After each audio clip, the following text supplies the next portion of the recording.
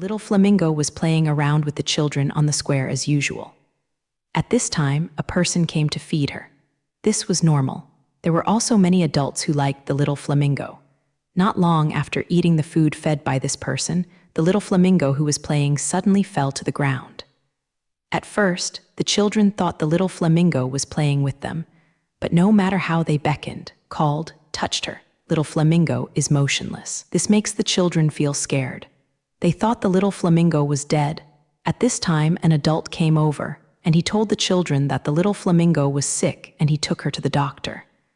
Then the man took out a pocket and put the little flamingo in it. At this time, an adult came out to stop his behavior, because this is obviously a person from a different planet, and he rarely even appears on this square. Then, how can a person from this different planet know the address of the doctor? The alien from the planet didn't explain to the local, he just waved the local to the ground.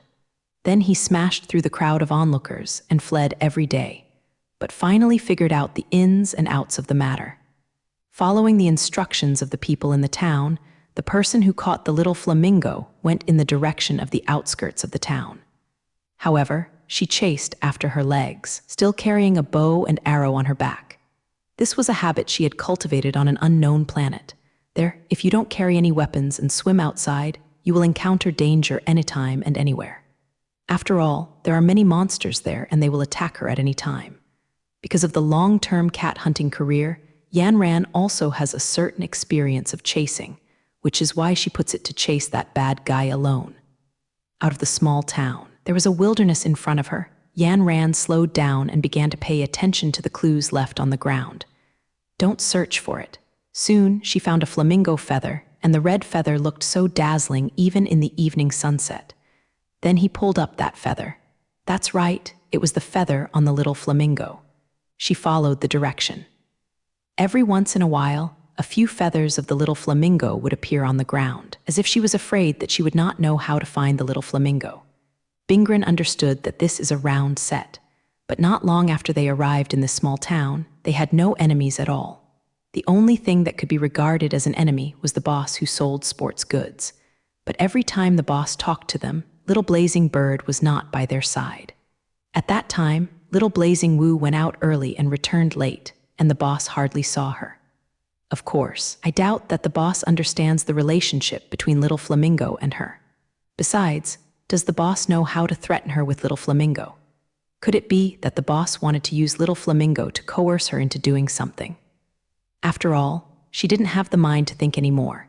Even if she knew that there was a round set in front of her, she would step into the round set without any reason, and she would not allow anyone to harm the little flamingo. If someone wants to hurt the little flamingo, then you have to ask her if she agrees with the bow following the trail left deliberately. Yan Ran was introduced into the mountains unknowingly. After wiping the sweat from his head, looking up at the surroundings, night fell quietly and everything was enveloped. Now she has lost the clue to chase the line. However, she felt cold and frustrated all over her body, making her almost cry. Who on earth is trying to imitate her? Want to imitate the land, why not come at her? But at her beloved little flamingo, it was the smugglers who carried the little flamingo. That day, the smugglers on another gun, who had accurately judged the present situation and were born in time, returned. They have lost so many manpower on the unknown planet. If they don't report this grudge, they won't be able to swallow the breath. However, in the process of tracking, they saw Jiang Cheng's strength with their own eyes, which made them feel that the hope of revenge is very slim. However, hatred, or the character they must repay when they sleep, kept them following Ruo Jiang Cheng and Ma Ran. Soon after they landed on the planet Delmer, the smugglers' artillery also came down. In the days to come, they kept following Jiang Cheng and Yanran, trying to find a chance to start. They knew the horror of that man well, so they decided that the target of the attack was the alien girl. Although they don't know what the relationship between the alien girl and the man is, depending on how close they are, if they imitate the alien girl, it will undoubtedly make the man feel sad. That's enough. Anyway, their gang can't come back from the dead, so the object of their revenge feels painful because of this, which is something they are happy to see. But in the days that followed, no matter where the alien girl went, the man who scared them kept secretly accompanying her. This makes them feel frustrated. After all, their identity cannot see the light. The dark world is suitable for them, and here, the small town on the planet Delmer is full of sunshine. They had also thought of killing the alien girl by launching a surprise attack. If they could kill the man, of course it would be best. But if they did this, it would surely be alarmed once the defensive system of the planet Delmer was spotted by the scouts here. It would not be easy for them to escape. In space, transportation occupies an extremely important position. They ride in retired gunboats. Although they still have a certain power, they have many functions that are still very poor. And their opponents are riding in Lotus-powered spacecraft, which are much faster than them, so once they are discovered, there is basically no way to escape. After discussing these smugglers, they still determined to target Ran. The lingering smugglers went and returned for revenge. They followed and ran to the small town of Delmer, where they put the little flamingo, snatched it as a lure, and drew to the round set they set up. In the darkness of night, she lost the direction of tracking. Just when she was depressed and anxious, not far in front of her, she heard a familiar call that belonged to the little flamingo. Yan Ranjing ran over without impulse. Little flamingo was caught by the bad guy, and now he heard her scream. It means that the enemy is not far away. At this time, in a gloomy cave in a valley, the smuggler who caught the little flamingo wanted to twist the little flamingo's neck.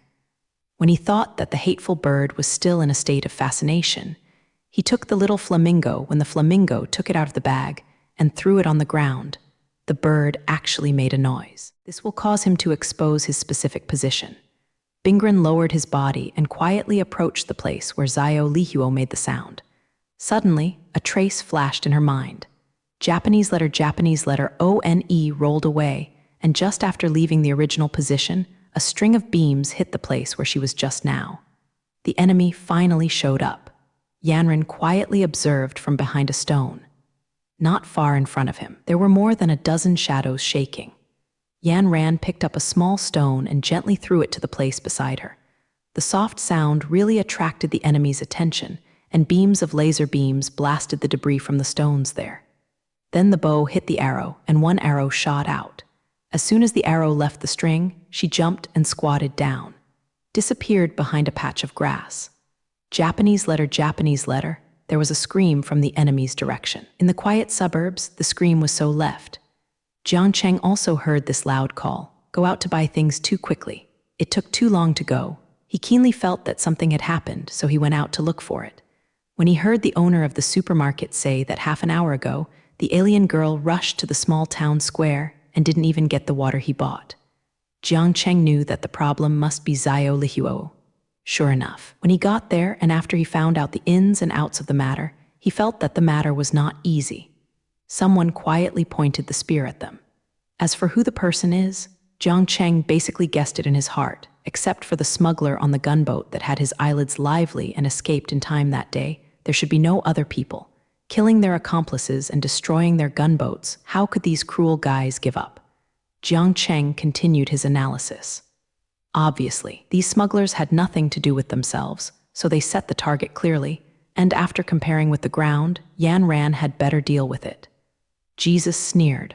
Why did he come back since he had already escaped? He was still attacking his comrades. They were living too impatiently. Jesus made up his mind that he would never let these smugglers escape his palms this time. Since they think they have a long lifespan, it is better to fulfill them. Jiang Cheng doesn't need others to give him directions. Those with superpowers of his level have extremely keen senses. Now that the smell of the body still remains in the air, he will follow Ruo Yin's smell.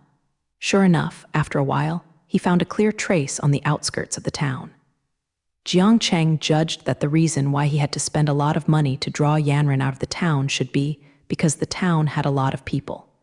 Besides, he couldn't think of any reason. After hearing that call, he made clear the position of respect, and he also saw that under the enemy's firepower, he could only counterattack occasionally. Under the cover of night, quietly touched the enemy. A smuggler, Duan Ruobo light gun, wearing a night vision device, carefully walked past him.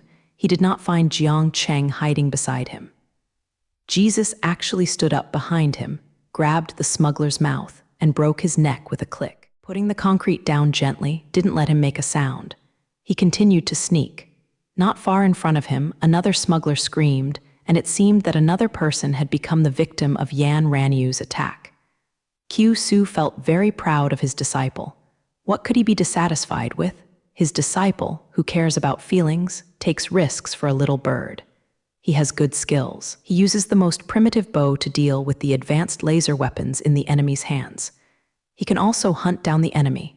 He is bold and careful. Several enemies, with clear minds, not chaos and danger, and well-founded progress. Thinking about returning, Jiang Cheng was not idle under his hands, and 2 smugglers died under his hands. The enemy wanted to use the night light to kill Yan Ran, but he didn't expect Jiang Cheng Heron to also use the same night light to kill them. The enemy quickly discovered what was wrong, and their companions never responded silently. Obviously, their enemy is not only the alien girl. Could it be said that her terrible companion came? This thought caused the smugglers to panic. They lost their composure and began to shrink back. The weapon in his hand was also firing randomly. The enemy was in a mess, but Jiang Cheng and his son-in-law did not. 2 cries in succession, 2 smugglers are expected to die under a clear bow. Not to mention, the 2 masters and disciples cooperated quite tacitly. One was in the bright place to attract the enemy's attention, and the other was quietly sniping in the dark. 2 accomplices were killed by Murin one after another. The smugglers could no longer bear the panic in their hearts. They actually stood up and ran quickly. Although the night was heavy, Jiang Cheng still saw it. Behind the group of enemies, a slender figure appeared. With the sound of bowstrings that could hardly even be heard by Jiang Cheng, another smuggler fell down with a thump on the ground. Jiang Cheng felt a hint of gaze in his heart. His apprentice was not merciful when killing people. It was not good, and he was better than he did when he was on an unknown planet. As long as someone is imitating the little flamingo, everyone dares to attack, and the gods will block and kill the gods and Buddhas. If it weren't for worrying that these bad guys will always jump over the wall, she will kill the little flamingo with a knife. The panicked smugglers all huddled in a small cave, and the gunfire stopped. There was really no good way to play this kind of tortoise. She found a place where she could see the entrance of the hole and sat down, trying to get into the cave in the court. Suddenly, there was a sound from the grass behind her, and she pulled her bow vigilantly. According to the marks left by the smugglers, the 2 masters and apprentices Jiang Cheng and Ran have been chasing into the round set they set up, but the smugglers did not expect that their masters and apprentices are such hands. They were originally them the set up. Now it looks like their enemy set them up. He really picked up a rock and stumped his feet. When she heard a slight noise behind her, she felt the bow in her hand pulled away. Jiang Cheng showed his figure. Then he yelled in surprise, "Teacher, why are you here?" Jiang Cheng said, "Let's not talk about this for now. Now these enemies have entered the small cave. You stay at the entrance of the cave. I will go in and kill these pesky guys." Yanran said, "Teacher, be careful, and I heard it just now. The call of the little flamingo came from this cave." Jiang Cheng nodded, knowing a few words, and then fumbled into the cave. On both sides of the cave's entrance, there are a few gangsters standing on each side. Now they are no longer the arrogant arrogance of other talents. They think that they have advanced weapons in their hands.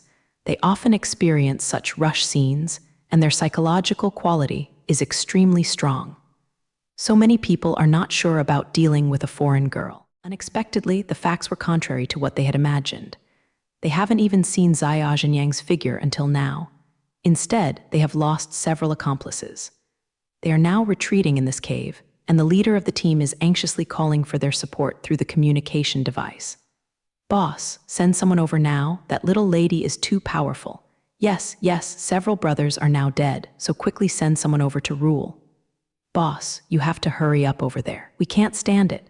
After finishing the conversation with his boss, the little Tauru fell off the contact device in his hand in frustration.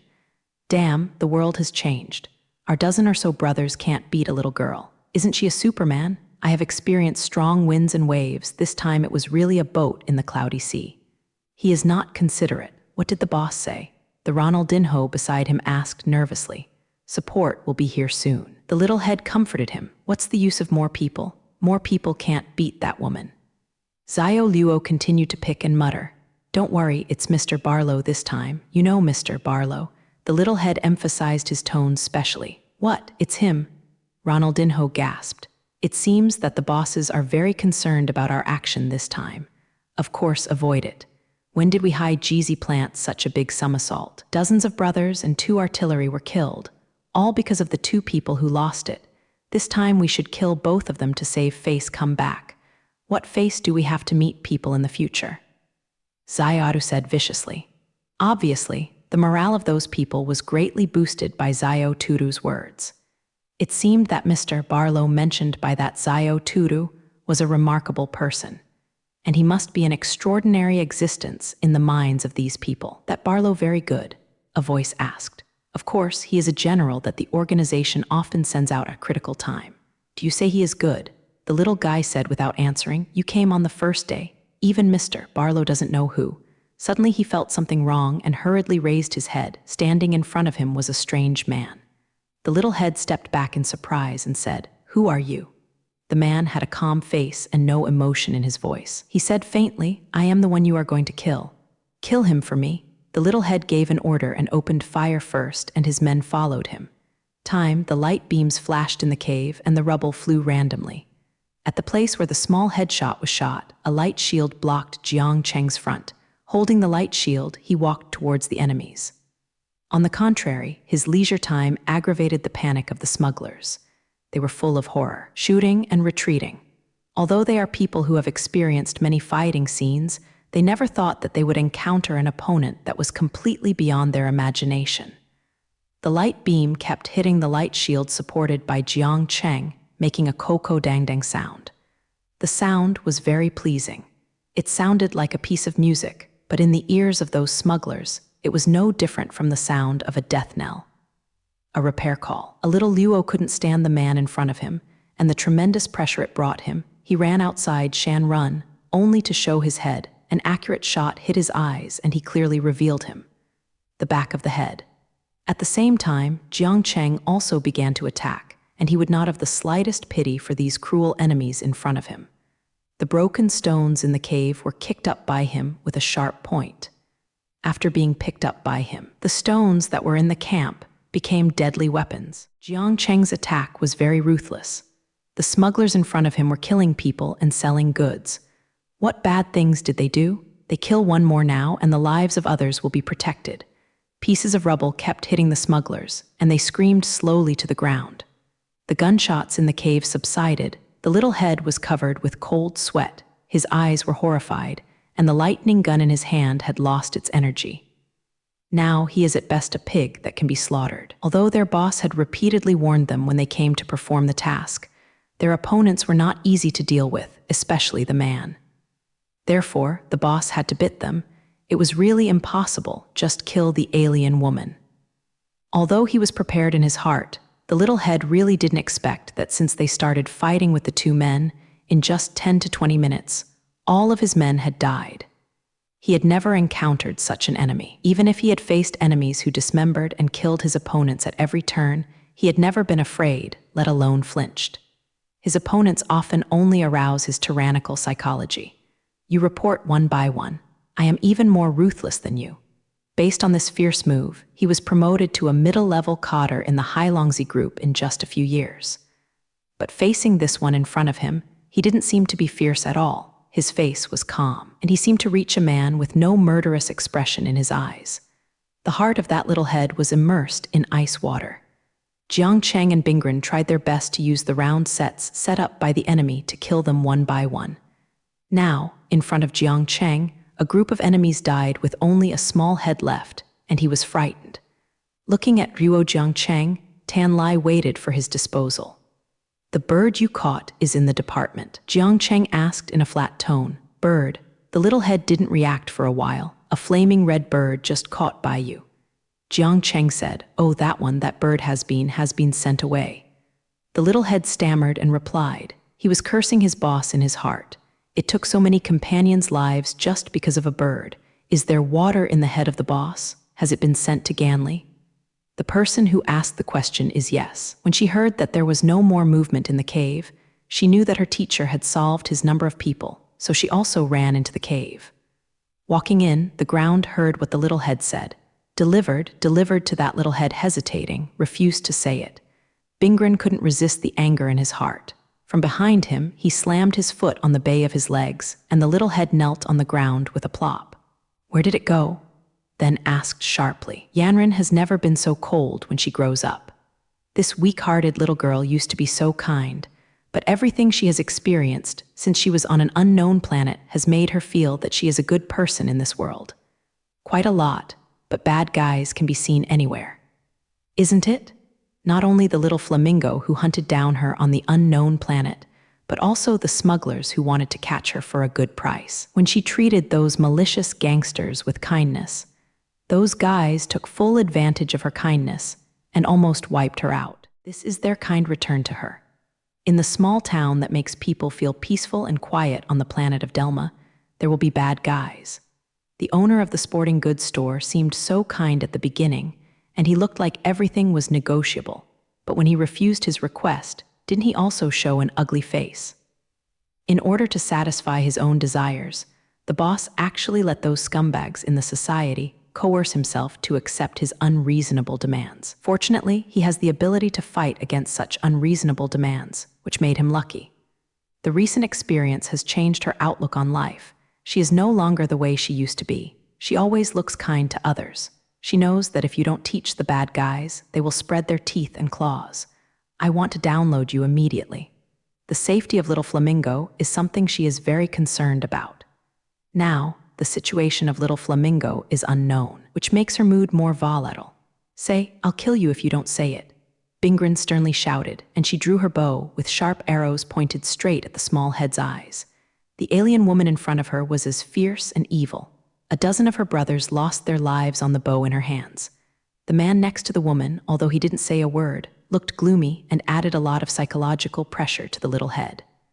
I, Zayarautu suddenly screamed. Maybe he thought that it would be difficult to die, even if the two men and women in front of him let him escape. His organization would punish him for losing so many men.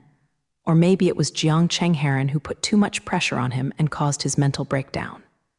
The little head shouted wildly, I don't know anything." The small head's face was distorted, and his eyes exuded sickly excitement. "Kill me. If you have the ability, kill me." Yanran plunged deeply into his eyes. The little head died on the ground without saying a word. He suddenly dropped the bow in his hand and burst into tears covering his face. Jiang Cheng did not go forward to Insurin. He knew that Yanran needed to vent now. The tension caused by fighting and the fear of murder were too much for Yanran. She needed a xuanqi, opportunity. Now that the enemies are all dead, and the little flamingo still can't see the shadow, this has become her best chance to make a fortune. Jiang Cheng stepped forward. The dead little head still opened his eyes and seemed unwilling. Jiang Cheng stretched out his palm on his head and began to read his memories. After a while, Jiang Cheng retracted his palm, and he had basically picked up everything that happened just now. The little flamingo was indeed sent away. Just before they launched an attack on Ma Ran, when the boss of the smuggler group saw the appearance of the little flamingo through the audio-visual communication device, the boss asked one of the little head's men to take the little flamingo. Send it to him. Is a little bird so important? Jiang Cheng guessed. Did the boss know that this little blaze can shoot fireballs? Or is this little blaze extremely rare and can be sold at a good price? However, they must also teach the little flamingo back anyway. No one can stop them. If anyone doesn't know each other, then their fate will be the same as their current Nguyen Luo. As for the Mr. Barlow mentioned by the enemies, Jiang Cheng also learned a little from the memory of the small head. Mr. Barlow is a general of the Black Camp group. He will usually come forward when there is something unclear. Solve. Once he showed up, there was no problem that could not be solved. As for what Mr. Barlow looked like, he had never even seen the small head of the middle-level coder in the group. Jiang Cheng sneered inwardly. This Mr. Barlow was still very mysterious. This gave him the idea of meeting him. He wanted to see if Mr. Barlow, who could solve any problem, could solve their problem, Lai Nuo's. Rand's mood has stabilized a bit now. Seeing Jiang Cheng walking towards her, she wiped her tears and stood up, but she couldn't control herself for a while, sobbing constantly. Letter 3005 ITS okay? It's okay, little flamingo is not dead. She was just sent away. Jiang Cheng comforted her. Ying Huo Murin's inquiring gaze, Jiang Cheng nodded. I know where the little blazing bird is, let's go now. Ran's eyes are still a little red, but Jiang Cheng's calm and composed look gave her great confidence. She looked at her teacher. The man in front of her was both her teacher of skills and cultivation, and her psychological teacher. She has absolute trust in her teacher. Don't make you stand. If we want to teach little Flamingo back, we have to act faster, Jiang Cheng urged. Bingren nodded, and the two masters and disciples walked out of the cave one after another. Bingren and Jiang Shu resolved their enemies, and based on the information Jiang Cheng had read from them, they headed to the enemy behind the scenes. In order to retrieve the little blazing bird, the master and disciple did not hesitate to do anything, no matter how arrogant and brutal their opponent was. In a forest on the planet Delmer, a gunboat is quietly hiding in the gunboat, and the man with a tired figure and bald head are coming and going anxiously. There was no sound in the communication device used to communicate with their subordinates. They already knew the fate of their subordinates. More than a dozen heavily armed men were reimbursed so quietly. Those veterans who have experienced dozens of battles, big and small, reminiscent of that terrible man who killed a boat in the universe. The two of them felt that they had gotten into trouble this time. Great trouble, if according to the opinions of the two of them, they will never be enemies with those two people again. They can't afford such an enemy. As for the dozens of lives and 2 gunboats lost, forget it, even if they fight with other groups. Fighting is also killing people, and there will be losses. But their current enemies, especially the man, made them feel that they had no hope of defeating the other side. Continuing to confront them will only lose more manpower. But the two of them could not be the masters. They knew that the defeat had made the leaders in the group very angry. They decided to temporarily put aside the conflicts with other groups and mobilize all the human and material resources at all costs to eradicate those 2 men and women from different planets. They have even dispatched the mysterious Mr. Barlow. At this time, the thin man and the bald head did not reflect their thoughts to the senior management. When the group decides to fight the 2 men and women to the death, if they put forward opposite opinions, they are very likely to be punished, and they may even be suspected of being timid. And once they are suspected by the senior management, it means that they are not far from death. Now, the 2 of them have truthfully reported the situation here to the senior management, and how to deal with it is not a matter for the 2 of them. All they can do is to wait patiently and wait for the arrival of the backup troops. Diddy-diddy, the sudden sound made the faces of the 2 people change drastically. After looking at each other, they looked at the display at the same time. In the near future, Bald and Tizzy, out of a cautious mind, arranged sensors in a radius of several kilometers. The sound just now means that someone has approached their hiding place. Bald and Coco are indeed veterans who have been fighting for a long time. After a little bit of pot, they immediately took action. The 2 picked up the laser gun at hand, took a few grenades by the way, and jumped out of the gunboat. The 2 of them got up cautiously. Jiang Cheng Heron had already discovered the boat at this time, and the 2 of them quietly touched it. Through the canister on the splash gun, the muzzle of the bald head has been aimed at the figure that he touched. At this time, he abandoned all his ideas, and killing the enemy is what he needs to do now.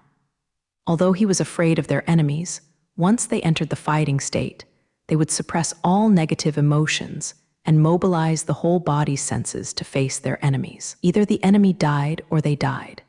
There is no other way to choose. This is the difference between a veteran and a novice. The bald gaze was calm, and Sakaji was pulled. A beam of light shot out from the grass. Jiang Cheng's sharp eyes and sharp hands pushed Ma ran away.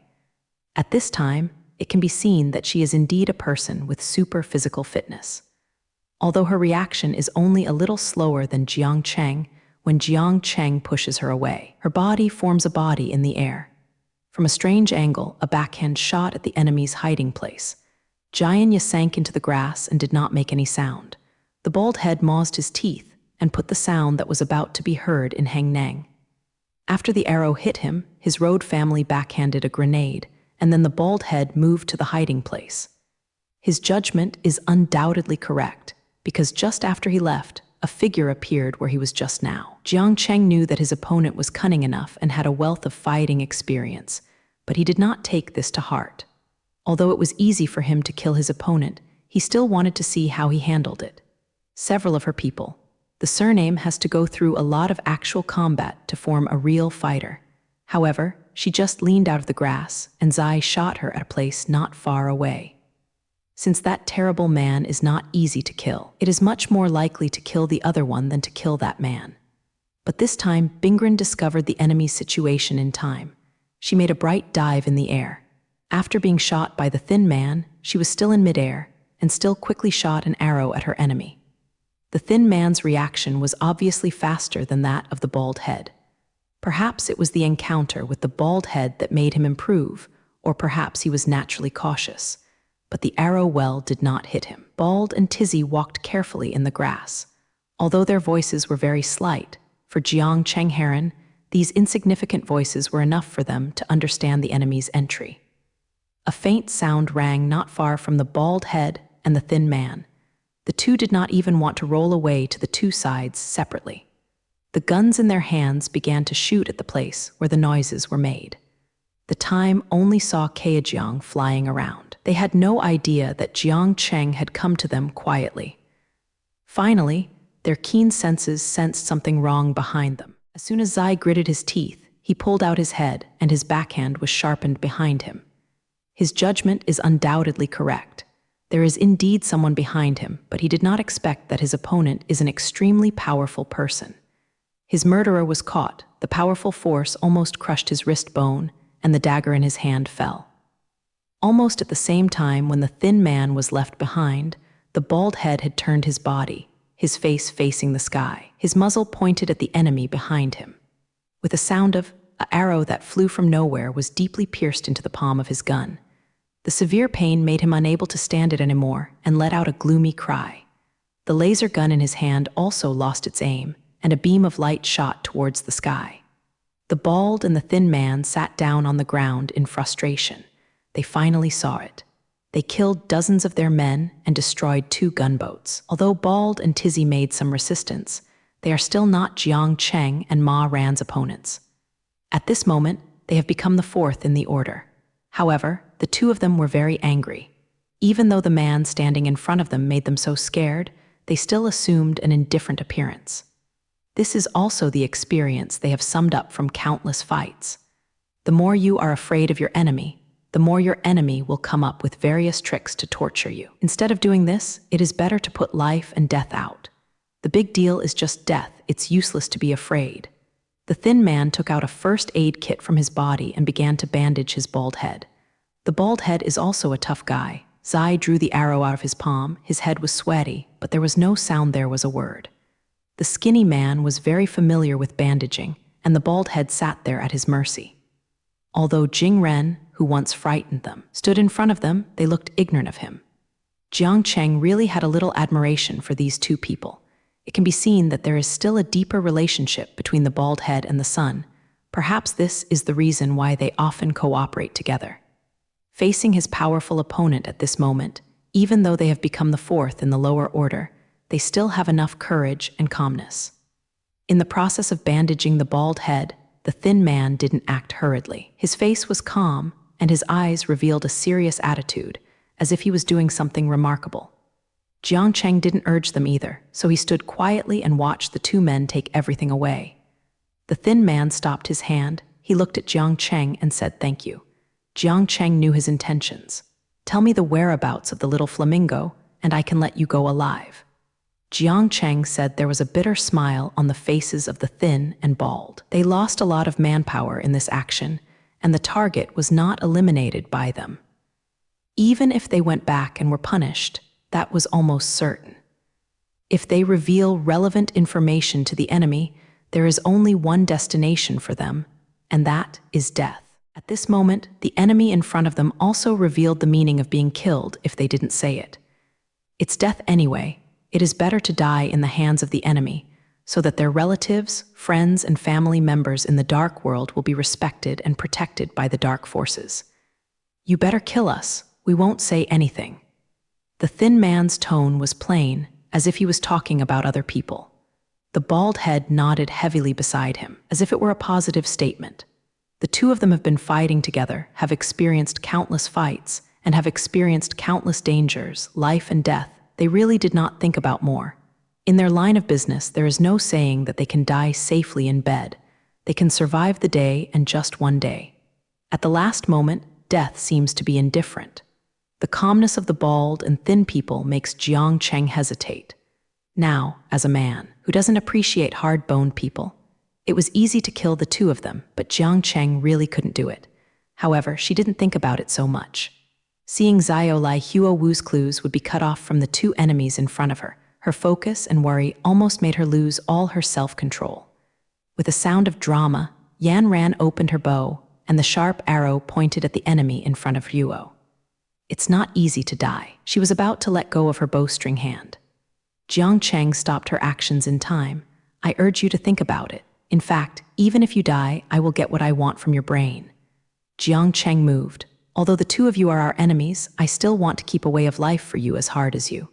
So I would like you to think more about my suggestion. Faced with the bow that had been drawn too far, the thin and bald heads still looked indifferent. Not only were they not afraid, but they laughed slightly. Thank you for your kindness. We still don't have to test loyalty. Zai turned to face Ma Ran. Come on. The two calmly prepared to accept death. Then he gritted his teeth and prepared to shoot the arrow in his hand.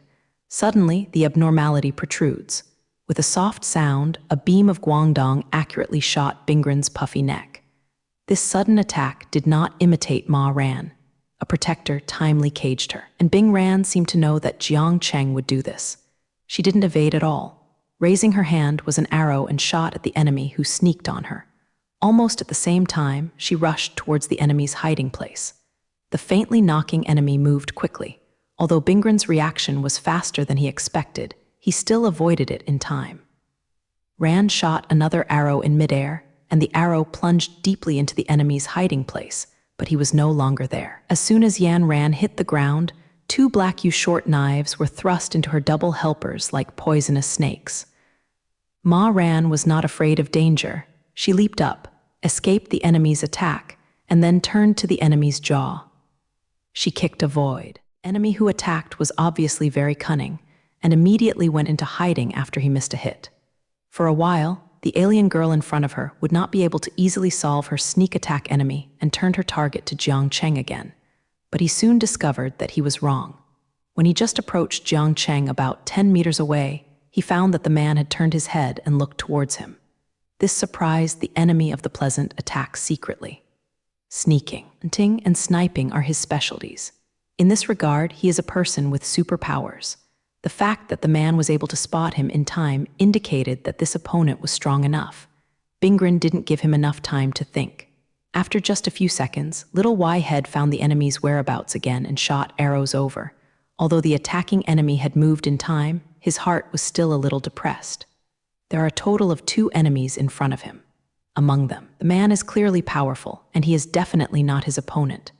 And that young alien girl, seemingly weak, but she has such a skill.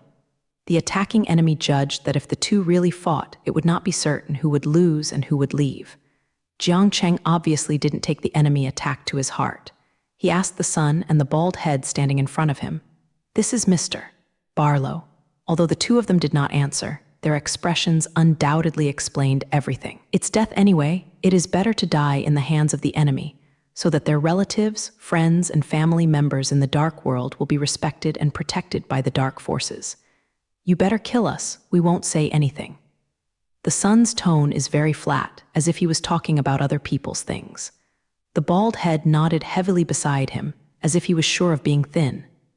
The two of them have been fighting together, have experienced countless battles, and have experienced countless dangers, life and death. They really did not think about more.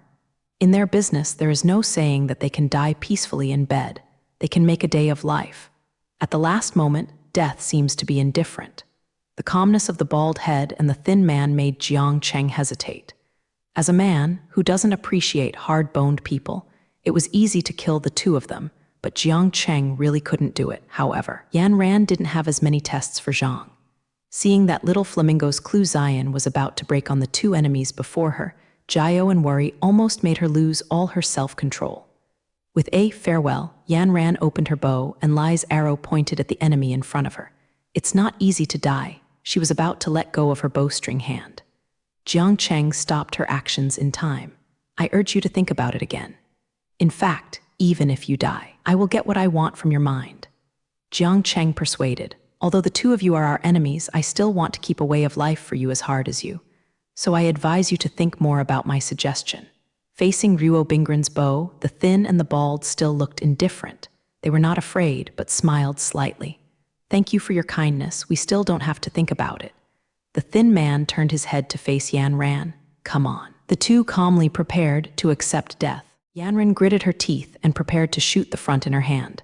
Suddenly, the abnormality protrudes. With a soft sound, a beam of light accurately hit the clear neck of the team. This sudden attack did not hurt Yan Ran. A protective cover enveloped her in time. And Ma Ran seemed to know that Jiang Cheng would do this. She didn't avoid it at all. She pointedly forward and shot at the enemy who attacked her. Almost at the same time, she rushed towards the enemy's hiding place. The concealed enemy moved quickly. Although Ma Ran's reaction was faster than he expected, he still avoided it in time. Ran, who was in midair, shot another shot, and Dai Zhai plunged deeply into that respectable hiding place, but he was no longer there. As soon as Wang landed, the two short knives of the picture were inserted into her double like a poisonous snake. But not afraid of danger, she jumped up, past the enemy's preparations, and then retreated to the enemy's jaw. She was empty. The enemy who attacked was obviously very infected. After a miss, he immediately hit him. The alien girl in front of her would not be able to solve her easily for a while, and the attacking enemy turned her target to Yifen again. But he soon discovered that he was wrong. When he just approached Jiang Cheng about 10 meters away, he found that the man had turned his head and looked towards him. This surprised the enemy of USC secretly. Sneaking, hunting, and group attacks are his masterpieces. In this regard, he is a person with superpowers. The fact that the man was able to spot him in time indicated that this opponent was strong enough. However, he did not leave him enough time to think. After just a few seconds, the little girl found the enemy's whereabouts again and shot the arrow over. Although the overturned enemy had moved in time, there was still a net in his heart. There are two enemies in front of him. Among them, the man is obviously powerful, and he is definitely not his opponent.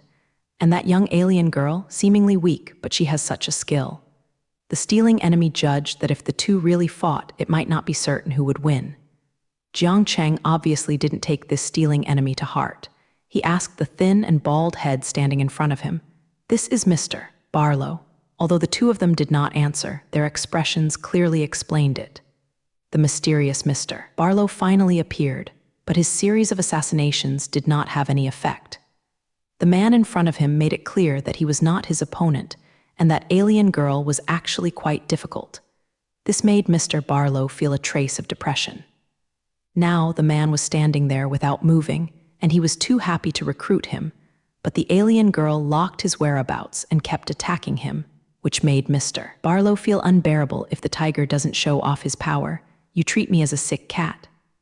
Of course, when he pounced on him again, the mysterious Mr. Barlow finally showed his figure.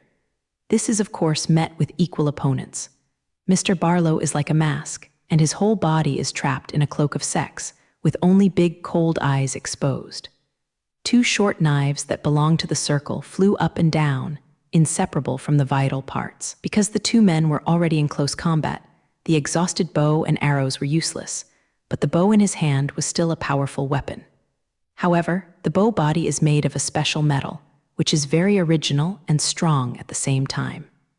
The pointed ends of the bow body can also cause enough injury to the opponent. See them both in a group not far away. The three men here were all surprised. Although their positions are different, they are surprised that it should be the same thing. The mysterious Mr. Barlow is actually a woman. Jiang Cheng was surprised, but Zai and Bald actually didn't know the gender of Mr. Barlow who was moved. That was enough to show that Mr. Barlow who was moved was really mysterious. You know, the status of thin and bald in the Sunspot group is not low. Although they have always heard of Mr. Barlow, they have never seen him as Mr. Barlow. Now they finally saw it. It was a female, which really surprised them. Jiang Cheng judged from Mr. Barlow's gestures and the sound she made when she was fighting that Mr. Barlow was still young. Such a young woman was actually an important member of the subgroup, which surprised Jiang Cheng. The two young women had fisted and fisted over there for a long time, and it could be seen that they were slightly downwind. This made Jiang Cheng, who was watching from afar, think of one thing. Hua Ran likes to use bows and arrows most, but he lacks a weapon that can be used in close combat. Even though Ran is now swinging that bow vigorously. The various movements are also very sick, but it can be clearly seen that she still does not use the original hand for that bow. When a silly must find a handy weapon for his female disciple, Jiang Cheng secretly mentioned himself. In his home on Earth, there are quite a few extremely valuable weapons. Some are the results of his long search, and some are his trophies, which are his treasures, which are the treasures he used to play with when he was empty. But there must be weapons that are suitable for use. Mr. Barlow decided to retreat. Since this mission cannot be completed, he will save it until the next time. In short, as long as these two people exist for one day, he will not let them go. The short knife in her hand suddenly increased the speed of her attack, but for a while, Nu Tongruo took 2 steps back, just about to rush forward. Her opponent suddenly threw down something. Black smoke filled his figure and hurriedly withdrew. In the smoke, when the smoke went away, Mr. Barlow had lost his shadow. Almost at the same time, Jiang Cheng's figure disappeared. By the end of the smoke, Mr. Barlow wanted to take the opportunity to leave the battlefield. As soon as he turned around, he saw the terrible man standing in front of him, looking at him coldly.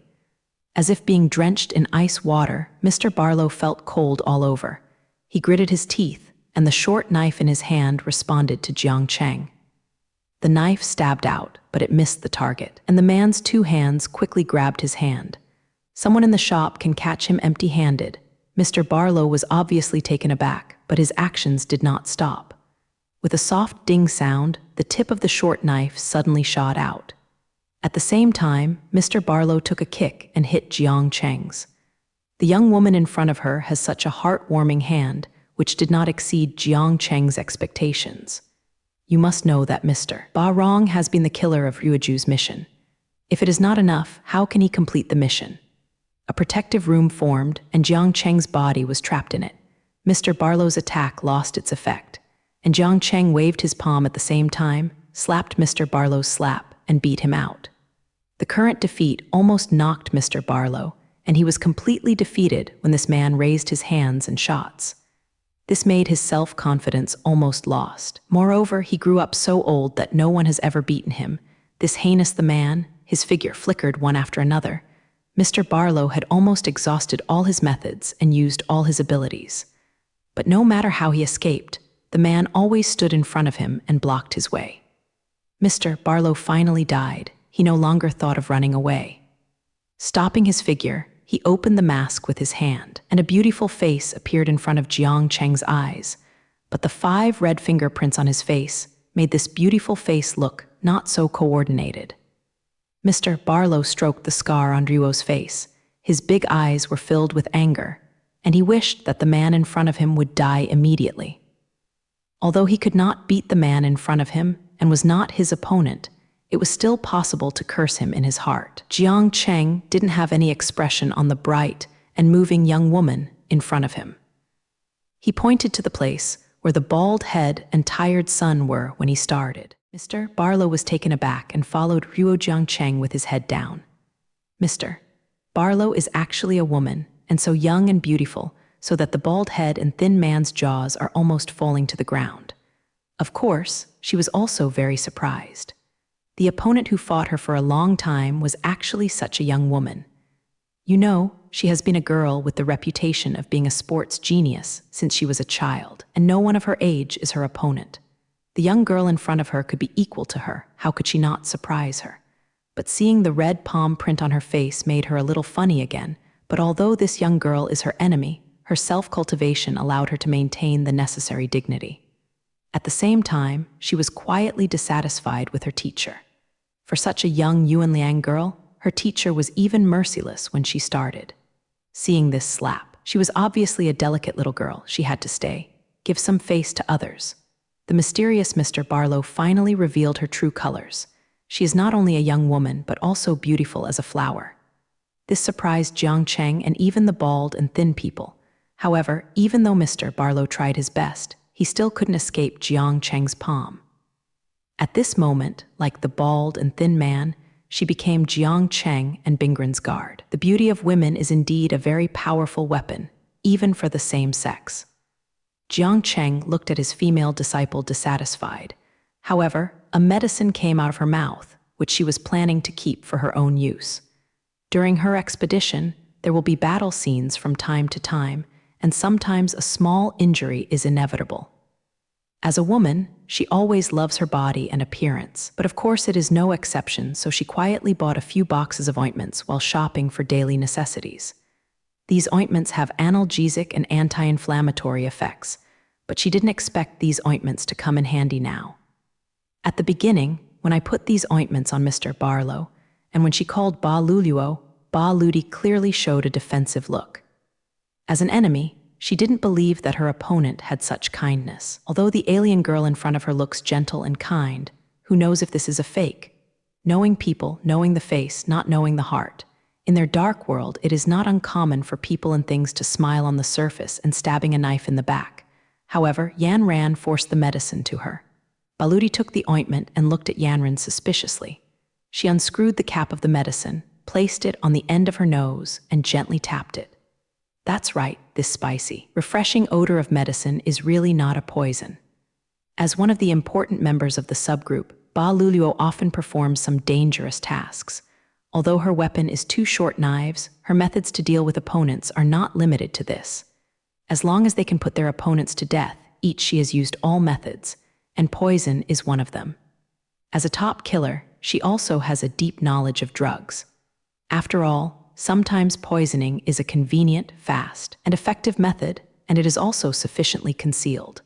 Balu nodded and smiled, thanking her for her kindness. She was just a killer, and obviously not as good as carrying a mirror, which made her very inconvenient when applying ointment to the imitation marks on her face. But looking in her eyes, she noticed the young girl in front of her. Enthusiastic Yanran took the ointment in her hand and began to apply the ointment to her.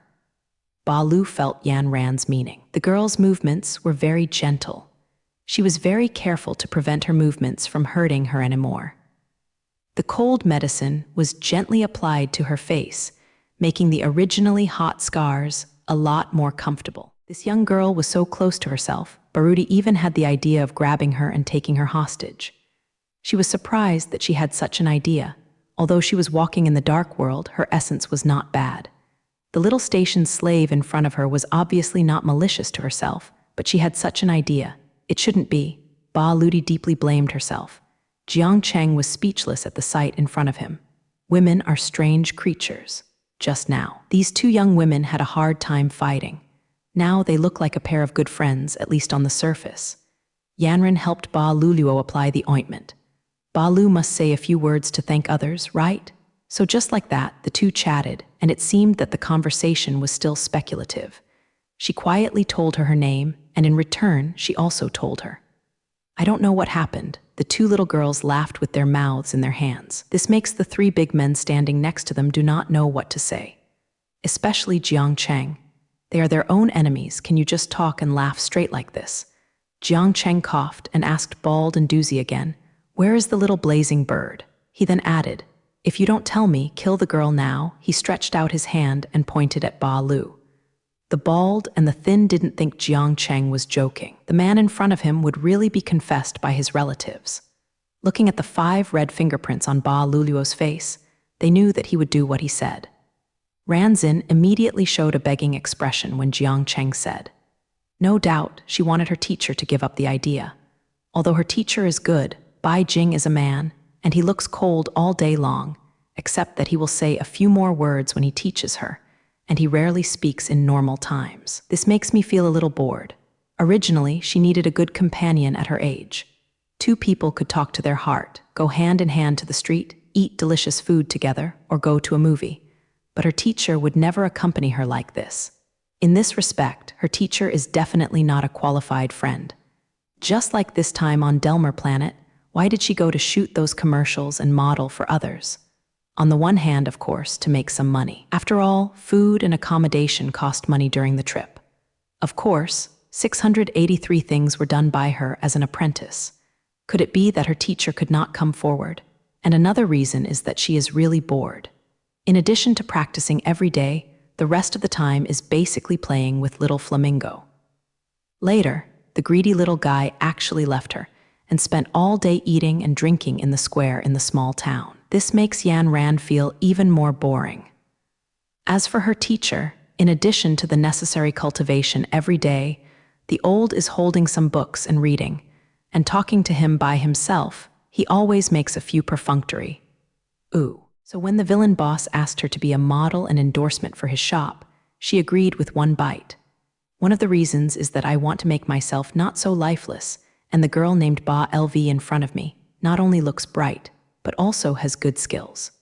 Through short contact and simple conversation, actually I really have the idea of being a good friend. And Ba Green also has this idea. She has lived in a dark world since she was a child. There are so many negative things that make her feel the sinisterness of human nature. This view shrouds her heart like a dark cloud.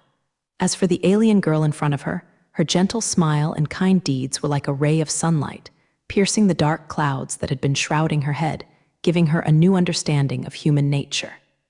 Jiang Cheng and Yanren caught up with Mr. Barlow, whose real name is Baru. It turns out that she is a young and beautiful girl. To the surprise of several men, they met the killer named Ba Luluo at first sight, and the two were chatting. The feeling of wishing each other to be good friends was born in Jiangdu. When Jiang Cheng forced the bald and the thin man to tell the whereabouts of the little flamingo, he threatened them that if they didn't say it, he would kill Ba Luluo. The bald and the thin guy knew the terrible man in front of them, and said one thing, and second. Since he said that he would kill Baludi, then he was definitely not kidding. Jiang Cheng's method really made them hesitate. If they said the whereabouts of the little blazing bird, then they betrayed the organization. If they didn't say it, Jiang Cheng killed Ba Lu because of it, and Ba Lu was in the body. For important people of the organization, if they die because of them, even if the organization does not punish them, their own conscience will never justify. Ba Lu is an important figure in their hide-easy group, so do they tell the whereabouts of little Flamingo, or let the terrible man in front of them kill Ba Luluo? Over time, the two people are really suffering from gains and losses. But what Jiang Cheng didn't expect was that the bald head and the thin man didn't speak, but actually stepped forward and pleaded for her partner who had just met her recently. Teacher, Ma Ran stepped forward and said to Jiang Cheng, "Please don't kill Ba Luluo, okay? Baludi is so poor, she is an orphan, and then adopted by the people of the Hailongzi group, received training and became a killer, but she has never attacked ordinary people. She killed all the dark world. Chinese letter, Chinese letter, Chinese letter." Shisu snorted coldly and did not respond to Ran's words. But again, I felt a headache for his female disciple to have such a benevolent idea. Knowing the person, knowing the face, not knowing the heart, you just met this girl, can you figure out her psychology in such a short time? This girl named Baludi was born in the dark world, grew up in the dark world, and served the dark world. Can she really get out of the silt without being infected? However, she hadn't considered that much. Her only thought now was that Mu wanted her teacher to kill the girl. Yanren slapped her fan. "Teacher, she is still a little girl with a pitiful background. Not only has she suffered a lot, but she has never enjoyed the life of ordinary people. Teacher, let her go." At this time, the time head and the thin man are also helping Ba Lu to speak. "Yes, we can't say anything else, but Mr. Barlow, oh, it's the lady in front of me. The targets of her execution are people in our dark world. Those people, if we compare them with them, we are as pure as the children born. Besides, we have never heard of her doing anything bad." Jiang Cheng turned his head and looked at the two of them. The two of them felt embarrassed. They are now in a hostile position. They actually pleaded with their enemies for their companions and begged him to let him go. It was indeed a bit embarrassing. Seeing Jiang Cheng still unmoved, he suddenly ran down with a plop. "Teacher," Ran's tone was with a crying tone. "Teacher, please, please, let's go green. However, I have been following Ruo teacher, and I have never asked for anything. This time, please respond." Ran's crying caused Jiang Cheng's mind to turn slightly, and he pondered. Seeing that this terrible enemy in front of him had a change of mind, the bald and tired two looked at each other. They gritted their teeth. "This gentleman, as long as you can let Miss Ba Luluo go, we would rather the school organize punishment. Then they said that the little flamingo was under. Until now, no one had thought why little flamingo would be so valued by the Sunspot group. Is it just that she is a magical creature? As soon as little flamingo was sent here, a member sent from the headquarters took away the specific whereabouts. They didn't know at all. After saying these words, Bald and Zai looked at Jiang Cheng frankly. They had said everything that should be said. What should be done next is not something they can consider. Jiang Cheng frowned, still thinking about why the High Jizi group attaches so much importance to the little flamingo. He raised his head, facing Ba Lu, and said in a deep voice, "You are an important member of your organization, and your status is relatively high. Tell me, why do you want to hold on to the little flamingo?" Now that the man in front of him no longer wanted to kill her, Baludi felt less resentful and afraid of him, but Jiang Cheng mentioned this question, and she didn't know the answer. Ba Ludi frowned, thinking hard. After half a while, she shook her head slightly. "What kind of bird of yours, besides being a magical creature? I really don't know what else she can do." After a while, Ba Luluo went on to say, "At present, the biggest use of that bird is to lure you into it. You see, aren't you keeping track of her now?" Jiang Cheng had thought of these questions too, and it seemed that Zio Leihuo Wu had to find the high-level officials of the Haizi group to find out what shifted the secrets. Now, they are going to track the little flamingo again, but what about the 3 statues in front of them? Ba Lu, Bald, and Zai saw Jiang Cheng's eyes roaming on them, and they all guessed what he was thinking at this time. Kill them. First of all, I would not agree that Jiang Cheng killed Ba Luluo. Jiang Cheng didn't want to make his first disciple sad. Although Bald and Thin were born in the dark world, they are hard bones. A man, such a person, Jiang Cheng can't do anything. Seeing Jiang Cheng groaning silently, the bald head and the thin man smiled and said, "We too are not as skilled as others. We are not your opponent. You are at your disposal. However, Miss Ba Lu, please be merciful. He will not like the 2 of us, with blood full of blood." Jiang Cheng, so good Zhao, looked directly at the 2 of them. Although the bald and thin faces were pale, they were still able to stand up their pottery and did not return to Jiang Cheng's aggressive eyes. At this time, Baludi also revealed her courageous side. The status of the bald and the thin in the organization is equivalent to the middle and upper level. Even if the task is not completed this time, they are promoted and replaced, but according to their past performance, the organization will not deal with them how strict. Their opponents were too strong, and the 2 men have been defeated repeatedly, and the failure is excusable. But the 2 of them, who had only heard her name, would rather face the more severe punishment from the organization and defend her, so that her heart was touched slightly by Baludi and said to Jiang Cheng, "Please you let them go. I am willing to be your hostage. As long as you don't force me to do what I don't want to do, I can always stay by your side. I will never harm you or run away." Facing Ruo's 3 prisoners, Jiang Cheng and Ma Ran couldn't make up their minds to deal with them for a while. In order to maintain Ba's green color, they did not hesitate to kneel to her teacher. Jiang Cheng knows that although his female disciple is weak on the outside, she is strong on the inside. Since the nameless planet to the present, she has suffered a lot, but she has never shown a little fear of fear and can overcome it. Difficulties, she will overcome them, and those that cannot be overcome, she will endure silently. Now, for an enemy walking in the dark world, even if this enemy might be worthy of forgiveness, his female disciple asked him to let her go, but Jiang Cheng still didn't want to agree. But seeing his female disciple cried like a pear with rain, thinking about how she had been so retreated in recent years, Jiang Cheng sighed slightly and promised her, letting go of the enemy. After all, he couldn't hold it anymore. That's it, just promise her. Now that I agreed to the clear request and let Ba Lu go, the remaining bald heads and thin men seem to be let go. As a man, he is very pleased that his bald head and tired child have a pair of hard bones. In the margins of life and death, he still chooses to be loyal to his organization. Although Jiang Cheng disagrees with this, they are both die-hard dark elements. In his opinion, they are better than those who cry for mercy or even choose to betray when they encounter a little danger. Jiang Cheng made up his mind and said to Bald Kazuko, "I can let you go this time, but you must assure me that from now on, you will never contact your organization and wait until I and your organization have settled.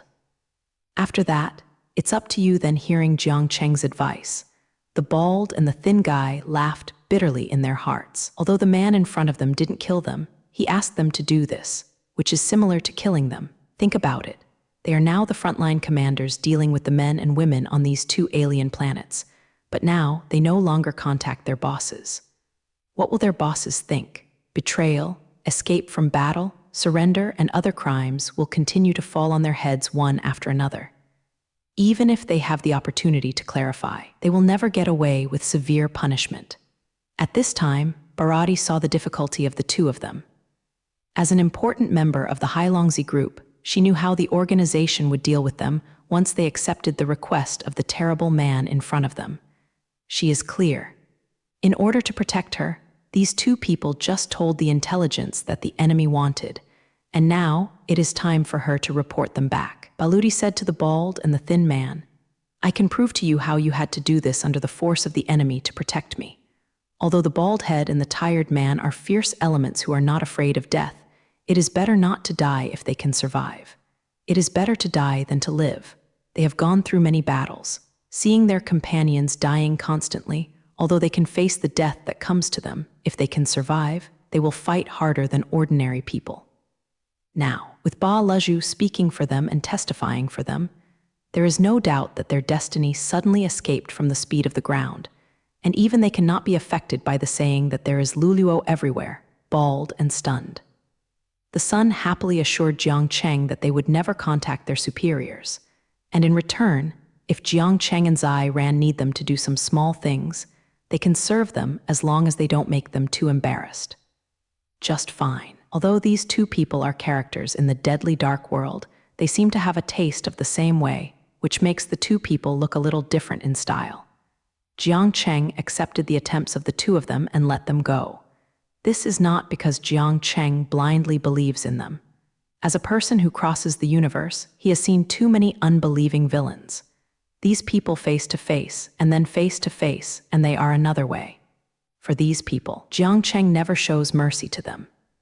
As for the two people in front of him, to be honest, Jiang Cheng didn't take them seriously. Even if they were hostile to breaking his promise to him, Luns and their boss Tijai contacted Jijai to tell them what he was doing. It's nothing to do. He doesn't care about it at all. And if the two of them really don't know each other, then once he finds out, what awaits them must be his soaring anger. Then the two will know that death is not something they need to fear. After Anjai had his bald head and degree, the one who came down should be Ba LV. Ran standing aside, looking at Ruohim with pitiful eyes with begging, Jiang Cheng knew what she meant. He said to Baludi, "You, leave the planet Delmer immediately and never show up in front of me again." He added coldly, "Leave now, lest I change my mind." However, she wanted to say something next to her. When she was about to open her mouth, Jiang Cheng reportedly glanced at her. The little girl slapped her mouth, her eyes fluttered with tears, and finally she didn't say it. To be honest, Ma Ran is also afraid of her teacher. Although she is not the kind of cold and ruthless person who feels like a piece of ice in his heart once he pulls down his face, she is inexplicably afraid of him. Today, she emboldened her to plead with her teacher for the sake of Baludi. It was already the limit she could do. Facing the gloomy gaze of her teacher, she indeed lost the courage to speak again.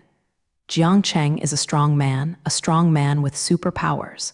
When he confronts ordinary people, he will naturally exude a kind of coercion from his body, and ordinary people will have a kind of pressure when facing him. Feeling anxious, and if he raises his eyebrows and pulls his face down, then ordinary people will feel chills all over, and they will involuntarily tremble. As for the people he sees, ordinary people are already soft on the ground. Although the sky is extremely high and she is an outstanding sports sky, the average person can't compare with her at all, but physically and mentally, she is not much better than an average person. If it hadn't been for her to have experienced too much suffering and training on the unknown planet sometimes, I have to say that suffering and training can really make a person strong. These sufferings and training not only exercised her body, and it made her mentally stronger.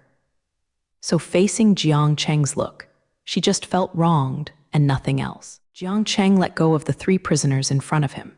He told the bald and the thin man not to contact his boss during this period, but for Ba Lu, he expelled her. It doesn't make any sense for them to stay in this place now. When they were leaving, the bald and thin men calmly told Jiang Cheng what they were saying. That is, if they were the masters of the house, they would never talk to Jiang Cheng again. As an enemy. If they said these words just now, it would be almost the same as asking. Now, Jiang Cheng has promised to let them go, and when they say these words, the meaning they shed will be full of sincerity. The bald and the thin man are very grateful in their hearts. In their dark world, if they encounter something like them, it is absolutely impossible for the opponent to let it go easily with these words. The bald and thin men have also experienced decades of time in the dark world and have experienced large and small battles.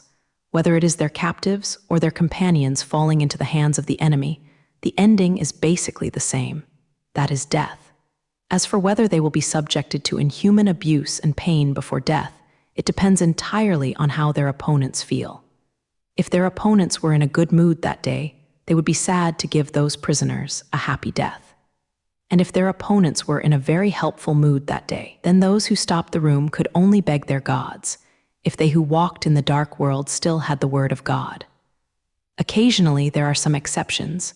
That is, the organization will come forward and pay a large amount of money, and the person will agree to the request of the party, so that the prisoners will be saved from death. However, even in this case, the prisoners who were redeemed should not think that they are physically intact. They have seen with their own eyes how well their companions have been treated. What is missing a few fingers, an ear is cut off, and an eye is almost normal. Once, a relatively important figure in their Haijizi group fell into the hands of the enemy, although the organization responded quickly and contacted the enemy in time, willing to pay a large ransom and return a few more of them. People, but the cruelty of the enemy is far beyond their expectations. The person in charge of the contact at that time brought his own conditions to the other party and must ensure that the prisoner is in good condition and that his body cannot be damaged. The enemy did not damage or imitate the captive's body according to their conditions. They just ruined his psychology. God knows how their enemy did it in a short time. The bald head and the son still remember that when they took the prisoner back. Yes, from the outside. He did not lose even a single fingernail or a strand of hair, but this person has changed. Like a person again. When he saw any of them, he would scream for the city. He always involuntarily retracted into the dark corner. Once a man with a short gun on his belt approached him. This person wanted to reassure him. As a result, he was so frightened that he urinated and went straight. After spending a large sum of money and catching a few prisoners, it turned out to be a waste. This incident became a joke in the dark world for a while, and the Haizi group lost face because of it. Although, in the subsequent battles, the Haizi group severely hit the opponent, the shadow of this incident is still like Minjiing. In the minds of group personnel, that is, don't become a prisoner anyway. With just a few words, the bald and thin men happily gave them a way out of the alien planet in front of them, which was far beyond their preparatory course. In any case, it is the right thing to drop a few of them. Although the man in front of him proposed the abuse of harsh conditions for them, from this point, the bald head and Dayazi also felt deeply. But in any case, he didn't break them, didn't let them try to wave the inhuman Jiang Cheng, which was regarded as saying goodbye to the bald and tired son. It wasn't until the two figures of Jiang Cheng and Heron disappeared from their gazes that Bald and Tizzy sat softly on the ground. The two of them didn't just go around the ghost gate. Fortunately, the result was good. They survived intact. The two aliens left and the pressure disappeared, and they were just as burdened. It's not easy to live, but she recovered her mood again and walked beside Jiang Cheng. She asked her teacher, "Where are we going now? Go back." Jiang Cheng's answer is simple, "Go back. What's the matter with Zhao Lihuo? Don't care about her." Lai Ran stopped all of a sudden, of course. "Let's go back and clean up and leave." Although he couldn't understand Jiang Cheng's thoughts, he stopped talking. Since the teacher of the land said that he did not give up chasing the little raging fire crow, he must have a way. "Teacher, don't you? Why don't you leave the green? If there is one more person on our side, it will be more lively." After walking a few steps, Yan Ran couldn't help but ask, "That girl will get in the way if she stays among us." Jiang Cheng turned to look at his female disciple. "Don't you want to find Zhao Lihuo?" "I think, of course I do." Yes, her tone was very enthusiastic, but immediately her mood fell again. Teacher, you don't know how much I worry about her. I am afraid that she will be treated at home. Yan Ran had something to say when she mentioned little Flamingo, and she went on talking babblingly. I don't know what the bad guys are doing. She is just a bird. Even if she is a bit special, what else can she do besides breathing fire when she grows up? Jiang Cheng didn't say a word. His female disciple is really not ordinary, but she didn't notice her teacher's expression. She asked again, but you drove Ba LV away, and there was something like looking for little Flamingo. What does it matter? Jiang Cheng told her that he left a spiritual mark on Baluti's body. As long as she does not leave him very far, he will use his spiritual mark to discover her whereabouts. Now, he ordered Ba LV to leave the planet Delmer. Then Ba LVXU will inevitably return to the Hailongzi group to report the results of this operation to her boss, so that they can follow the vine and find the location of Hailongzi's headquarters. Moreover, since they attach great importance to the small raging fire crow, they will not imitate her in a short period of time. In this way, they have enough time to act. It turned out that Jiang Cheng had far-reaching ideas about expelling Ba Ludi, and he unknowingly left her spiritual mark on Ba Lu's body. The so-called spiritual imprint is the same as the spiritual coordinates Jiang Cheng left in the universe. With the spiritual imprint or spiritual coordinates, Jiang Cheng can go to the planet where he is or find the person he wants to find. However, after listening to Jiang Cheng's analysis, her mood has returned to calm. Although she still has some reluctant thoughts about her new friend Ba Ludi, who she just met on the internet, the most important thing in front of her is to look for the little flame bird. They return to the town. Jiang Cheng has always been worried about Ruomaran's inadequate bow and arrow during close combat, and he is eager to find a weapon for her to use next to her. But at present, this small town on the planet Delmer doesn't look like there is a shop selling such weapons. Sure enough, when he told the owners of those shops what he wanted, the bosses were dumbfounded one by one. They didn't understand what he meant. One boss even took out his kitchen knife. He thinks this kitchen knife is the most suitable melee weapon. It's profitable enough, and it's available everywhere. This makes Jiang Cheng fret. Their next goal is the location of the headquarters of the Haidizi group. Once there, a fierce fight is indispensable. If Bingren can find a weapon that works together, it will have a significant guarantee for her safety. After searching all the shops in the town, Jiang Chengjing did not find what he wanted. As for Ma Ran, after knowing Jiang Cheng's thoughts, she was more moved by her teacher.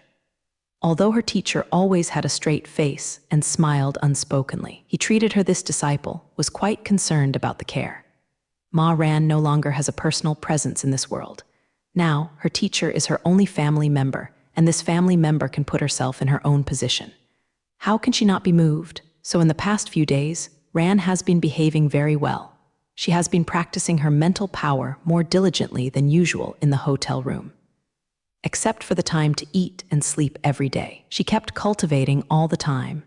In the end, even her teacher couldn't stand it anymore. She told her that haste is not enough to remind her that it is important to cultivate spiritual power and diligence. But if you are too persistent, the effect will not increase as the degree of effort increases. Appropriate relaxation and rest are also of great benefit to spiritual cultivation. Yin Kaiyan, this beautiful alien girl who had just finished her practice and listened to her teacher, who wanted to relax properly, was counting money at the table. A credit card was placed in front of her upright, and the banknotes of one were carefully sorted, and the approximate number had been calculated. I only heard this little girl keep saying, "This money is reserved for accommodation, so I should be able to live in a better room. This is for Xiao Lai Huo Wu. She can't always eat meat. If she can eat more bread or something, the money will be enough for her. So much of it left." The little girl pointed her head up, thinking about how to use the remaining money reasonably. She gave her teacher a few glances. She didn't seem to have seen her teacher change clothes. Haven't changed clothes for so many days. Doesn't it smell so bad? However, Lun Lun could not help but laugh. The little girl didn't know. Her teacher looked like an ordinary person from the outside. But in fact, in many ways, he is no longer a real human being. Take him for many days without changing clothes or washing. In fact, Jiang Cheng is an extremely hygienic person. And for so many days, the reason Ma Ran hasn't seen him bathing and changing clothes is because of his body, with a self-cleaning function. Jiang Cheng didn't need to wash his face and waterfall like Tong Ren did. Just like he doesn't need food to replenish physical energy at all now, he doesn't need to eat anymore. But then do not know, the little girl's eyes rolled around. Anyway, it's fine to go to the street and buy some clothes for the teacher. After the decision was made, she greeted Jiang Cheng and left the hotel. Jiang Cheng really didn't care what he was doing. He had two thoughts right now. Needless to say, the first one was to find a suitable weapon for Yanren. If he couldn't find it, then his second thought was, using spiritual power, let Ran's hands become real hand knives. The hand knives in Jiang Cheng's eyes are different from the hand knives used for physical exercise on the earth. The hand knives in Jiang Cheng's eyes are real and can be used as knives. However, this kind of hand knives needs enough mental power to wield it. He also saw the hard work, but he also saw that the current mental power of his female disciple was not enough to meet the requirements of a hand knife. Jiang Cheng kept thinking about it in the room, and in his mind he was looking for a way to increase strength in a short time so that he could use a hand knife. Although there is also a way, Du Yu Jiang Cheng is not accepted one by one. Either the effect of this method is not good enough, or in the long run, the cultivation of mental power can only serve to quench thirst by drinking chicken. Jiang Cheng plunged into distress. From his growth to the present, he has hardly devoted much effort to the things he wants, whether it is his cultivation or something he has fancy.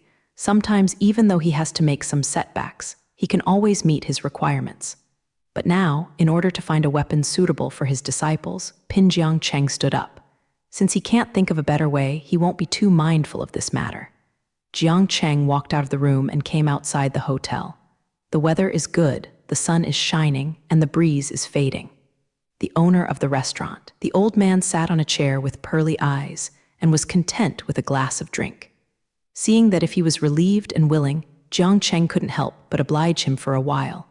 Thinking about myself, I don't even have the time to calm down and have a cup of tea. I am always running around every day or preparing to run around. There are always big and small things that need him to come forward to solve. Jiang Cheng couldn't help but sigh. He was really born to protect his life. For example, this time, his original mission was to dissolve the military alliance launched against the planet Dirk on the Earth. Now, his mission can be said to be more than half completed. Both Planet Aches and Planet Care have withdrawn from the military alliance. Originally, his next goal was to go directly to the planet Dirk and completely solve this enemy. Jin Zhirong's famous electromagnetic wind easily brought it to the unknown planet, and inexplicably added a female disciple, and fell into another storm because of an inexplicable bird of his female disciple. Now he is worried that his disciple does not have a suitable weapon. Thinking of this, Jiang Cheng couldn't help feeling. Yan Ran is a good bower, and Jiang Cheng doesn't doubt that. But in close combat, the bow and arrow have great limitations on Ma Ran's skills. Jiang Cheng knows that, of course, when fighting an opponent close to the body. Although the bow can be swung like a phoenix, she simply relies on it. If she is fighting instinctively, if she has a short weapon in hand, then her attack power will definitely be greatly improved in close combat. It is about to go deep into the enemy's headquarters. Going there is not going to drink tea and chat. What awaits them is definitely a fierce battle. If you can find a suitable weapon for Murin before this, it will definitely make her fight easier. Then, when it comes to finding such a weapon, Jiang Cheng has no clue. He also considered using spiritual power to cultivate and let Ran master the use of hand knives. But this hand knives completely relies on strong mental power as a backing, and at least for now, Ma Ran still has no such ability. Outside the hotel door, Jiang Cheng is also envious of the sleepy life of the hotel owner, transporting the sun, thirsty for tea, and looking at the beautiful scenery. Who would not yearn for such a fairy life? Seeing Jiang Cheng standing at the door, the hotel owner greeted him warmly. Jiang Cheng also smiled and sat down beside the old man. This old man is undoubtedly an optimistic person. After staying in his hotel for so long, Jiang Cheng has never seen this old man Yu Wang or angry, and Jiang Cheng can't forget that they don't have money when they stay here. At the time, it was the old man who promised them to stay first. The old man took a cup heartily and filled it with a brown liquid. The old man met Jiang Cheng and asked him to taste it. Although Jiang Cheng no longer needs to rely on food to replenish energy for his body, he is still very prosperous for a variety of cuisines and unique snacks. So he didn't reject the old man's kindness, but maybe he was too Sheng. He always felt the old man's smile with a trace of other meaning. Jiang Cheng cautiously sniffed the strange drink in the cup. If he were to describe it, it was a drink with several flavors such as milky, fragrant wine. But it was not bad back. Jiang Cheng smiled at the old man and took a sip. In the next second, he spouted the drink from his mouth. The old man in the hotel laughed loudly. His laughter was full of mischief, which made Jiang Cheng not angry. "How is it? Isn't it great?" The old man smiled narrowly. Jiang Cheng coughed up. "My God, what is this?" "Ha ha ha," the old man smiled happily. The old man pushed the cup over to Jiang Cheng again. "No," Jiang Cheng waved his hand hurriedly, declining the old man's kindness. The old man insisted on letting him taste it again. Looking at the old man, Jiang Cheng reluctantly took a mouthful. "Eyes, strange, the taste this time is quite different from the first time I drank it. It is no longer the mellow taste like the first time. This time Jiang Cheng is very big." The old man laughed happily. "What kind of drink is this?" "Jiang Cheng arrives. This is the drink I invented." The old man didn't know if it was intentional or really didn't hear King Jiang Cheng's question. He continued, "It can make people forget the troubles and unhappiness, even if it is temporary." The old man continued smiling.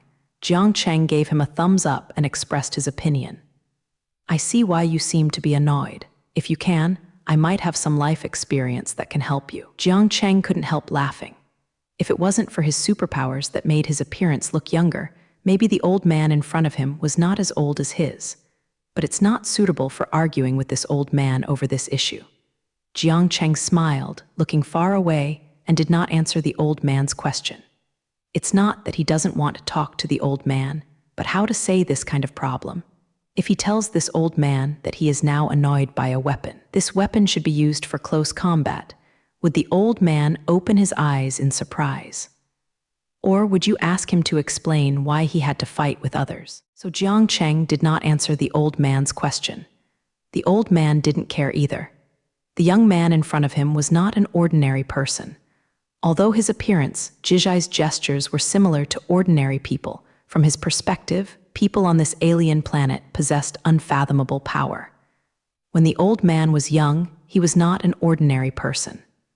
Later, he just hated that kind of life, and by chance, he was able to get out of his body and came to this small town on Delmer planet to take care of him. Although he is older now, his vision is much better than before. So the old man saw that Jiang Cheng didn't answer, so he stopped asking questions.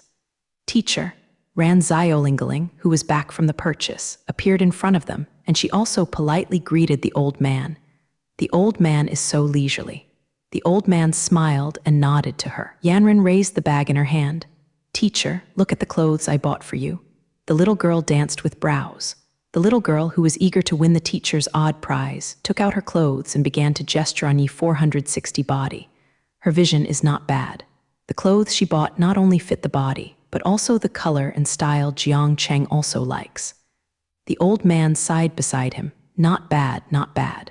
This lady has a good vision. The clothes are suitable for your teacher. Jiang Cheng smiled. Now that he has bought the clothes, he doesn't want to say anything. Seeing the little girl's cheerful look, he seems very proud. However, although Jiang Cheng seemed to smile, it seemed to the little girl that it was not enough. She originally went to buy clothes for her teacher, which also meant to make her teacher happy. She has experience in training on the planet before. At that time, whenever some of them are in a bad mood, they will choose to go shopping on the street. Looking at the new clothes in front of them, the troubles will quickly disappear. But looking at what it looks like now, this pile of new clothes certainly didn't eliminate his teacher's annoyance and began to persuade Jiang Cheng. Teacher, if you don't have it, isn't it just a weapon? I defeated many enemies with my bare hands without a weapon. Don't worry about this problem anymore. Jiang Cheng smiled. Bingren obviously didn't know him well. If he had already wanted to meet all the methods and he couldn't solve a problem, he wouldn't worry about the problem anymore. Jiang Cheng could find a suitable one. I am annoyed by melee weapons, and I am about to face a strong enemy. Having a suitable weapon will undoubtedly greatly increase Yan Ran's combat effectiveness, but where can I find such a weapon for Murin? However, she persuaded her teacher to give up this idea. She said that she had no weapons in close combat. Jiang Cheng laughed if he dug his head. It was not his stubbornness. As a person who has experienced unrespectful battles, he deeply knows how important a suitable weapon is to a warrior. Exaggeration. Although this was comforting him, he understood her thoughts. However, the old hotel man opened his mouth at this moment. What kind of weapon do you need? Although the old man's voice is small, it moved Jiang Chengheron like a thunder. Is this, the hotel owner, a hidden expert? Is there any amazing treasure in the inconspicuous hotel basement behind him? Facing Jiang Cheng and their probing eyes, the old man waved his hand and said, No, I don't have any weapons for you, but if you can tell which weapon you want, I might be able to help you. Seeing if the old man doesn't look like a joke, Jiang Cheng pondered. Originally, what he wanted to prepare for Bing Ran was a short knife or a dagger, but now that he thinks about it, it is better to seek Yan Ran's opinion. Bai Jing's weapon is for Ma Ran to use. He raised his head to look at Pumaran and said, What kind of weapon do you want? Bingren bit his finger and started to think about it. Daggers, heads, and the like are of course also good. Miss Ba Green uses a dagger to see if she uses a dagger. It's not impossible if I want a dagger too, but I always feel that I am missing a little sense of party. Ran's little head kept thinking, and suddenly she asked the old man in the hotel, Any weapon is fine. The old man laughed back and shook his head. Only those weapons with extremely high technological content are basically fine. Seeing the old man's confident look, he felt relieved. She said to Jiang Cheng, Teacher, I have decided what weapon I want. Both Jiang Cheng and the old man looked at her with interest, not knowing which weapon this strange little girl had chosen. The weapon Yan Ran wanted was actually a claw. Knowing the clear thoughts, Jiang Cheng and the old man were a little surprised. Obviously, the two of them are familiar with this weapon, but in any case, this is an extremely unpopular weapon. Of course, there is her idea. He reacts quickly and moves quickly, but his weakness is that his strength is relatively weak. Perhaps this shortcoming can be corrected in the future, but there should be no good way in the short term. The claw is still very powerful in close combat, and it can make up for her lack of strength. Moreover, due to the grip of the claw, it can make full use of the characteristics of the terrain, and it can also maximize her give full play to your abilities. In short, she thought of claws. Knowing that her thoughts would not change, the old man in the hotel did not say anything. He sipped the drink he invented, as if lost in thought. Seeing the old gentleman groaning for a long time without saying a word, he embarrassedly said, Old gentleman, did I ask too much? The old man in the hotel reacted like a dream. Excessive? No, I just thought of an old friend. Shisu Heron was stunned. They thought that the old man was in deep thought thinking about how to find this weapon. Who knows what old friend he thought of as his? Looking at the inquiring gazes of the men and women on the alien planet, the old man smiled restlessly. I don't have this kind of weapon. He patted his head and glanced at them. But I have an old friend. Think of this person, he can make all kinds of delicate and weird objects. He went on to say, Of course it also includes the claws you mentioned. It's just that people like them all have the same problem, that is, the old man Japanese letter cut his mouth. Everything depends on their mood. Seeing Jiang Cheng and Yanran listening attentively, he was very satisfied. He continued, I can assure you that this old friend of mine is a master of amazing skills, equally amazing. His athlete's foot. If he doesn't like it or he's not happy, then don't ask him to be afraid to build a nail for you if the other way round. He shook his head. Obviously, he was also about his old friend's Barabari. Disapproval. If he looks at you, everything is fine. The old man nodded to aggravate his tone.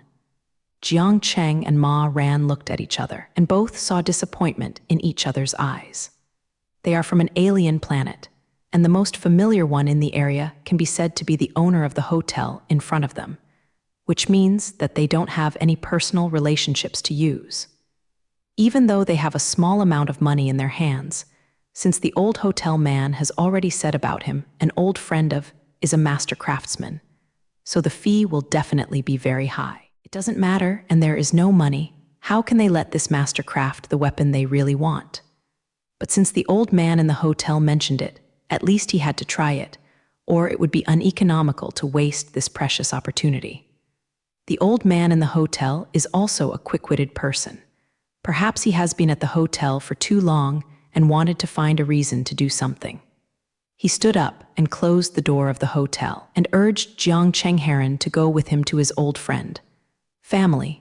A small courtyard looks ordinary in appearance. If the old man in the hotel hadn't exaggerated it, I really didn't know that there was a master casting master hidden here. There are a variety of potted plants in the yard. The processing, layout, material selection, and various stones used in each pot of potted plants will make good kings, people amazed and live up to the 4 words, Kaiyakashingong. The old man in the hotel thinks that he has reached the point of ignoring all this, and Jiang Cheng is busy all day, where there is still leisure to play with these things. So these 2 people actually did not see these potted plants, and went straight towards Yinai was in the doorway among a large cluster of green plants. To be sure, seeing these wonderful bonsais, I stopped to admire them one by one, and muttered to myself that the stones in this pot were not put in place, and the traces of the artificial axe in the pot I evaluated were too high and looked down, like a connoisseur of goods. The old man came to the door and knocked on the door. Inside the door came a full of breath. "Who?" The old man in the hotel replied. "It's me. I brought 2 children to see you." The answer from the person inside was quite a fellow. No, Jiang Cheng and the old man didn't face each other. The owner of the hotel wants to introduce an old friend to Jiang Cheng and Ma Ran. His old friend is a famous street maker, but at the same time he also told Jiang Cheng and Yan Ran that although the master is ingenious and superb, his brand the anger is also very weird. Although Jiang Cheng and Yan Ran felt that the possibility of what the master casting master could do for themselves was very small, this opportunity was not easy to come by, and they went to the residence of the master street builder. Sure enough, the famous Francium master didn't even see him, so he let them leave, and his tone was extremely rude, even if they were introduced by his old friends. Seeing that the foundry master didn't even open the door, he directly ordered them to leave in the room. Jiang Cheng and the hotel owner couldn't help but face each other. Jiang Cheng felt that although this casting master had a weird beriberi, it was fair. After all, when he was on the earth, he had also taken over a top-notch figure in a certain field. They are similar to this master, and they have all kinds of things. Jiang Cheng has also seen a few people like this with all kinds of weird cards. Jiang Chengjing was not angry about this. He understood the casting master very well. Anyone who has reached the top class in a certain field will have a more or less weird temper. Some may not want others to disturb him and waste his precious time. Some may feel high and widowed and disdain. You came to talk with ordinary people, thinking that these people did not understand him. Since the foundry master doesn't want to meet them, of course it's going to return home now. Although he is unwilling, Jiang Cheng is definitely not a person who can make others difficult. He will never rely on his super ability to force others, to satisfy one's own desires. The hotel owner also sighed. He had been with this old friend for decades and knew him too well. Since his old friend said no, there would be no chance of meeting him again. This made him feel that he was a little bit like Jiang Cheng and Bingren. Originally, they had no hope of finding weapons, but they caused their hope again. But the result? Yan Ran didn't care. She lingered among the various potted plants of this master casting master. These lifelike and ingenious potted plants made her feel very happy. Especially the few potted plants among them reminded her of the unnamed planet before it was destroyed. At that time, the unnamed planet was beautiful, the climate was beautiful, the environment was beautiful, and it was a famous tourist in their galaxy. Resort, that was all decades ago. Now Ma Ran saw the pots in front of her, which were very similar to the scenery in her hometown, and her spirits were lost. Jiang Cheng and the old man in the bear house looked like they were immersed in the beautiful potted plants, and they didn't say anything about it. Since they came here, although they have not been interviewed by the master casting master, it is counted as a look at the other objects he set up by himself. This trip is worthwhile.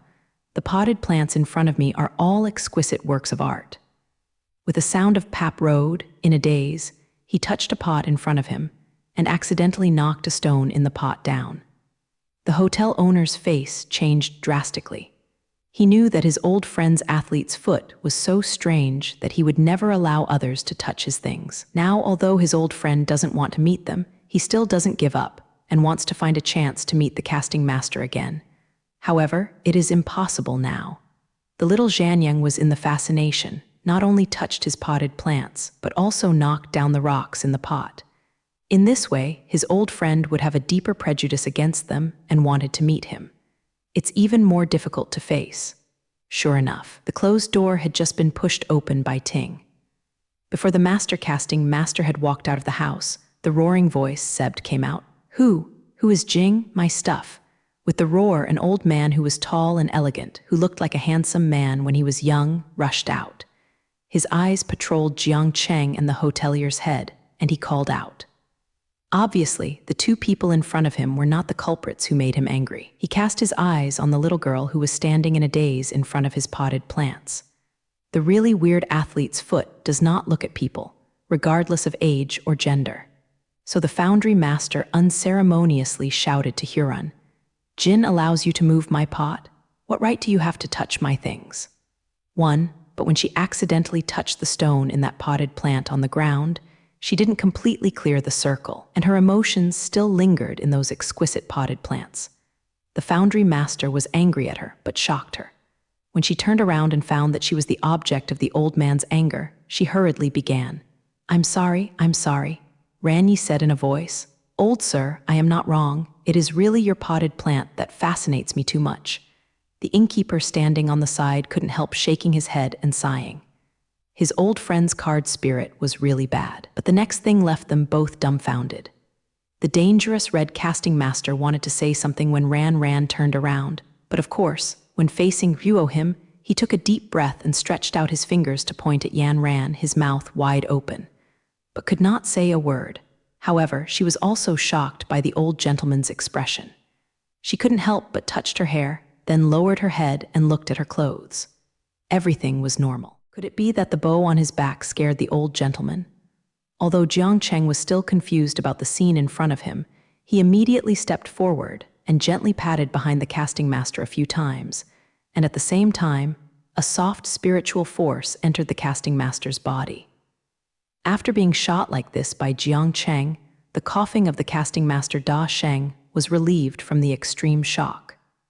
No matter from which aspect, she is an unquestionable beauty. Ordinary people can only be shocked by her beauty when they see her. Master Zhu Shaijing is not an ordinary person. Obviously, his surprise is not from Ran's beauty. When the casting master calmed down, Yan Ran's expression was also a little strange. The old gentleman in front of her reminded her of the old people who had been with her before and now sleep in the ground. Although she knows that the old gentleman in front of her has never seen him, and it is absolutely impossible to be one of those old men, but why, she sees him, she feels so familiar. Under the recommendation of the hotel owner, Jiang Chengheron went to the residence of the master casting master, and the result was similar to what they thought. The strange casting master did not even meet with them. When they were about to go back, they accidentally touched a stone in the potted plant in the master casting house. This violated the taboo of the master builder. He extremely hated that someone messed with his things. The casting master rushed out angrily. He wanted to see who was so rude. But when he saw Yanran, he looked like a ghost and couldn't say a word for a long time. However, after seeing the calming master casting, Ran also felt a bad feeling towards him. He felt that the casting master in front of him was very similar to the old men who had accompanied her for many years on the unknown planet. Are you from the Rory Boothbill Fergus clan?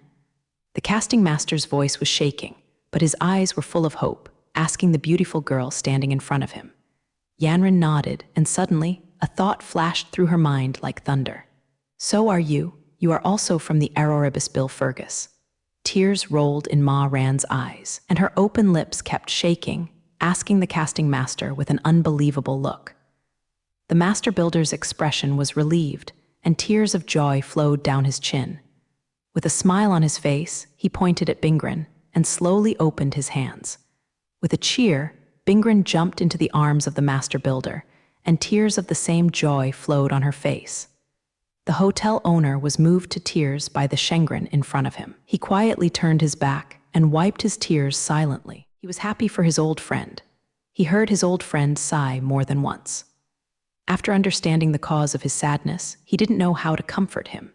His old friend told him that he might be the only surviving member of their clan. He understands why his old friend is always busy all day long and does not allow himself to have free time and will never be like him, leisurely basking in the sun, watching the wind, and sipping drinks. Because as soon as his old friend settles down, he can't help thinking of his hometown, his people, and thinking that he is a lonely person in this world. Such feelings made him, an old friend who was already sentimental and thoughtful, unbearable. He also saw his old friend pouring his sorrows through his life, but he was even more sorrowful through drinking. He even had thoughts of suicide. Later, his old friend kept him busy all day, so that he would not have time to think of the things that made him sad. "It's all right now," the hotel owner thought quietly. Although the little girl in front of him is not familiar with his old friends at all, the blood of their clan is also drained from their bodies. When he thinks that he is no longer a lonely person in this world, his old friend will definitely feel much brighter than before. At this moment, Ran was also very excited. She thought that her clan was the only one left in her clan, but she did not expect that there would be other clan members. Moreover, this clan member was so similar to the old people who had accompanied her. The kind feelings given to her are so similar. The master maker stopped his tears. He gently pushed aside Ran, carefully examined her face, when Cheng wiped away the tears for Yan Ran. The hotel owner Hong Ryan moved forward to comfort them. "Okay, old man, I haven't seen you shed tears for many years.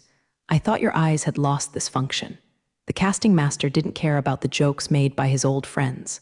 "Now he has changed a lot from just now. Why do you say that?" Because he warmly invited Yan Ran to his home.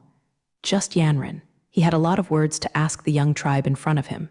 He was so impatient. For decades, the words that had settled in his heart finally found a suitable person to talk to. The hotel owner and Jiang Cheng stood aside, their faces awkward.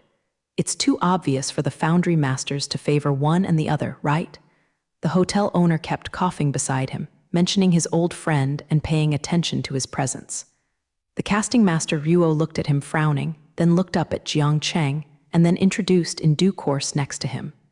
"Old gentleman, this is my teacher." Jiang Cheng smiled and nodded in greeting. The so-called heroes don't hit smiley people, they are so polite and polite. Of course, the master builder can't lose his demeanor, so he has to invite both of them to his own home. The master's home is really comfortable. Although there are not many furnishings, the shapes are rich and the lines are simple.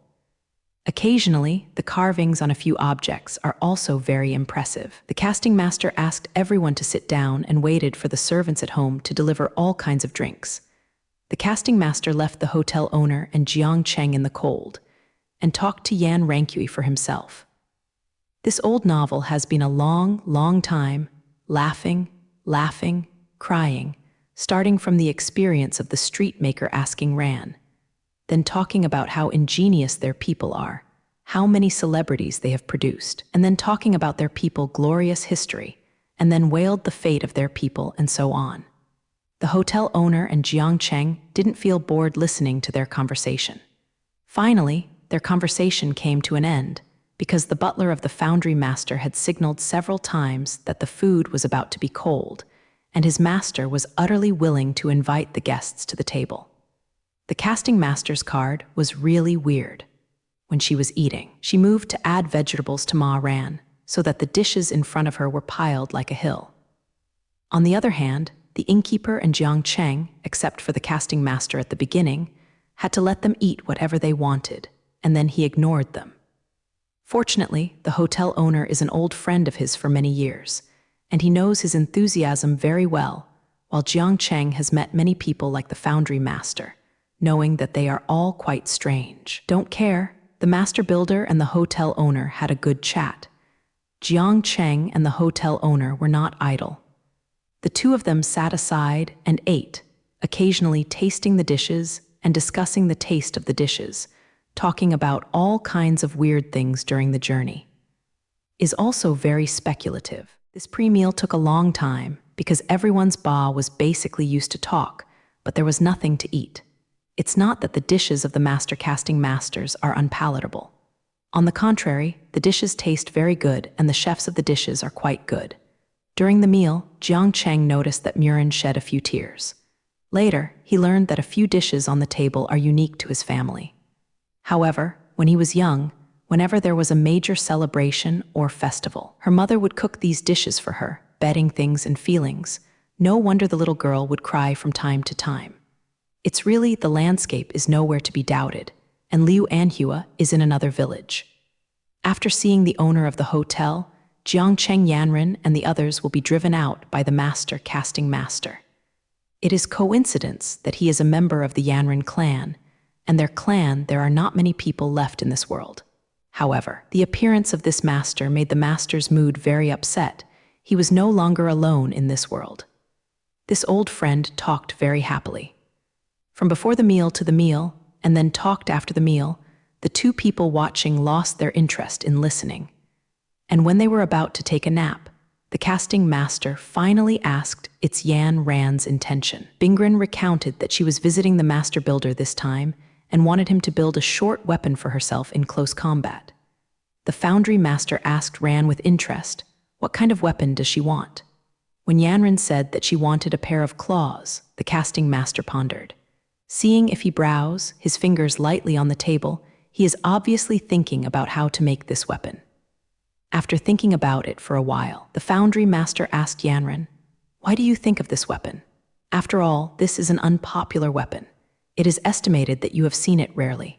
Yanran said, it's not that I haven't considered common weapons such as short swords and Japanese letter SHOU, but when my teacher asked me to consider which weapon to choose, my mind jumped out of my mind. Indeed, no matter when I was studying on the planet or when I was living on an unnamed planet, I had never seen this weapon, but I don't know why, it suddenly appeared, and my hands started to swing subconsciously. I don't know how to describe how I felt at the time. When she decided to choose claws as her weapon, how could she even think of such weird things? She even thought that even if she had such a weapon, how to use it would be a problem. But I don't know why, until the founding master asked what weapon she wanted, she subconsciously said it, claw. After learning of her thoughts, the casting master smiled slightly. He got up and went to the house to search for a while, and when he came out, he had 2 books in his hand. Opening the book on the table, the foundry master gestured annoyingly to come and take a look. Now even the owner of the hotel and Jiang Cheng's curiosity were hooked, and they leaned forward. This is an old book that is obviously many years old. The opening page in the book shows an image on it. The characters in the image look a bit similar to the master casting master. His weapon is a bow. With the help of the master's widow, he opened another book. In an image of this book, the character shown is different from the character holding the bow in his hand. The color of his skin looks better than the one just now. To be darker, the weapons in his hand surprised the Guogyun people. The weapons in the hands of this darker-skinned man are exactly 1 claw. Although the weapon she used was a bow and arrow, when Jiang Cheng asked her to choose a suitable weapon for close combat, she actually chose claws. Now they compare the characters in the 2 pictures, especially the weapons they hold Ryuo, and they know that the choice of weapons is definitely not a coincidence. To untie the bell, you need to tie the bell. They pointed their heads and looked at the master casting master. As I said before, the people of Yan Ran and their clan have extremely long lifespans, and the casting master in front of them, just looking at his face, seems to be an old man who has entered the age of Chu. This shows that he has spent a long time and is moving towards his long years. Over the course of the years, he will definitely have seen more things than ordinary people. The foundry master sat down slowly, pointed at the 2 images in the book and said, these 2 characters are the gods of our Aurori and Buspel Fergus clan.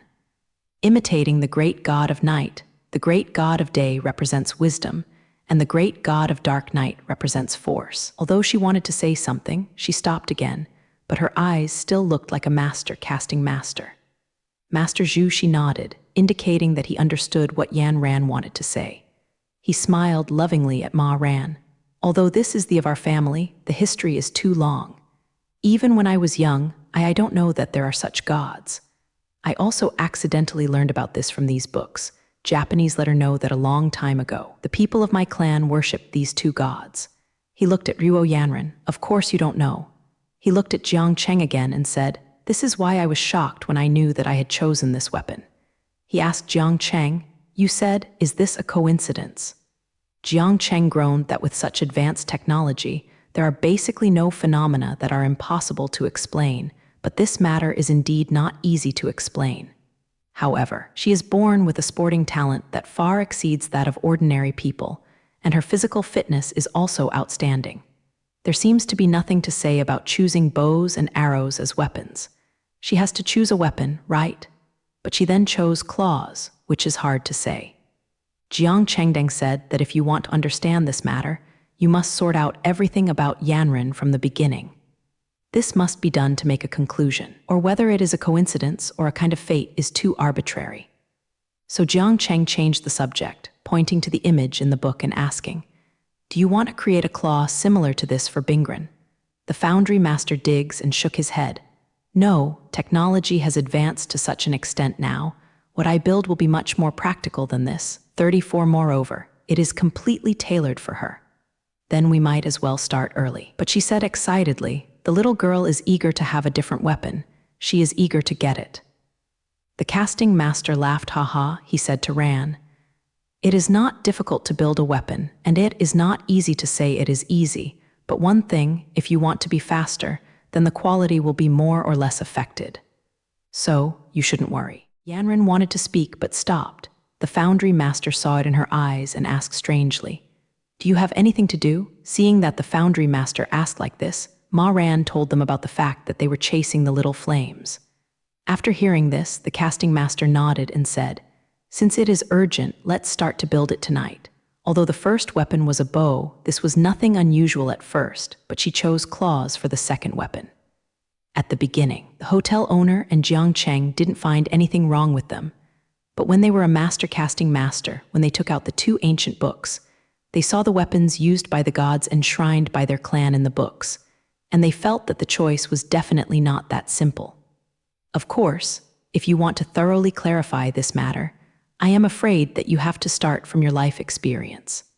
However, it is obvious that it is not the time to explore the root cause of this matter. There will be time in the future, and you can slowly discuss it longer.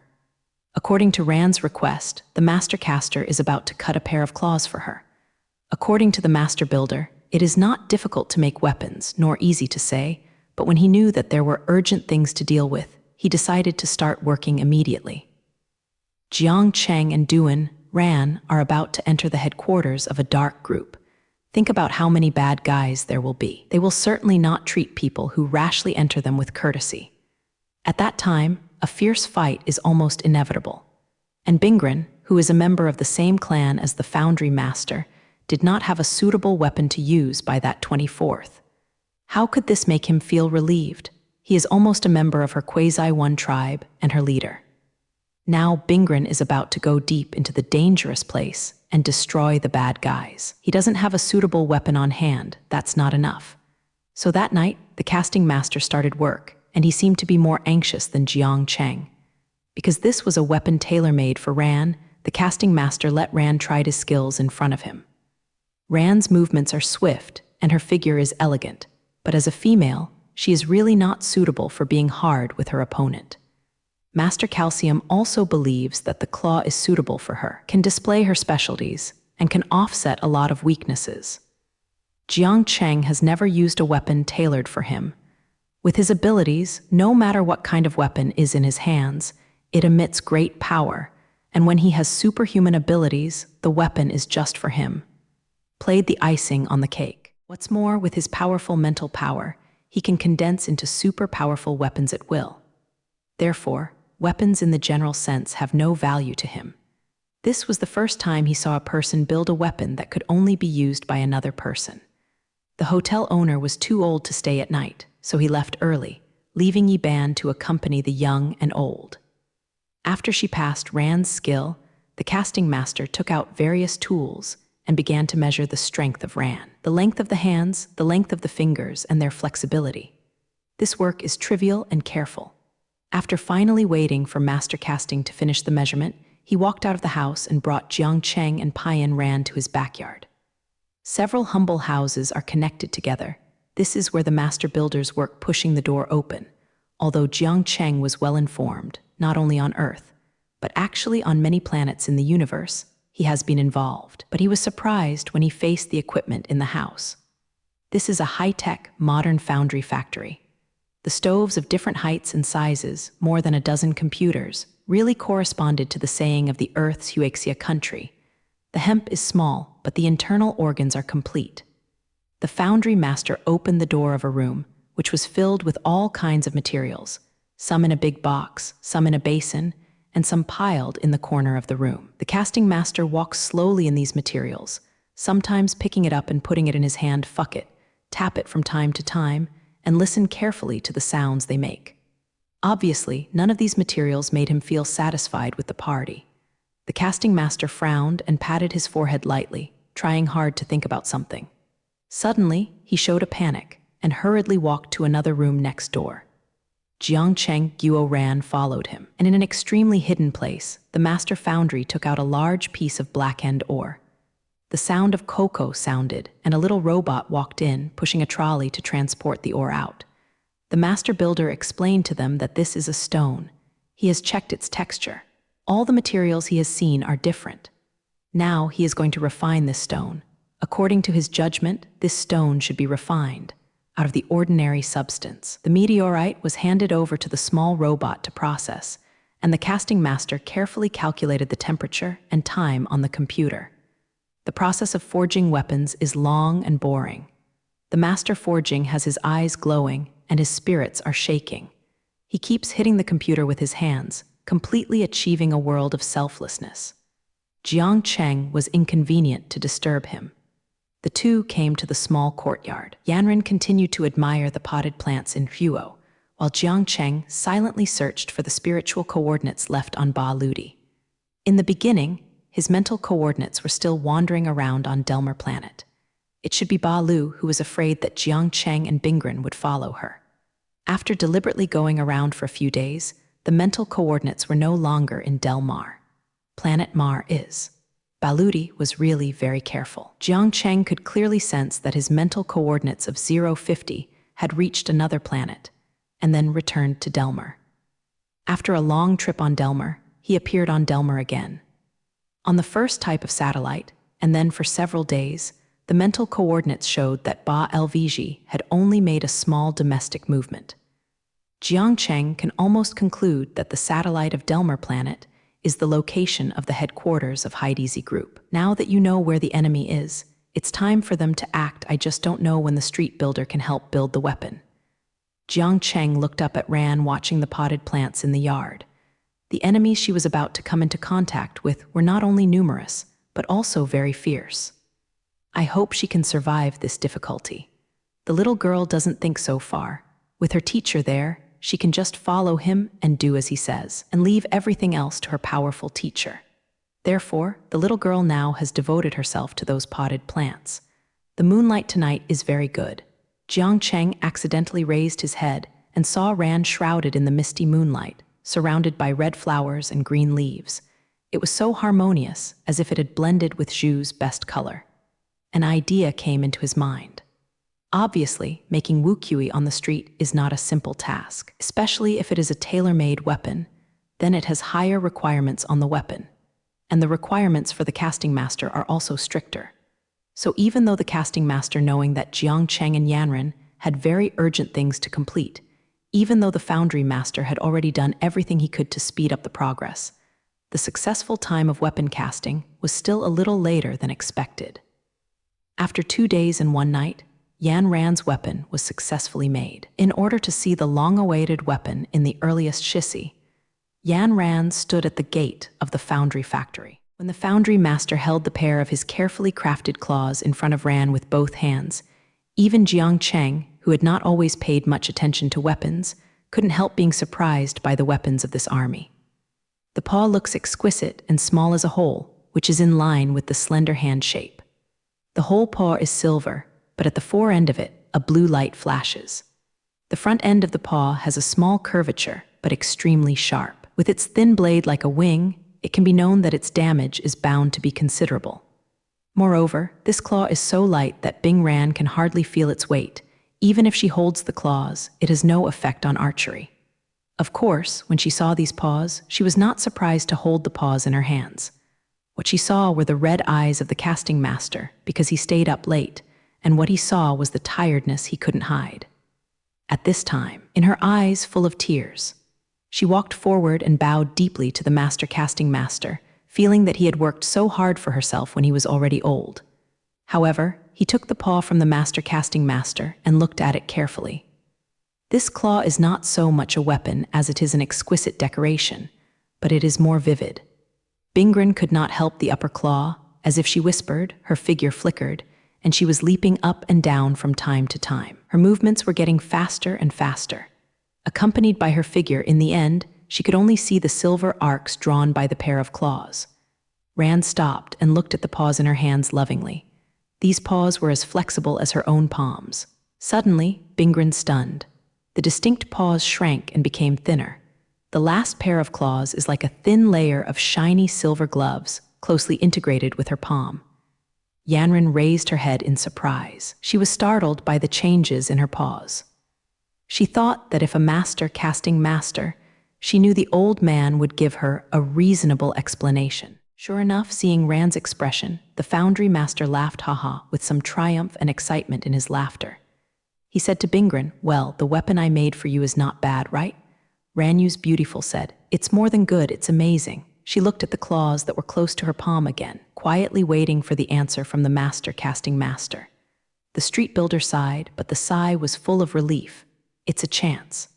I haven't found a suitable use for this meteorite, so I kept it there without touching it. I suddenly remembered it last time. It's coming." Master Street, he found a place to sit down and stretched out his hand to signal Jiang Chengheron to also sit down. He went on to say, "After extracting the meteorite, I am even more sure that the extracted material is a material that I have not seen before, and my son, who has been dealing with various materials, actually has a kind of you can see how amazing the new material you have never seen." Jiang Cheng and Bingren nodded their heads to express their understanding. For these figures who have reached the apex in certain fields, it is not easy to discover any new objects, research methods, or other new discoveries. They have studied for decades, or even longer in the field they know well. The master builder continued, "In addition to confirming that this is an active metal, I also seem to be carrying some other things that I don't understand. I can no longer tell what it is. He sees it if, you will find that it has some functions when you use it. He seemed to think of something again. This kind of material seems, maybe he thought his idea was suddenly absent, so he stopped in time. Then, I helped you complete your request, and you have to promise me one thing." The casting master promptly changed the subject. He said with a smile while watching Guo Ran. Ran nodded. She would definitely try her best to meet the requirements of this old man of the same race. The casting master nodded happily. Sure enough, he didn't misunderstand the wrong person. Before he said anything, the little girl in front of him had agreed with him. This means that no matter what he asks, she will do it for him.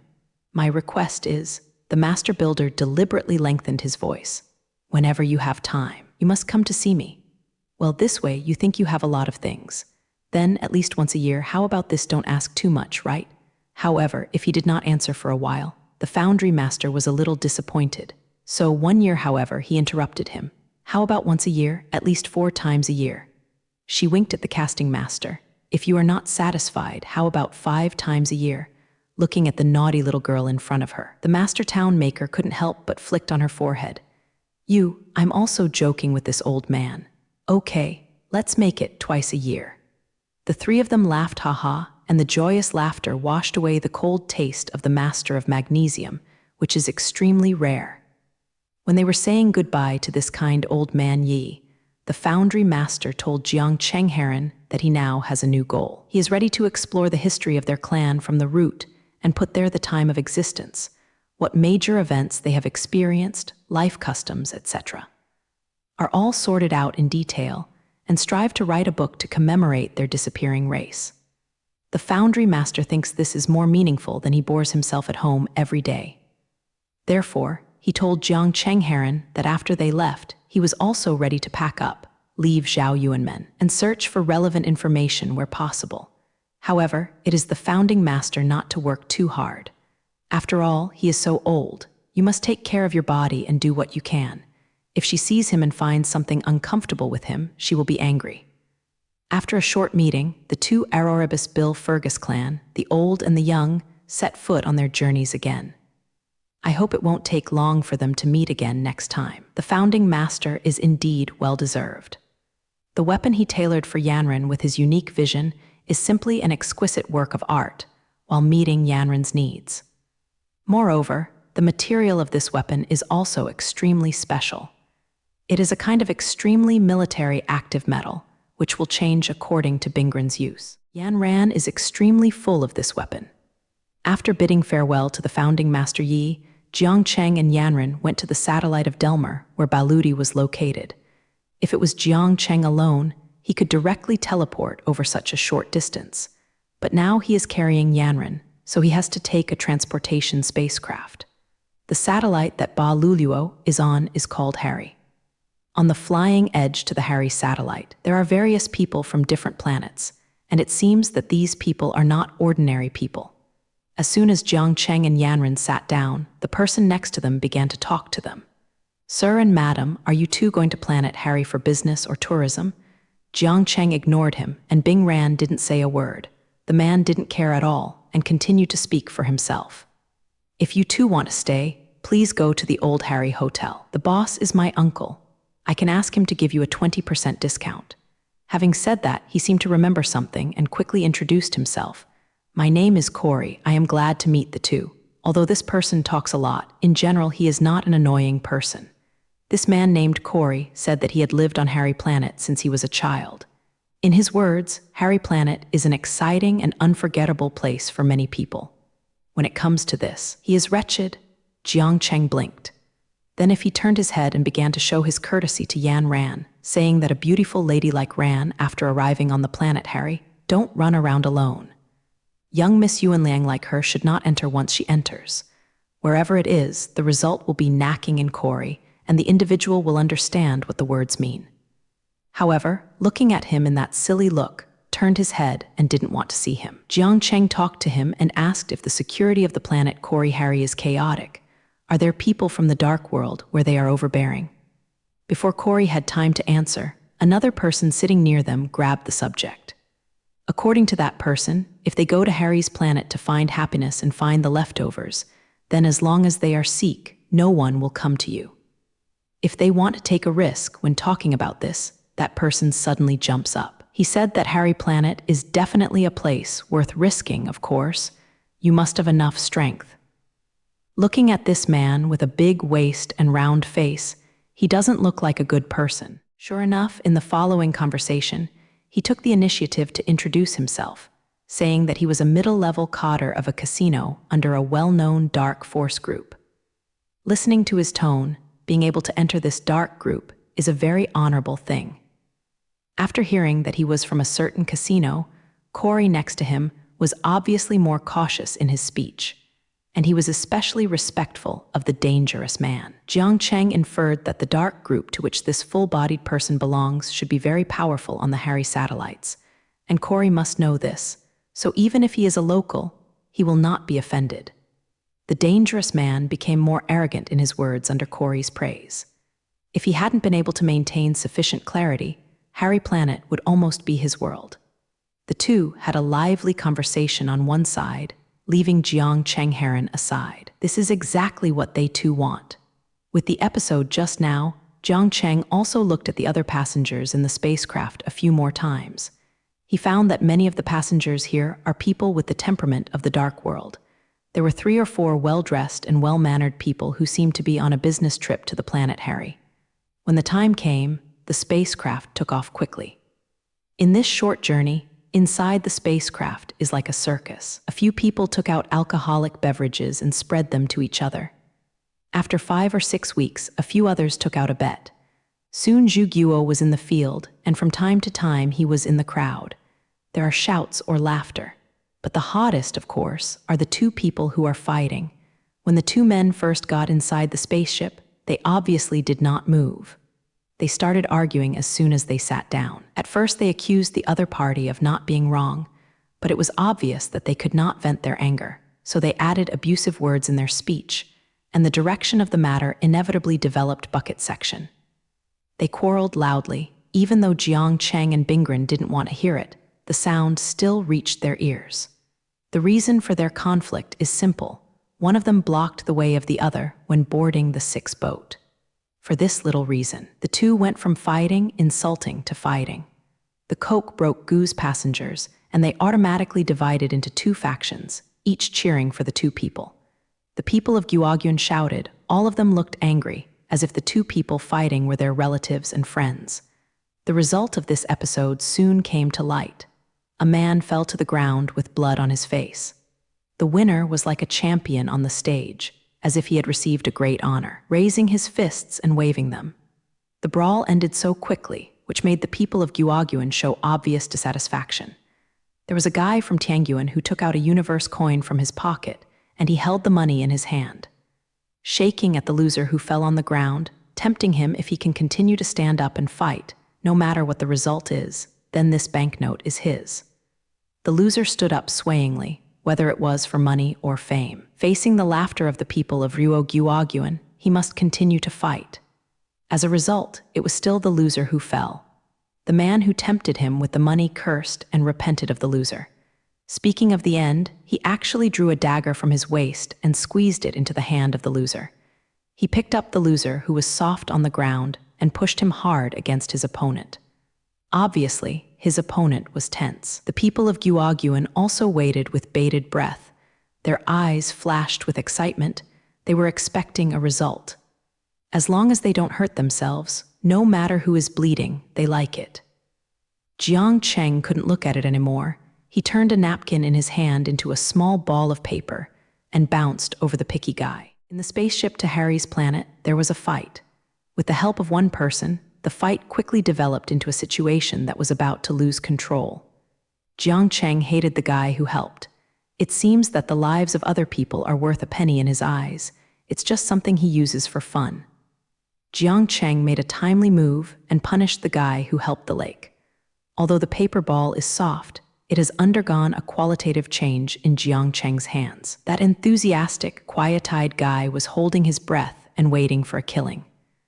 As a result, a small ball of paper flying from nowhere hit his nose, only to hear with a scream of awe, blood immediately flowed from his nostrils. At this moment, Tianguan's people's attention was focused on him. This little accident made that guy look particularly embarrassed. He covered his nose, looking around, looking for the person who secretly attacked him. He didn't find it until the spaceship landed, so he could only roll down his bleeding nose with a warm gray. Stepping out of the spaceship platform, Jiang Cheng and Yanren were conquered by several people. Although these people are wearing uniforms and look like management personnel, from the look and movement of their eyes, they are no different from people in the dark society tilde Jing. Credentials. What are you doing on planet Harry? The guys asked verbally. Jiang Cheng didn't say a word. Seeing her teacher didn't speak, Yan Ran didn't say a word. What do you want to say? The leader called Kai Ruo. Is there no documents?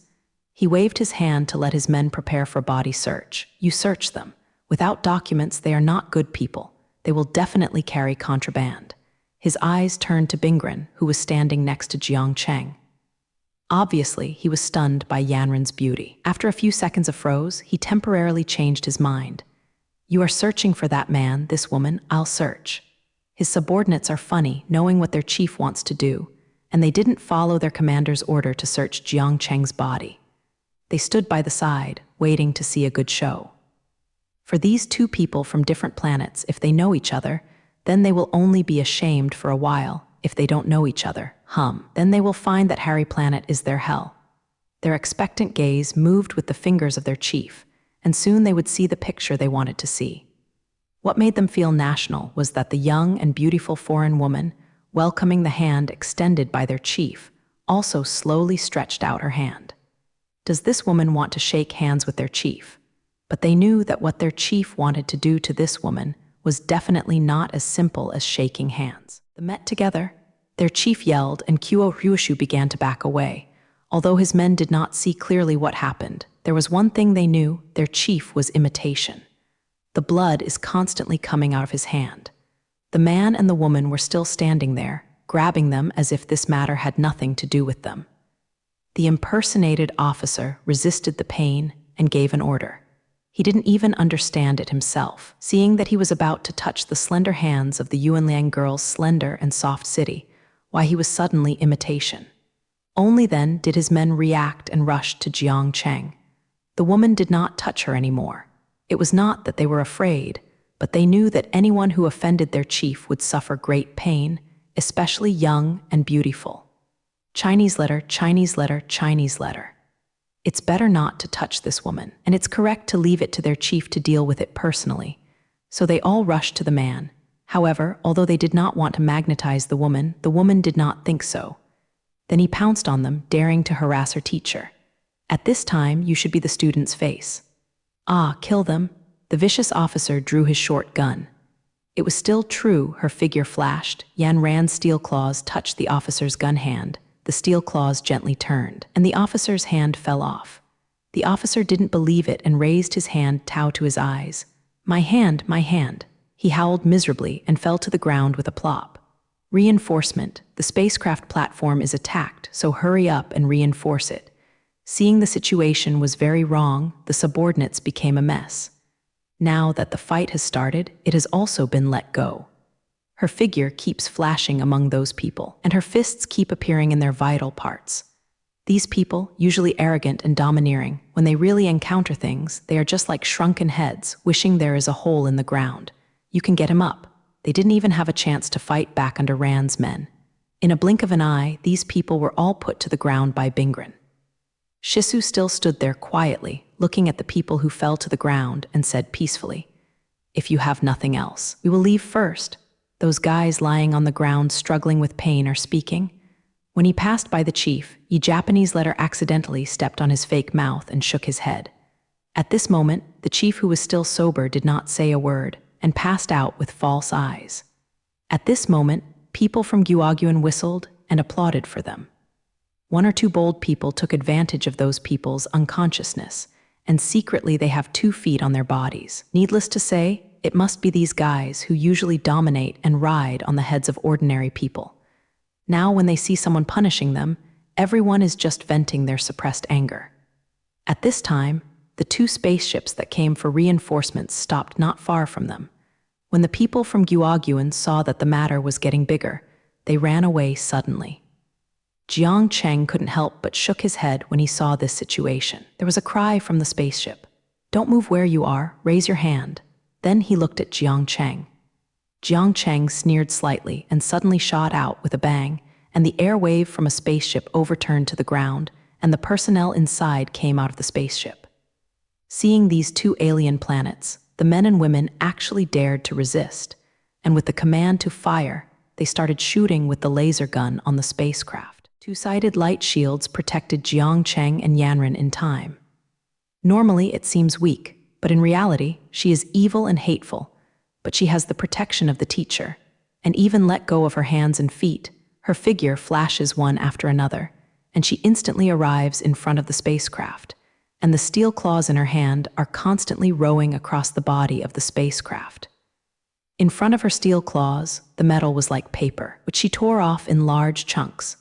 Jiang Cheng and Ma Ran, who had just arrived on the planet Harry, were harassed by a few people in uniforms before they got out of the transportation ship's docking station. These brave guys were actually harassing in broad daylight. Faced with this situation, one way is to teach them a lesson. The eager Bingren not only cured the bad guys, but made them suffer enough. When facing the reinforcements Liu Yangfei, he even let go of his hands and feet. The hull of the police spacecraft disintegrated under the attack of the claws, and the embarrassed Lucha was completely exposed in front of them. Just now, the man from the alien planet destroyed one of their spaceships with just one punch. Now, under the attack of this woman, the spaceship they rely on to protect is like a paper help. They lose the protection of the spaceship. I was even more scared to death. If the male 7 or 90 attacked them again, where would they have their lives? So for a while, Those who are ignoring their heads and looking for their bodies everywhere are like ants on a hot pot. After they hide, they will not open to Jiang Cheng Heron. The facts just now have shown that the two aliens are powerful. Not only can shooting them not cause imitation, but it will anger them even more. The leading policeman poked out his head timidly. After confirming that there was no danger, he shouted at Yisu Heron, I advise you not to resist stubbornly and immediately stop." Of course, Jiang Cheng and Yanren sneered at this kind of fart, but they were extremely discouraged by the ugly attitude of these police officers. They just wanted to go ahead and teach them harshly, so that these guys have more memory. Jiang Cheng held her, "We are here to chase the little flamingo. If we don't stop now, their aid will definitely be more. In this way, it will definitely attract the attention of the Black Dragonfly group. If they move the little flamingo again, we will have to spend time." Up. Hearing the teacher mention little flamingo, Ma Ran calmed down. That's right, finding her beloved little friend is the most important thing at the moment, but you shouldn't be confused because of other things. We are willing to return to the police station with you for investigation. We will prove to you that these people first forcibly disturbed us, and then we resisted. Jiang Cheng shouted to those inspectors hearing Jiang Cheng's words, the leading police side. To be honest, if the two alien planets continue to resist, he doesn't know how to end it. Planet Harry is a small planet. The configuration of the Bureau, whether it is personnel or Gun City, is not for the local dark group's idea of freeing children and not eating grass at the nest. One is that they don't want the environment of Planet Harry to deteriorate to alarming. Planet Delmer, the other one too, in order to show that they are good at governance of the Harry planet and have considerable management capabilities.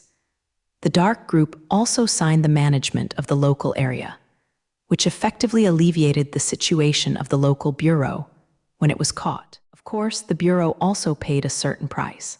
This is a secret matter and cannot be brought under the sun.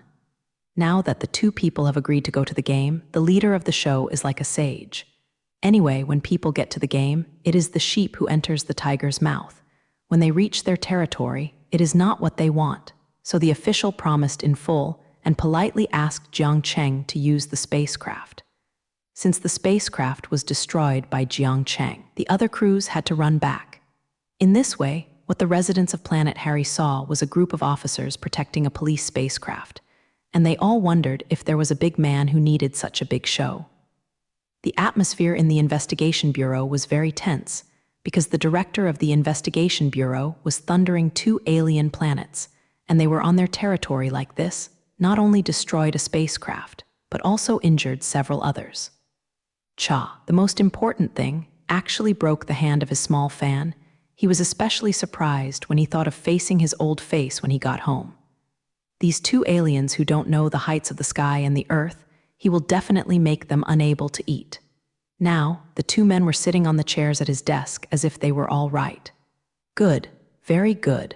The chief inspector gritted his teeth and thought to himself, now that you are waiting like this for a while, I will let you cry, mother. Jiang Cheng and Ma Ran saw that if the danger of the chief medical inspector in front of them was constantly changing, they could at least guess some points in his mind, but they didn't care at all. Such a small chief inspector, no matter how big or small he is still strength, they didn't take him to heart therefore. They calmly watched the chief inspector walking around anxiously in front of them. The chief inspector was waiting for news from someone from the dark world. Since ancient times, there have been some policemen who have lost their professional ethics and some people in the dark world. They colluded together, snakes in a nest, and retreated together. The director of the Bureau of Investigation on Planet Harry took this method more thoroughly. Whenever he had something that he couldn't solve, he would ask people in the dark world to help him. Later, he acquiesced in the gang's unique powers, and they could arrest people at will and at will. The interrogation, and within their group, actually set up a cell.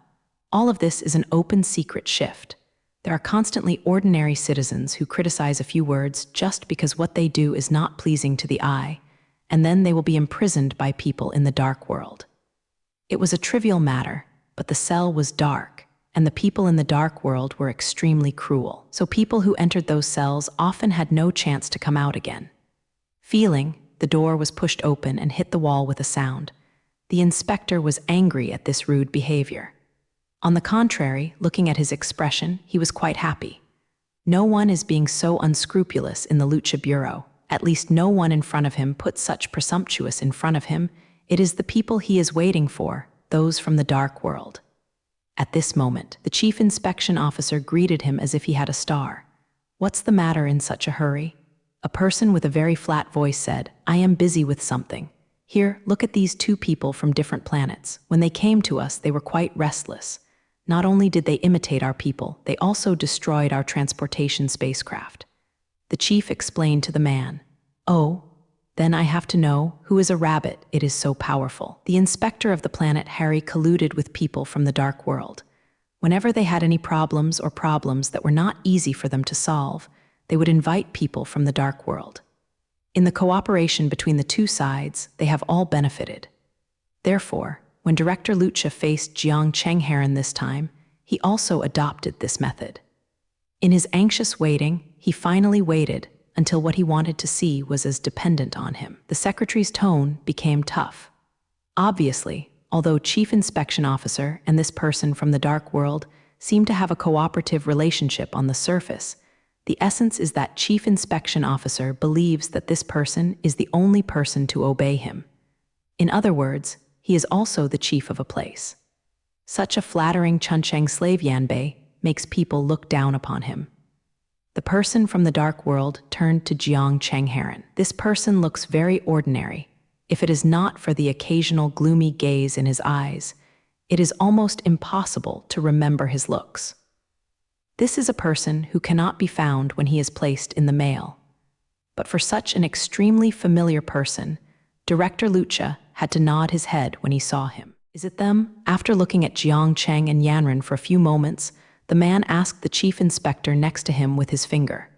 "Yes, they are doing business on our planet, Harry." The inspector said viciously beside him, "If we don't give them proper punishment, it will be difficult to establish our prestige. You don't care about it." That person unceremoniously denied the words of Chief Observer. "In this way, you first prepare the spaceship and send these two people to me. He is looking forward to revealing the director. Try not to let people know that they have appeared in your bureau." The chief inspector hurriedly went out, and he was full of inexplicable pleasure when he thought that these two ignorant people would be abused or even killed by that person.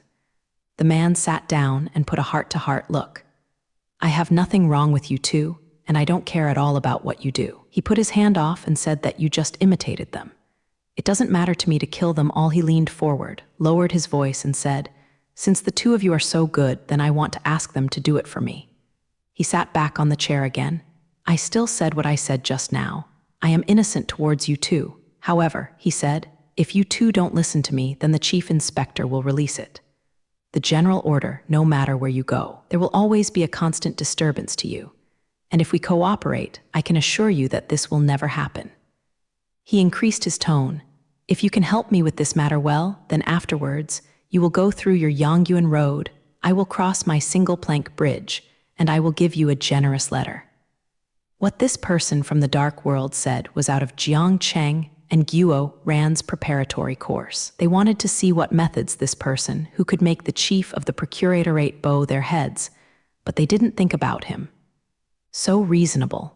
Of course, Jiang Cheng will never be confused by his remarks. However, in order to further clarify his purpose, Jiang Cheng played a role of playing a pig and eating a tiger. Jiang Cheng said, "Our master and apprentice have chased many planets in their footprints. We have never been afraid of anything. As long as anyone is provoking us, then we will definitely not let him have a good life. Both our masters and apprentices are people who have experienced life and death. We don't care about life or death. This little Harry's planet was not our foothold. We just passed by. Since the investigation here provokes us, then of course they are responsible for the consequences. But since you have said that, we are people who wander the universe, and one more friend is better than one more enemy." Hearing Jiang Cheng's words, the man from the dark world became less confident when he returned, and his contempt for him in his heart increased even more. But now he is in need of people, so these two people, no, these two Ash, this is what he always needs. Hearing Jiang Cheng's tone loosened, the demographic from the black-sided world was even more full-fledged. Don't worry, my word is worth 100 words from the director here. As long as I say you're all right, then you will definitely not have any problems here. And other people, absolutely don't let go of half a word. This is the end of the conversation. Both sides have reached a certain consensus, and both sides are very happy. For the person from the dark world, these two aliens from far away are just tools in his hand. Once he doesn't need them, it is life or death, and he has ways to deal with them. For Jiang Chengheron, they didn't have any other purpose. They came to the planet Harry just to return their little flamingo. So Jiang Cheng said to Bingren, "Don't disturb the Black Scorpion group. In everything, it is the first task to bring out the little flamingo first." Although the person in front of him came from the dark world, listening to his tone, there was indeed something asking 357 for them to join. In this way, both sides have bargaining chips, and the direction of things has not gone beyond what Jiang Cheng had imagined. Jiang Cheng said, "If you can really guarantee that our master and apprentice will not be implicated in any way because of this incident, then, in return, we will agree to your request." He Shen Ling for a while said, "Of course, our master and apprentice have limited abilities. If it exceeds our abilities and requires us to risk our lives to do things, then I am sorry, I have to say first, you must pay enough money." Jiang Cheng's words are a vivid expression of a greedy image that regards money as life. The person from the dark world was delighted in his eyes. Don't be afraid that your desires are infinite by Quagetivi. Info, but you are afraid that you have no desires. The more people who have no desire, the more difficult it is to control. This is almost an open secret. Since everyone has said so clearly, then please come to me and let us have a good time. What do you think of? Want to see what kind of medicine this man from the dark world sells in the gourd? Jiang Cheng and Yanren agreed to his request. Yuzu, the two prisoners who had just been arrested by the Lucha Bureau, Shishuren boarded the spaceship specially prepared for them and headed to the old fruit of the dark world man. In order not to disturb the enemy and let them be prepared, Jiang Cheng and Ma Ran decided not to deal with the investigation of the planet Harry. They happily went to the investigation bureau of the planet Harry. Unexpectedly, I encountered a person from the dark world in the H'a bureau. The chief inspector colluded with him. It seemed that the person had considerable strength, so that the chief inspector, was also in front of him. Need to nod and bow.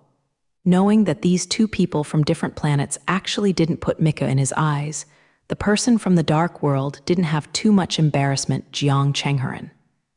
In the eyes of that person, these two men are very skilled and have no previous convictions. At least there is no record of any speedy law in the files of the police station on the planet Harry, so he wants to use these two men to do something for him. Jiang Chengheron, out of curiosity, what kind of medicine does this person in the dark world sell in Husheng? Does he really have something to ask them to help, or is he looking for an excuse to bring them to their turf and then take them? But these thoughts just flashed in their minds. They didn't think too much. They didn't put these people in their eyes. If these people were polite to them, it would be better to say. If they were in there, don't blame them for being impolite if anything changes in front of them. Therefore, at the enthusiastic invitation of the person from the dark world, Jiang Cheng came to his place peacefully. This is a large building. There are actually 2 guards standing guard at the gate, but the people who enter and exit in this building are basically people in the dark world, and Jijai still has some clothes. The women in Kelu know that they are in special professions. The decoration in that man's office is very magnificent. On the wall behind him, there are various picture frames. Jiang Chengheron has excellent eyesight, and they can see the content of the photos clearly. Those are all pictures with a strong dark world style. Some photos show him counting money, and the money is piled like a hill in front of him. Some of them are holding a gun in his hand and standing in a daunting posture. There are also photos with a few people. It seems that those people are either his friends or his bosses. These photos are worth hanging on the wall. In one of them, the man in front of him was torturing a man with blood on his eyelids. He lived with the prisoner's hair and raised his face to a painful angle, but his own face was smiling in the direction of the shot. Although Jiang Cheng and Yanren didn't think that this person from the dark world would be kind, but these photos made them both feel more disgusted with this person. Perhaps it was to express his intention to cooperate, or to pretend to be it looks like a person in the world of Genis introduces himself first, and he says his name is Pan. I asked Jiang Cheng and Ma Ran to sit down and asked his men to bring up a few drinks. Then the door was closed. After singing twice, he started talking to Jiang Cheng peacefully. It looks like a guy who eats inside and outside of the machine. Of course, this is Jiang Cheng Heron's conclusion afterwards. I want to ask both of me to be a favor. Pan began to speak. Jiang Cheng was also very polite. You said, as long as we can help, we will definitely. Pan leaned his body back and his horns showed Lu Zhai's smile. I think you didn't understand my thoughts. This is busy. You have to ask me. He said in a threatening tone, don't forget you are now suspects in the Harry Planet show. If I ask, then you are the real criminals. The smile at the corner of his mouth is even stronger. So the initiative is in my hands. Jiang Cheng didn't make a sound of sulfur. He looked at the disgusting face in front of him, almost wanting to be beaten by people. But in order to let the medical seeker speak out his purpose, he resisted the impulse. Yes, you say? Jiang Cheng said briefly. He is really used to doing any number of lines with the person in front of him. Pan smiled triumphantly. He regarded Jiang Cheng's attitude as a compliment to him. The two people in front of him had a handle and were squeezed by him, and they actually returned the enemy to bargaining with him. Maybe they shouldn't come out, Pan said. Now I want you to go to a place and get me something back. It's that simple. Jiang Cheng asked, is that place very dangerous? And can you tell us roughly what the things we are holding look like? There will be some danger, but with your skills, I think it should be fine. Pan lived up to his will and said, as for what that thing is like, I don't know much. He thought for a while and then pounced. What kind of animal might it be? As for what kind of animal it is, I don't know what it is. Jiang Cheng's heart moved. Japanese letter, an animal. There be such a coincidence? You took that thing to me, and it's in this room now, and then we'll clean it up. What to do? Jiang Cheng said, then let's go to that place now. Pan took out a map from the desk and pointed out one of the locations. This is where Jiang Cheng and the others are about to go. Local. As for what the internal situation there is like, Huo didn't know anything about it. According to his words, there was not his territory, and even with his power, he couldn't penetrate that place. If you need anything, you can talk to my secretary. Pan put the double data on the desk. We don't need anything. After Jiang Cheng finished speaking, Ran stood up and wanted to go out. Wait, Pan said again. Yi and Ma Ran looked back at him. Did you go like this? Pan Zheng pointed his head and looked at them both. Do you have anything else to say? Jiang Cheng hates the person in front of him, and there is a hint of irritation in his words. Zhao Kaiyan is good. What if the two of you can escape? Pan Jiang Xiaoruo said, although I can catch you anytime and anywhere so that you can't survive or die, but in this way you will waste my time, and my time is precious. Jiang Cheng waved his hand indifferently. Then you have only one choice, and that is to choose to trust us. No, no, Pan said, shaking his index finger. I suddenly thought that there is another way, and that is to keep her as a hostage. Pan pointed out that it is exactly that. Jiang Cheng smiled. He was grinned by the disgusting man in front of him. If the tiger is not successful, this little hooligan from the dark world really describes himself as a disease. Think about it. When was someone talking to him in a mighty or smiling tone? Does this little hooligan think that he is not super? The person from the dark world, according to his self-introduction, is called Pan, and this person called Leek asked Ma Ran and Yishu to complete a task for him. This task sounds relatively simple. He asked Ran and Yishu to go to an unknown place. Of course, that place would be a bit dangerous. They went to find something, specifically the same animal. The same animal? Yanran and Yishu couldn't believe that there was such a coincidence in the world. They came to the planet Harry this time for an animal, and that was Zio Lihuo. Isn't the animal that this person wants just the little flamingo they are looking for? Now that they knew Pan's purpose, they had to go on with him again, just as they were preparing to leave. Pan made an excessive request.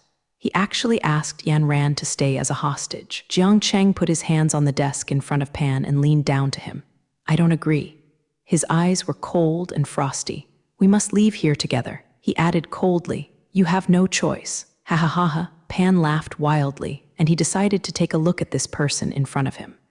For such a young who had just arrived in the society, they didn't know the people in the dark world. How violent is it? Let them taste their own power. Give them some appropriate punishments and deepen their feelings, lest they don't know how high and thick the sky is, so that they can better control their own hands. This is my place, mine. Panty increased his tone and his fingers pressed the table. Since the two people in front of him were ignorant, he didn't want to pretend to be a good gentleman in front of them. Lest this guy wants to put his face on the face. Pan revealed his original face, and a pair of triangular eyes appeared as if to eat people's light, and his face became cruel. Don't think that you have some abilities, just right here in my arrogance. He shouted at Jiang Cheng and Yanren. I'm telling you, that's useless. With me, you can only listen to me obediently, otherwise, you will definitely have no good end. The sound of the parable in the office was heard outside, the door was opened, and a dozen Ronaldinho rushed in, each of them holding a short gun. Pan seemed to be holding the winning ticket, and he sat down leisurely. Aren't you very capable? Come, let me take a look. How good are you when the gun is pointed at you? He cursed wickedly. You don't want to give you face because you have to shame everyone. Are you satisfied now? Jiang Cheng looked at each other peacefully. Pointing to Ruoren, he said to his men, Get this woman up for me. He pointed to Jiang Cheng and said, Hurry up and give me what you should do. If you can't complete the task I gave you within the time I set, you will wait to collect the body for this woman. With this dangerous and arrogant look, Jiang Cheng couldn't help but smiled. Didn't the director tell you under what circumstances did we copy their lucha? Jiang sincerely. Is it important? Pan couldn't figure out the meaning of Yisha's words for a while. Those conglomerates, what can they do? Just my subordinates. He stretched out his finger and pointed at the little next to him. My subordinates, one person beat at least 4 of them. As for the gunfight, I heard gunshots. She would pee her pants and couldn't compare it to us. It's really hard to help this little guy in front of us with a very awkward dish. She rushed forward when she was tired to deal with us. It's not like you said, they are not at all, not like a pustule. At that time, used a dozen guns at us. Looking at the villain who suddenly looked like a frustrated ball in front of them, Rand's tone was full of irony. Yes, see, they opened fire at us, but in this case I repaired them violently. First, my teacher hasn't done anything at all. Otherwise, they'd better so, just relying on your little warm people. Do you think they will put them in their eyes? But without turning his head back, he pointed his thumb back and said. Pan raised his eyes, and suddenly he thought of something. You almost scared me. Do you think I was scared? He waved his hand and said fiercely, Hit me. Those Zio Nguyen rushed up, and they could see that they had received training. They were well versed in 3 groups and wanted to catch Jiang Cheng. He ran. Taking a cold look at the villain in front of him, Yan Ran suddenly moved. She didn't turn her head back, her body quickly backed away, and she pushed back for a while, hitting Zai Aj's heart. Before that, Ronaldinho fell to the ground. He rose up in the air, with his feet out in the air, and with 2 screams, the 2 Ronaldinho near her flew out. Seeing this situation, those little ones started a national offensive. This time, Yan Ran did not show mercy. The steel claw appeared in her hand automatically, and during Ma Ran's rapid swing, the steel claw made a sound of excitement from time to time, like a cry of excitement because of blood again. Ronaldinho fell to the ground, blood and wine filled the room. Jiang Cheng didn't move. He just stared coldly at Pan in front of him. This person who always thought that these 2 people from different planets should be played in his hands, now he understands that he was wrong and that he was wrong. He always thought that these 2 people were old partners, and he was the cat. He still didn't want to swallow the mouse in one bite. He played them with fear and was satisfied after he had fully satisfied his violent psychology. The cat that swallowed them with a leash. Now he knows that he underestimated them. These 2 men and women from different planets are the description, and he is the old match. However, the element of violence has always been hidden in his body. Sitting there waiting for death is definitely not what people like him did. He drew out a gun, and when he wanted to raise it, Jiang Cheng grabbed his gun. The cold sweat poured down from Pan's pale face, and his hand was sandwiched between Jiang Cheng's hand and the gun, making a creaking sound. Jiang Cheng still stared at him coldly, ignoring his painful and embarrassed expression. Under Jiang Cheng's grip, Pan's fingers slowly began to deform, slowly began to break, and slowly squeezed into powder. One Pan finally couldn't bear it, and began to scream. Jin couldn't think that the screams made by Jin in such a cruel and easy-to-power dark world would actually make such a loud scream. And this kind of scream was almost no different from the screams made by his corrupted Jin. This should be retribution. Jiang Cheng and Bingren really couldn't stand Pan's ugly face. Faced with Pan's unreasonable demands, they launched a counterattack. Those little mortal blows were on the ground. Although Yanren didn't kill that much, the steel claws in her hand were too good. Even if they didn't die, they were all seriously injured. But of course, I won't blame myself for making too heavy a move. These little warm luos, who are usually zhangbagan, riding on the heads of ordinary people and making blessings, are like big pipes. Think about how much blood they have on their hands. How many ordinary people can't wait for them till to die sooner? Only when such scumbags die one less, society can become more peaceful because of their deaths. Ordinary people's lives can become more normal. Social order can be guaranteed, and social axioms are necessary. She is eradicating the evil for the bitter people. At this moment, she is the incarnation of justice.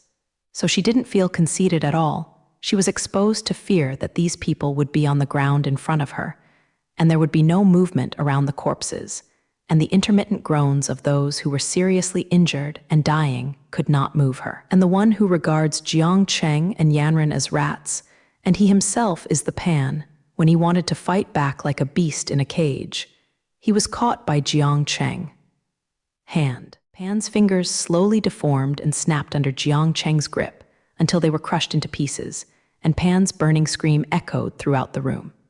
When Jiang Cheng released his hand, he fell straight into the chair. Jiang Cheng asked him, "Now, can we two go together?" He emphasized the word us.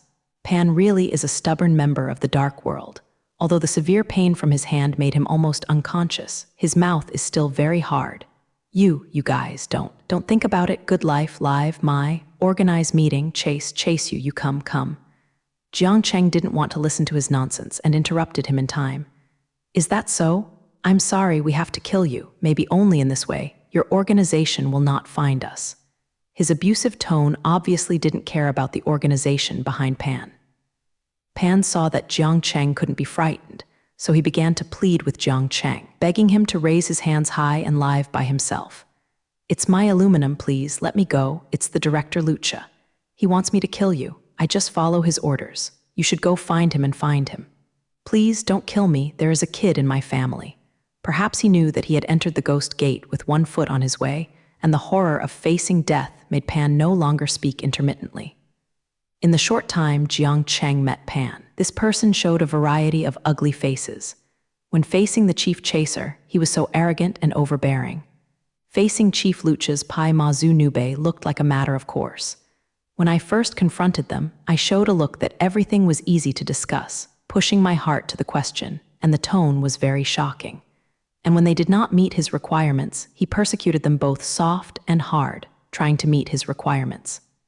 In the end, when they were completely broken, Pan at that time became cruel and national strength again, and his tone showed a different taste for the lives of others. Such a person stays only to harm. He will only harm more ordinary people. Jiang Cheng didn't answer Pan's plea. He slowly put his hand cover on Pan's head. Pan didn't know what Jiang Cheng was going to do. His head cringed and leaned back. In the end, it was inevitable, forming a strange angle. This angle is so similar to the angle formed by the prisoner in the photo on the wall behind him. It really cannot but be said that it is a great remnant of knowledge. When he broke the prisoner that day, Jing Kai let the scene be filmed. He would not have thought that he would have such a day. Jiang Cheng pulled his hand back, and he had read all of Pan's memory. Jiang Cheng turned his head and panned Yanren. In their basement downstairs, there is an arsenal, which contains a lot of explosives and grenades. You should put them in every room. Remember, you need to put more in some places, so as to explode thoroughly. Ma Ran turned around and went. When Pan heard Jiang Cheng say this, he was completely desperate. He stood up and wanted to fight Jiang Cheng hard. The result can only be that he once again realized the power of this man he hadn't seen before. Jiang Cheng stretched out his hand and smashed his cover, and the cry echoed in the room again. The two masters and apprentices walked out of this gloomy and terrifying place. After walking a certain distance, they gently pressed the remote control in their hands. Behind them, a building not far away exploded. with loud noises one after another. Room after room, flames and thick smoke emanated from the cracked windows, and the air waves from the smoke destroyed Ju's buildings. With the last louder noise, the building slowly collapsed and became a piece of debris. This on Earth on Harry's planet was completely destroyed. People who were startled by the loud sound stood watching from a safe distance. They were stunned by the sight in front of them. Some people were whispering about what to do. However, no one tried to go forward to put out the fire or teach aid or anything. It seems that this place should be destroyed in their eyes. These people did not notice the two men and women on different planets who walked out of the building not long ago. Yanran laughed if she carried a bag in her hand and applied it to her shoulder. This action was done by her, and it had an indescribable taste of wine. She smiled and asked the teacher walking beside her, "Teacher, where are we going now?" Jiang Cheng's expression also became very peaceful. He answered his female disciple's words. "Now let's go to the place the scumbag pointed to us." The mental coordinates I left on Baluti's body were also very close to that place. If my estimation is correct, there is the headquarters of the Heidizi group. Will little Flamingo be there? Ran asked. That is her favorite pet. She has been away from her for too long and she can't help but care about her. Jiang Cheng pondered. I think it will definitely be there. Joy quietly climbed onto Bingren's face. At the end, she couldn't help but laughed. The sun of the harmony broke through the dark cloud covering it, shining on Rorduo on their heads and on everyone on the planet Harry. Jiang Cheng Guoran destroyed the on-Earth set up on the planet Harry, where people from the dark world lynched ordinary people. Now, the two of them go to the address left for them. According to Jiang Cheng's estimation, it should be the headquarters of the Heizi group. Moreover, Taling's spiritual symbol on Baluti is also shown there. They are almost at the same place, a place. At the other end of Harry's planet, there is a large rolling mountain. The mountain is huge, covering almost the entire mountain intact. Among the mountains, there are unclear caves large and small. Some caves are shallow and can only accommodate one person.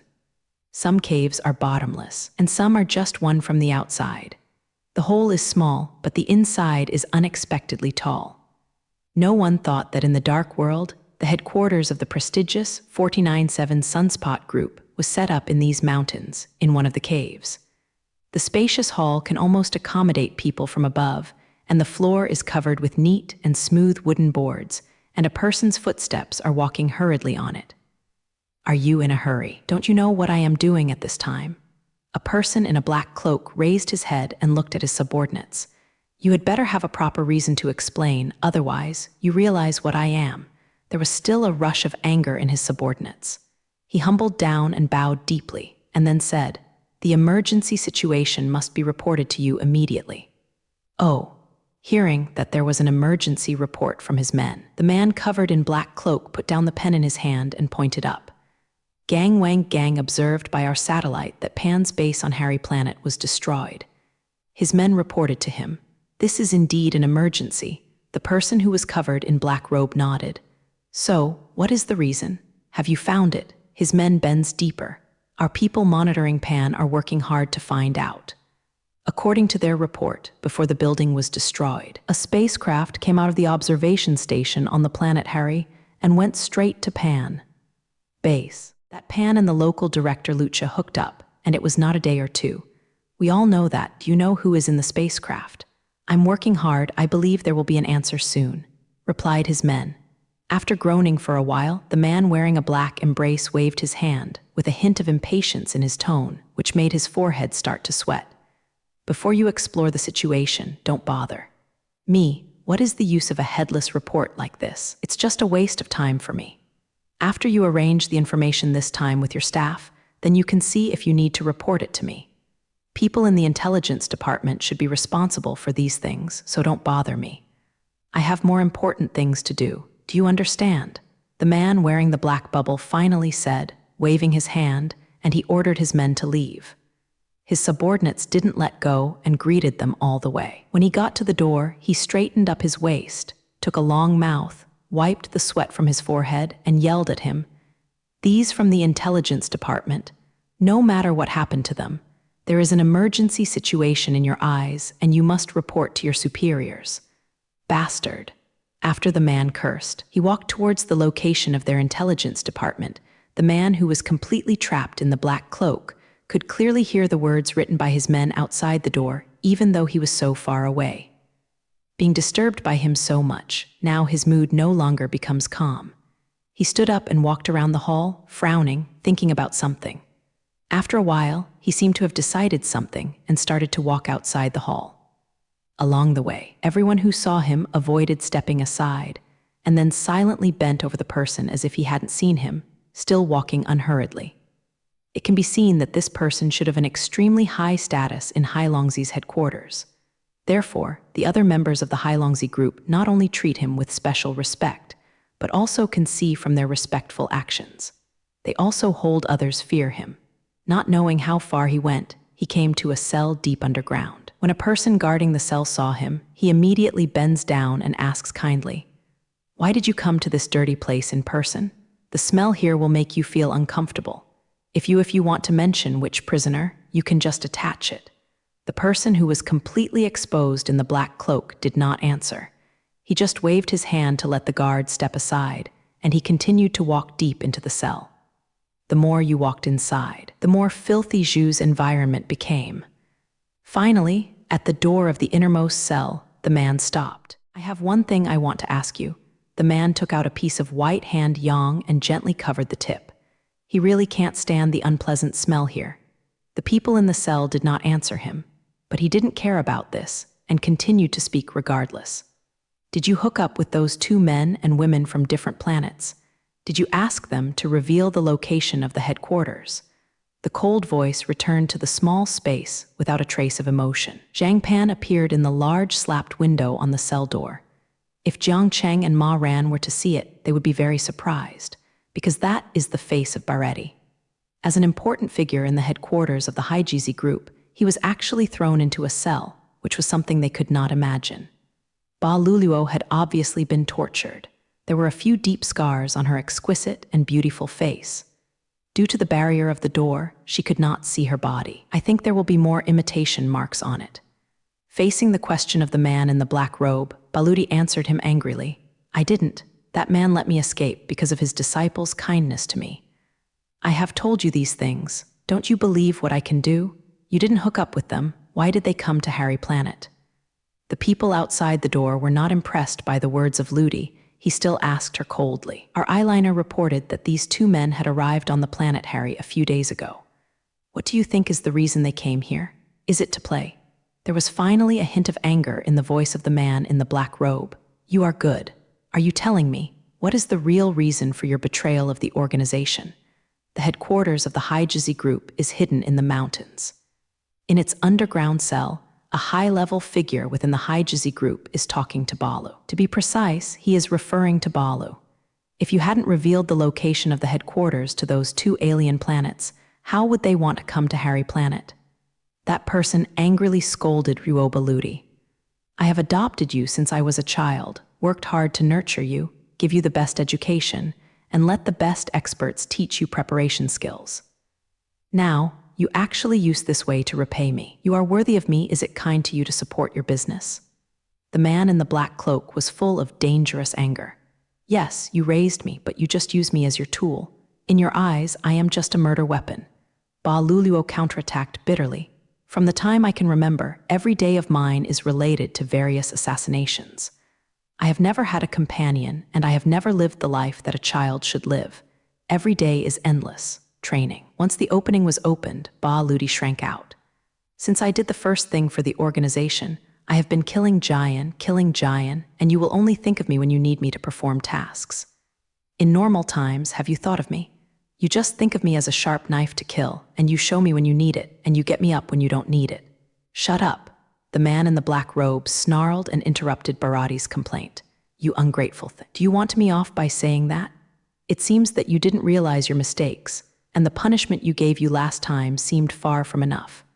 I think you should spend more time in the cell and wait for reflection." After saying this, the man walked out bitterly. Only Baludi stayed in this ghastly and terrifying place. At this time, her face was calm and terrifying, and her hands were firmly holding the iron chain locked on her body. Since returning to the headquarters from the small town on the planet Delmer last time, the senior management of the Daisy group began to examine her. Not only did she fail to complete the task of assassinating the 2 alien planets, but was captured by the man among them. From previous intelligence, it can be known that the man is not a good talker. Sometimes, he can use cruel methods against the enemy, cold-blooded to describe, so they couldn't figure out why that man from another planet would let him escape. After all, Ba Lu was the one who went to assassinate him. To be precise, he was about to assassinate the girl who had been with him. The executives of the Haijizi group believed that killing that girl would hit the man even more. Therefore, they did not believe what Ludi said. Not only did the man let her go, but the target she assassinated unexpectedly met her at first sight. When the man wanted to kill her, her assassin actually pleaded for her. Those high-level people would never believe this kind of absurdity. Then the only result is that once was one of their secret weapons. As an important figure in the group, the killer Barlow, nicknamed Mr. Barlow, for some reason, although they still don't know it, they will definitely find it out. Japanese letter I colluded with the enemy. At the same time, she had some accomplices, including codders within the group, Bald and Sun. The most powerful evidence is that no matter how they want to contact those 2 people, Kazuko didn't respond. According to Ba Lurong, the bald-headed Kazuko was also banned by the man.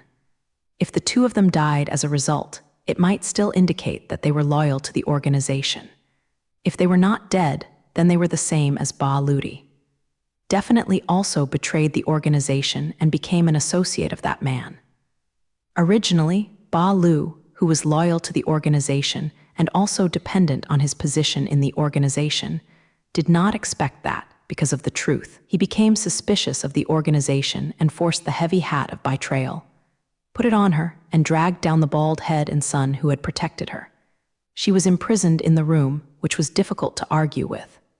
After some interrogation, she still insisted on the original statement, which was originally a fact, but her statement made the senior management lose confidence in the ground. They think that after the incident, Baru will no longer think about the organization, and of course it will not be reused by the organization. For such an invisible bomb that may explode at any time, it must be cleared immediately. So their fate was decided by them. They kept her in a cell instead of killing her right away, only because some high-level people wanted to make a verdict after confirming the whereabouts of Bald and Coco. They consider themselves reasonable people. The attitude and methods of the senior members of the Black Scorpion group towards Ba Luluo completely chilled her heart. She is so loyal to the organization. She has experienced countless battles for the organization, even without credit. Based on this incident alone, it was concluded that she was not loyal to the organization and wanted to betray it. This kind of reason is ridiculous. Ba Lu now understands that these high levels have a deep understanding of the dark side of human nature, but they don't understand anything about the kind side of human beings, and they always avoid 507 and Hulu consciously or unconsciously. Ba Ludi was deeply immortal. If she had known the situation would develop like this, why should she go back to the headquarters of Haijizi? Jiang Cheng and Yanren had already arrived in the mountains where Haijizi's headquarters was located. Facing a powerful enemy, their actions appeared to be cautious. They know that since this is the headquarters of Zizi, their defense must be very tight. Based on this situation, they believe that being careful and careful is absolutely not wrong. Jiang Cheng's powerful mental power radiated away, and as expected, he found about 4 monitors of various models on their way forward. Thermal imaging monitors, infrared monitors, and ordinary image monitors.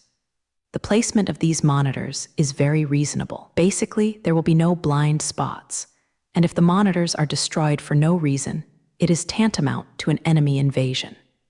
So Jiang Cheng Heron left the main road and only trek where there is no road between the mountains. Even so, Jiang Cheng still doesn't take it lightly. His mental power is always in the sense of whether there is any special situation or object in front of him.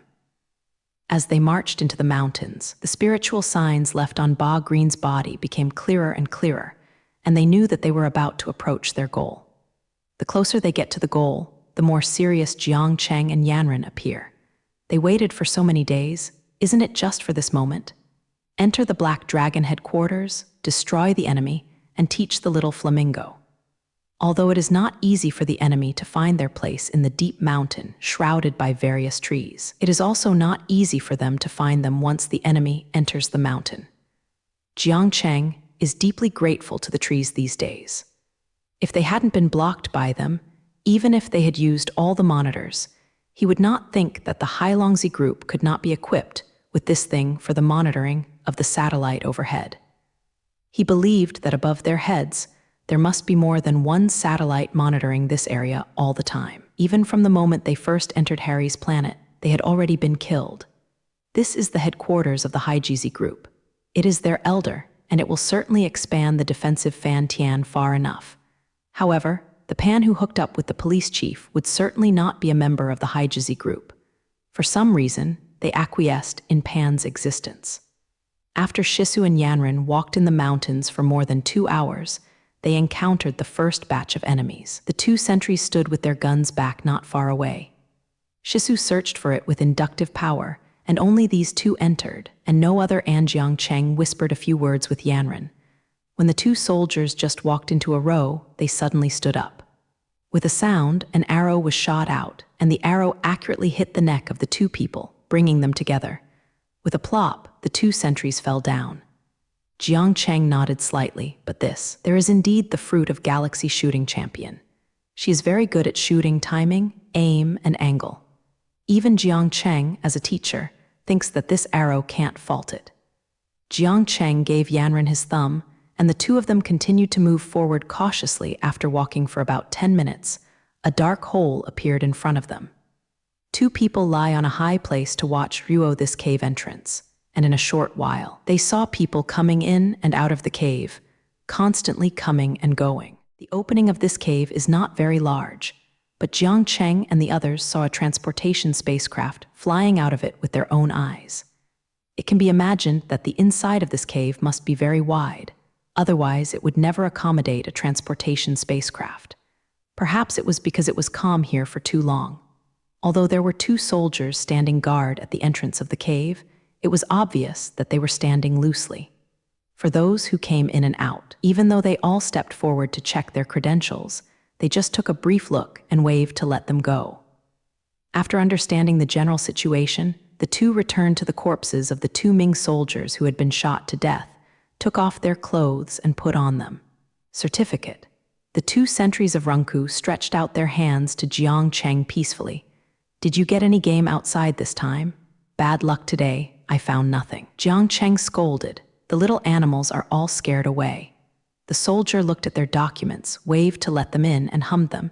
Next time you get any delicious game, remember to leave it for us. Jiang Cheng nodded and waved to them, meaning that there is no problem. Don't worry. After entering the cave, the 2 people discovered that this cave is not only very big, but also very deep. There are several fork roads in the cave, and they don't know where they lead. Fortunately, the light here is not very bright. After passing the first guard post, the 2 people also have a certain understanding of the defense here. Obviously, the location here is very hidden, and there must be no enemies here, so although all the outposts are standing there, they are actually just acting. Basically, they don't have that strong defense mentality. Jiang Cheng secretly sensed the spiritual symbol left on Shang Ludi's body. What made him a little strange was that the spiritual symbol had not been moved for many days, and it had stayed in the same place, which made Jiang Cheng feel sleepy. Of course, he would not have thought that Baludi had already been imprisoned as a traitor by the senior officials of the Haizi group. How could a person in a cell roam around? So his spiritual coordinates have always stayed in the same place. After passing the second guard post, Jiang Cheng and Ma Ran took advantage of no one, and they quickly hid in a remote place. Jiang Cheng said to Yanren, "It's really strange. Why has the spiritual symbol I left on Ba Luluo never moved?" Ran strangely asked. "When did you leave a mark on her? I never saw it." Jiang Cheng said, "Of course you can't see it. After I slapped her on the face, the Jai Shen symbol entered her body." He added, "Bia is an important person in the Daizi group. I am afraid that the spiritual signs left in the ground will be noticed by her, or there may be some experts in their group, so I slapped me. Particularly heavy, in this way, my frost god sign will be hidden deeper. After sticking out his tongue, he secretly pressed the slap for Ba Ludi and was worthless. The green slap her teacher slapped that day was indeed very heavy. She had followed Jiang Cheng for so long, and she rarely saw him make such an angry anger. He knew Jiang Cheng's principle that he would never enlighten his opponents. He would rather kill his enemies than humiliate them. Jiang Cheng also has his own beliefs, and at the same time, deep in his heart, he still maintains the kind of cultivation of Chen Junzi. After all, he is from the Huaxia kingdom. For thousands of years, in the history of the ancient Huaxia kingdom, most of those who have left a strong mark in history are the kind of scholars who look polite on the outside but are powerful at heart. Even though there are some reckless men who are famous for their combat power, their popularity is still not as popular as those who look elegant. For example, in a historical stage of China, there was a military commander named Lao Zhang with amazing combat power, but his popularity was not as loud as that of Xiao Zhaolai, who was another comrade in arms. One of the important reasons is that Xiao Zhao's appearance is pure, he looks polite, and he has a fighting power not inferior to Lao Zhang. Even now, Xiao Zhao's story is still circulated in China, appears in novels or film and television works. On the other hand, Lao Zhang often has no such opportunity. Even if he does, he only appears as a supporting role. Jiang Cheng and Guoren had already touched the interior of Haijizi's headquarters, but Jiang Cheng discovered a strange thing. That is, the spiritual symbol he had left in the Ba green belt had not moved for many days. Even though Jiang Cheng and Yanren were both intellectually supernatural people, no matter how they thought, they would never have thought that Baludi had been imprisoned by their enemies. This phenomenon made Jiang Cheng feel sleepy, so he found a relatively hidden place. Jiang Cheng expressed his doubts and wanted Ran to analyze it for him. Of course, I don't know when her teacher left a spiritual mark in Ba Lu's body. She is still confused. Why his teacher is just ascertaining that Ba Ludi is on the planet Harry but trusts him. She has not asked. She knew that her teacher was a powerful person, and as long as he knew things, she would trust him unconditionally. Now she knew that her teacher had left a spiritual mark on Ba Luluo. After listening to Jiang Cheng's explanation, she knew why her teacher slapped Ba Luluo on the face that day. You know, her teacher comes from an ancient country on the earth, and his teacher has been deeply influenced by the civilization of that country, so her teacher looks humble, polite, and gentle. Her teacher would rather kill his enemies. I will never shame my mother and them. And the slap on Ba Lufan's face was undoubtedly a kind of humiliation, and she was still puzzled by it. It turned out that the slap was to keep his spiritual mark. However, just like Jiang Cheng, I can't figure out why Ba Lut stayed in one place. Her teacher said that this has been happening for a long time. At first, her teacher didn't doubt. After all, he was far away from his spiritual symbol at that time, but now he was close enough to his spiritual symbol, and only then did he discover what was wrong.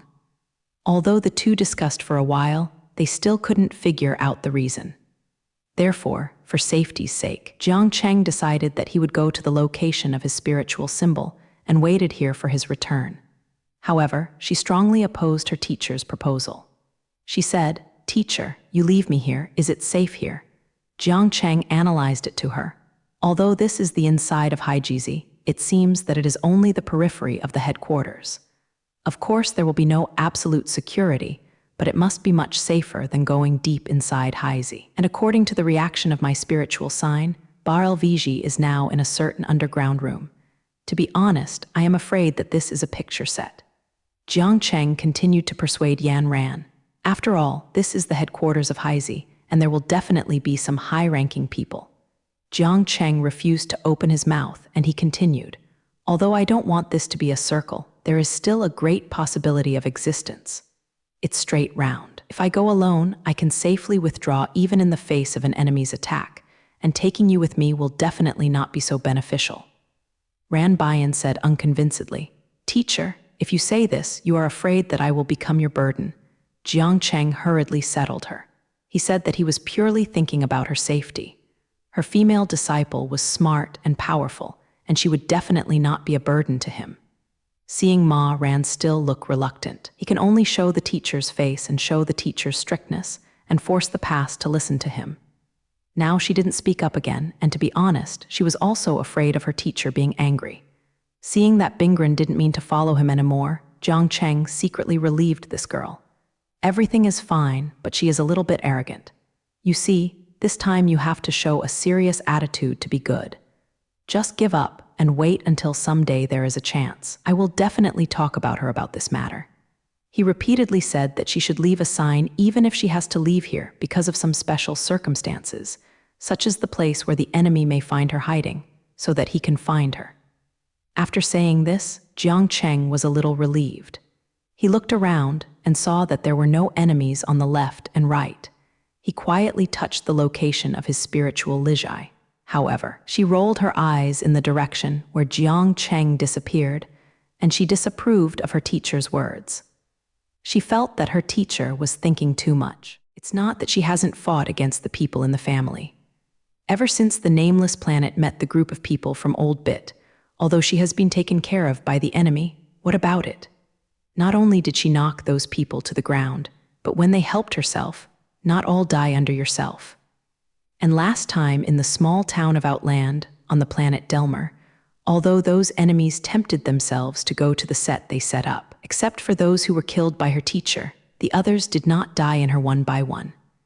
Is it under the bow and arrow? Son-in-law was thinking about it right that time. It seemed that she killed more enemies than her teacher. Well, let's not talk about those little ones. Although they are also veterans who have walked in the dark world for many years, have rich combat experience, and have their hands full of enemy blood, but they are not very convincing. However, in the small town of Delmer, the two heads of the Black Mazzy group, Bold Head and Doozy, are not small, right? Look at them, they seem to belong to the subgroup Cotters, and their status is relatively high. Kind, but can't they also stop their attacks? However, I clearly remember that the worst thing was that the Bald Head was shot by himself with 2 arrows. Yanran laughed happily. Seeing his wolf appearance, he was actually a Cotter, which made people look down upon. As far as he was concerned, there would be no powerful masters in this so-called Hailongzi headquarters. Thinking of this, I couldn't help but leap to try. Her teacher must have exaggerated the words and threatened her, but he didn't understand him at all.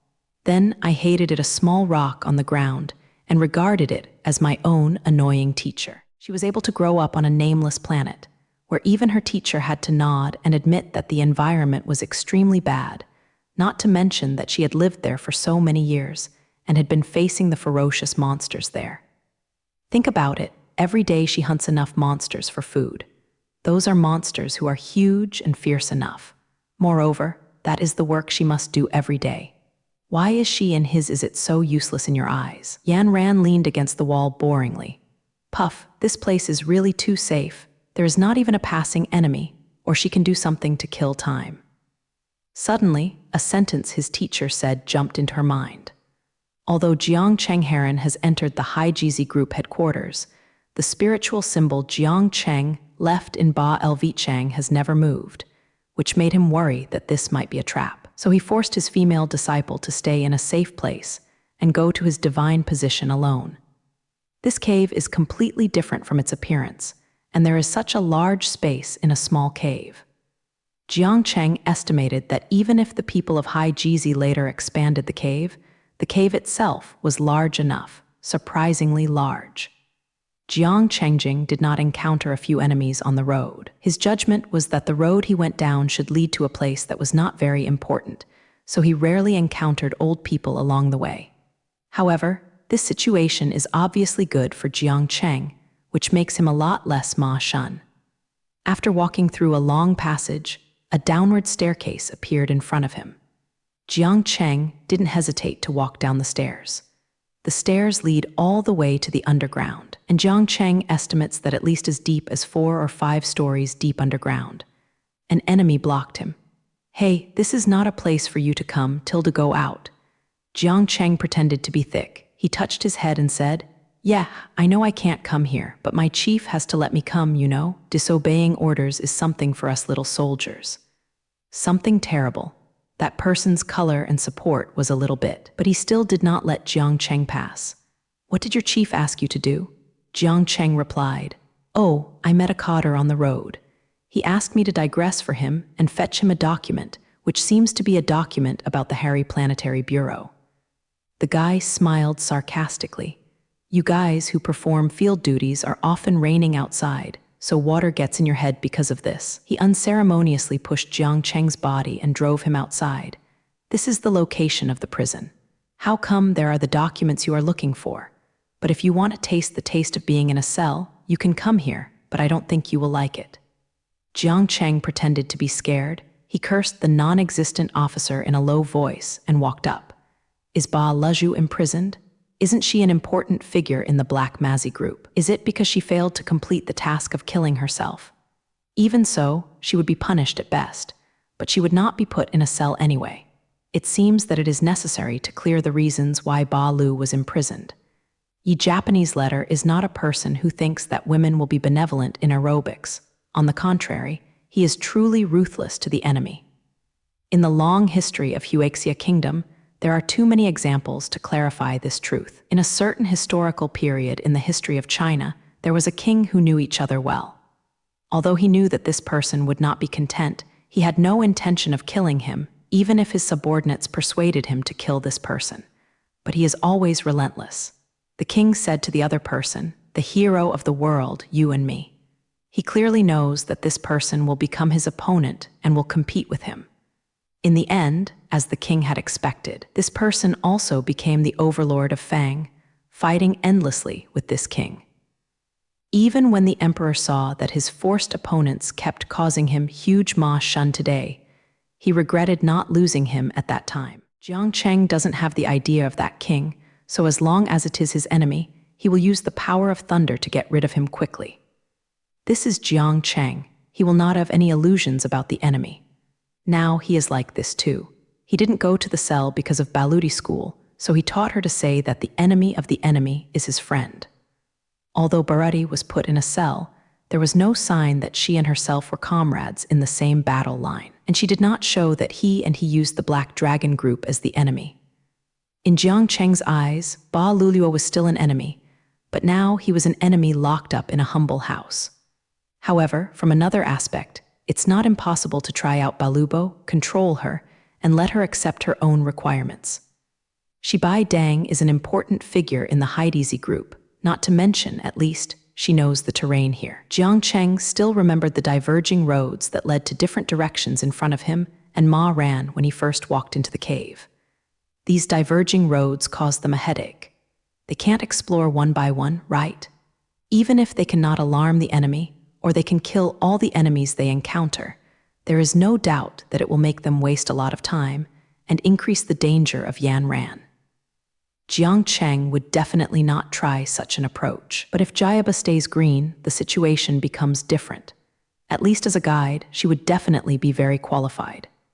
Jiang Cheng originally wanted to catch an enemy casually and lead him, but through the situation he encountered just now, the effect was definitely not as good as catching Ba Luluo as a guide. Because, in some places, even people inside Haizi cannot enter casually because of their different status. He was kicked out just now, precisely for this reason. Thinking of this, Jiang Cheng has the direction of action in his mind. He turned around and walked down the stairs again. The enemy he had just met saw him turning back, which seemed very unexpected and made him very angry. So he shouted at Jiang Cheng, "You bastard, didn't you understand what I said to you just now?" It seems that this person's status is higher than the identity that Jiang Cheng dressed up. So he cursed Jiang Cheng unscrupulously, and Jing Kai came forward. Obviously, he wanted to teach the in front of him a lesson, and let him eat hardship helps to improve his memory. Jiang Cheng quickly pleased and smiled. His performance fell in the eyes of that person, and it increased his determination to teach Jiang Cheng, because even a single person could tell how much the smile of this guy in front of him was. Hypocrisy. This is already the limit that Jiang Cheng can do.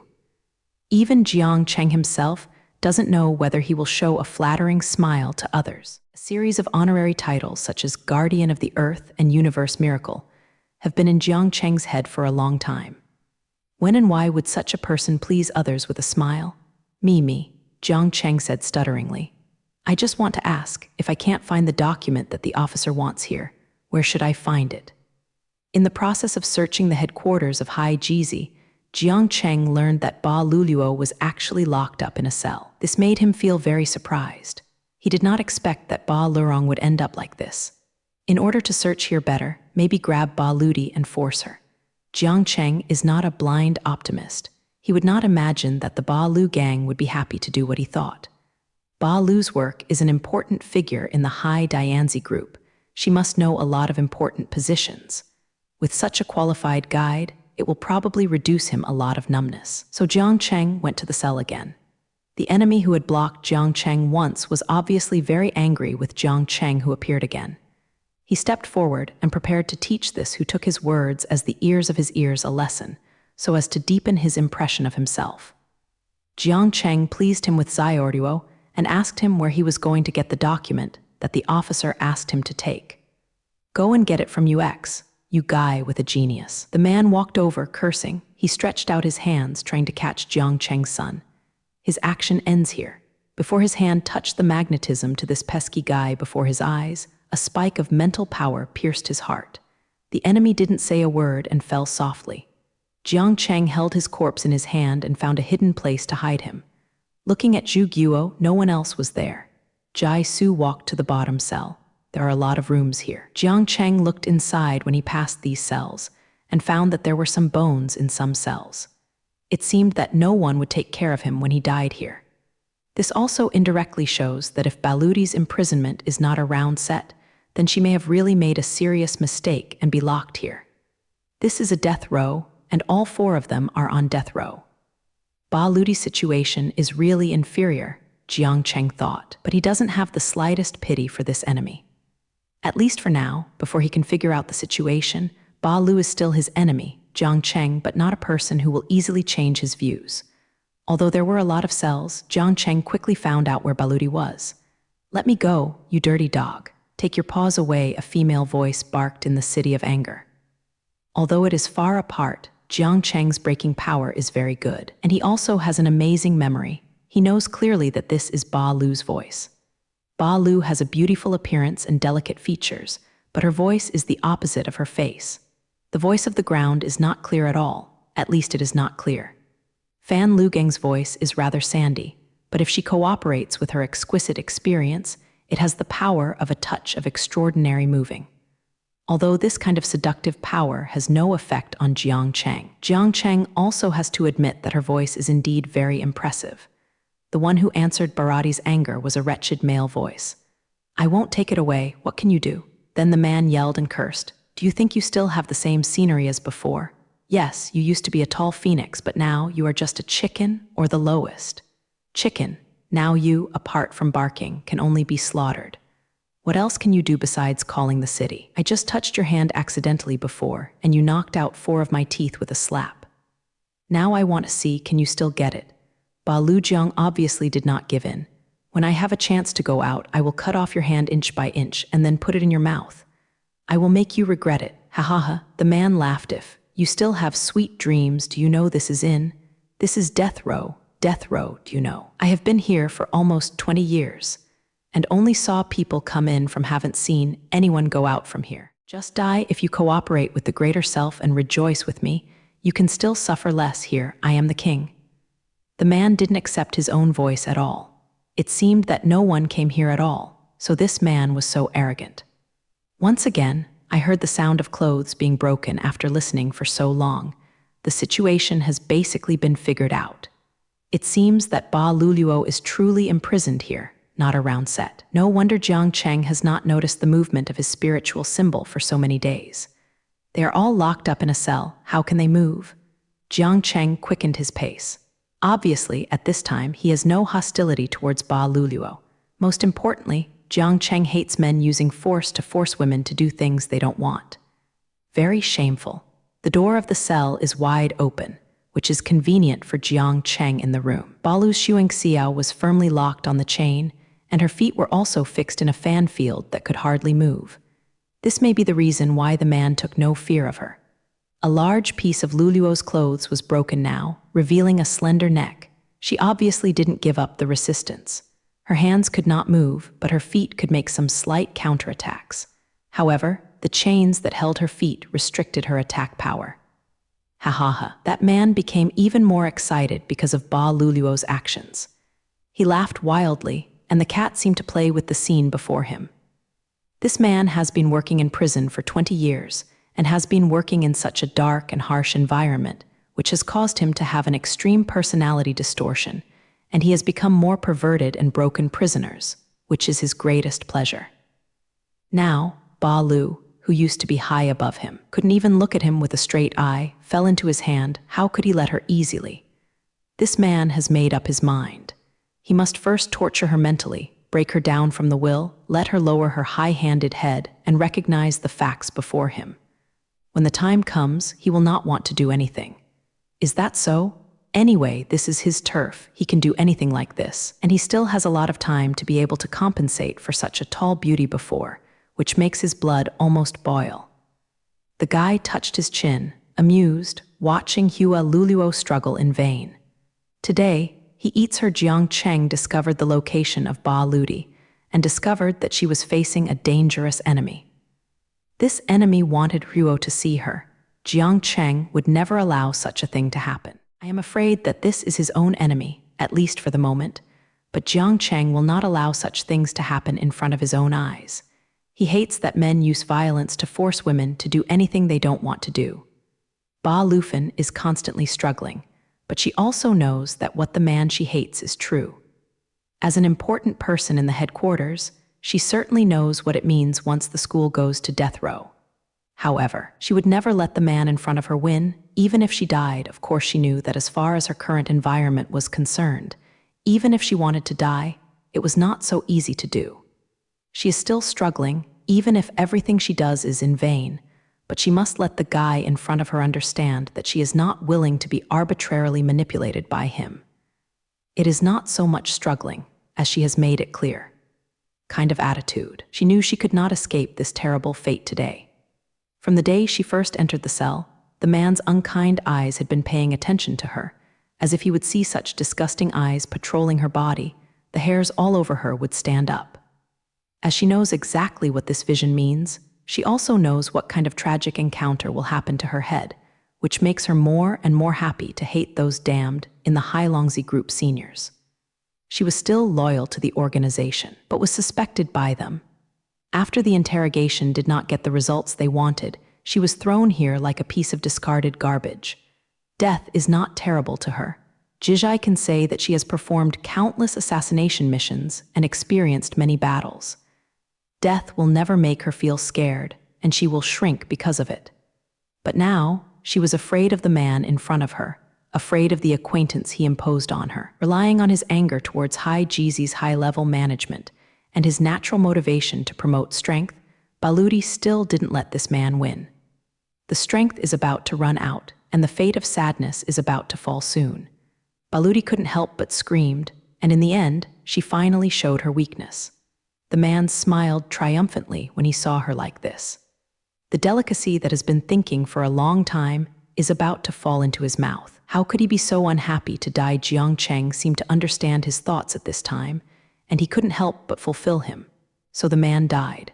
A hand knife slashed at the main carotid artery of his foot, and the man fell to the ground without making a sound. Suddenly, through tears in her eyes, Zilu noticed that there was an extra figure behind the man. This did not give her any hope for the party. On the contrary, she was even more innocent. There will be no one here to teach. The figure in front of her is just a scumbag that will make her suffer more. She was stunned by the sound of the man falling to the ground. As a killer, her keen sense is still there. Her judgment has not disappeared. Of course, she knows what this sound means. The tears condensed into teardrops in her eyes and dripped down, so she could see the scene clearly. Baludi's eyes widened, and she was so shocked that she couldn't say a word. Before she could see the person in front of her, she had imagined that even the person who adopted her came and taught her. Although she knew how cold-blooded that person was, she still had a good fortune. No, she didn't want him let her go. She knows it's impossible. That person would never do it. But at least that person can let her not suffer anymore, at least can kill her happily. This is her strongest wish at the moment. If someone perfected her for this, she would deeply thank him. However, this person in front of her is actually her enemy. Her enemies killed those who wanted to humiliate her. Alone her, how funny all this is, and how absurd it is. Ba Lu Gengsi opened her mouth to say something, but her tears did not know the reason, and the liquid flowed down. Perhaps it was because the catastrophe passed over her head without hurting her, allowing her to relax completely, or perhaps the person in front of him was cold but distinct, but also had a hint of care. This look of concern, like a straw, was caught by the heart that was about to burst. Jiang Cheng didn't dissuade Ba Ludi from crying bitterly. He also knew about human sacrifices. He knew that the young girl in front of him at this moment wanted such bitter tears to vent a little bit. Ba Luluo quickly stopped crying, which made Jiang Cheng feel a little strange. The girl in front of him was much stronger than he had imagined, and also more rational. This new discovery made him slightly change his view of her. He is a strong person, whether he is a man or a woman, and whether he is his friend or enemy. He also obeyed sane people. The girl in front of him seemed very sane, which gave him a little admiration for her. The Ba LV gang knew that the man in front of him had penetrated into Hai Jizi's headquarters. He would never come to visit the mountains and play, and of course he would not come to the camp to teach himself. He must have important things. So she stopped crying quickly. Now is not the time to cry. Please, let me down. Barretti spoke. Jiang Cheng twisted the iron chains with both hands, and the iron chains were broken by him. Barretti was stunned again. Since she saw the man's cold eyes, she knew the tragic experience she was about to face. It was not her style to sit and wait for death, so she had already figured out a way to escape. And the iron chain that binds her is the enemy she must deal with first. No matter how she twisted it, knocked it, even she wanted to get rid of it by her own strength, she could not do it. She deeply knew how strong these chains were. And now, what she couldn't do with it at all was not as good as a piece of wood in this man's hand, and it shattered in his hand, and seeing his expression, he seemed very relaxed, with no power at all. Why doesn't this make her dumbfounded? When Baludi was about to encounter misfortune, Jiang Cheng taught her. Although Jiang Cheng knew that Baludi's affairs were not a trap at this moment, his discoloration was more out of his own sense of justice. However, after he taught Balad, his impression of Baludiat has changed somewhat. First of all, the girl is strong enough.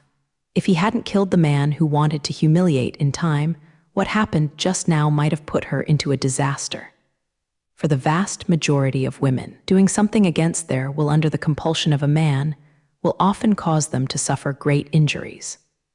This kind of huge trauma from both physical and psychological aspects often results in it will have an extremely serious impact on their future lives, causing tremendous changes in their psychology and even staying with them throughout their lives.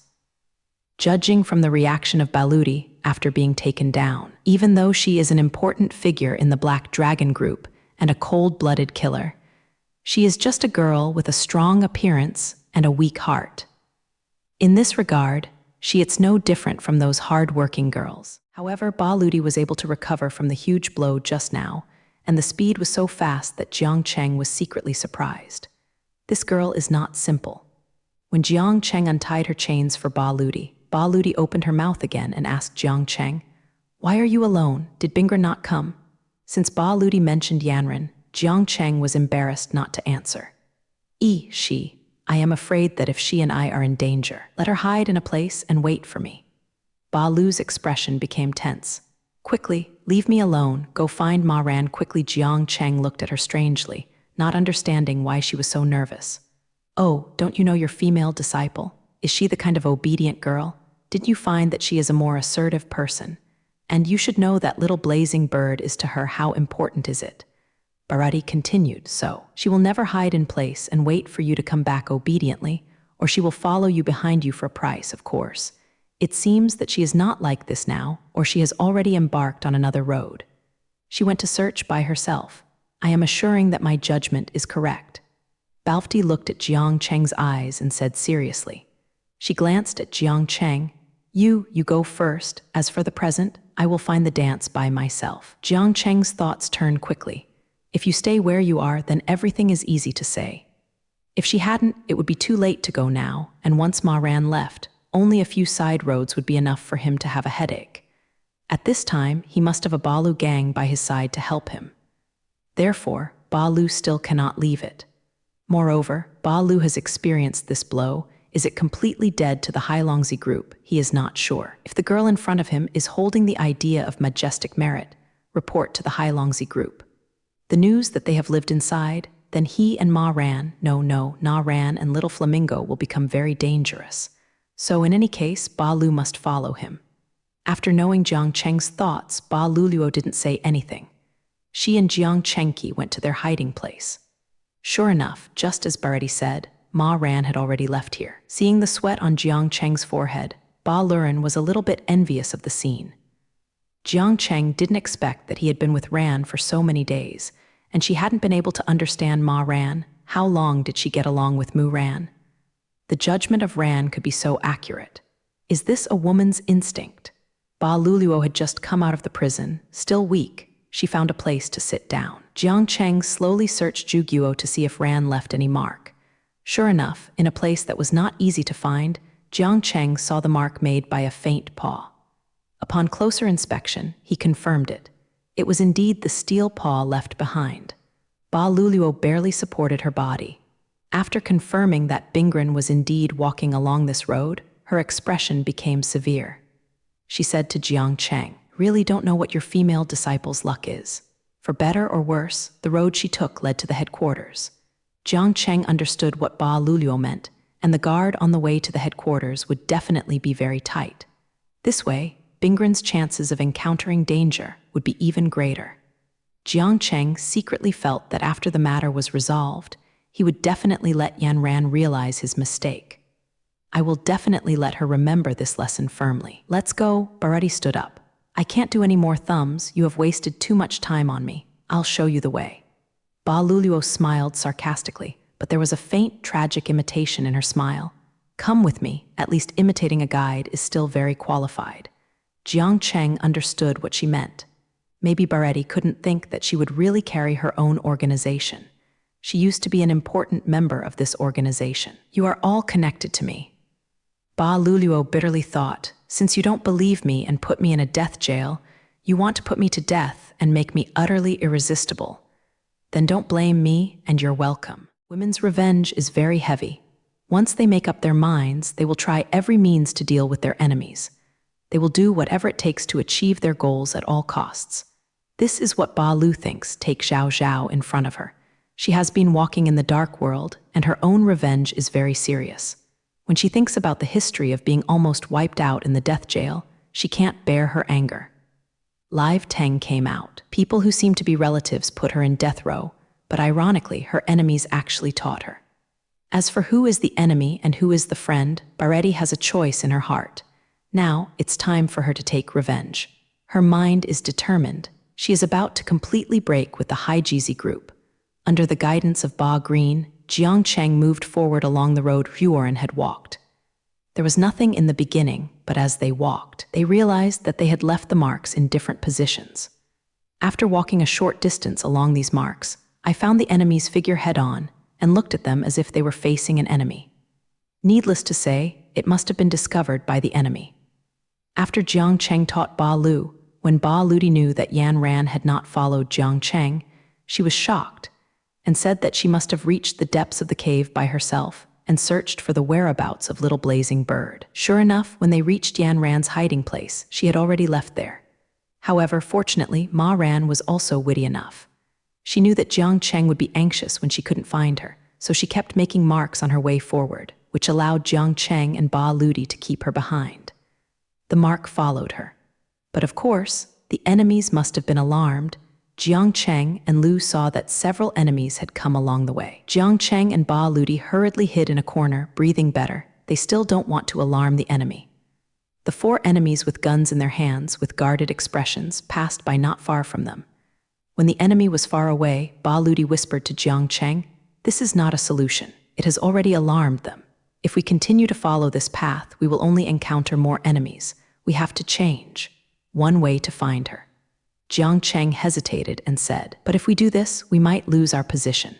Ba Ludi said, The people of High Dianzi only found someone invaded into the headquarters, but they shouldn't know who it was.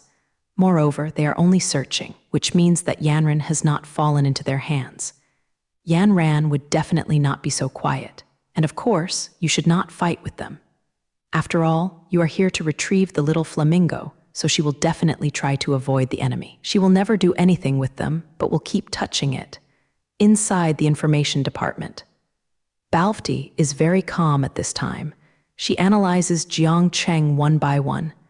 At the same time, she also wants to do something for Jiang Cheng and Yanran. Although these two people from different planets have only met her twice, the man in front of her has just counted her. However, she likes her from the heart and likes to talk to her. She thinks this looks Xia Zhenyang, who is about her own age, can talk to her very well. Please believe me, I will take you the shortest way. This time Jiang Cheng chose to believe in Ba Lv's words, the so-called no doubt about employing. This old saying of Hua Jiaguo has been circulating to the present, and it definitely makes sense. Go, just as you said. Jiang Cheng said to Ba Luluo. The two turned to another salt road. At this time, Jiang Cheng had to rejoice how correct his idea of letting Ba Lu be the guide was. Those roads are not only crooked, and I don't know where they lead, but there are also some small roads on the fork. If there is no Ba Lu to lead him, I don't know how much time will be wasted if he is groping alone. Even so, he still may not be able to find the right direction. There are basically no enemies on the road that Ba Lu took him. Ba Luluo told Yi that the hierarchical hierarchy in High Dianzi's headquarters is strict. According to different identities, everyone can only work in a place that matches their identity. You can move around at will. If someone randomly messes around, the most serious consequence is that they will be hit by the patrol. Therefore, everyone is well behaved and only moves on their own turf, not half a step through the mine pool. Although there are many advantages to doing this, there are also some disadvantages. For example, even if the enemy finds an intrusion, no one comes to search this road, because most of their identities cannot come here, which gives Jiang Cheng Heba Luluo had an opportunity to use. Jiang Cheng believed what Ba Lu said. Wasn't he stopped by that person when he was going to the prison? But if he walked, Jiang Cheng still found something wrong. In front of his eyes, according to the ring of the cave, there are small rooms arranged one after another, probably more than 10. No matter how you look at it, it doesn't look like an important place for the Heisey group.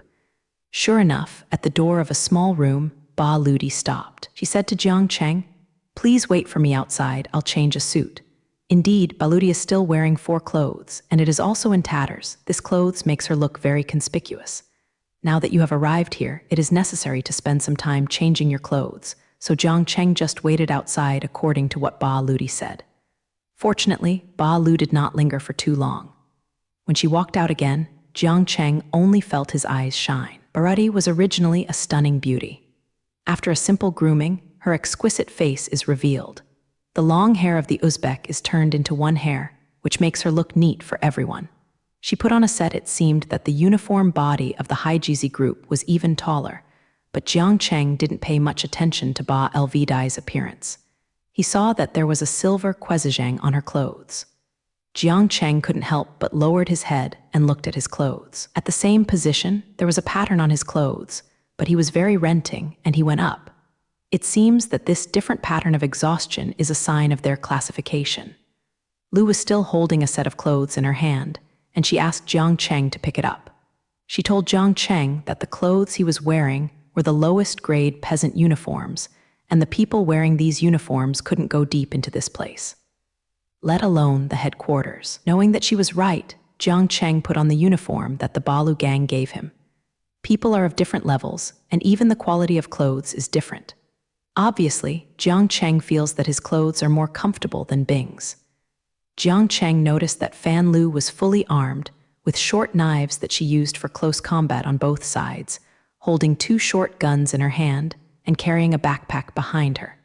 He didn't know what was inside. It seems that the little girl is ready. No matter what the result is, she will leave here and will never come back again. Seeing that Jiang Cheng was also ready, the little girl nodded and walked outside ahead. There were obviously more enemies along the way, but they didn't pay much attention to Jiang Cheng and Fan Lu's gang, let alone questioning them. Ba Lu reckons that the senior management of the group handled her in secret. Most people don't even know that she has been put into death jail.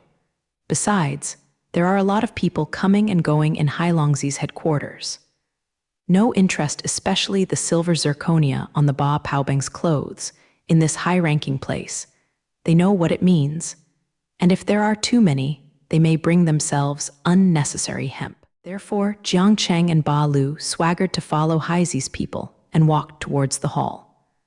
Although she did obey Jiang Cheng's words at the beginning, she stayed where she was, but her teacher didn't know her at all. She also met many people in Haizi's headquarters, from the average Zhao Nguyen to Zhao Turu. There are dozens of dead under her. Even the bald and thin people who met in the outskirts of the small town of Delmer are said to be some middle-level codders in the headquarters of Haijizi, but they didn't take them seriously. Didn't that bald head also shoot 2 arrows by himself? The teacher looked like he was facing an enemy, so he was so cautious. Yanren thought that the Haizhengzi group was just an organization of smugglers. Speaking of murder and robbery, they must have experienced more damage than themselves. But if it comes to fighting or something, what kind of superior people can there be? She felt that her teacher was really overkill. Just when she felt very boring, she suddenly remembered what her teacher had said: unless an enemy found her hiding place, the ground could leave here. The knowledge of this sentence is great, but keep thinking if. Of course, her teacher is very powerful, and this Yanren has to convince him. However, her teacher is not a person who is like a god. If she leaves this hiding place now, and the reason is because an enemy has discovered her, there is nothing to blame for her teacher who wants to come to her. Ran Lun laughed. She decided to confuse her teacher once. Staying here is really nothing, and the enemy in front of her is not as powerful as her teacher said. At least I felt that she could deal with them with ease. After finding the right excuse, Muren was no longer afraid that her teacher would accuse her afterwards. She couldn't help but think of her childhood. When I was young, because of her natural liveliness, she couldn't stay for a long time anywhere. She hated her most when her parents let her play in one place instead of running around, but she always sneaked away to other places. Play. Well, what's the point of always playing in one place? However, when she was a child, she was punished by her parents for such a situation. But later, I don't know when she learned to find some suitable mouthpieces so that her parents would not be able to punish her anymore. For example, when she saw her classmates, she asked her to go to play elsewhere or go to her home. In this way, she would have a suitable reason, and her parents would not be able to say anything. Just like right now, if you tell her teacher, it's because an enemy is about to approach the hiding place. That's why she left here and went to another place. If she wants to come to her teacher well, won't she notice her spreading? Although she felt that her teacher was very good, but she didn't understand herself at all. Seeing the little flamingo who can teach her, he let himself stay where he is and don't run around. Didn't he want to kill himself? After sorting out the bows that were on her back, she looked at the steel claws on her palms. Yanran felt that she should leave here to report the whereabouts of the little flamingo. Just do it. Then I stood up and looked at Zhu Guo. The 4 pictures were quiet, and occasionally they would hear the sound of 1 or 2 people walking or talking in a place not far away. Force Ran decided to act, but before Ma Ran's eyes, there were several roads leading to the depths of the cave. This makes me feel a little embarrassed. Which way is one should take? Although Yan Ran had never heard of her, her teacher from the earth used to say that all roads lead to Rome. But according to her idea, no matter which road in front of her, she must reach a certain place. In short, it will not be a dead end. In other words, in her mind, there is no aluminum in any way she takes. Therefore, Yanran chose a random path. She decided to take this path to find out the situation in the headquarters of Haizi. If she could find little flamingo by the way, of course it couldn't be better. However, when she was leaving, she remembered her teacher's permission and had to leave a contact method so that he could find her. After looking at the ground was very tidy, and there was no gravel. According to her idea, she wanted to find some gravel, put it in an inconspicuous corner, and put it in a special shape so that her teacher could discover her whereabouts. And the enemies who want to come by are not boring enough to pay attention to the stones on the ground, right? But there was no gravel in front of me. Ma Ran clearly remembered a famous saying, "Where is the best hiding place for a leaf? That is, the forest." Only in this way, the leaf will not appear so eye-catching, because beside it, it is also of the same kind that looks almost exactly the same as it. In a cave, a small pile of steels is undoubtedly the least noticeable, but she did not expect that in such a large mountain run, she would not even find a piece of rubble. Isn't the boss of this Haijizi's headquarters Yaoji? I thought indignantly that they are really a group of strange guys. They are so clean that there is not only a broken stone on the ground. See Peta, she didn't find a single piece of grass. In this way, what should I use as a mark? I can't put my arrows on the ground. Naren felt a little embarrassed. Looking at the steel claws in her hand, Yan Ran felt a little bit of her glands. If there were really one or two careful people among the enemies, they would find the marks they had left. However, her strong, adventurous psychology overcame her indecision. Then he leaped up gently, and the steel claw in his hand gently scratched the stone wall above his head, leaving a scratch that seemed inconspicuous. Will her teacher find out that she left such a mark? Undoubtedly. The mark left in this position is the least likely to be found. The enemy who passes here will not be boring to walk with their heads upright. Isn't that exhausting? But in this way, will her teacher also fail to find out? Then he hesitated, wondering if it would leave such a mark in another more conspicuous place. However, as a cultural animal, her natural caution still prevailed, and she felt that her teacher she would definitely find her mark of staying in this position. In short, Yanran felt that her teacher could definitely do it. If her teacher couldn't find out, Bing Ran thought secretly, then next time she could show it off in front of him. Who says that imitating teachers will definitely be better than their own students? He was determined not to obey her teacher's words blankly and stayed in the hiding place to wait for him to return. She wants to go out and search for Haijizi's headquarters by herself and guide her to find her little pet, little flamingo. Before she acted, in order to leave a mark that her teacher could discover without attracting the attention of the enemy, it could be said that she did a lot of thoughts. The result was that she was in Shanrun. On the stone wall of the top of the base, he used his steel claws to leave an inconspicuous scratch. If her teacher is a caring person, then he can definitely find out.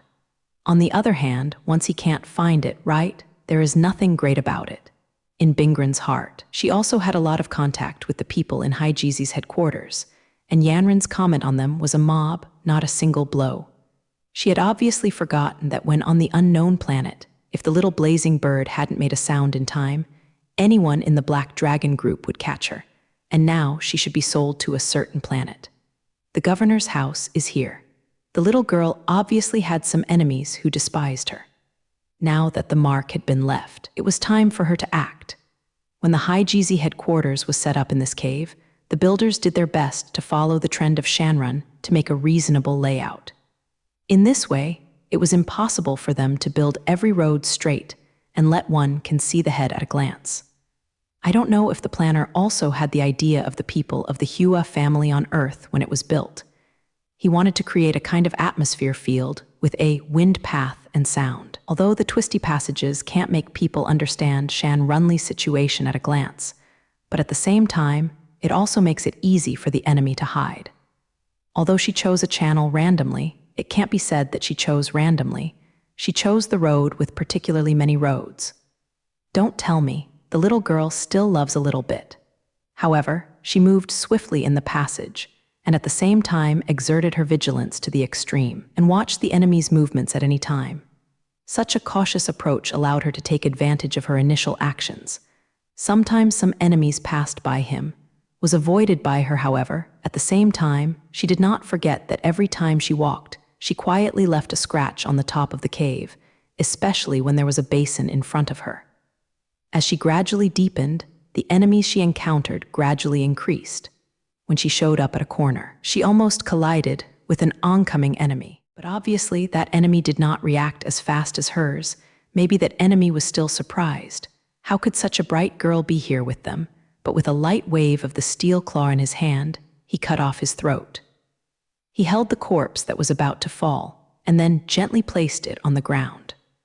Although the killing made no noise this time, and did not alarm any enemies, Bingran still encountered a problem. She looked around Jutian and found no place to hide the body at all.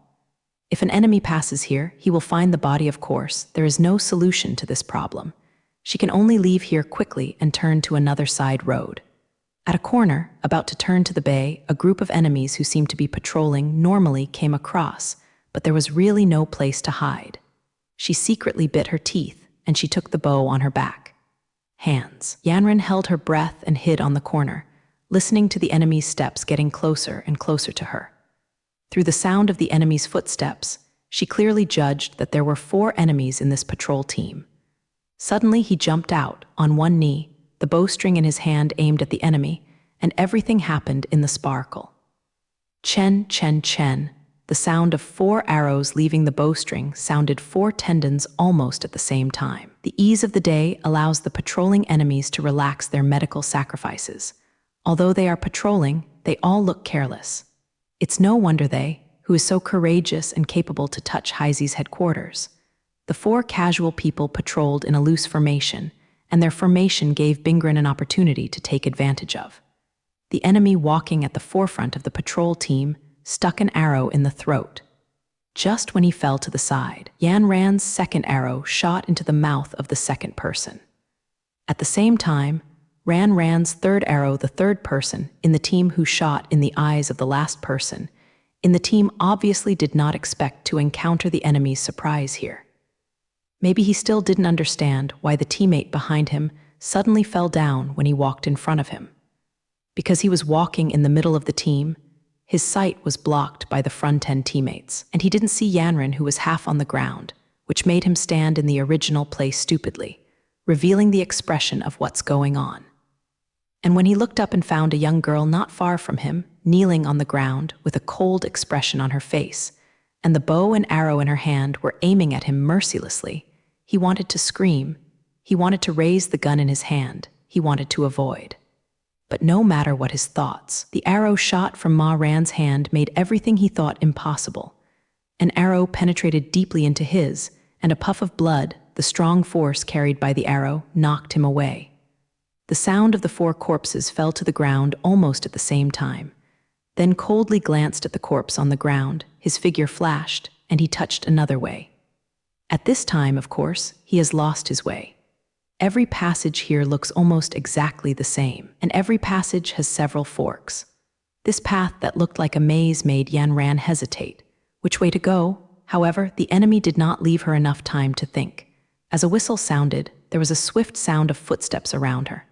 Obviously, several corpses of the enemy she shot had been discovered. Knowing that she can no longer move forward, she must avoid the many enemies in front of her. Just as Ran Shu was walking forward, a voice suddenly came from behind her. "Stop, don't move." She was discovered by the enemy. When you can't judge the situation of the enemy behind you, Huron can only do what the enemy does. Slowly put the weapon in your hand to the ground.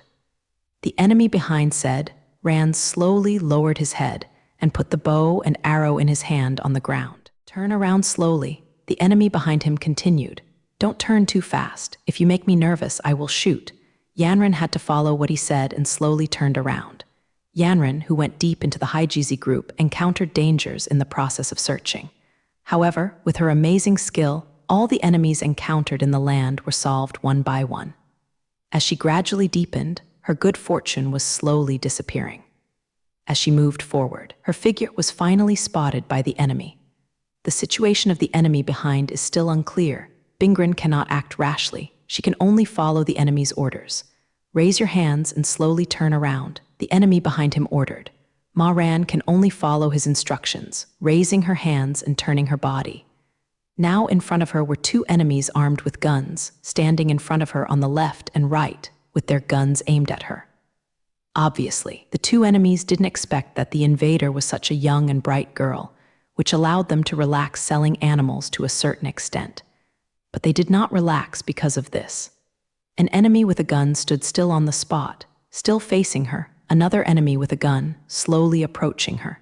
However, he still held his hands high, standing still, waiting for the right opportunity. After seeing her face clearly, the enemies approaching her were obviously taken aback by her beauty. At this time, Ma Ran's face was calm, and there was no trace of emotion in her big bright eyes. She looked at the enemy approaching her without making any movements. This made the enemy slightly hesitate. Originally, according to his idea, when he approached the intruder, he should pour the intruder to the ground with a gun butt, or maybe have to kick her a few times. This is the safest way. But now standing in front of him is a beautiful young girl who can't get rid of such a wolf's hand, especially the girl's eyes staring at him. So innocent, and so innocent. If it wasn't for the enemy sentiment from the communicator in time, he would not be able to beat the person who believed that the girl in front of them had killed them. However, even though this enemy, who was obviously impressed by Yanran's beauty, did not attack her, it was absolutely impossible for him to let her in. The enemy is holding a gun hand out, an electronic hand from his waist. "Don't move. My companion is aiming at you over there." The enemy said, "Put your hands down slowly, slowly." Facing the enemy's muzzle, Yanran slowly put down her hands. This Jingren made a fatal mistake. He put the gun behind his back and then picked up his hands to lift Muren's hands. When he acted, there was a time when his figure completely covered Yanran, which gave Ran an excellent opportunity. His accomplices stood behind him, watching if he was preparing for the girl to get started. This was originally a very short action, but his companion hasn't moved. This made him swear in his heart. The courageous guy at this moment had a heart attack. Wouldn't he be afraid of punishment from his superiors? His comrades still didn't move, nor did the girl who was about to become his prisoner's room, which made the other enemy wonder. "Hello?" he yelled. His accomplice still did not respond to him, and the girl did not move. The strange scene before him made him confused. With a gun, the enemy slowly approached Yanran. When he just wanted to reach out and pat his companion's shoulder, his companion's body suddenly came down towards him. He didn't expect his companion to do this, so he was startled by his actions. There was a trace of coolness across his hand, and the enemy lowered his head in surprise. His hand had left his body and hung alone on the trigger. He just wanted to let out a scream. A silver light struck across his four throats, blood gushing out, and the enemy was holding his throat tightly, as if trying to choke his fake mouth. Before he died, the last thing he saw was that his companion's hand was still holding if the deputy had a sharp imitation mouth on his heart. On the girl's hands, there was a pair of metallic paws. After taking a sigh of relief, without looking at the two corpses that fell in front of her, she pulled up the bow and arrow on the ground, and she quickly turned to another side road and left here. This time she was lucky, and she didn't find an enemy after walking for several minutes. Taking advantage of this opportunity, Bingren found a hidden place and sat down. The series of actions just now cost her a lot of physical strength and energy. She must take a breath, even for a few minutes. There are also great benefits, at least it can relax her tight nerves. Wei stuck his head out and then observed Zhu Guo, still very calm. She sat back where she was, stretched out her hands and looked at it. At this critical juncture, she wasn't caring about whether her hands were alive with blood, but the change just happened to the steel claws on the ground. She clearly remembered the scene just now. When she used steel claws to cut the enemy's hand yard, the enemy's first reaction was not to scream or make corresponding actions, but to lower her head to see what happened. "What's the matter? This makes me feel a little strange. Shouldn't it be a feeling of pain when my wrist is broken?" Although the pair of steel claws in her hand had been with her for a long time, she also used steel claws to kill many people. But the reaction of the enemy in front of her was the strangest. After raising her hands, the steel claws now turned into a pair of silver gloves, covering her hands. After thinking about it for 543, Yanran made up her mind. She gently stroked the back of her left hand with the steel claw on her right hand. The tip of Li's claw cut her hand. A drop of blood slowly came out from her imitation mouth, forming a small red blood bead, which looked so bright on the back of her Baiji's hand. However, there was no pain. Raising the two claws in her hands and looking at it again for a moment, she pointed the claws sharply towards her hand. This time the imitation mouth is a little bit deeper. The blood flow was a little bit more, but she didn't care about it. What she was concerned about was that this time there was still no sense of pain. Now, I understand that the steel claws on her hand have a paralyzing effect. She remembered the expression of the street master who was hesitant to speak. It turned out that at that time, the master foundry had already discovered the difference between this pair of steel claws. It not only has the ability to change automatically, but also has some other effects. But because of the tight time they rushed to leave, The casting master did not come and did more experiments. This unintentional discovery was a pleasant surprise, and the effect of paralysis would definitely have an unexpected effect when fighting the enemy. Try it when you have time, maybe there will be other discoveries, Yanran thought. Standing up, it's time to act. Ran finally left the zigzag passage, and now what was displayed in front of her was a large building. Ma Ran looked at herself, everything was ready, and she walked towards the large building. She walked forward slowly along the shadows formed by the building. 2 enemies walked towards her. Then she hurried into the next room. An enemy in the room stood up in horror and just wanted to say something. Eyes were quick, and he shot him to death with an arrow. Ma Ran hid under the country house and listened carefully to the footsteps of the enemies outside. When the 2 enemies had just passed by the door of the house she hid, her son-in-law was behind them with his hands and heels, taking advantage of them. Suddenly rushed forward, grabbing the heads of the 2 of them and wanting to be together ruthlessly. The 2 people didn't say anything. They fell softly to the ground, then grabbed their bodies and dragged them back into the house. After taking a breath, Yanran quietly stretched out her head and looked around. There was no movement. When she was about to continue walking, suddenly her heart moved, and the figure of the little flamingo appeared inexplicably in her mind. Just when Yanran couldn't figure out what was going on, how could she suddenly think of little flamingo at this moment? Or is she still distracted and thinking about her? Why did this happen? Suddenly, a huge imitation spread to her heart. At the same time, the way the little flamingo screamed and screamed appeared in her mind.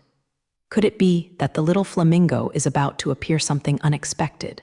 So she has this scene to predict. Although she didn't think about it, she secretly made up her mind that if the little blazing bird was in any danger, she would take the lives of everyone here as the little blazing horse's chamo. As long as someone imitates her Zayokwenwu, she will definitely make them fall into the realm of eternal disaster. Yanran walked out of the room and continued to look forward with the feeling that little flamingo had left in her mind just now. In the course of the action, Yanran's figure Po was spotted by the enemy, but she didn't care about it at this time.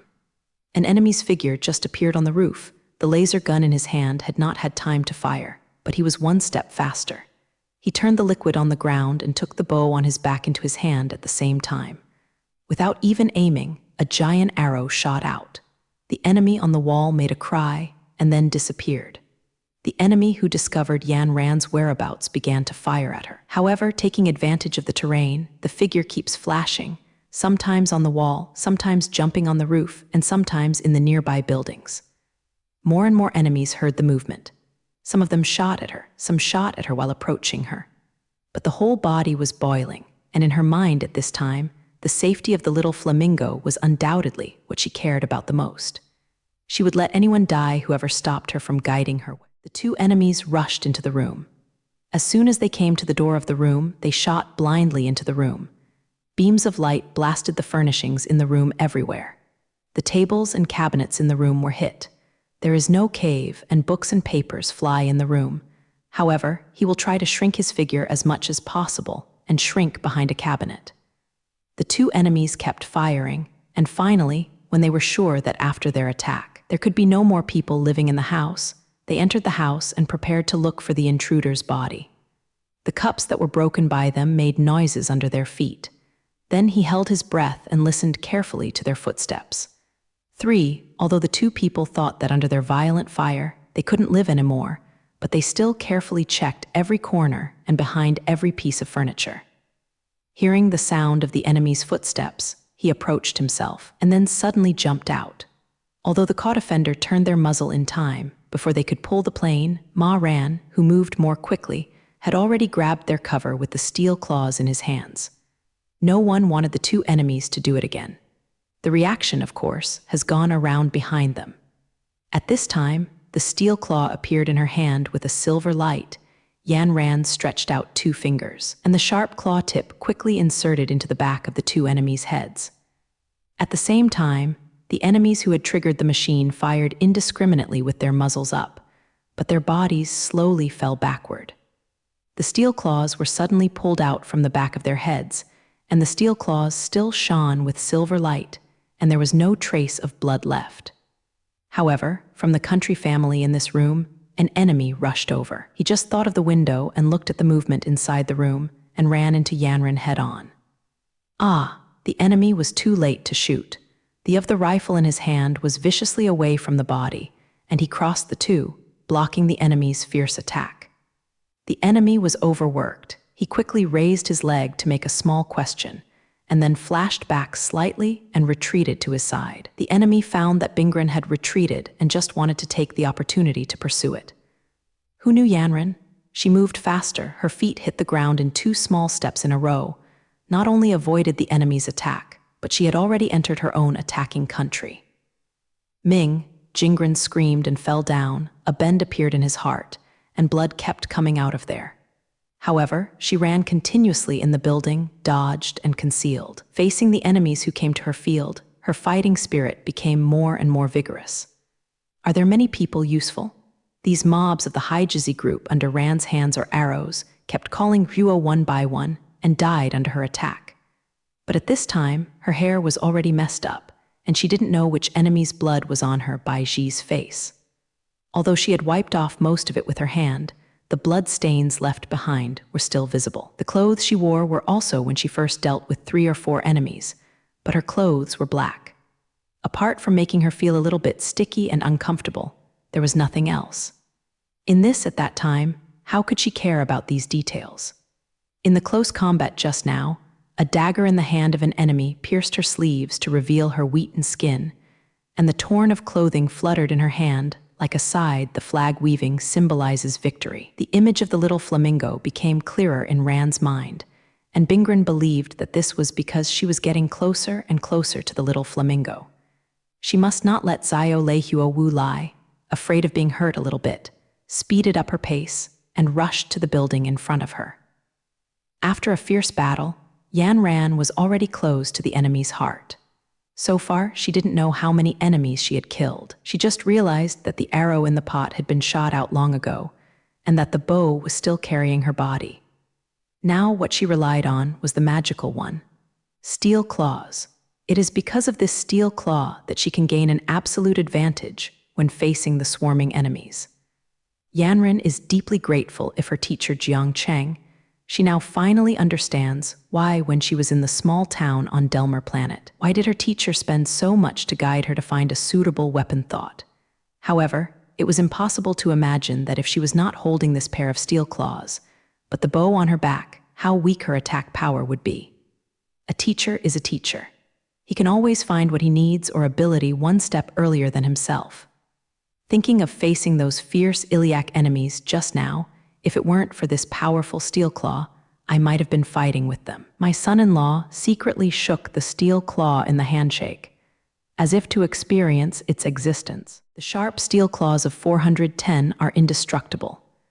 As long as the steel claws touch the enemy's body, they will die under their own hands without exception. The steel claws are too sharp. She thought of the master foundry again, the kind old man of the same race as her. If he hadn't built the weapon for her day and night, if he hadn't thought of the miraculous meteorite and extracted it from the stone. With such weird materials, her combat effectiveness would never be so powerful.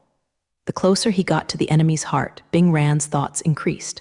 Where is her teacher now? Is he now smoothly out of Ba Green? Will he be very angry when he finds that he is no longer where he is hiding? Ran smiled slightly. Judging from the environment she is in now, this smile seemed very strange. But Yanran knew that after this series of fierce battles, her nerves had reached the limit. If she didn't relax properly, she might go crazy because of it. But in such an environment, the enemy would never give her a few minutes to breathe. Yanran felt that she was already a little tired, especially her nervous nerves. All she faced were enemies with the most advanced weapons in hand. These enemies had powerful firepower and a particularly large number of them, and they relied on the right time, the right place, and the right people to occupy an absolute advantage. If it hadn't been for having an extraordinary physical body, coupled with the mental power in his body that seemed very weak at the moment, it was it that provided a steady stream of motivation for him to be able to fight for a long time. Japanese letter THE weak mental power of the small group is like a small fire group that keeps burning. Although the other is weak, It continuously emits a faint energy. This energy surrounds her whole body and supplies her with the motivation to fight. But then I remembered her teacher Jiang Cheng. Before I knew him, she had a good time when she was a child. She relied on the outstanding Amaterasu. Except for her natural flaws, she lacked powerful strength.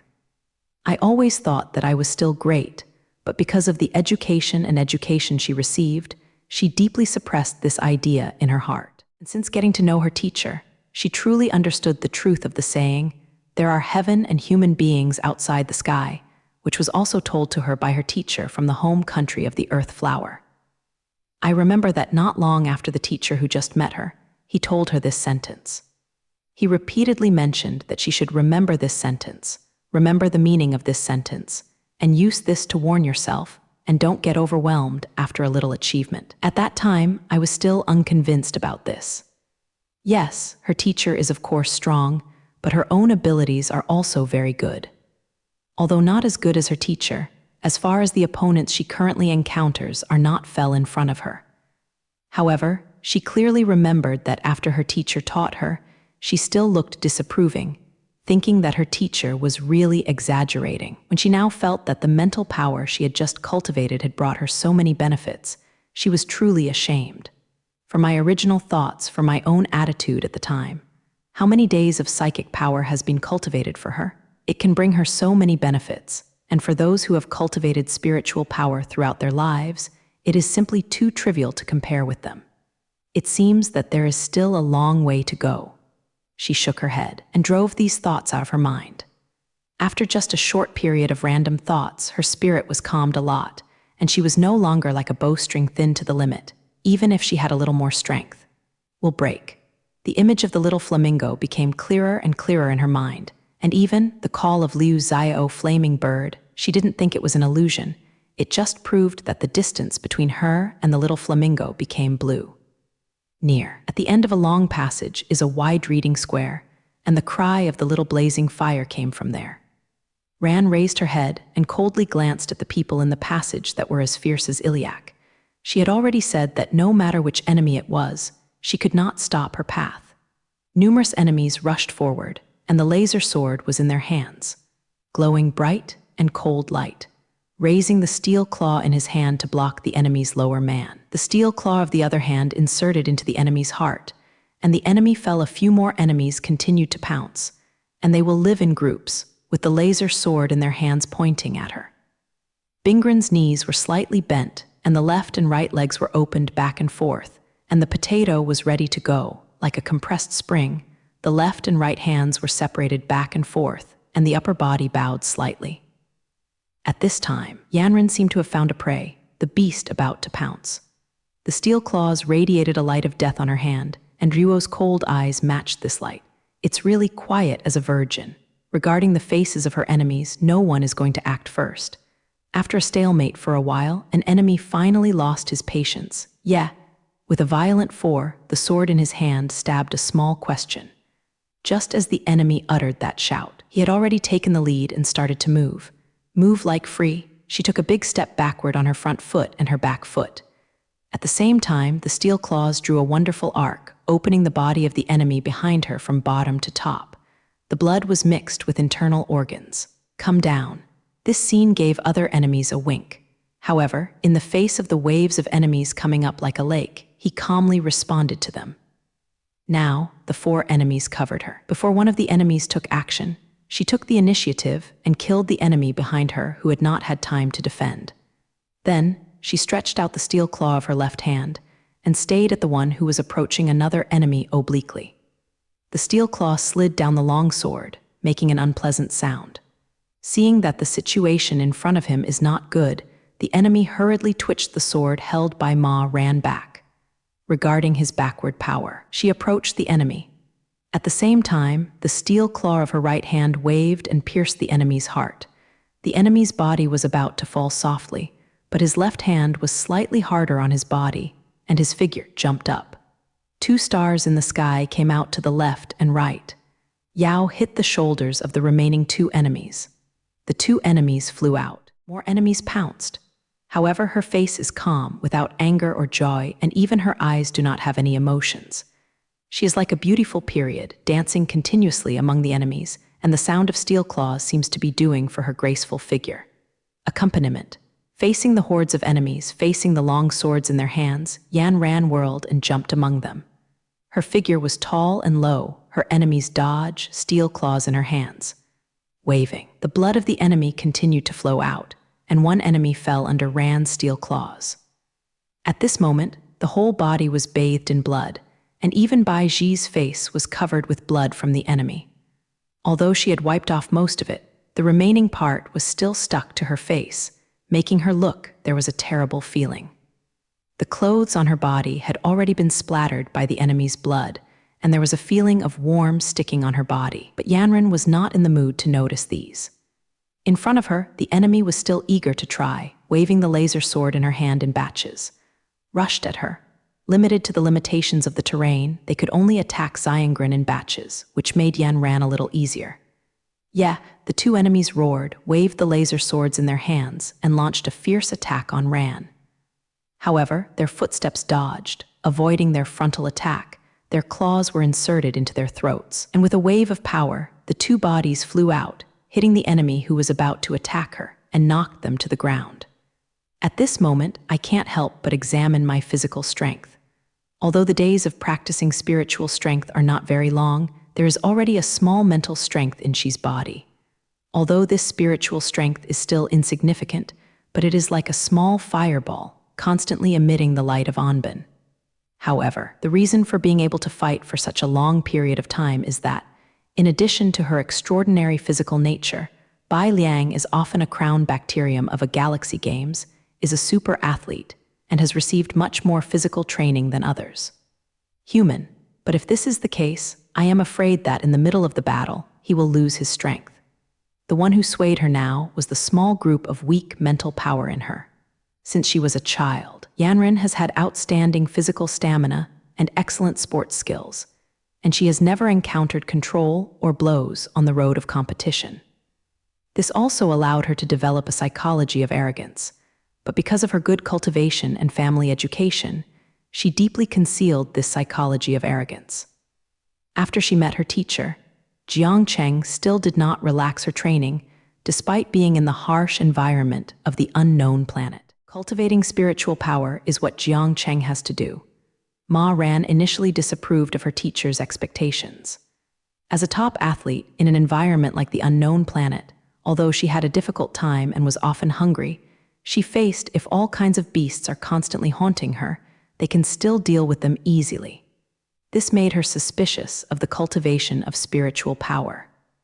The teacher who wanted to come to her must know her thoughts at that time, but her teacher didn't say anything to her, just left the cultivation method and let her follow it.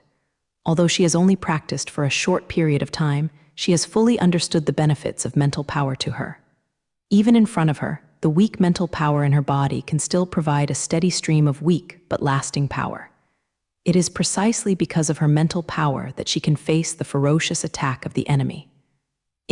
Still stand tall. However, after fighting for such a long period of time, Yanran also felt the mental power in her body, like a tiny candlelight in the wind and rain, which fluctuated with the wind and rain and could be destroyed at any time. The enemy rushed up. Ma Ran did not flinch and rushed into the enemy group. The steel claw of the left hand grabbed the enemy's remaining long sword, and with a right gesture, a thin and deep hole appeared in the enemy's throat. Blood spurted out like a fog, and the enemy's body turned and fell to the ground. Bowing his head to avoid a long sword attacked by an enemy from behind, Murin's right leg came out and hit the small version of an enemy. The enemy spurted blood and flew out. The remaining enemies did not expect that this young and beautiful girl who looked a little bit weak in front of her could be so fierce. At this time, her hair was messy, and the enemy's blood stains remained on her. Her clothes were also torn by the enemy during the melee. The clothes Pomelo on his right hand drooped, and with the wave of Bingren's arm, it disturbed like a banner of victory. Although the enemy hasn't flinched yet, fear has already appeared in their eyes. The girl in front of them in their eyes is no longer a human being. She is the incarnation of death. With every swing of her steel claw, one of her companions will fall down. Ma Ran faced Ruo. She suppressed the enemy, raised her hands slowly, and the steel claws crossed in front of her, making a ding sound. The sound was very clear, like the sound of a wind chime being blown by the wind, but it was no less than the laughter of death in the ears of the enemy. But expressionless, the drop of blood left by the enemy on her face slid down on her smooth face. The claws fought again, and there was another clear sound. The enemies in front of them have lost their fighting spirit. Facing an enemy who is like a dead body, their sword-holding hands are shaking slightly, and their steps are slowly retreating back. Yanran took a step closer and fought like double claws for the third time. The enemy who has been nervous to the limit is like a frightened bird. I don't know who it is, and suddenly let out a scream. The sword fell to the ground with a sound. The sudden screams completely made the enemies of the national offensive scared. They began to run, not even turning back. Then he looked at them coldly until they disappeared before his eyes. With a sound, he went on. At this moment, her stamina was close to the point where the lamp was extinguished, but she couldn't stop her gasping, barely supporting her body with her hands and walking towards the end of the passage. Behind her, the enemy's corpses were lying on the ground, the golden sunlight shining superbly, as if witnessing this tragic scene. The girl in the passage, even though her physical strength was so severe that she had to rest against the wall from time to time, but she continued to move forward without contradiction. After repeated fierce battles, Yanran's body is close to the edge of collapse, but a will still supports her to move forward. Unashamed, the cry of the little flamingo continued to reach her ears. In the screaming of Zio Lihua Wu, there seemed to be a kind of power that kept beckoning if she was. I finally walked out of this passage. Before my eyes was a wide country square. He took a deep breath, forcibly supported his tired body, and walked out staggeringly. Jiang Cheng and Ba walked forward in green among the large group of enemies. They didn't know where these enemies wanted to go. What else did they want to do? However, if you leave the brigade at this time, it will definitely arouse others' suspicion. Especially Barati noticed that among these enemies, there are some middle and high-level cotters in the Hailongzi group. It seems that they must have something important. Thing. 83 Ba Ludi whispered a few words to Jiang Cheng in a low voice about the situation in front of her. Even so, a senior cotter next to her whispered to her, "Don't whisper." If it weren't for the silver dragonfly on Ba's green dress, knowing that she is an important person in the group, I am afraid he would be more than reprimanding her. Under such circumstances, they can only follow the enemy. After all, the distance they walked was not very long. Jiang Cheng noticed that as they continued to move forward, the enemies walking by their side gradually decreased. The enemies walking next to him now had various colored badges on their clothes, while the other enemies stayed in the field. They passed through a long passage, and in front of them was an open square. Jiang Cheng's eyesight is very good. Although he is far away, he has seen 7 people in black arms standing on the square. Ba Ludi, who was walking by his side, became obviously nervous. It seemed that as a top killer, she had already seen these 7 people wearing black arms. Moreover, as an important person in the group, she should also know these 7 people, at least a few of them. And these 7 people must be high-level figures in the group or powerful figures, which can make her feel a little nervous. Jiang Cheng didn't care. The high-level members of the subgroup got together and saved him a lot of things. It saved him from looking for them everywhere in the mysterious mountain run. As for the strength of these high-level members, don't take it to heart. Anyway, regardless of their strength, he would never let them go. The cotters of the High Snail group came to the square of the Quan country, and they stood in a semicircle with the 7 people wearing black arms. At this time, the pelican was silent, as if an important ceremony was about to be held or a meeting was about to be held. 7 people wearing black robes were standing in an inverted V-shaped queue. It seemed that the person standing at the front of the queue was their highest level. "Very good, are you all here?" The top leader of the Haizi group spoke. "We are here today because there is an important ceremony that you need to participate in." Yeah, the highest leader's sound absorption was unconsciously mixed with excitement. After a while, no matter what happens, don't be surprised. His sullen gaze swept over the men standing in front of him. During the ceremony, no one is allowed to make any noise, otherwise, the leader sneered, the highest criminal law in the headquarters will be punished. After speaking, he patted his hands a few times, and from a cave behind him, 2 people who were also wearing black arms lifted out a cage that was caged by the genus cloth. Although everyone was very curious about what was in the sub, no one made any noise because of the phenom of the highest leader just now. Jiang Cheng is different at this time. He sees that if the two are carrying the steps and expressions of the children, they look very relaxed. Jiang Cheng even suspects that if it is not to show how sacred or important the things in this cage are, one of them, Jizhai, can take this cage out with just one hand. The cage is not very big, and it does not appear to be very heavy. Coupled with their previous series of experiences, Jiang Cheng has basically concluded that in this cage is the little flamingo they are pursuing hard. It's just that what kind of rituals will the high levels of these subgroups hold with the little blazing horse? And what role will the little blazing bird have in this ceremony? Jiang Cheng really didn't know at all. He will never do anything when he can't decide the most critical moment. He wants to see, what do these high jizzy group guys do with the small flames? On the square, the enemies standing with them were obviously full of curiosity about this tendon. Some of them even lifted their toes happily and looked forward hard. The 2 people carrying the cage came to the middle of the square and placed the cage on the building that looked like an altar. The top leader folded his hands into fists in front of the position of the heart, and Nan muttered inside, not knowing what he was telling. Then he turned around, walked to the cage, and opened again. The ceremony to be held below is about to begin.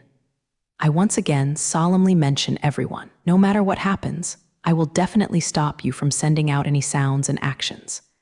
This matter is related to the future of our Haidizi group, so no matter who it is, if it interferes with the holding of this ceremony, I will definitely punish him. The top leader of the Haijizi group lifted the black cloth on the cage. Just as Jiang Cheng guessed, the cage was the little flamingo they were looking for, but at this moment, it is no longer appropriate to use little to describe her. They have been separated from the little blazing fire for a long time and have not seen each other for many days. The original little blazing fire has grown up. If her body was as big as an old one, her body is now almost 3 times its original size. It seems that during this period of time, when being caught by the Jizi group, Zhao Lai Huo Wu was not treated by them. On the contrary, they would definitely serve her deliciously and exhaustively. Under the sun's rays, the red feathers of Zhao Lai Huo's whole body are more even and beautiful. The sun shines on her body, reflecting a little bit of light. The golden sunlight makes the little blazing bird more sacred and more mysterious. Jiang Cheng also sighed in his heart, but he was not sighing how sacred and mysterious she was. He knew exactly how greedy this little guy was, and this little creature with a lot of spirits, because there was quite a bit IQ, so I have enough cunning. He could clearly know how little Flamingo used his delicacy in the small town on the planet Delmer to trick the children into eating parrots. As expected, the cage that the enemy had brought up was the little flamingo they were pursuing. Although Jiang Cheng didn't understand what they wanted to do with the little flamingo, but Jiang Cheng relied on his intuition. These enemies, the little flamingo, will be used as a kind of observation, as the beginning of their upcoming transfer ceremony. The supreme leader of the Haijizi group opened the cage and removed the black cloth that was caged on the head of little blazing bird. Little flamingo screamed angrily. After losing what was admiring her, she flew like wings. However, a slender iron chain clearly limits her action. With a scream, the little blazing bird angrily sprayed a flame at the highest leader. The little flamingo can spew out flames. This made Jiang Cheng not expect. However, the flame obviously did not have enough imitation power. In the hands of the leader, a small protective shield appeared to block the flame attack of the little flamingo. Ha, the supreme leader of the Haizizi group, who was completely caged in the black mallet, laughed wildly. Not only did he not care about the attack on little flamingo, but he was a little proud of it. The cotters in Haizizi who watched the country didn't know what their leader would do with this bird. They were all waiting for it. At this time, a person wearing a family hug whispered something in the ear of the supreme leader. The leader began to announce loudly, "The ceremony will begin soon. 5, 4, 3, 2, 1. 1. As soon as the word came out, an arrow that flew out from nowhere accurately hit the iron chain that held the little flamingo. The people of Guoguan couldn't help. but they turned their heads to find the direction where the arrow flew out. Not far from them, an alien girl swayed, kicking Yuezhu, and slowly approached them. The supreme leader pressed his hands to stop the noise of his subordinates, and he coldly watched Yanran approaching them. "Let go of little flamingo." Then he pointed to the leader and ordered. Although her voice was hoarse, it was full of firmness. "Just rely on you," the highest leader said coldly. "Let go of the little blazing bird." Yanran's pale little face is full of diagrams. "Go away." The top leader ordered Tianzhu to his men. His men slowly retreated, and a passage appeared in the crowd. Following this passage, they slowly walked in front of them. The strange girl in front of her had messy hair, pale face, and dried blood stains on her face. Anyone could see that her body was extremely weak. The supreme leader wrinkled his head and looked at the indomitable girl in front of Yuo. He ordered a man in a black robe, "You, catch her." His men rushed towards Bingren, but he must have underestimated the girl's combat effectiveness. Everyone in Guoguan could see clearly that in one face-to-face encounter, if the person in the black robe didn't flash fast, he would be killed by the weak girl. A claw mark slanted across his body, blood came out, but it was obviously not a fatal imitation. The man in the black robe turned into anger. He felt that he was ashamed in front of so many people, which made him feel completely lost. The blow has exhausted all of Rand's strength. Her body was swayed and her eyes were blurred for a while. Although she was very unwilling, her body no longer obeyed her will. Yan Ran fell on her back. His hands supported her in time, and a spiritual force full of vitality gently injected into her body. Yan Ran knew who was holding her. She opened her eyes. Because of her excitement, her eyes were covered with mist. "Teacher," she cried weakly.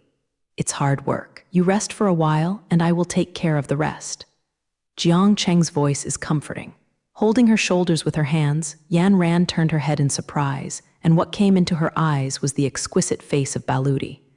With tears in her eyes, she stretched out her hand, and Bareti gently wiped off the blood stains on Murin's face, and she kept quiet about her. "It's okay, it's okay." The black hug man who was about to launch an attack on Yanran concentrated all his anger on Jiang Cheng. His eyes shot tyrannical eyes, and a long sword appeared in his hand. "Okay." With a low voice, the long sword in the black holder's hand slashed towards Jiang Cheng. Seeing the strength of this sword, there is a strong momentum to split Jiang Cheng in half. The enemy was obviously not cautious enough. Without knowing his opponent's strength, he despised his opponent. It would cost him. His figure flashed, and when everyone didn't see how Jiang Cheng moved, Jiang Cheng's Jai Tu had already hit that Jaoran's purchase. Without a sound, the body of the black hug man was tumbling in the air, and the blood in his mouth spouted wildly. Palu set the corpse on the ground.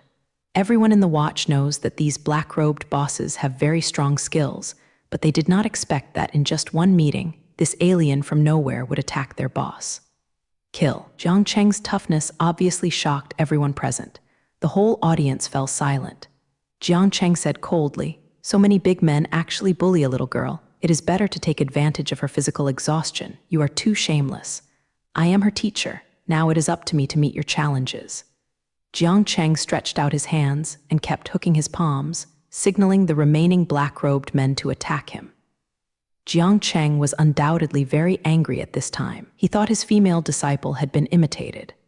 Obviously, he did not have time to tell whether the blood on Ma Ran's face was the enemy's or her own. Blood debt is paid off. This is Jiang Cheng's consistent belief. Since the enemy imitated his female disciple, they must pay the price. And undoubtedly, their life is the best.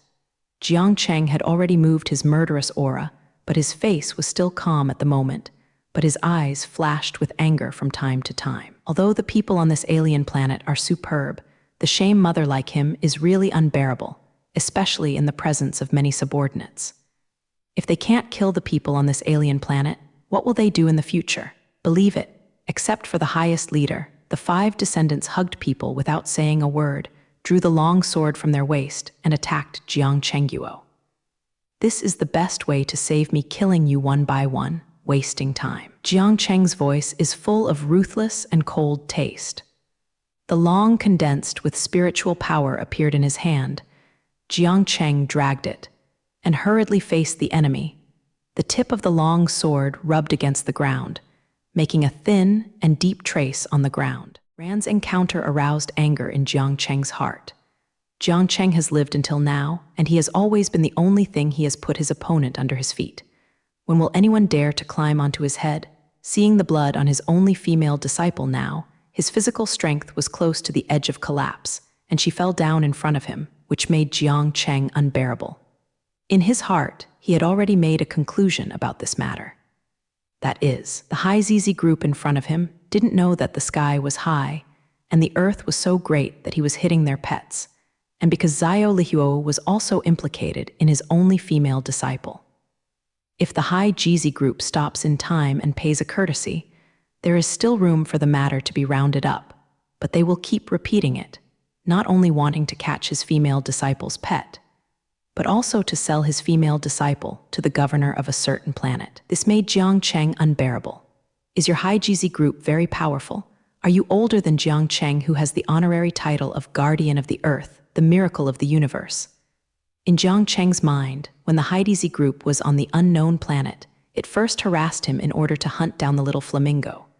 Then, during their journey to the planet Delmer, they sent 2 more gunboats to try to state themselves and their mother.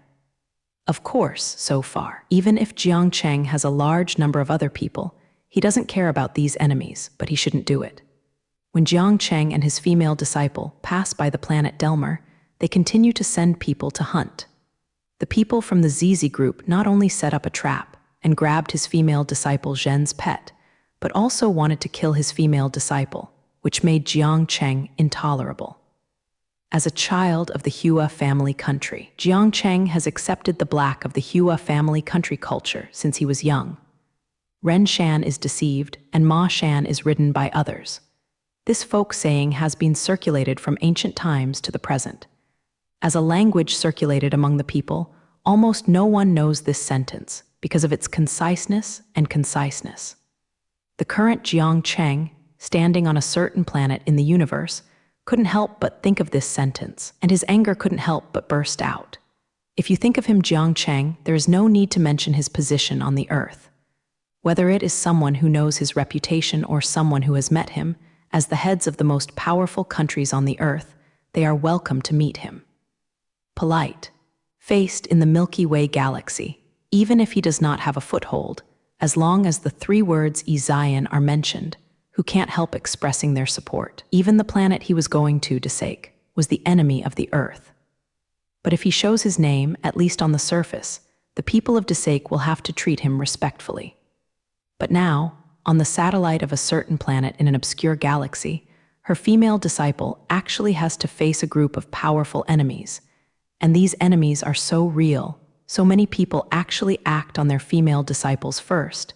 Does he still have the dignity of a man? The most important thing is that these enemies have a heart of rebirth for their female disciples' wide objects, and want to use this research object to sell a large sum of money.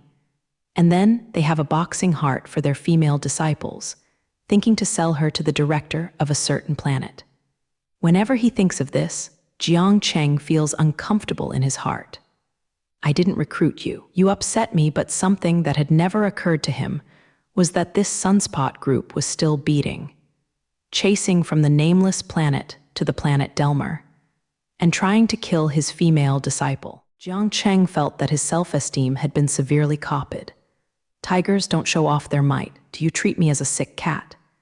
It's just that you High Jiazi group is not the enemy in my eyes, so I didn't take any action against you. But if you die like you, don't you hang yourself, don't you live the wind? You're not picking up lanterns and looking for death. Isn't you fighting to die? Even when he went deep into High Jizi's headquarters, Jiang Cheng's idea was to find Zhao Lai Huo Wu back. As long as the enemy is not too much, everyone meets and stays on the sidelines so that they can meet in the future. Unexpectedly, the black group really didn't know what was good or bad. Not only did it kidnap his female disciple's pet, but also set up a trap to make it worse and want to disadvantage his female disciple. This is too much. It's too much that Jiang Cheng couldn't bear it. When he saw his female disciple shaking her body and stepping towards the group of enemies, he was sad and angry. Needless to say, his sadness, his female disciple didn't listen to his genus and bumped into her hiding place. Not only did she find it hard to find her, but she also suffered a lot. Angrily, even the child can see what kind of situation his female disciple is in now. The leader of the Hailongzi group actually sent him a powerful hand to deal with her. This is not to put his female disciple against her. To death, Jiang Cheng is a short-term person. Even if his apprentices are not doing anything like that, they still have to be taken care of by him as a teacher. As for the outsiders, they are all given to him by Yi Dashao. There is no room for them to intervene. So Jiang Cheng did not show mercy to his enemies at all. Killing Yuan Yang and facing his enemies who were about to come to the country, Jiang Cheng didn't think it was the head of the Black Scorpion group at all. Divided strength let Jiang Cheng want to compete with him. Jiang Cheng's long sword was dragged on the ground, and the tip of the sword made a thin and deep mark on the ground. He walked unhurriedly, with an awkward smile. The 5 people in front of you want to rely on the advantage of the crowd on your side to attack yourself. Don't you know that in the eyes of the top masters, no matter how large the number is, the strength is not enough, it is useless? Nanyuo good, the 5 people are facing Jiang Cheng, turning slowly around him. Everyone's eyes are shining fiercely, and they can't wait to kill him with a sword. The person in front of them had just killed their accomplices, which made the 5 people in front of them feel the same hatred. They want to avenge their dead accomplices. However, they also saw that Baikai's own accomplices acted recklessly, without knowing the strength of the opponent, without seeing the situation clearly. And then they made a move, which resulted in him being killed by the opponent in a meeting. Now, they will not make the same mistake again. The long sword in Jiang Cheng's hand was still hanging on the ground, as if it didn't matter. He held the sword in one hand and put the other in his trouser pocket leisurely, as if he didn't put the 5 enemies in front of him in his eyes. He waited quietly, waiting for the 5 enemies in front of him to attack. Facing the 5 enemies in front of him, Jiang Cheng looked relaxed and laid back, and did not put his opponents in his eyes. The 5 opponents in front of him are also seasoned veterans, knowing that he must be calm in such a situation. And if he moves rashly, he will only leave opportunities for his opponents. So they are just Guorduo Jiang Cheng, ready to wait until a suitable time to attack Ba Lvdi holding Yanren, standing behind Jiang Cheng. Jing stunned the people at the Haijizi headquarters not far from her. Now they are in the enemy's land. Although she knows that Jiang Cheng is strong, she has also spent a long time getting along with the senior officials of the Sunspot group, knowing that they are all very skilled people. If you are singled out, any of these 5 people is definitely not Jiang Cheng's opponent. But now, it is the 5 of them attacking Jiang Cheng together, and the outcome is unknown. This made Ba Luxu's heart involuntarily lifted up. Yes, she was very nervous. Take a look at the enemy. Bao Guo is watching over him. Once Jiang Cheng is defeated by the enemy, then needless to say, he also knows how he will end up. Thinking of the Haijizi group's methods to deal with the captives, Ba Lu couldn't help but pass a chill. She has seen with her own eyes how several cadres in the Haijiazi group tortured and killed a prisoner they had captured. Baludi also knew this person. This prisoner was also a cadre in the opposing group, so he could fight politics without fear of death. Relatively reputable. He killed a lot of the people in Haiyezi in the previous battles, so as long as he mentioned this person, the members of Haiyezi always gritted their teeth and wanted to get rid of them quickly. That person also knew that he was the enemy's thorn in the eye, so he usually acted extremely cautiously, but there would always be times when people slack off. Once this person took only 2 of his subordinates into the street after drinking, captured by the scorpion who kept staring at him. Seizing the enemy they hated to the bone, the people in Haizizi did a full-body examination to prevent him from committing suicide to rule out what device he might have buried in his body. After confirming that it was safe, they pulled it out. His teeth, in case his tongue kills himself. It is a tooth extraction. In Baludi's view, it is better to use a hammer to get the tooth down. The person Xingran was a tough guy, but the people in the black end made him feel painful to death. In the next few days, the people in the Haijizi group were as happy as they were during the festival. They went to the country every day to view how those cadres abused the prisoners. If they were interested, they could also participate in it.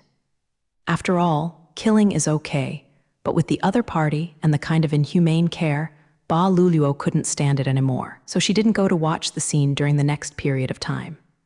Until one day, she saw several people carrying a pile of meat, all the way, blood dripping all the way. Even with her knowledge, she could not tell which pile of livestock meat it was. Out of curiosity, she took a few more glances. For the next scene, Baretti really couldn't think about it. In short, for a long time to come, as long as she saw food with blood, such as steak, she would vomit. Later, she heard the idle words of the people in Hai Jai Zai. It is said that this tough guy was tortured by the members in Hai Jai Zai and began to beg for mercy within a few days. This made the people who smashed him even more excited, and the methods were even more severe. Even when they tortured him in a way of inhumanity, that tough guy's nerves could remain absolutely clear. The few chattering members said to the cotters who tortured the enemy that their knowledge of the human body was at the level of a surgical expert. Therefore, at this time, Ba LV really imagined what kind of tragic death she would have if she fell into their hands. When she thought about it this way, she couldn't help but exert a bit of strength with her holding hand. Feeling the strangeness of Ba's green color, Yan Ran turned her head and saw Ba's green face, unblinking, her eyes on the court situation. She knew the girl next to her was there. What worried about? Ran stretched out her hand and patted Ba Ludi's hand a few times.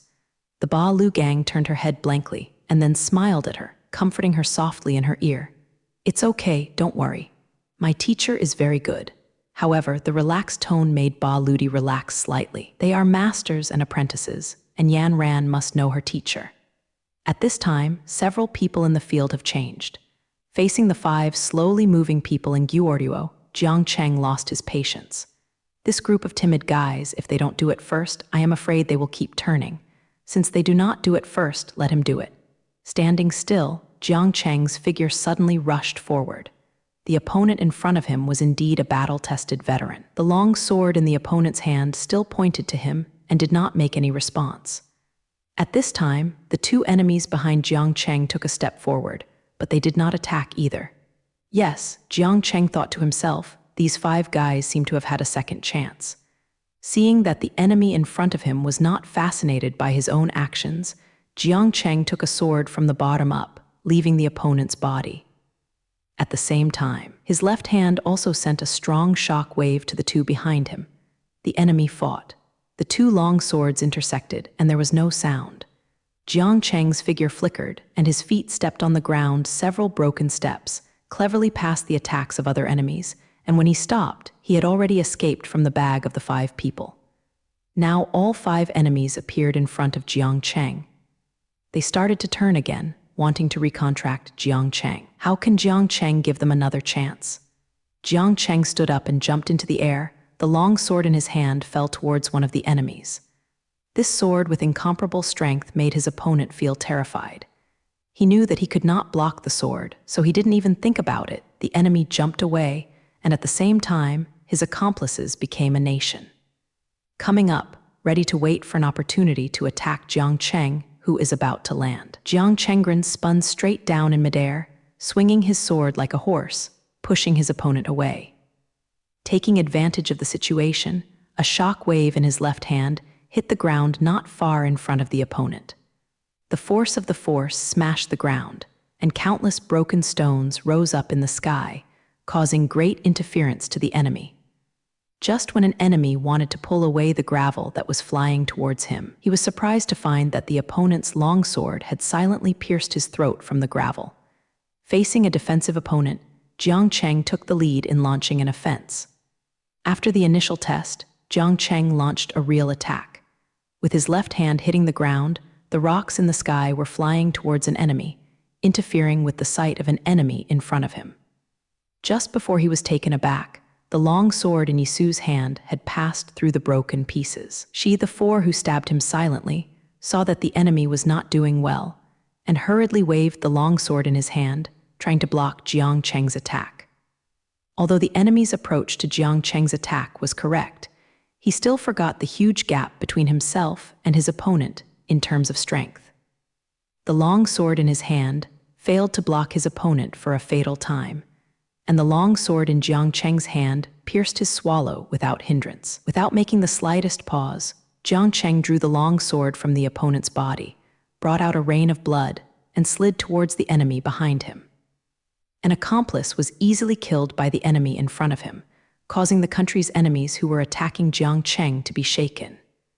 Even when their own side occupied the right time, the right place, and the right people, and they used more and less, and they were assassinated by the other party in a few encounters. How could this not make them feel shocked? When a master fights, there should be no turbulence in the mind, otherwise it will leave an opportunity for the opponent. Now, Jiang Cheng took advantage of the opportunity in front of him to stab the enemy behind him with a long sword, and at the same time dodged the two left and right enemies with long swords facing his ribs. Jiang Cheng pushed back another enemy's attack with his left foot. At this moment, the enemy behind him realized that his situation was not good. Although he still has partners by his side, in fact, now he is alone facing his strong opponents. Several of his partners have been pushed away by the opponents and are in a state of helplessness. This discovery almost frightened the enemy, and at the same time, the fear of dying made him launch a frantic attack on the opponent.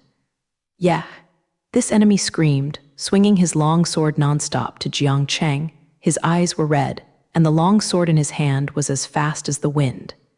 He knew clearly that as long as he was attacking this round, he pushes his opponent back, and his companions will outflank him so that he can win the chance. His plan is not wrong, but in the case of inferior skills, crazy offense will make him expose more flaws. Jiang Cheng blocked the long sword that his opponent slashed at him frantically, and thrust his left hand into the opponent's body. The severe pain coming from the body made the enemy almost unbelievable. He slowly lowered his head, just in time to see Jiang Cheng's hand pulling out of his body. "Ming!" the enemy screamed, and he staggered back, reaching out to cover his bleeding wound. Jiang Cheng no longer paid attention to the enemy. Without turning his head back, he threw the long sword in his hand backward. Jiangguang quick lightning inserted an enemy's body. The enemy fell to the ground, the long sword stuck on his body, still shaking slightly. The 5 enemies had already been killed, 3 by Jiang Cheng in a blink of an eye. The top leader of the Haizi group couldn't sit still anymore. He threw himself forward, wanting to join Jiang Cheng's battle group. Jiang Cheng was fighting, but he saw all the movements inside and outside the court. When the highest leader was about to rush, Jiang Cheng knew his intentions. With a cold smile in his heart, Jiang Cheng's figure suddenly accelerated, as if he stepped in front of the enemy in one step. And facing the opponent's sudden attack, the enemy was terrified. His companion was killed by the person in front of him one after another. His heart was already quietly disturbed, and he even had the idea of running away, just hesitating all the time. As a strong man, Jiang Cheng's sensory abilities are extremely sensitive. He said that the enemy's fearful eyes, his tight steps, and the slight trembling of the long sword in his hand because of fear, he had already seen all this. How could he not take advantage of the good opportunity? So, he locked the next target to be killed on him. The figure of the top leader of the Hailongzi group has been emptied. Facing the opponent who suddenly approached him, the timid enemy leaped back and wanted to escape Makoto's attack. Although the enemy who had been prepared for a long time and wanted to run, the reaction can be said to be quick, although his body has already escaped. Fan Guo, who was attacked by Jiang Cheng's arm, was just when he felt fortunate. Jiang Cheng shot out in the air, a powerful shock wave hit the enemy, and the huge force knocked him away. At this time, the top leader of the subgroup was already in the air. Jiang Cheng's feet kept on, and he rushed towards the last enemy. The death of his companion also gave this enemy the idea of running. The corner of his eyes was so wide that the top leader was about to join the battle group. Facing Jiang Cheng's attack, he made a flicker and rushed towards the person who was in the air. The supreme leader wants to join him. His idea is right, but he shouldn't turn around and run. Then, his kiking is the original one, this kind of wrong behavior. Even those gangsters fighting on the street would not do it as a last resort. Moreover, his opponent is far better than his master. At this time, the leader of the Black Scorpion group also saw the intentions of his men, and his figure was declining. It is a pity that he is still a step late. Jiang Cheng stepped forward with his left leg, raised his head and exhaled on the right with a sullen sigh, and then shot out. The huge impact carried by the head ruthlessly hit the enemy who wanted to escape. The people of Haizizi and Guagyuan almost clearly saw that in one room, the back of the advancing enemy was hit and sunken. Without even humming, the enemy's body fell at the feet of the leader of Haizizi, who had just fallen to the ground. After all, he was a step too late. Jiang Cheng was calm and relaxed, holding the pavilion in both hands and staring blankly at the top leader of Haimzi, who wanted to help him but was unable to recover. Seeing the scene in front of him, looking at the gloomy look of his underlings, there was one that Haizizi's supreme leader wanted to tear the opponent in front of him to pieces. If he didn't do this, it would be difficult to express the anger in his heart. His 6 subordinates, although nominally his subordinates, they have been with him for so many years, to some extent. The relationship between them has surpassed the relationship between superiors and superiors. They are brothers who have been together for decades. Not long ago, everyone was talking and laughing together, but in just a few minutes, his brothers were killed one by one. How can this not make him grief? Kuroko's supreme leader raised his head, and the opponent in front of Tingguo stubbornly. Facing the 5 powerful enemies, Jiang Cheng had no fear at all, and before Haizizi's supreme leader came to teach aid, he killed them one by one. The leaders of Jiang Cheng and Haizizi stood opposite each other, and the Haizizi members who hadn't spoken for a while also calmed down. Their eyes were attracted by the 2 people on the field, and their hearts were all raised. The intruder in front of them had already allowed them to witness his strength. In just a few minutes, they easily killed the high-level members of the Sunspot group. Jiang Cheng's skill made these members feel terrified. Some people have secretly compared themselves with them, wondering how long they can support this intruder, especially the old members of the group. They have spent a long time in Haizizi's group. They have followed these high levels and experienced countless gang fights. His 733s have seen these high levels. Skill. In countless battles, these high levels have been able to live to the present, and this alone can prove how outstanding their abilities are. However, just now, these high levels were easily killed by the intruder in front of them. This made the old members shudder, and at the same time there was a feeling of sadness. Get along with them day and night and fight with them. Now when these leaders are dead, when will it be their turn? Can the Haizizi group still be called Haizi without these high levels? Can they still survive among countless gangs? Some discerning members of Haizizi secretly thought that even if all these invaders could be killed this time, the Haizizi group might not be able to recover its past strength. The death of these high-level members greatly weakened the group's strength.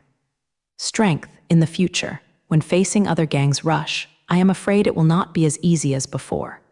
What's more, the intruder is still standing in front of the supreme leader, looking at him relaxed and comfortable, as if he didn't pay attention to their supreme leader.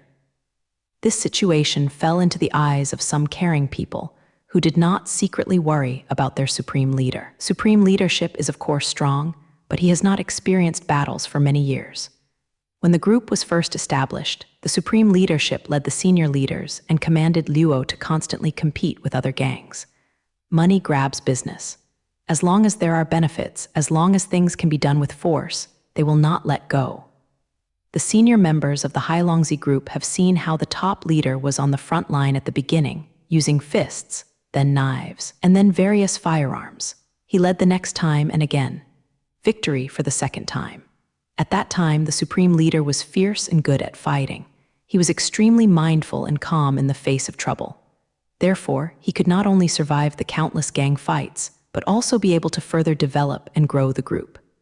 Today's position in the long river of time, in the dark world that will be ups and downs from time to time, there are countless discussions, ups and downs, and even annihilation, but their Hailongzi group is definitely one of the old-style forces.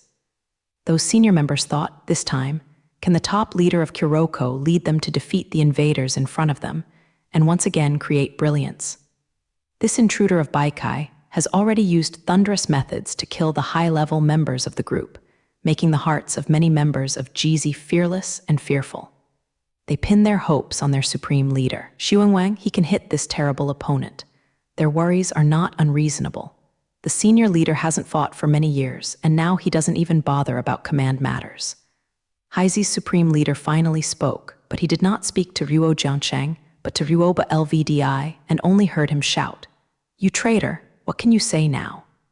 Ba Luluojing didn't have the slightest timidity because he was in the enemy's land. Loudly replied, "I am not a traitor. You are slandering me by saying this." She turned her body and faced the members of the Hailongzi group and said loudly, "You may not know me. I am also one of the important figures in the group. My code name is Mr. Barlow." Some members of the Guogyun group began to whispering something. Obviously, there are many people who don't know her in front of Ba Green, but if Mr. Barlow is mentioned, almost no one in the group does not know the name. They all know that whenever they have something to do, and the ordinary members of the group can't solve it, Mr. Barlow should be dispatched. The bright girl in front of her was actually Mr. Barlow. Obviously, this was beyond many people's expectations.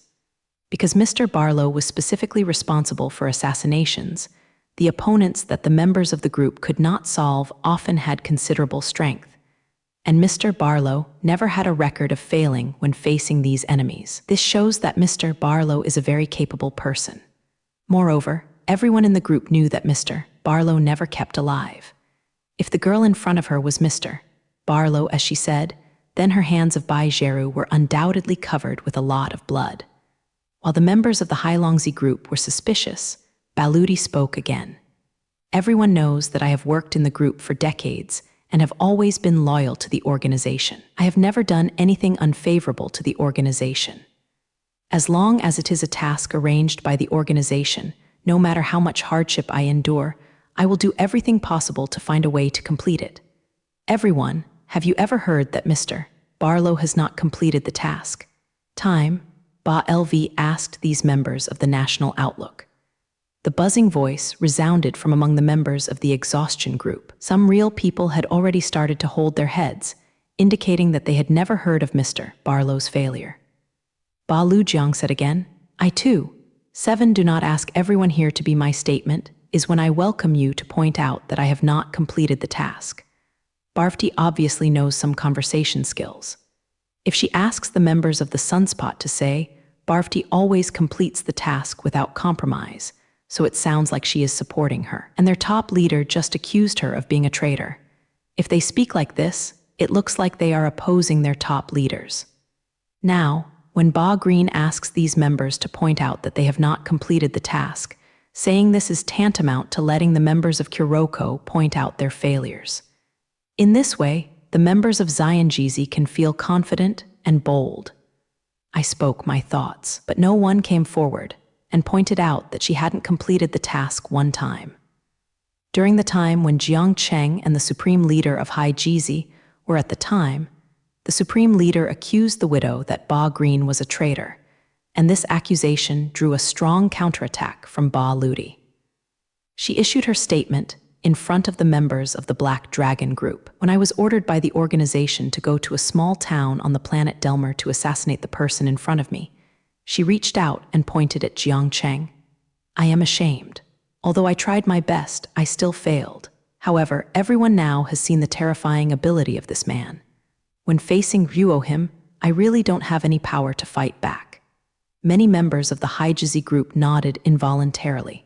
They had to admit that what she said was right. Even though Mr. Yibalo was tough, when she faced the person in front of Ruo, she would indeed feel that she could do nothing.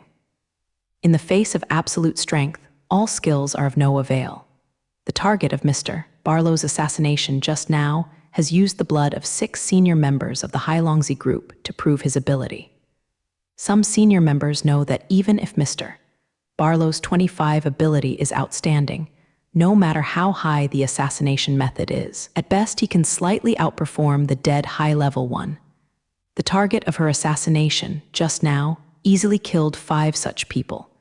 Therefore, Mr. Barlow's inability to complete this task is excusable. Baludi continued, "This person in front of me is not a person in our dark world, so after he punished me, he let me leave the planet Delmer. However, when I returned to headquarters, the senior management in the organization began to suspect me for no reason. In their opinion, I was able to survive this person this time. It was entirely because I hooked up with them. For this reason, they didn't hesitate at all and put the traitor's hat on my head. The sound rang again, and the members of the Hailongzi group did not expect the high levels to be so rash. These members are people who have participated in countless battles, and it is impossible to win every battle. Then, when they fail, they will also choose to retreat or even escape. Stay in the green hills, not afraid of no firewood. Of course, it is impossible for the members of the Sunspot group to know the words of the Earth Flower family country. But they know that as long as the person does not die, there will be a chance to make a comeback again. If every escape was a collusion with the enemy and a betrayal organization, some of them would have died several times. Baludi was full of disapproval expressions on the faces of the members in front of her.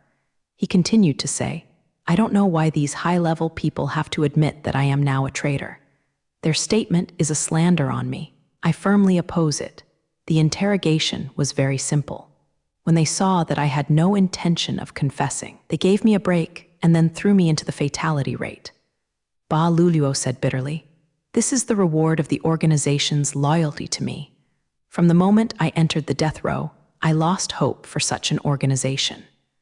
What the death row meant to the people in Haijizi, they all knew very well. It was a terrifying place, and they didn't want to live there for even a minute in their entire lives. Some of them have often gone in and out of ordinary humble houses for some reason. It feels full of gloom, loneliness, and scary. Some even want to use all the negative words they can think of to describe it. And this is just an ordinary cell, not a death row. When the guards there wanted to do wrong with me, it was the man in front of me who saved me in time. When I was so desperate that I couldn't even die, it was this man who pulled me back from hell. If it were you, what would you do? During Badi's speech, I don't know what the reason is, maybe it's wrong. The supreme leader just sneered and did not say anything to hinder her from speaking. After Barati had finished speaking, the top leader just added a yin. "A traitor is a traitor. Even if your tongue is full of tongues, it will not cover the fact that you back the organization." After Barati said this, he said nothing. She has said everything that should be said. Originally, she didn't want to refute the words of the supreme leader. She had already made a betrayal with facts and actions. No matter what, the verbal opposition seemed so pale and weak. But after thinking about it for a while, I felt that I still had to say that. Not to protect your own cards. It's not to win the sympathy of these Black Scorpion group members. She wanted to tell them to Jiang Cheng and ran. He doesn't care about other people. But she must let these two people, especially Jiang Cheng, know that the ground has sincerely broken with the Black Scorpion group. These words of her have basically clarified how she went from being a killer, from a prominent figure in the group, to being the next four. She wanted to dispel Jiang Chengheren's doubts through these words, and never allowed them to truly believe in themselves and accept themselves from the bottom of their hearts. Ba Lumao is an arc. She was adopted by the top of the Haidizi group since she was a child. She has always lived in this organization. In a sense, this is her home. Now, the organization is forcing her to rebel.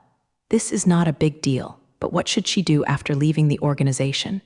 Is it just such a person wandering in the universe alone? Then one day or died in the pursuit of the Hailongzi group, or died of some accident. Bareti didn't want to live such a life. When they were in the small town on the planet Delmer, she and Bingren didn't know each other. Not only did they know each other, but they also seemed very speculative in their conversation. She really wants to be friends with some simple girls with this Yuanliang road. She likes to be with her. She likes to accompany her or have her company. As for her cold teacher, his appearance can't coax her eyes. Being an orphan since childhood and being in the dark world, Ba Luluo has seen too many dark sides of human beings here, and also experienced too many negative emotions. How to survive in this terrible world, and Jijai said that survival is not a small problem for this little girl.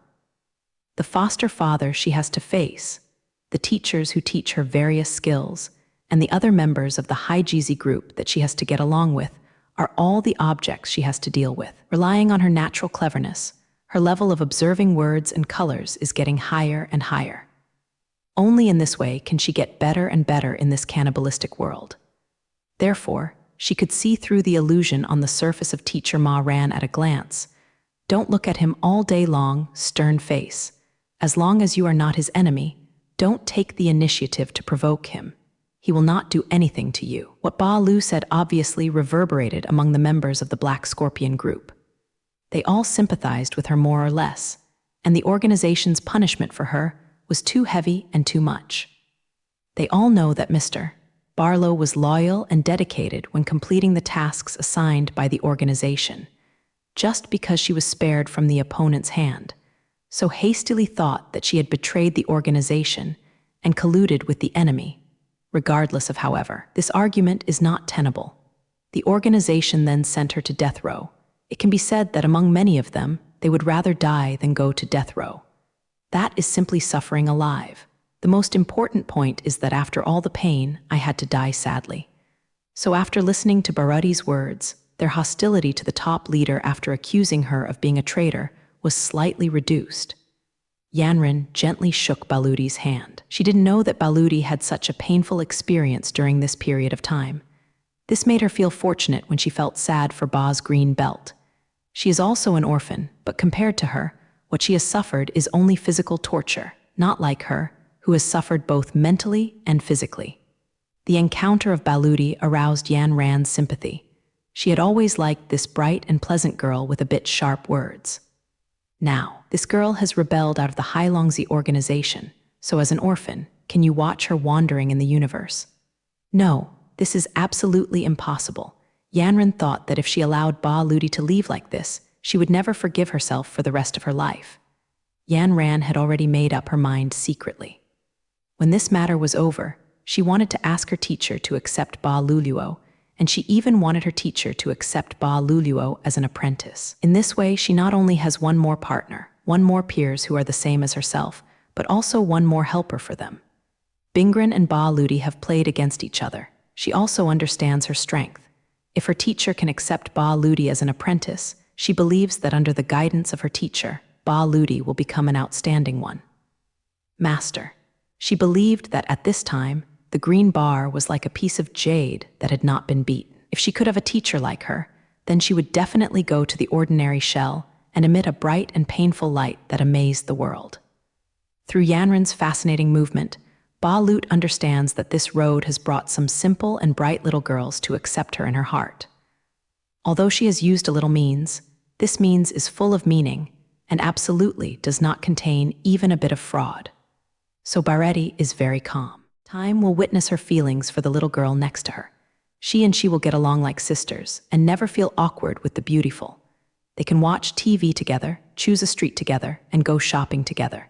Become inseparable sisters and friends. In short, what Baluti had in mind was that she wanted to get along well with Ran.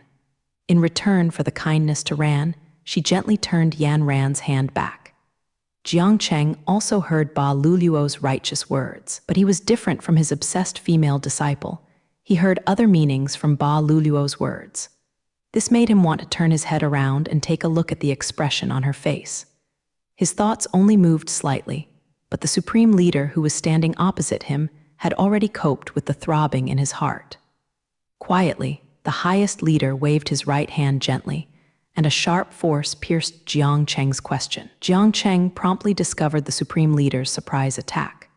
With a thought in his heart, a protective cover enveloped his whole body, making the supreme leader's sneak attack unsuccessful. Jiang Cheng was furious. What he hates most in his life is this kind of secretive little entry. As the highest leader of the Haijizi group, he actually did this kind of indiscriminate behavior, which really made Jiang Cheng unable to him. In the eyes of the supreme leader, as long as he can achieve victory, what kind of means can he not use?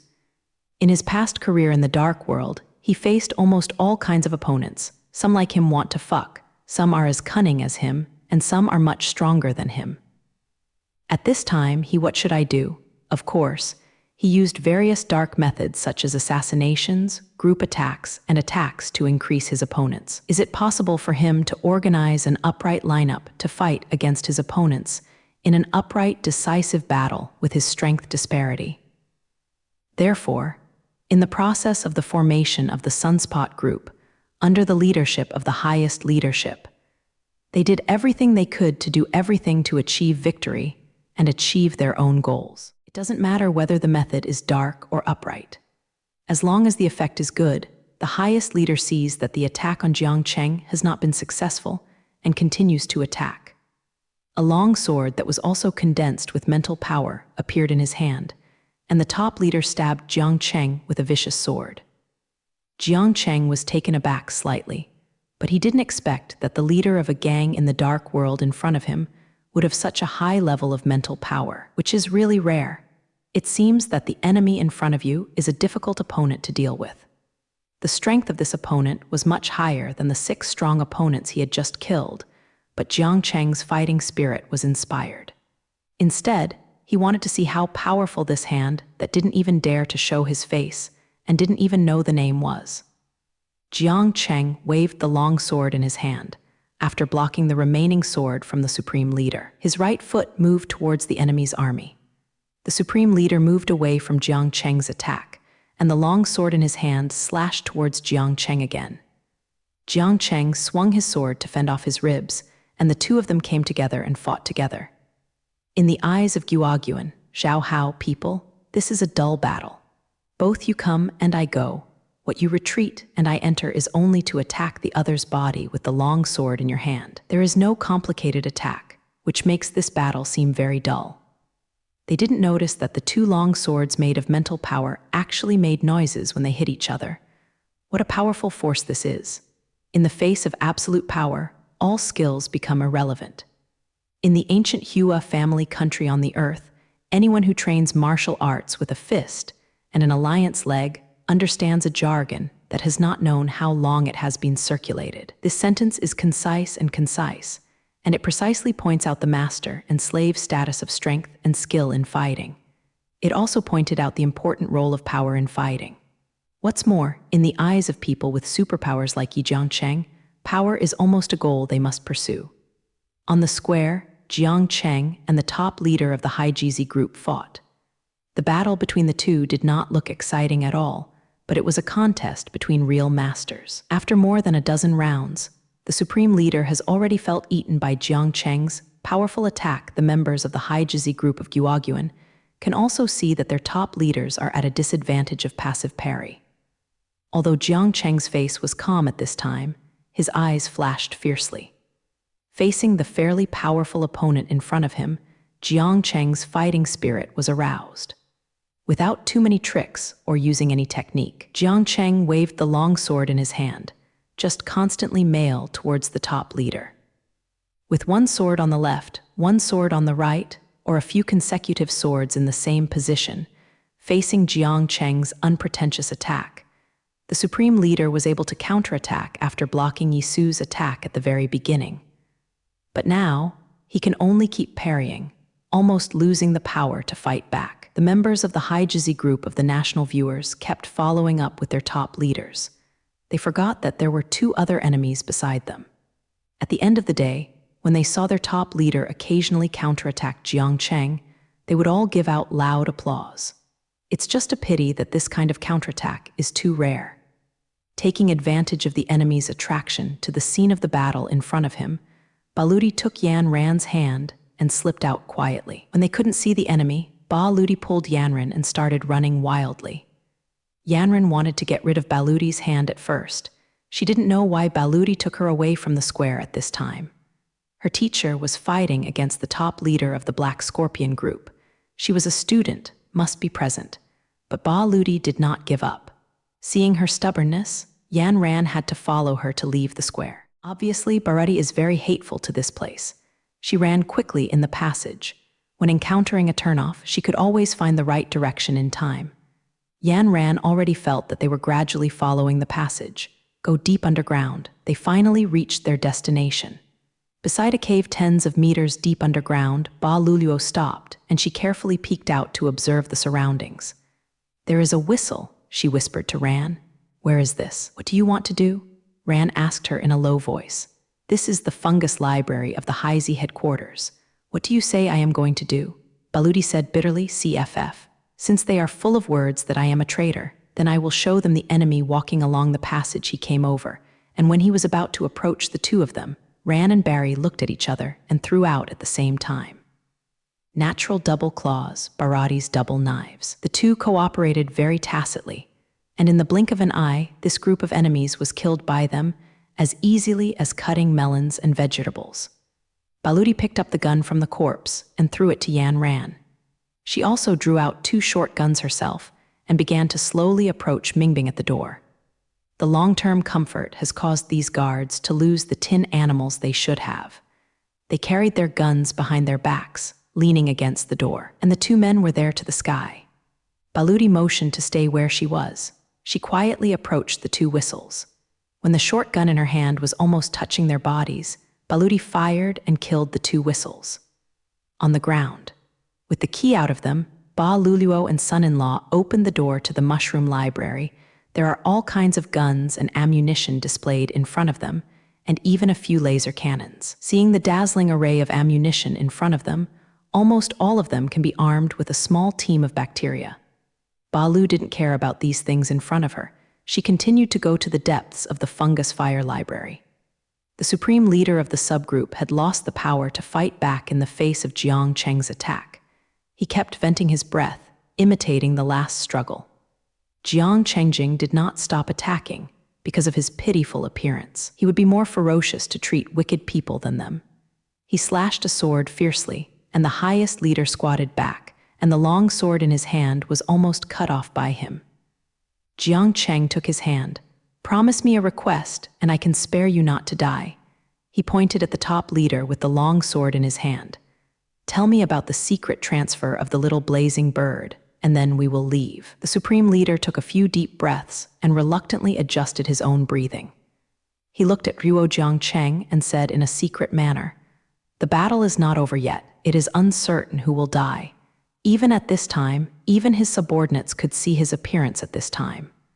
The supreme leader was still dying to face and suffer, which made Jiang Cheng accept it at the beach.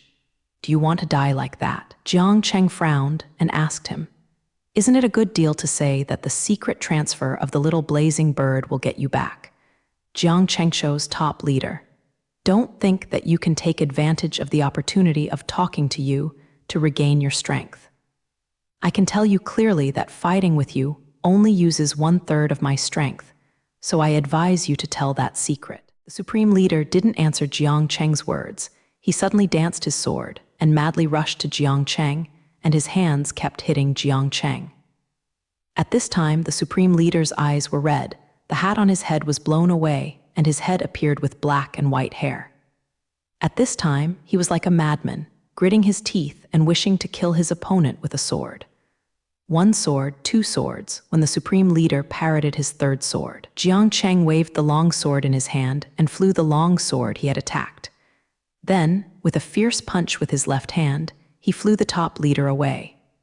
The body of the supreme leader slammed into a pillar, and his head was bloody. He rolled his body with difficulty, leaned on the pillar, and looked at Jiang Cheng, who was walking towards him. Stopped not far from the supreme leader, Jiang Cheng folded his hands in front of his body and looked at the supreme leader condescendingly.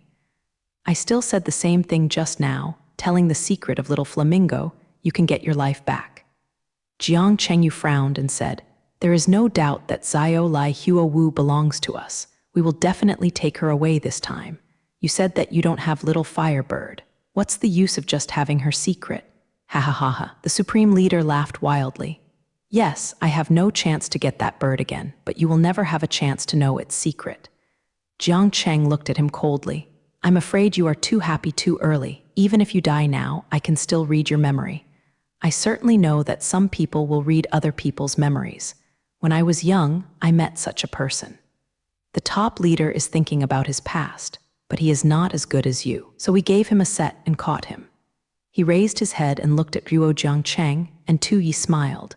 "So I also have a way that I can't let you read the memory." Jiang Cheng knew what was wrong, and just about to rush forward, the highest leader slammed his head against the pillar. His strength was so great that his head was now like a broken watermelon. Obviously, Jiang Cheng could not read any information from such a head. Supreme leader of the Mazi group committed suicide. Before he died, he slammed into the pillar and smashed his head so that Jiang Cheng could not read any memory from his head. Sure enough, he is not a cruel person who has walked in the dark world for decades, even if he can be cruel to himself. Then from this point of view, treat other people. especially his opponents or what he secretly wants to eliminate object. How fierce he would be, no need to say more. Seeing that his supreme leader was dead, and the intruder was still standing there, after a moment of silence, Tianguan's member of Haijiankou suddenly began to smoke. Kill him and avenge the supreme leader. Go, kill him. Let's go together. All kinds of shouts came and went like waves one after another, but there was no one to take the lead. It's no wonder now the top leader of the Haijizi group is dead, and the top leaders of Haijizi under him are also dead. Now they have become Yaobing Sanyang, all of whom have lost their own leader. And after the test of time, after the baptism of blood and fire, the Haijizi group that has always existed, that organization that has made countless people gall, will no longer exist from today. Even if it exists, it will exist in name only, and the demise of the Haijizi group is only a matter of time. These Haijizi members all understand that even if they swarm up, they are not the opponent of the person in front of them. What's more, what's the point of going up to death in vain? No matter how many people die, Haijizi is dead.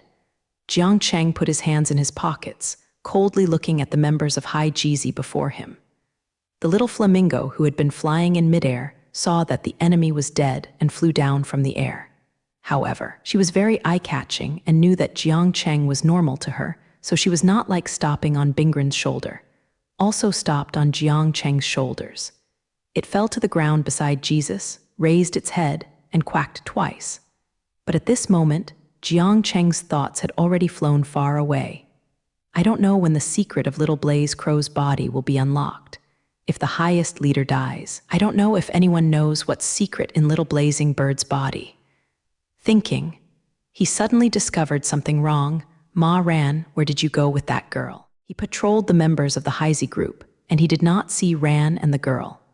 Did they hide inside by themselves, or did the enemy kidnap them while they were not focusing on the highest leader? Just thinking of this, there was a sudden sound from far and near, and the two transportation spacecraft quickly flew close.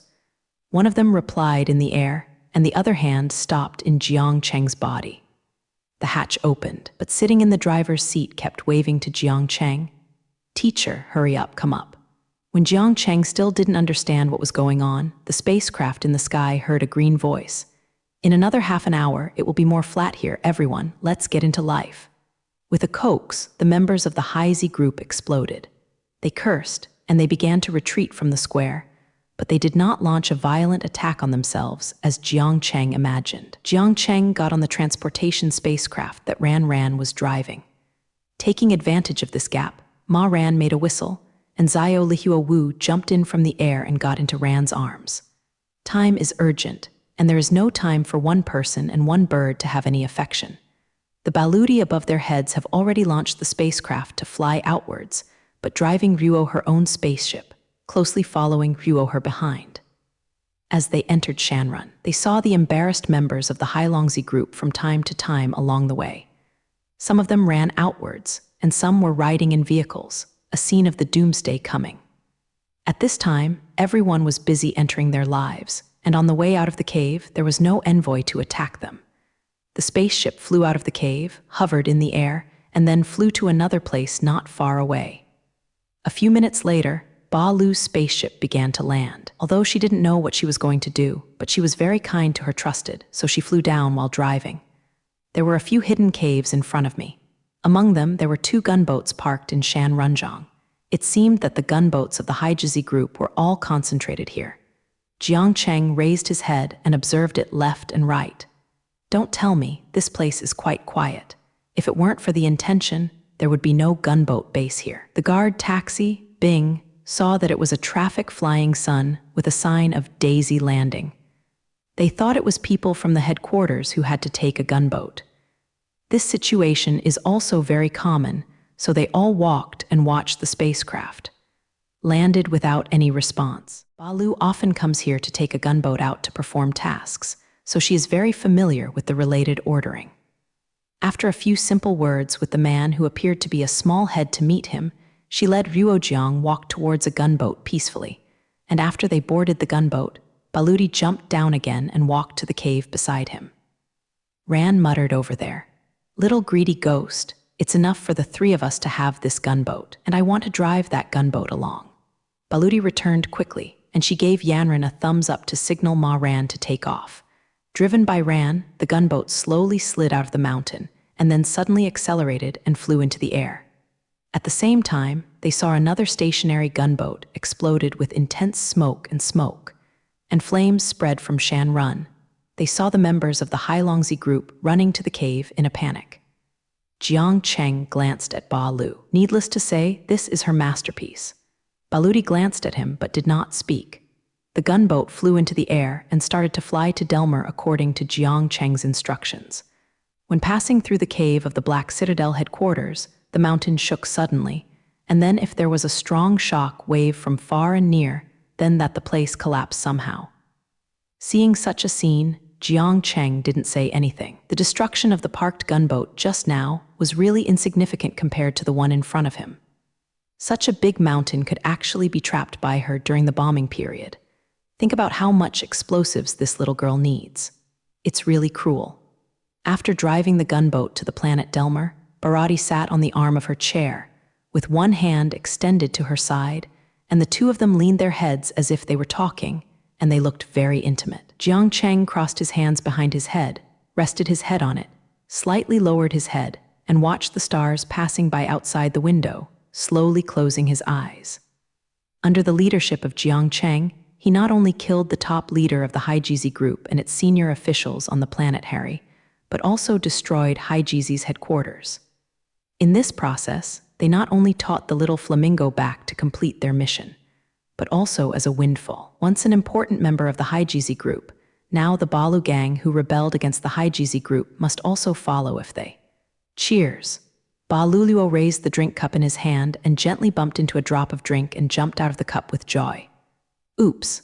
Seeing his teacher, Jiang Cheng, sitting next to him without moving, Ma Ran glanced at his teacher reproachfully.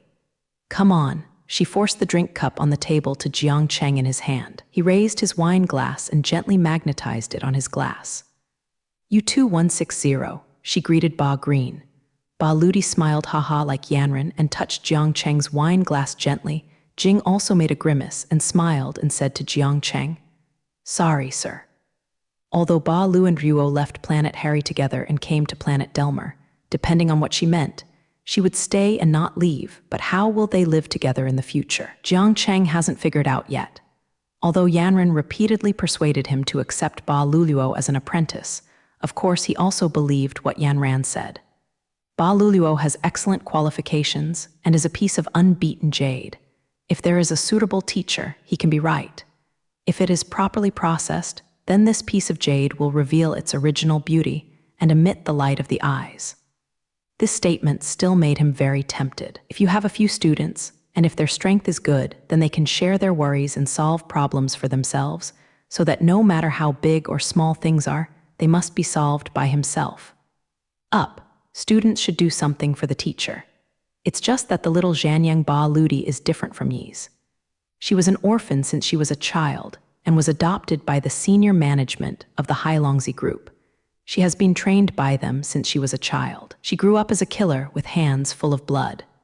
Her various experiences made Jiang Cheng bear a little bit of worry in her heart, because she has always grown up in the dark world, and what she has always accepted is the darkest thoughts in the human world.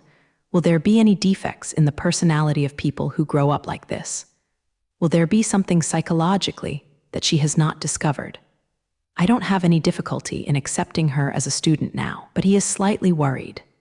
If one day in the future, Ba Lu suddenly sends out something because of something that has been lurking in her heart or her personality. What should he do if he has some cruel and unethical things? This is not impossible. He has seen this little station mother from the dark world blow up the Haizi headquarters, where she has been in charge for decades. In addition, how much blood was on the hands of this spring-looking girl? How many lives was on her back? You know, she has always been a killer in Sunspot's headquarters. If Ma Ran were compared with her, she was as pure as an angel, although dozens of members of the Haizi group died under Ran's hands. But compared with Green, that is nothing short of a big deal. Now in Ba Lu's heart, is there anything that Jiang Cheng can't see for the time being? If after Jiang Cheng accepted her as a student, This gem radiated her light. But if at this time something had been hidden in her heart, it would even lead her astray. What should he do at this time? Although Jiang Cheng hates fame and all the inconveniences that fame brings to him, he hates those who come from fame because they look up to themselves. They can use this reason to approach him unscrupulously and even disturb their life. This makes him especially celebrate evil. So Jiang Cheng doesn't pursue fame at all. He doesn't care at all. However, he is very upholding the reputation that has been imposed on him, and he will not let his honor fall even a little dust because of a certain person. If he accepts Ba Lu as a disciple now, this is not a problem. But what should he do if Ba Lu Rong does something extraordinary in the future, which will ruin his honor? Righteous extermination? Leave it alone. Or don't ask. Jiang Cheng really liked it. He put down the wine glass in his hand and walked to the balcony outside the room. The night outside is really good. The breeze is blowing slowly. It is not hot or cold, and the wind still carries the scent of some unknown flowers, and the faint smell makes people sink in it. The unknown bird hummed with a high and low sound, as if calling his own child. It's late, go home quickly. Jiang Cheng was bathed in such a night, watching the crowds coming and going in the distance, and didn't leave his worries behind. Since he came out of the earth, he is going to go to the planet Desek to wipe out their alliance against the earth. He hasn't lived a peaceful life, nor has he been able to put his body and mind into the surroundings of Zhu like now, to experience and taste. In the process of moving forward on this road, it is not that there are no good scenery can be seen everywhere. Everywhere, the problem lies with him. He really has no intention to understand. He always has all kinds of things to go there for. He always walks in a hurry, does not squint, and goes straight to Ruo's goal. He also hopes that occasionally when he is free, he can be like the innkeeper on the Delmer planet, soaking in the afternoon sun leisurely and enjoying the beautiful scenery in front of him with the drink in his hand. It doesn't need to be a lot, just a few occasions is enough. The night is so fascinating that Jiang Cheng's nervous mood has been completely relaxed. He feels stealing a floating half-day leisure. Seeing Jiang Cheng walking out, Ba Ludi's face darkened. Just now she forced herself to smile. She knew that this teacher, of course, didn't want to accept her very much. As someone who had lived in the dark world since she was a child, she would be able to observe her words and expressions through the appearance of a certain person. Guess what he was really thinking about? It was a method she had to learn. There was no way she had to use this method to survive, so she clearly knew the thoughts of her son-in-law teacher. And after guessing his thoughts, how could her mood not be depressed? Jiang Cheng solved the problems they encountered, recovered the long-lost little flamingo, wiped out the head of several people, and wiped out their headquarters. After returning to the planet Delmer, they finally lived a peaceful life for a while. Such a day is really rare for Jiang Cheng, who has been traveling for a long time. But his mood was not calm and he had new troubles. Although this big trouble seemed to be insignificant, it also disturbed him. On the contrary, Ba Ludi from Haijizi's headquarters has been following Ruo them. Although this Xia Zhenyang broke with the Haizi group, she is from the dark world after all. Whether to accept her. This question has been trying to disturb Ruo Jiang Cheng. The door of the balcony rang, and his disciple walked out. Jiang Cheng knew that his female disciple came to him at this time and wanted to say something. So he quietly watched the night before him, and Jing did not ask her why she came out. Just now when Jiang Cheng came out, Ba Luluo's face darkened. All of this, of course, seemed to be seen in her eyes. Ba Luluo's face was pale. Her eyes were low, and the whole person seemed to lose their anger. Of course, she knew what her good friend was thinking. At this moment, she was worried about what she really knew. The problem lies with her teacher. Of course, her good friend also has a little problem. However, at least in Yanren's view, her good friend has already bid farewell to the evil world of the past, with one foot on it.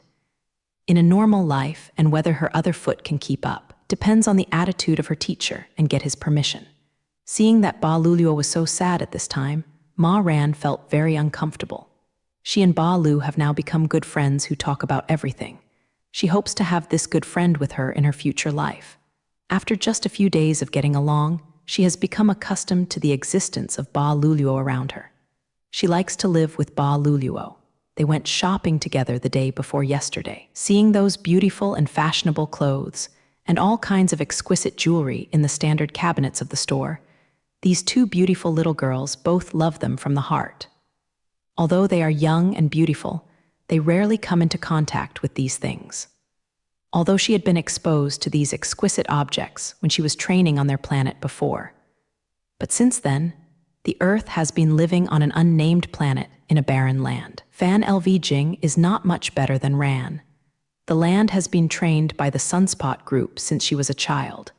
When she grows up, she has been in places where the light cannot be seen to increase her concealment. Only when performing tasks can the land blame the dark. The location of the Tin group. Therefore, when the two of us came into contact with these exquisite things, they were just like those familiar little station ladies, and immediately developed a feeling of love for what they saw elsewhere.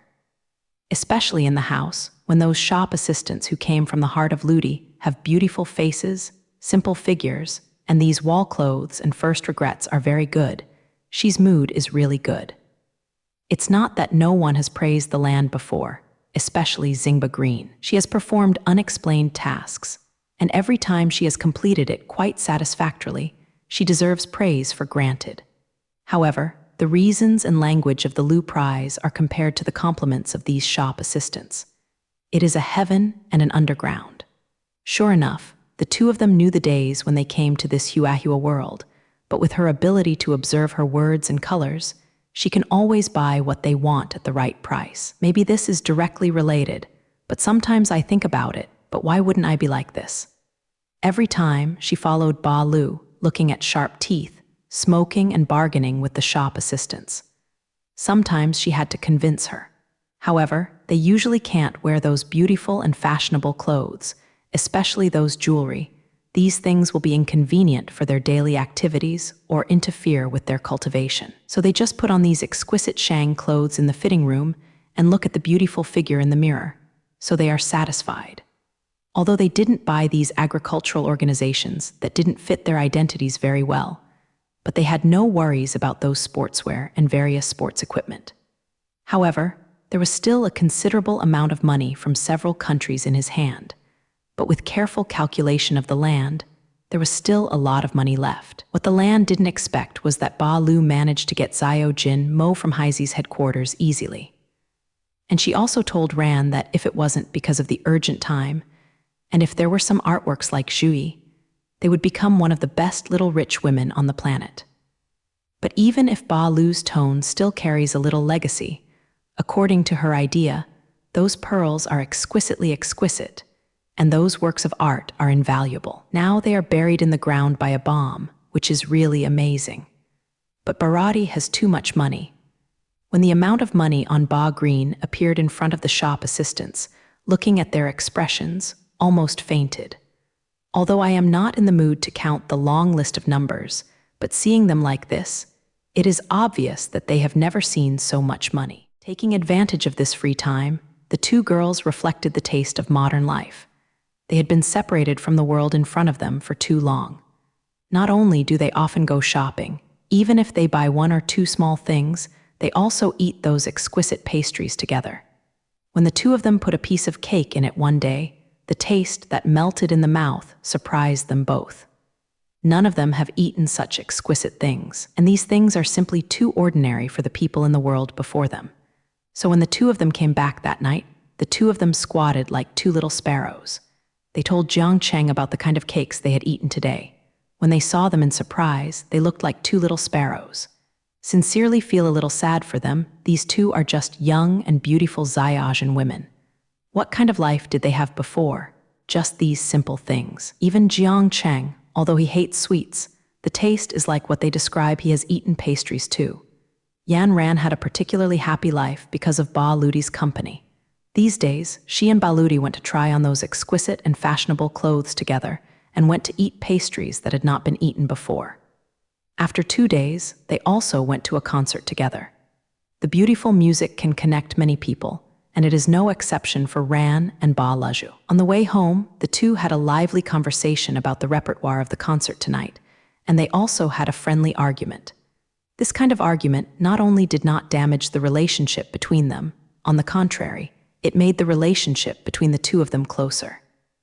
Yanran likes Ba Luluo more and hopes that she can be with herself, and the two can join hands to kill the enemy. When they are free, they can hold hands and choose street together. So she really wanted her teacher to accept the Balu gang. Now she saw her teacher come to the balcony. Taking this opportunity, she wanted to have a further conversation with her teacher, in order for Ba Luluo to live better in the future, and for herself to have a like-minded companion. Teacher, the night is pretty good tonight. This is the beginning of the course, okay. Jesus responded indifferently. Teacher, do you have something on your mind? Yanran asked again. No, Jesus still has that tone. But I don't think you are happy. I'm not unhappy. Turn to Ran, I'm fine. Bingran's words were lost. Well, this way then. Jesus looked at him funny. Do you want to say something to me? Yanran beckoned. No, oh yes. Is it there yet? Yeh looked at him, this somewhat innocent female disciple, and felt his head big. Let's talk if you have something to say. Why do you want to deliberately look for topics? It's such a teacher, in fact. Is it still annoying to you about Balu? Yanran didn't do this time. She went straight to the subject. I said I didn't. Although she didn't compete with Jiang Cheng, she stood beside Jiang Cheng and looked at the scenery outside the balcony. Teacher, why don't you give Mayo Lu a chance? Yan Ranjing didn't look at Yisu. She just said something on her own. What happened in the dark world before the earth was also the reason why she couldn't help herself, wasn't it? Then he pointed to a girl who was walking with her boyfriend not far away and said, which girl in her be-like life doesn't want this? Look, and Balu wants to live this kind of life. In fact, everyone, at least every girl, likes to live this kind of life. We don't want to use weapons like weapons to fight against enemies, kill them all in blood and ourselves. Being covered in blood turned to Jiang Cheng. But since there are still bad guys in this world who are still thinking, then someone has to stand up and punish the bad guys.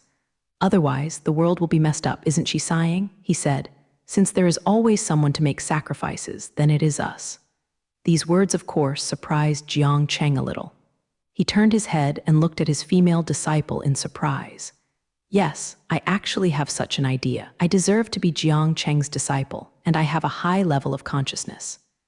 In the face of Ruo's female disciple, Jiang Cheng sometimes joked with her.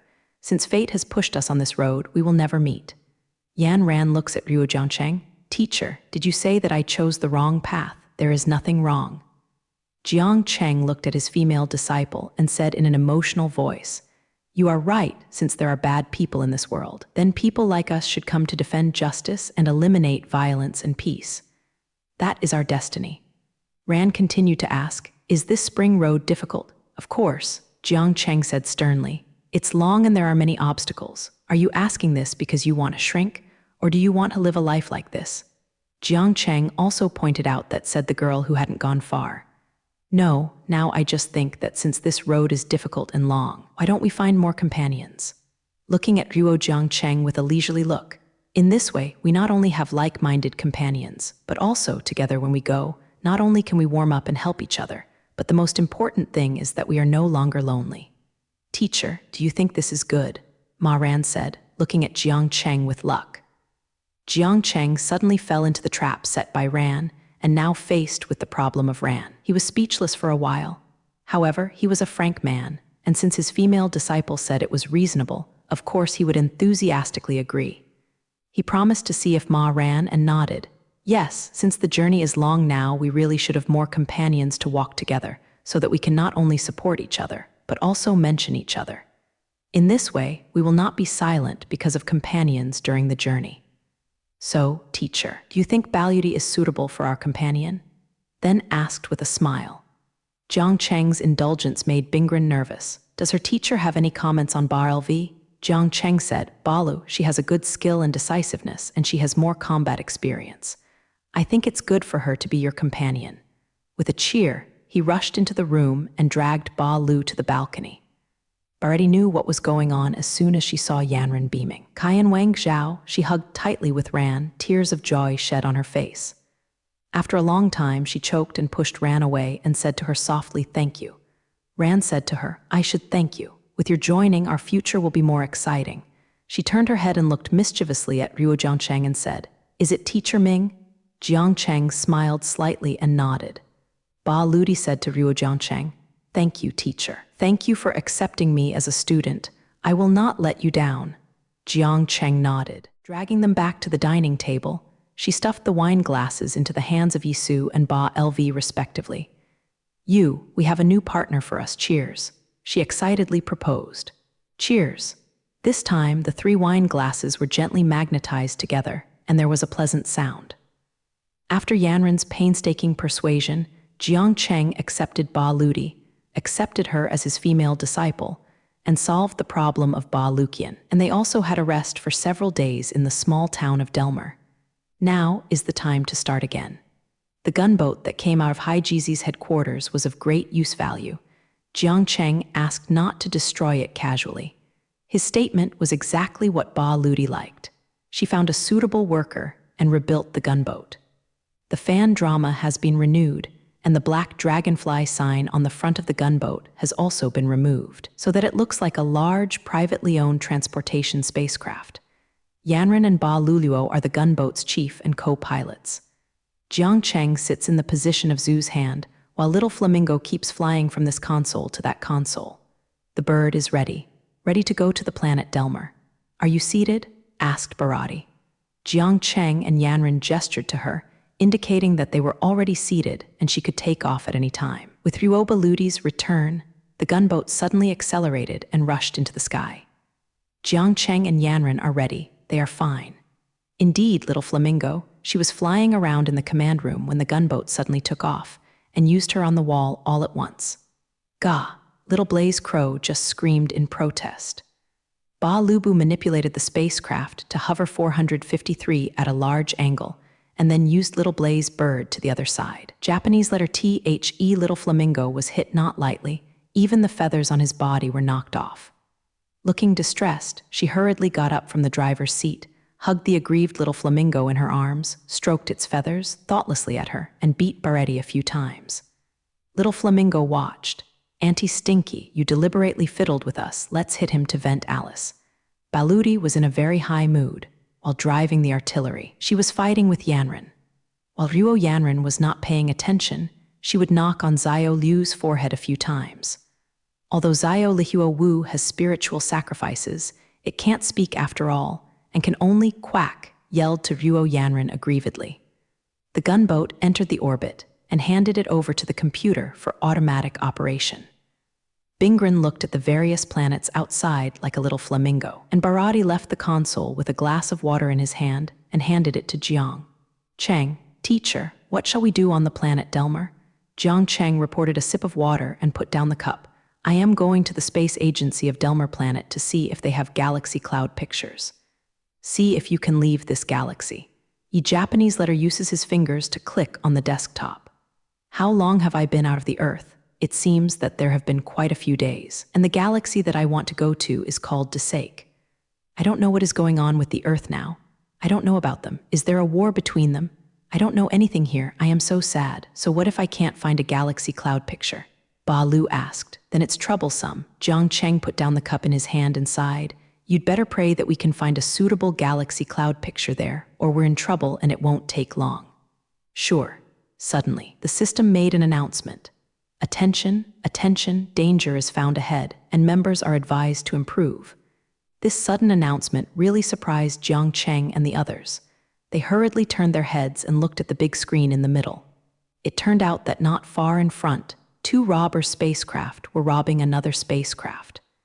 Without waiting for Jiang Cheng and the others, Ba Ludi sat on the hand seat and started various operations. She manipulated the boat to announce to the 2 robber ships, "Stop your behavior immediately, stop your behavior immediately, or you will enter our attack."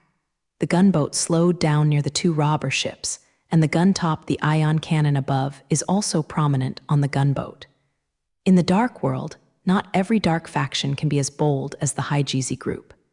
In fact, the Haijizi group is already a powerful existence among those dark factions. The gunboat that Baretti discovered from their base, for other black factions, even if there is only one Seafid, they will be satisfied.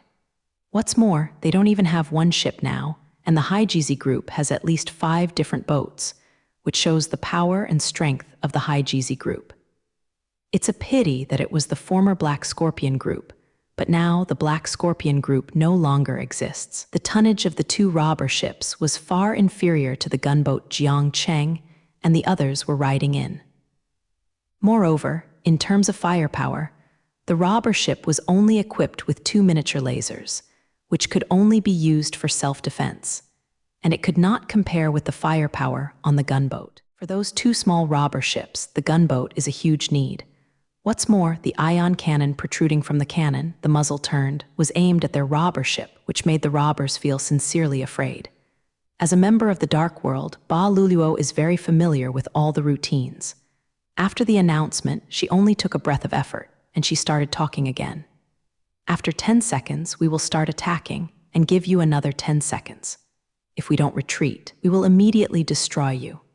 Then, a urging voice rang. 10, 9, 8 cursed by the robbers. They quickly ran out of the looted spaceship. They couldn't even catch up with their trophies. They were so fast that they wanted to give birth to 3 legs. The 2 powerful spaceships have already begun to launch, waiting for the robbers to come back, and the bandit leader will bitterly scold it. This gunboat is definitely going to be a black one, relying on its own ship's strong guns and forcibly hitting them. Drive them away so that the people on your side can start, and the fat in your mouth will be robbed by others. If it was the universe Lucha, not only would there be corresponding patterns and letters on the appearance of this gunboat, but how could they let themselves escape? I am afraid they are all rushing to arrest their accomplices now. The members of the robber ship had assembled, looking at the embarrassed and empty-handed men. The robber leader stroked his at the gunboat parked not far away, and then ordered the spacecraft to take off. The robbers on these ships did not notice, and the turret on the gunboat that had parked behind them shortly after takeoff began to turn. Inside the gunboat, Ba Luluo had a sneer at the corner of her mouth, and she kept manipulating her with both hands. There was a beep in the computer. The main gun energy is filled. The particle weapon is ready. The DS attack missile is ready. Jiang Cheng was not surprised at what Ba Ludi did. He looked at him indifferently, knowing that Ba Ludi would not let these robbers go. Facing the robbers who robbed the common people, Ba Lu issued a jingle to them, forcing the robbers to evacuate to his spaceship. Within the time set by Ba Ludi, the robbers were preparing to leave here, but it was obvious. Ba Ludi didn't want to let them go easily. These robbers relied on the universe of the universe. Every time they did a fortune, they would flee as far as they would go, and then they would find a planet to hide for a while. In order to enter the universe's search for elements and wait until after the wind, they came out again to commit crimes. Just like this constant repetition, their courage is getting bigger and bigger, and their methods are getting more and more cruel. From a simple robbery, it later develops into money-making, and then after the murder, the corpse is destroyed and the crime is bad. Extremely, but the universe scouts are powerless, often when they arrive at the crime scene. Sometimes the Jijillion crime scene will be destroyed, and the robbers have already escaped without a trace. Therefore, these robbers have sold the blood of many people on their hands, and it is not an exaggeration to kill them dozens of times. So after Jiang Cheng saw that Ba Ludi had turned on a series of offensive weapons and entered the battle state, he didn't say a word. In fact, he did it as Baretti. A scum like a robber or a smuggler is just as insignificant as dead. The bandits' dual spaceships were still flying slowly at first, as if this was an attitude they showed themselves. When the reporting system on their spaceships showed that they had been locked by the gunboat's sighting system, they started, panicked. Jiang Cheng and the others had no way to know what the robbers looked like when they were dying. But just after their spacecraft entered the acceleration state, the laser beams were fired from the 2 secondary guns on the gunboat, accurately the 2 spaceships that hit the bandits. A burst of fire and smoke flashed, and the 2 spaceships burst apart and fell into the boundless universe. Yeah, Ba Luluo in the gunboat kept waving her double punches to express her excitement. She is really excited. In the past, she would not do it like this, because in her mind, she herself is a wicked person similar to the robbers in front of her. How could she go to drive them, or even kill them? But after a long talk with Ran that night, she was moved by Ran's faith. As my son-in-law said, since there are still bad people in this world and good people are needed to preside over justice, then let them take care of those good people. Ba Lu is very happy to be a good person now. Ran patted her hand next to her, also expressing her encouragement. At this time, the communication device in their gun heard a voice. "Thank you. We are an interstellar transportation spacecraft, and I am the leader. On behalf of my crew members and all passengers, I thank you for your timely help." Mom and Baludi were all red with excitement for this sudden, deep, and sincere feeling. They didn't know how to answer the captain for a while. They turned their heads to Jiang Cheng and looked at him, asking for advice. Jiang Cheng scratched his head.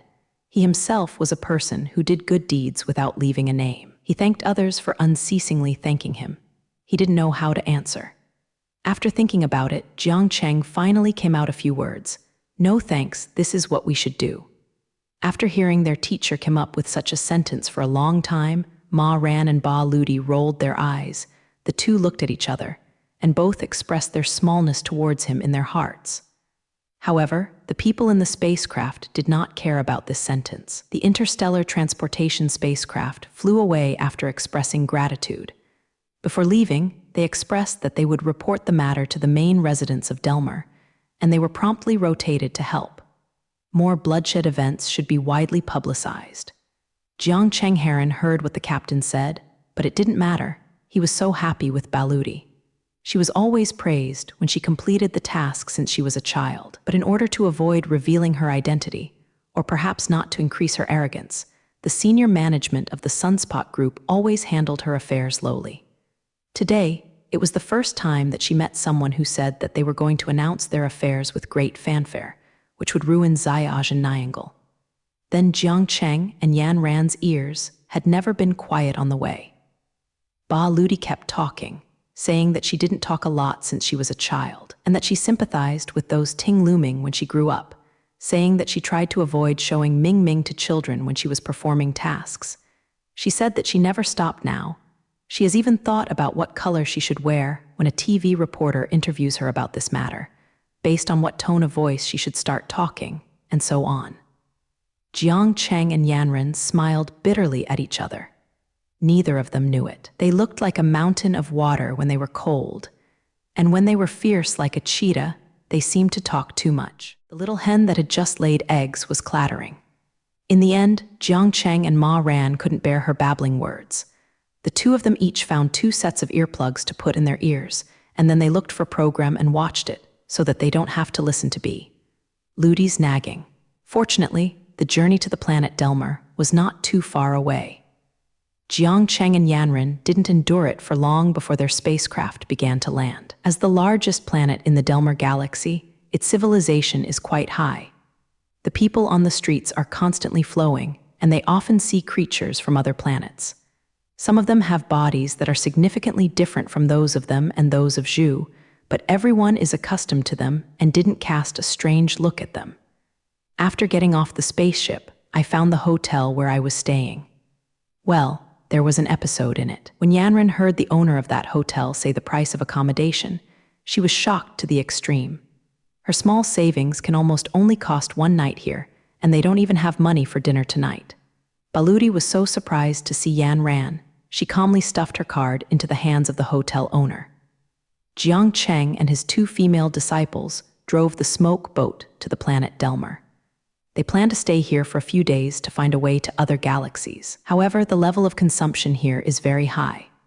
Of course, after knowing the price of their stay here for 1 night, she was shocked because she had little money left after paying for the accommodation.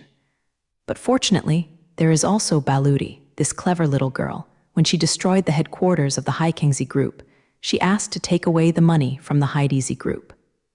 As for the Haijizi group, which ranks absolutely in the first echelon in the dark world, the funds of their group can be described as uncountable. While other dark gangs were born to death in order to have a small transportation spacecraft, their Hailongzi group possessed a powerful air power of no less than 5 gunboats, so it can be imagined how rich the Haidizi group is.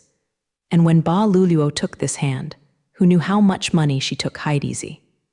This time, it was the hotel owner's turn to be surprised. He didn't expect this young girl to carry such a large sum of money on her body, which made him both envied and surprised. After completing the accommodation formalities for them, the hotel owner returned the card to Baludi and kindly mentioned her. If possible, they should go to the local bank and apply for a new card because they are now in hand. On the card, the number is so huge that it will inevitably arouse the coveting of some bad guys.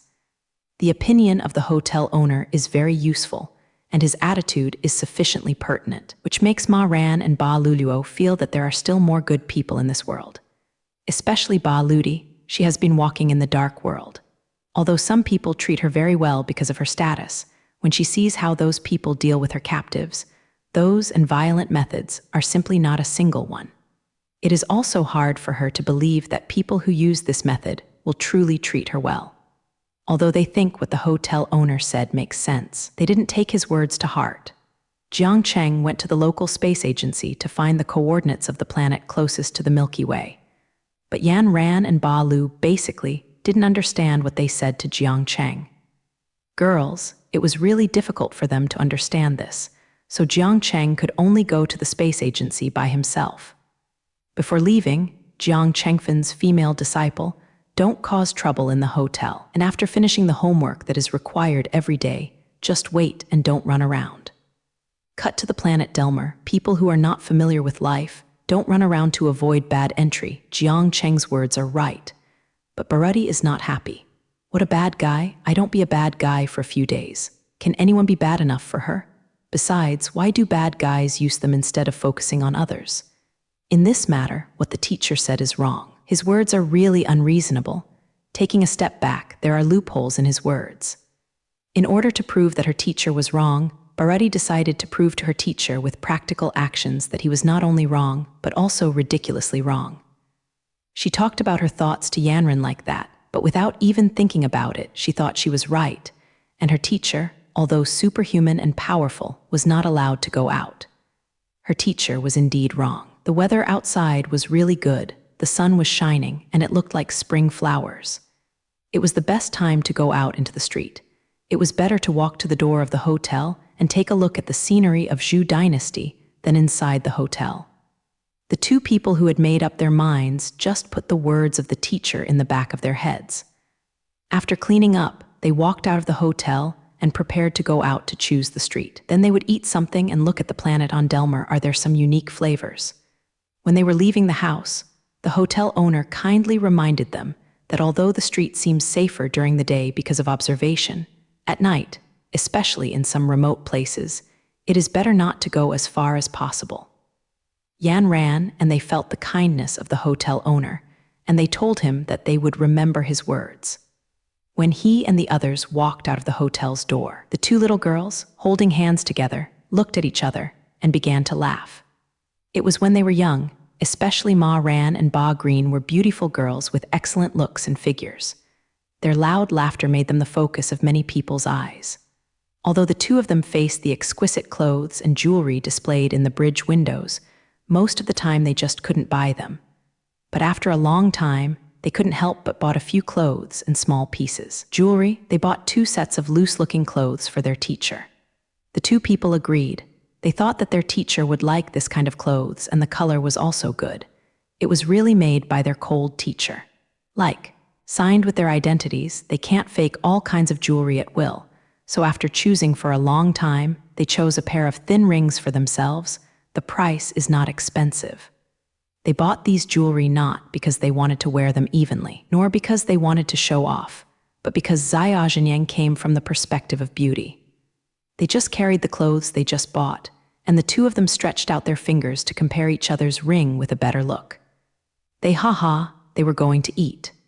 When they were buying clothes just now, a clerk told them that the main residence of Delmer has never rejected people from other planets. So there are many people from other planets who have lived here, and some people from other planets even hide themselves. Stayed here in this way, these aliens not only brought their unique way of life, but also brought a variety of foods that belong to their hometown, their race, and their planet. So let's just talk about food. Then Delmer has been known as the capital of food for a long time. Moreover, among the galaxies in Zhaoshan, Delmer hosts an annual food festivals will always attract a lot of people to attend. So when Yanran and the others wanted to taste some of the exquisite foods on the planet Delmer, the clerk smiled and told them that if they want to thoroughly taste all the food on the planet Delmer, then at least a few years or even more than 10 years. Maybe they can't leave the planet Delmer. The clerk's sincere tone and slightly ridiculous way of speaking both aroused Yanran and Bharat's interest. They decided to taste a strange fish that the clerk said tonight. While Ruo Jiangcheng was out for errands, Ran and Ba Ludi left their teacher's advice behind them, and they slipped out of the hotel door and started shopping on the street. They had a great time next year. They also bought a few sets of clothes and bought 2 small rings for themselves. The rings were small and exquisite, and the price was not too expensive. They bought pure materials for a thought. Just like I also have jewelry, the pure material is reserved for fun. When they were shopping, they heard a clerk introduced that on Delmer Planet, there are beautiful boxes from all over the place. When it is famous for its wide variety of foods, they all yearned and prepared to eat one at night. The strange-smelling fish was walking on the road. The 2 of them stretched out their hands and kept comparing the rings in their hands. Occasionally, some people passed by them and were attracted by their beauty and laughter, and even one person almost hit them. On the body, when the person who nearly hit them smiled and bowed to them, neither of them took this matter to heart. Not far away is the restaurant with peculiar fish. After the 2 sat down, the waiter enthusiastically served them a drink. After asking them in detail about the taste of normal food, it was not long before he brought them their signature dishes. The taste of this dish is very good. The fish itself is thorny and delicious. It has been prepared in bitter ingredients and then baked in the oven. The skin is grilled and it is fragrant, and then slowly boil it out in a special soup with no name when it was just served. It gave off the kind of scent that made people want to go crazy. Yanran and Baludi had never eaten such delicious food, so they are very satisfied. The waiters in the restaurant were also very happy because of their heartfelt rewards. It can be seen that these 2 young ladies called their dishes from their hearts. So he specially discounted their bills by 20% and promised that when they come back when they are free, he will prepare a more delicious fish for them. They have not yet made this flavor of fish on the market. At that time, I hope they can become the first customers to taste this flavor and like it even more. Ran and Ba Ludi nodded and laughed, and as Ba Lu reached into his pocket, they began to take out the card and prepare to check out. However, if she started rummaging all over the hall, she knew it was not good. Sure enough, Baludi pointed up her head with a cold sweat and told her that the card was missing. Although there was a code on the card, who knows if anyone can crack it?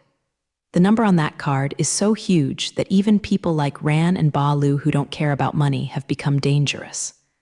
What's more, their teacher said that during their trip, they might spend a lot of time looking for coordinates, so they had to prepare more fuel and materials for the trip. And these fuels and materials cost a lot of money. So this card is very important to them. They must get it back. Fortunately, I still have some money. Although the price of this meal is not low, the money is enough. The 2 hurriedly walked out of the restaurant, found a place where there was no one, and began to calm down to determine whether the card on their body was asked or stolen. The result of the analysis of the 2 people was that they agreed that the card was renounced, and the biggest suspect that they got stuck with was the 2 of them who almost ran into them and reminded each other to get a clear idea of what happened so far this afternoon. When they first chose the street, although some people paid attention to them at that time, it was purely because they looked good. After they bought the ring in that jewelry store, things changed. They didn't have the eyes of the clerk at the time. It was an extremely greedy vision, and they didn't pay much attention to this. And in the following, as they were on the street, they kept feeling that they were looking at them more. But they didn't have any defense until then. Then they were on their way to eat fish when the person who almost hit them got stuck on their bodies. At this time, Bingren revealed the heavenly scene with her excellent memory. After a brief thought, she immediately thought of the characteristics of the thief, with a fair complexion, short hair, a squint when looking at people with both eyes, and a human scent when she was not tall. Ba Ludi watched Ruo Yanran slowly sorting out the small features. And I deduced that after just over half an hour, because the place where they and Xiaoyu met is relatively remote. As long as they get there now, they will definitely find a clue. The 2 said to leave, but fortunately, the place was not far away, so they arrived quickly, however. She whispered to her, "Don't let others touch her, let alone rush into her." After seeing her seriously, Yanran closed her eyes and fell silent in meditation. At this time, she ignored all the things or sounds in the outside world, and those things could no longer interfere with her. All of her senses are placed in the special smell that is still in the air. Zunduo moved forward slowly with that special scent, and Ba Luluo gently frustrated her beside her, actually protecting her from other pedestrians. Interference. As that Zio Yu left the crowd more and more, the smell he left in the air became stronger and stronger. Finally, after walking for more than 10 minutes, he stopped at the back door of a seemingly high-grade hotel. Stepped down. Ba Ludi carefully observed Ruo Zhutian. She asked Ma Ran, "Did Zio Lun come in here?" After opening her eyes, she nodded. Her face was calm and her voice was firm. "It's here, absolutely nothing wrong. And because there are not many people coming and going here, I can find his place directly." However, she said to Ruo Baludi, "Come with me." She then sneered again. "If I don't get the card back this time, I will upset the planet Delmer." There are very few people in the hotel, so Yan Ran can easily track this situation. They were very strange. After Zio Lun entered the hotel from the back door, he climbed the stairs in the fire escape to the 17th floor. He didn't actually take the elevator. Ba Lulu cursed the thief in a low voice, causing them to waste time and causing them to climb stairs. Although this is nothing for them, it is not more comfortable than taking the elevator directly. Ran and Baludi walked into the back door of the big hotel, and according to the fragrance that Zyalan left behind, they followed a safe passage and climbed to the 17th floor. After reaching the 17th floor, Yan Ran found the fragrance entered a room. She winked at Baludi, and the two quietly came to the door of the room. After the two stood still, Ma Ran stretched out her hand and gently pushed the door, but the door did not move. Baludi is a hot card, and the card that Zyalan stole was fetched from her. So when she saw Yanran pushing the door without pushing, she stepped forward. With a sound of Zio Dang, the door was opened, and Ran and Ba Luluo rushed in. They found Zio Lun in the room inside, but unfortunately the thief is now dead. Baludi searched all over him, but she was disappointed to find that the card was not found on the thief. But seeing Ba Ludi's face, I knew that Ka was still not found. In this case, Ran and Ba Ludi certainly won't stop there. Ba Lu went forward and checked the thief's body briefly. As a killer, she knew or how people were killed, a certain experience. The reason for this thief's death was simple. He was stabbed in the heart by a knife and then died directly. The person who started the attack must be a habitual offender. The person who made the attack was a veteran. Judging from the traces left by the wound, the knife was clean and not sloppy. The most important thing is that Zio Lun was killed from behind, indicating that the person who killed him was his acquaintance. Looking at Ruo Zyalan's corpse, Yan Ran once again began to investigate the scene of Zhu Guo. Yanran's ability to survive in harsh conditions like the nameless planet said on the one hand that she has considerable abilities, and on the other hand, it also shows that she has relatively strong hunting skills. In hunting, it includes how to find traces left by monsters. For example, according to the smell left by the monsters, their footprints, or the traces left in Zhu, are clues worthy of careful study. So in a sense, Yanran is also an expert who is good at detecting clues and tracking them. Especially since she started to learn art with Jiang Cheng, she must continue to practice spiritual power every day. According to her teacher, in the initial stage, what is needed most is the ability to reach a certain amount of mental power, and then Japanese letter is to use mental power. So what Jiang Cheng first passed to Yan Ran was to accumulate spiritual power through cultivation. And because she is talented, Yanran also knows how to use her spiritual power in Jiang Cheng's course on spiritual power. The mental power has other uses to improve the sensitivity of the various senses. So although Yanran's mental power is not strong now, her senses have indeed reached a new height. Waiting for the footprints left by Zio Yu to look at the door, suddenly several people appeared in her eyes. When those people discovered that there were two young girls in the room, and they were very beautiful, the expression of the person in the lead loosened. I only saw him walking up to Yanran and Ba Lurong, and said to Yanran and Ba Lurong, "In broad daylight, your two little girls actually let us kill our people. Don't you think our spirits are not in your eyes?" This person looked very slick, and while talking to Ma Ran and the others, he kept shooting up and down like their bodies with his slick eyes. Ba Lu wanted to talk. Her son-in-law stopped her, and she said to the slippery head, "We just passed by here and found that the door here was open. Because of curiosity, we came in to take a look and found a corpse here, which scared us to death." Up.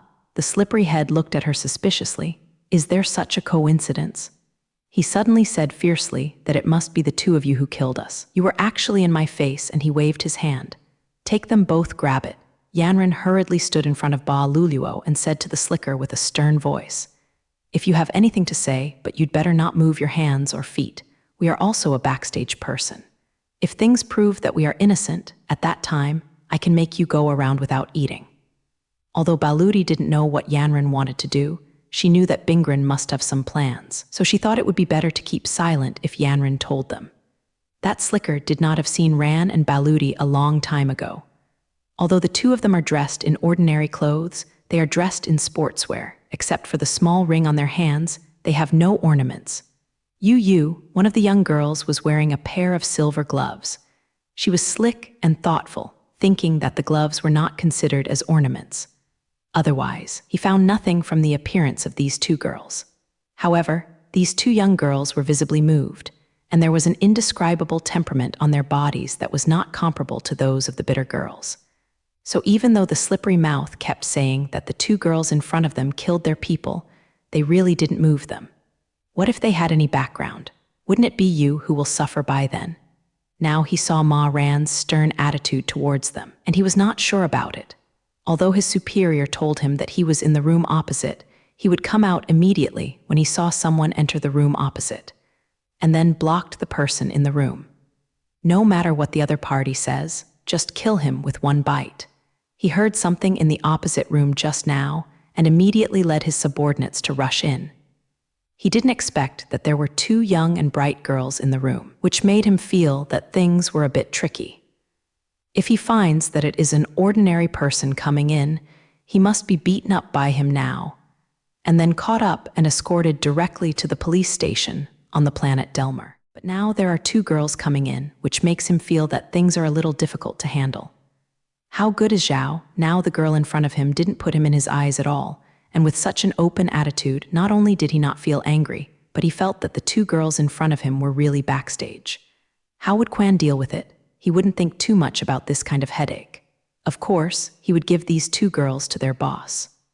"Okay, since you are acquainted, I won't tie you up, but I'll put it in the head first. You'll go with me. You have to behave properly. Don't resist, you know?" Slick made up his mind and decided to throw the two hot potatoes in front of him to his boss. He doesn't need to use this brain. "Okay, we won't move, and I have something to say to your boss. But what I said is neither soft nor hard." "Oh, you are so brave." Slicker sneered, but he still took Ruo Yanran and Ba LV together and got on the elevator to the top floor. While Ma Ran and Ba Ludi were tracking the thief, they discovered that Zio Lun had entered a very luxurious hotel. According to the smell that Zio Lun left behind, they entered through the back door of the hotel, and Gu Ruo had come to the safe passage. At 17 Machine then, they found Zio Yu's body in a room. Then a group of people rushed in. It seemed that this was obviously a set. So Yanran blocked Ba Luluo. Ba Luluo's athletes were very hot. She was afraid she would mess things up. But I want to find out all the ins and outs of the matter. Yan Ran suggested to the leading slippery. She asked to see their boss. "Facing these two young and beautiful girls in front of me, what should I do with them? Sliffed is having a headache. Now I heard that Yanran wants to see their boss. Isn't this to help him solve problems?" So she nodded in a hurry and immediately took Ruo Yanran and Ba Ludi to the elevator on the top floor. The top floor is a super luxurious office. Slider walked in with Ran and Ba Luluo. As soon as I entered the door, the slick head said, "Boss, I brought you two Yuanliang girls. The boss is obviously not as slippery as this one and has no head at all." He frowned and looked at Yanran and Baludi standing in front of him. "What are you people? Why did you come to my hotel? Are you the guests staying here?" Yanran was just about to speak, who knew that the slippery head stretched out his hand, and while stretching out his hand, she said in her mouth, "Boss, these two girls are good. You choose one, the other one." Slippery didn't finish a sentence, so Ba Green took a step forward, slapped her back and drew blood out of the corner of her mouth, and then lifted it up with a kick and dropped the slicker to the ground. The boss patted the table and stood up. "You dare to act with me because you don't think you can live quite well." Ran sneered and said, "You have seen it too. Who on earth was trying to do something just now?" She pointed to Baludi. Slapped him, kicked him. That was the result of her mercy. She waved her hand and said to the boss, "I'll tell you these little things later. What I want to tell you now is, who did you let to kill that Zio Lun?" Jeda's face changed. "Jin said that I let someone kill that Zio Lun. Do you have any evidence?" He sneered, "I think it is almost the same if you killed the thief." He pointed to the slippery head and said to his subordinates, "At least, CFD, we still have personal evidence. As for the physical evidence, just look for it, there will be some, hey country." Ran also sneered and said, "That's weird. This little boy bent the bank card on the two of us. Now that we can't find the card, we will kill him. Do you think we are crazy?" The boss sneered and said, "Who knows if this is the result of your torture? In short, this matter has nothing to do with me. I have called Chalai you." He pointed to his Nguyen Luo. "Give them to I grab it." When Ronaldinho heard that there was such a good opportunity, they were all happy. The dozen of them dealt with these two little girls. Isn't that 10 fingers grasping the field? And in the process of arresting them, looking at the appearance of these two little girls, they will definitely resist, so they will inevitably have physical contact with them. Wouldn't they be able to take advantage of the opportunity? The Ronaldinhos were very happy about it. What they didn't know was that the two girls in front of them had dealt with enemies that were much stronger than them. "Little beauty, don't force us to be cruel. Little beauty, you have to be obedient, and you won't suffer from what we say. Oh, the same, little beauty, I'll just catch you like this. If you are struggling, don't blame me for being injured." Those who showed Brother Pig's face were talking sloppily in their mouths, and then they all geared up, wanting to take some oil from Jai Ran and Ba Ludi. Their calculations were all wrong. If they knew what the two girls had done on the planet Harry, then they were definitely not so unscrupulous. But they don't know the adventures of Yan Ran and Ba Ludi on Harry's planet, so now Ran and Ba Ludi are simply a toy that will soon fall into their hands, a fun toy. However, she turned her body and leaned on the boss's desk, with her hands casually resting on the edge of the desk. She didn't move, she just watched coldly as Baludi walked towards the group.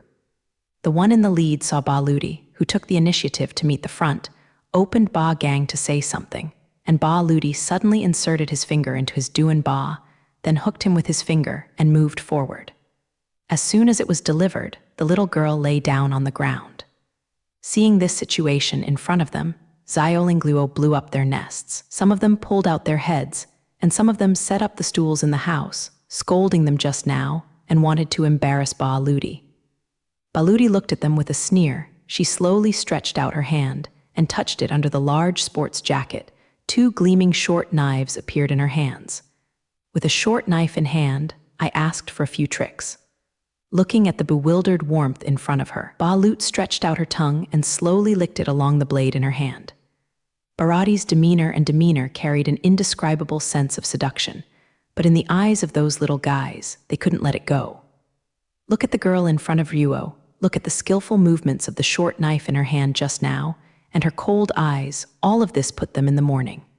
"You guys, do you fight or not?" Barati asked in a soft voice. At this time, the boss was furious. He slapped the table in front of him fiercely and shouted, "You rubbish! What use do I want, you rubbish? I was frightened by a woman. You a dozen people, eat mine every day, mine, and now I need you." At this time, you actually grabbed him by the neckline before he could say what he said. Gu Shu brought him over from the desk and then cruelly thrown on the ground fiercely. Of course, this fall suffocated everyone present. The boss was stunned, but his eyesight was active, and he knew that the 2 girls in front of him were indeed not ordinary people. He couldn't help but secretly fear.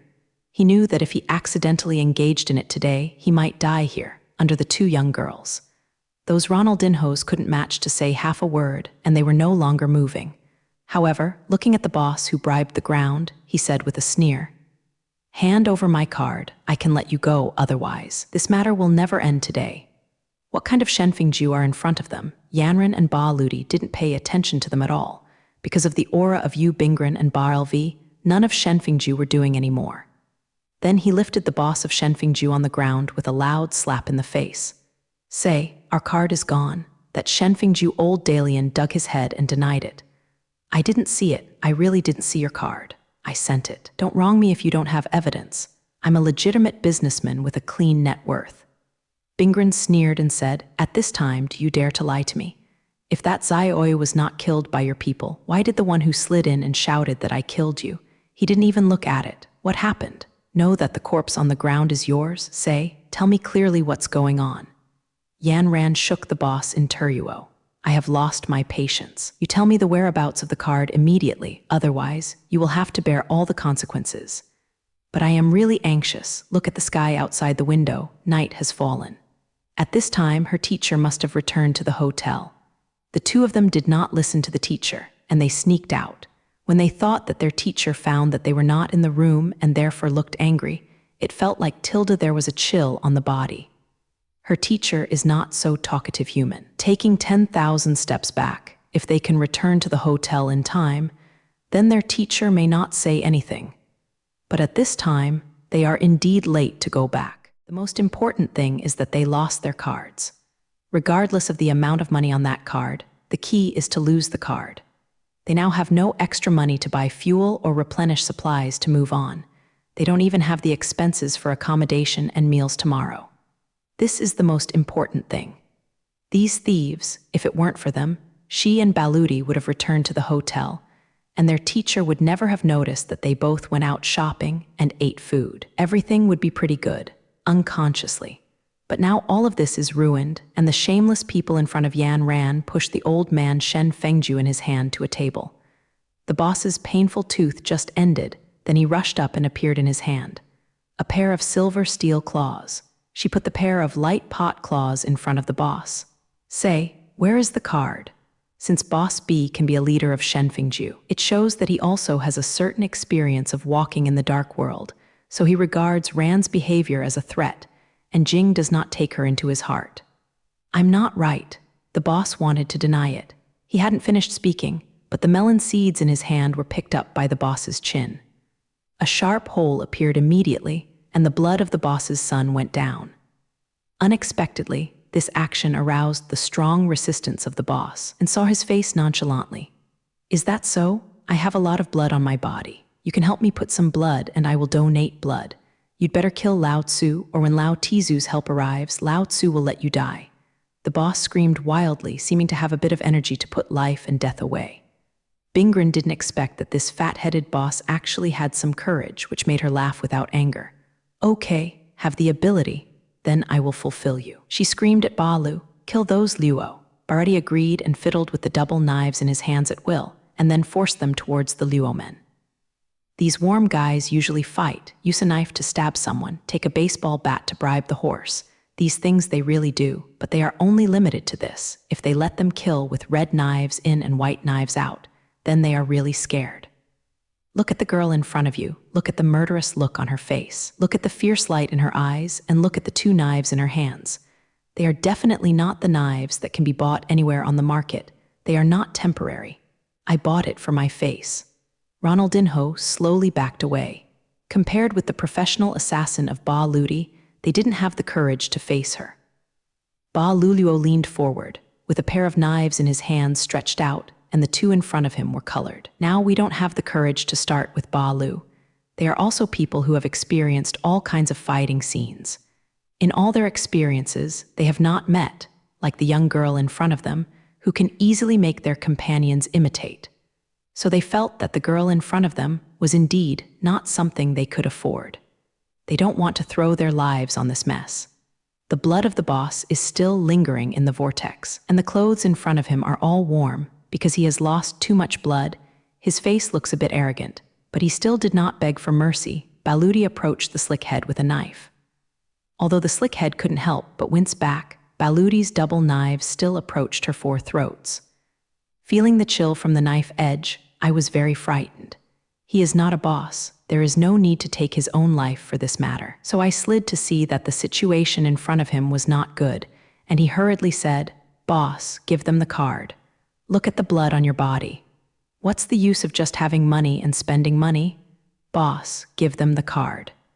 If you don't give it to them, look at these two little girls, these two girls, will they easily let us go?" Boss, give it to them, or all of our brothers will have to die here today.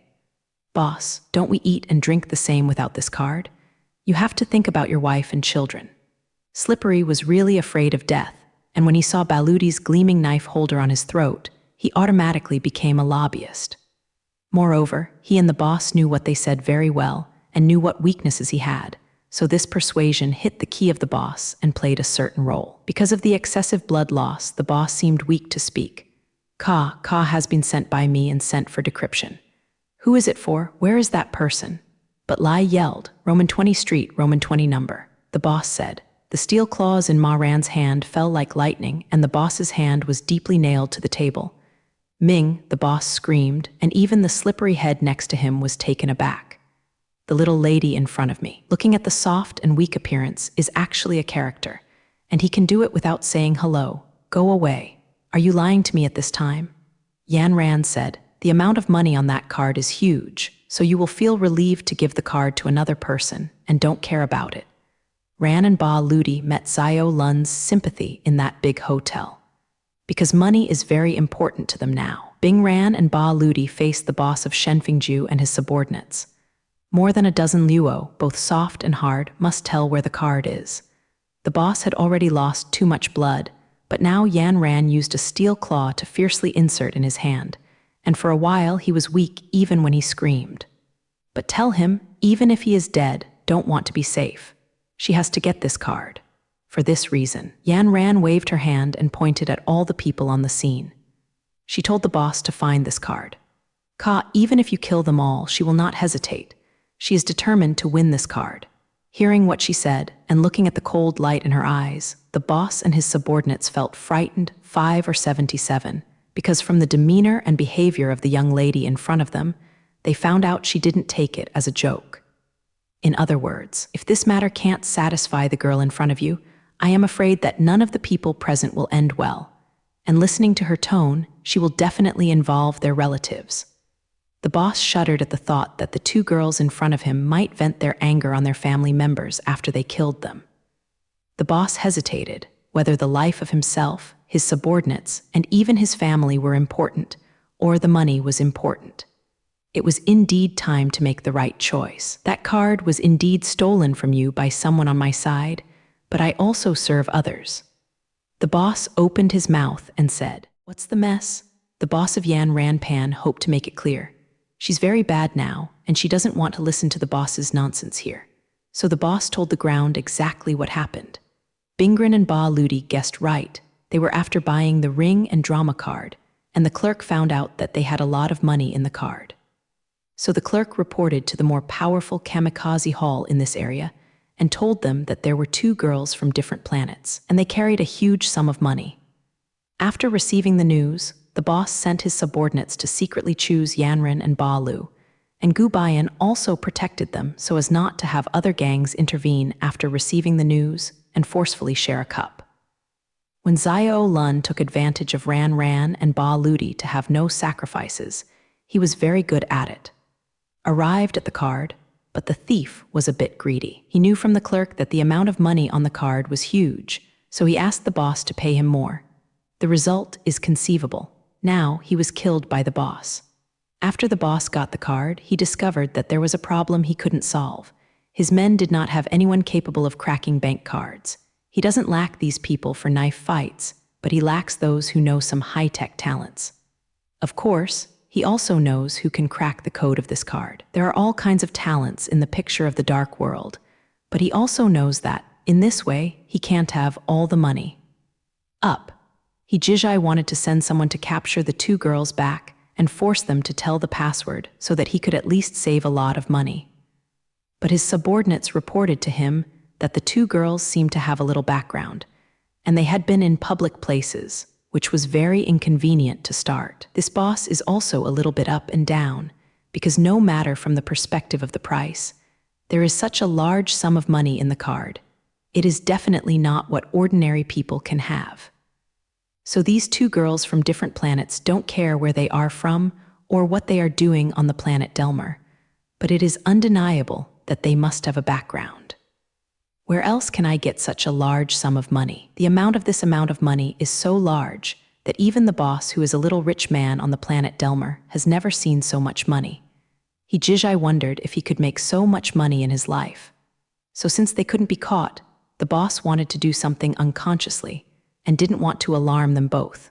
So he reluctantly found a partner with whom he had been working together and let them crack the password. As for how to erase the records left on the computer, etc., he didn't care about all things being solved by the other party. He only needed half of the money. His cooperating partner readily agreed.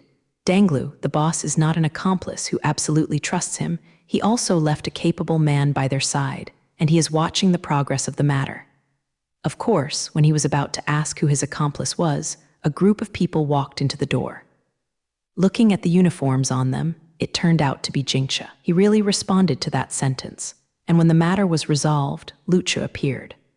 Now that the boss of Zai County has lost his spirits, he hurriedly raised his other intact hand and said that someone was copying him here. As a legal citizen, he had reason to ask Jingcha to protect him. The leader of these Lucha is obviously blind. He simply ignores that this is the territory of Kamikaze Hall, and their boss and their subordinates add up to a dozen, and the other party is just 2 little girls. As a result, he not only found that Ran and Ba Lu had illegally invaded the residence, but also caused harm to the citizens here. In this way, the 2 of them must follow them back to the bureau to assist in the investigation. This chap was undoubtedly wearing a pair of trousers with the people from Kamikaze Hall. Hearing that he had finished speaking, the boss of Kamikaze Hall actually forgot that he had shed a lot of blood. He smiled triumphantly, feeling this way. It's so cheerful, and the whiteness of the exam due to excessive blood loss actually looks rosy. The slippery head and his subordinates also laughed complacently.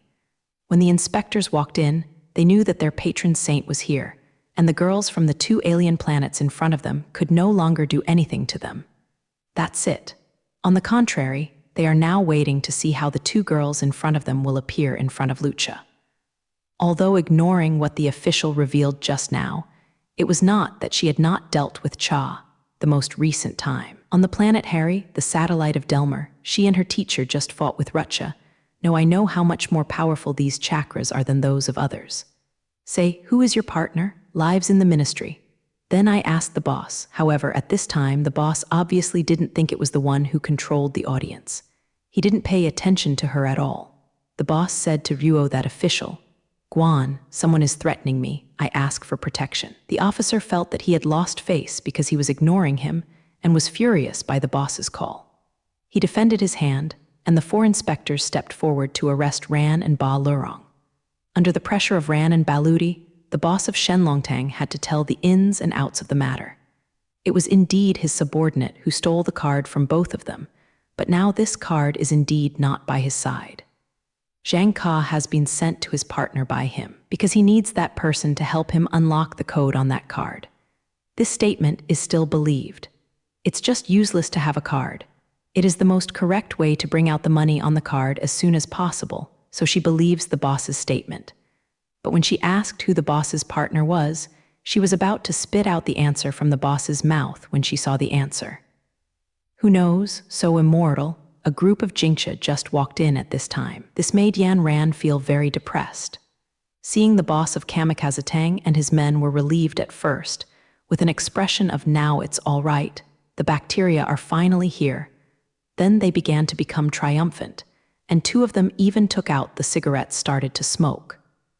They are obviously moving their heads, waiting to see the show. Then, why do they know that these investigators will not embarrass them? Why do they know that these investigators will only trouble Yanran and Baludi? It seems that they have been together with Jingcha. Although these tired people are acting on the surface of law enforcement, in fact, they are defending these gods and wind halls. The emergence of these Jing chases promptly rescued the members of these gangs. If they didn't hook up, they wouldn't believe it if Yanran was killed. After the boss of Shenfingju told his partners, she was not surprised because she saw the relationship between these people and the boss of Shenfingju, and she felt that their relationship was too abnormal. Since the boss of Shenfingju has already said who his partner is, Yanran and Baludi didn't care about his life and death. After asking where the manager was, Ran and Balu left the building. Big hotel. No matter it was the manager or those Zioking, not a single person stepped forward to block them. According to the location said by the boss of Shenfingju, Ran and Balu found there, but they still lacked a certain amount of experience. When they first walked out of the hotel door, the manager took Ran and Baluo's movements to the game. The boss made a report. In this way, the boss of the manager can take care of his work, make all preparations in time, and wait for Yanran and Ba Elvayu to come to the net. It was dark and the pedestrians on the road were extremely scarce. It seems that the owner of the hotel where they lived did not intimidate them at all. When it was dark, the street was in sharp contrast with the day. On the streets during the day, in the special hot spots, there are not many pedestrians. The shops are one after the other, and the goods in the bridge windows are so dazzling that people can't follow them. Now at night, not only the shops are closed, but the pedestrians on the street have disappeared. Ma Ran and Ba Lufan were not in the mood to pay attention to these, nor did they notice that some people beside them were watching them from different angles. These people are the plainclothes of the police station. The management building is right in front of them. Yanran and Ba Luluo whispered a few words, and they began to separate their actions. Barati had just walked to the gate of the building. The dark building was suddenly brightly lit. A team of managers were holding guns and aimed at her. Ba Luluo didn't speak, but stood there quietly, looking at the people in front of her indifferently. At this time, a person with the appearance of a small captain stepped forward. He pretended to cough twice and then said, "We received a report saying that someone was going to sneak attack. It seems that this person is you." Ba Lu pretended to be innocent and said, "Official, you must have misunderstood something. I am here to do business." The man looked suspicious. "Scream, what are you going to do? When I was walking into the street today, I accidentally stole the card from my body. I looked for it for a long time and couldn't find it, so I now come to ask for help." Balv said, "That's the case, then you come in, I will let people receive you." That person said so. A woman led Baluti through the door. The woman made a primary color to the other teammates, and those people nodded knowingly. They put away the guns in their hands, followed behind Ba Green, and walked into the back of the building, in a place out of light. Ran was using the steel claws in his hands to crawl on the surface of the building like Spider-Man. She and Ba Lu have discussed it. It is best for Ba Ludi to enter from the gate of the building to attract the attention of the observer. It doesn't matter if it can't be attracted, and she herself used the steel claw in her hand as a tool to enter the interior of the building. Two people, one light and one dark, worked together in coordination. There was an office window in the Baludi building that was not closed. Bing Ran approached the window and stepped in through the window. The woman Ba Luluo followed came to an office. According to the woman's request, she sat on a chair and started filling out an application form. There was a chattering movement behind her, but Balutaijing did not look back. After filling out the form, she said to the woman, "Now I can go back." The woman didn't speak, but someone behind her took her words. "Don't leave since you are here," the person said slowly and then slowly passed to her eyes. "Our intelligence shows that you are the person who tried to attack and you still have accomplices. Tell me where she is." Ba Luluo squinted at him. "Did you make a mistake, the officer? I'm here to do things, and the card on my body has been renounced by others. This is the reason why I came to you, not what you said would attack you." The man sneered. "How many people did you imitate in the hotel just now, right? You also illegally invaded the houses and attacked some citizens, right?" He looked at Ba Luluo. "Since we have entered the game, let's be more honest. Tell all your accomplices. You just came to Delmer from a foreign land. Is there any ulterior move? I advise you to speak honestly, so as not to suffer physical pain." The man smiled yinly. He snapped his knuckles and crackled, and his eyes shot out a different kind of sickness. Light. Son-in-law and Ba Ludi followed the instructions of the boss of Shenfingju and walked all the way into the building. In the procuratorate, a leader accused Balu Titus of assault. Before that, she and her accomplices illegally invaded the house and attacked teammates and some people. Now he asks Baludi not to make senseless struggles and hurries to capture her and then hand over her accomplices, telling them what their purpose is in Delmer, etc. The man looked at Ba Ludi with the eyes of a cat looking at a mouse and pinched his knuckles. He might have made Ba Ludi fear him. Ba Lu said to the man, If you have evidence that I am going to attack you, then you should show the evidence, otherwise don't hide me here." The man smiled and said, "HMPH, proof? What I said is proof. Don't you look at where it is." He stepped back 2 steps, and several people with various weapons in their hands came up with a sly smile. Seeing that they didn't even mean to catch her first, they just wanted to beat her first. Pause, and then deal with it. Baluti shook her head and stretched out her hands. The officer thought that the alien planet in front of her knew that the situation was not good for her, so she was willing to catch it. Just now proudly said, "This is called knowledge of the current affairs." Before the words fell, the alien planet who he thought had given up resistance began to counterattack.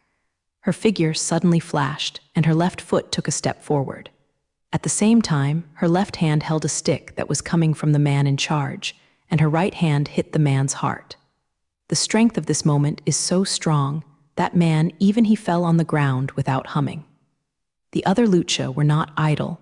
They all wielded their weapons against this girl from another planet. Baretti made a strong left foot and withdrew a step backwards, just enough to let the people in front of her miss her attack. At the same time, she bends her right foot and lifted it up, asking like lightning. 2 came from behind her. Chashu Kuozayo, who rushed up, fell down. In a blink of an eye, the 3 personnel fell to the ground, and the few remaining people looked at each other, then looked at the personnel on their side and rushed up again. Since these players don't know each other, the Balu gang has no need to be merciful. A cold light flashed, and 2 short knives appeared in her hands. The family who just wanted to step forward and besieged lives. The Shaowan of Baikai, who was on a different planet, was in a face-to-face meeting and knocked down several of them in the same county with his bare hands. Now that they use the Bing tool, they are even more not opponents.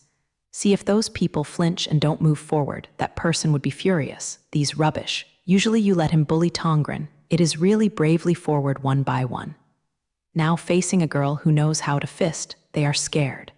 The officer secretly made up his mind. After the incident was over, he had to train these personnel well, and it would make them suffer a bit, or they would be so useless, which would really undermine the authority of the personnel. "Get away," the officer commanded his subordinates loudly. He couldn't help but feel angry when he looked at them. These subordinates didn't even look like a man. When those people heard this man's words, they were so happy that it was too late, and they hurriedly stepped aside, fearing that their elders would change their minds. With a sneer on his face, the person slowly walked to a place not far from Baluti, and he began to untie his clothes. Balu couldn't believe that this person was so kind.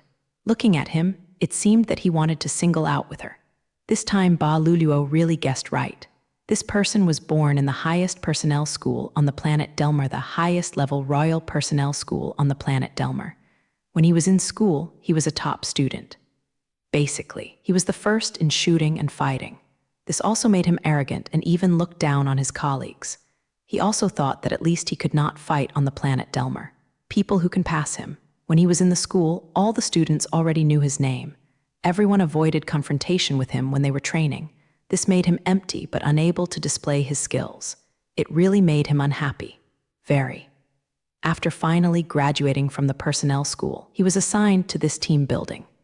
At the beginning, some tall colleagues were fighting against him during training, but gradually these people stopped fighting with him. They all knew how good he was. In short, there suddenly appeared an opponent who seemed to have good skills. Even if the opponent was a girl from a different planet, this person suddenly wanted to conquer her. This girl is still very bright. He is interested in leaving a deep impression on her, so that she will always remember him.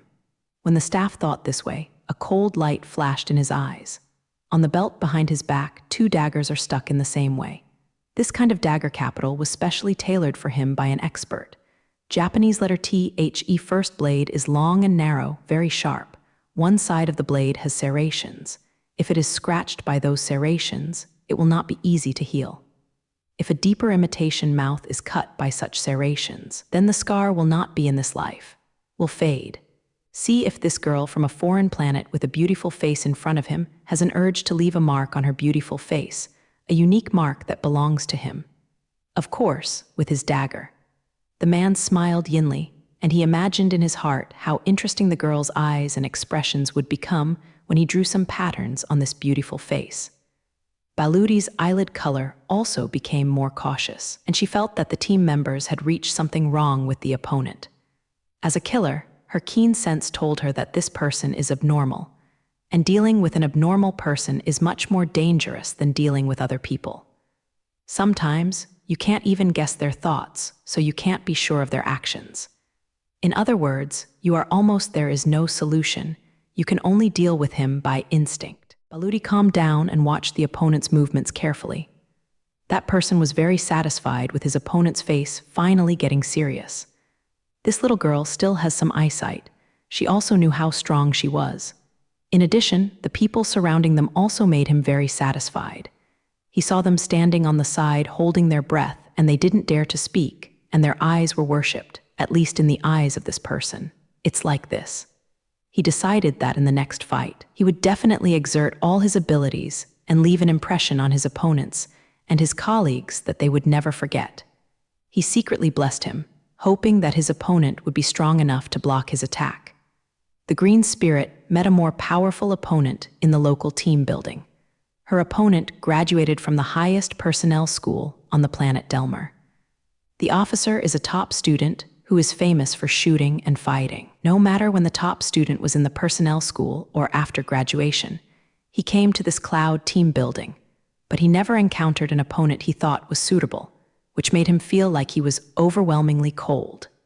Sometimes he also avoids feeling that the world is so big, and there is no decent opponent that is Jikong Leng. Today, the alien planet who entered the personnel building suddenly caused the dying flame in his heart to burn. Seeing the young girl in front of him, she cleanly knocked down several people in her gestures, and his eyes were bright. Although this opponent is, when she wrestled with his opponents, every move revealed that she was an extremely skilled master, at least better than the opponents he encountered. This makes that person not eager to try. He thanked his uncomfortably, thanking his for giving him such an opponent. How long has it been? That person was thinking silently in his heart. How long has it been since he had fought a decent opponent? In order to commemorate this day, in order to commemorate this hard-won opponent, this man made up his mind in his heart. He wanted Zhu Tian's people and his opponent to remember this day forever. Especially his opponent. The officer looked at the beautiful girl in front of him. The corner of his left mouth was slightly cracked, and a sneer appeared on his face. At this time, his heart was thinking about it, using his to compete. What kind of pattern is better to leave on the 5 of this girl Yuanliang? Seeing the young girl in front of her with a heavy look, that person began to converge. The most important thing now is to defeat this young girl. As for what kind of impression he left on her, everything has to wait until he defeats her. When she touched the office on the 3rd floor, she walked around the room and found nothing special. The lights from outside the advocacy can be seen. The door of the office is hidden, and the glands are disturbed, and he walks towards Ryuxu's door. The door latch opened silently and then slowly expanded. Then, Ran's head slowly stretched out, and there was a long walk before her eyes. It's dark and there is no light, and I don't know where to go. After hesitated, he walked out of the office gently. The corridor was dark and there was no light at all, but with her natural and sharp moving, she was still able to barely leave Zhu Tian's environment. She fumbled and walked towards the 4th floor. According to the report of the boss of Shenfengju, the local personnel building has set up various electronic devices on the 5th floor. If he is right, the boss of the personnel building should be next to the computer at this time, watching his men crack the password of that card. Quietly in the corridor, there were almost only the inaudible steps from my son-in-law. This wish went halfway quickly, and the situation went smoother than Ran had imagined, but such a question made Ran more careful. Just when she was hesitating whether to continue walking along the walking cell, suddenly there was movement in her front and back direction. Although the enemy's actions were fast, in a short moment, they could still see their movements clearly. Those people had guns in their hands, and when they first appeared not far in front of her, their guns were aimed at her. In other words, for her intruder, there is no need to stay alive, and these team members want to kill her directly. In the drama before they fired, she was in shape Wu Zhang. She stood up on a slope, with steel claws in her hands alternately climbing on the wall, and her figure disappeared with the sound of glass breaking. This sudden change made the team members never think of it. They stood up, rushed to the broken door, poked their heads outside, and carefully searched for the intruder. At this time, one of the team members who was looking down suddenly screamed. Before the others hadn't understood why he screamed, the screams suddenly stopped. Then, the body of the team was soft, fell down. His colleagues hurriedly supported him, and one of the team members rushed out and ordered a miniature flashlight to take a picture of his colleague. The sight in front of them made them take a deep breath, and a blood cave appeared around the colleague, and the blood was feeling cold. At this time, another person screamed. In front of this personnel, a girl's expressionless face was close to the limit ruler, and her cold eyes were looking up at him. The personnel also noticed that the county girl's 2 hands were deeply inserted into the wall. The whole person just hangs in the air under the window. How did she do it? That player's thoughts ended here, his hands clasped in his throat. He kept wanting to make a sound, but unfortunately he couldn't make any meaningful sound when he was cut apart. The injured person sprinted, his body slumped, the blood quickly flowed under him, and with a plop, he fell to the ground. His body was constantly twisting and struggling. The last breath came out of his torn throat. At this time, his colleagues were already in a bitter battle. In other words, they are struggling. When the second team member's scream alarmed them, when they raised their heads, a black shadow had appeared in, when they turned their guns and wanted to shoot. The black shadow moved quickly, and her movements were almost extreme. Her feet are on the wall on the left, and her figure has reached the wall on the right. After walking a few steps on the wall, the dark shadow has come before their eyes. This person reacted quickly, and they could no longer fire a gun at such a distance. So he pointed the gun at the dark shadow, and at the same time drew a dagger from his belt. The dark shadow flashed past the gun he threw, and through the weak light, the team member saw that the dark shadow's hands stretched towards his heart. Although he couldn't see what the dark shadow wanted to do, his instinct still prompted Ryuo to react quickly. The original momentum of the body rolled back, and finally the person was dead, avoiding the attack of the black shadow. He was not the only target of that dark shadow, although he had escaped, but the other players did not have as good luck as him. The cautious look of Zio Ba Ludi made the top student very satisfied.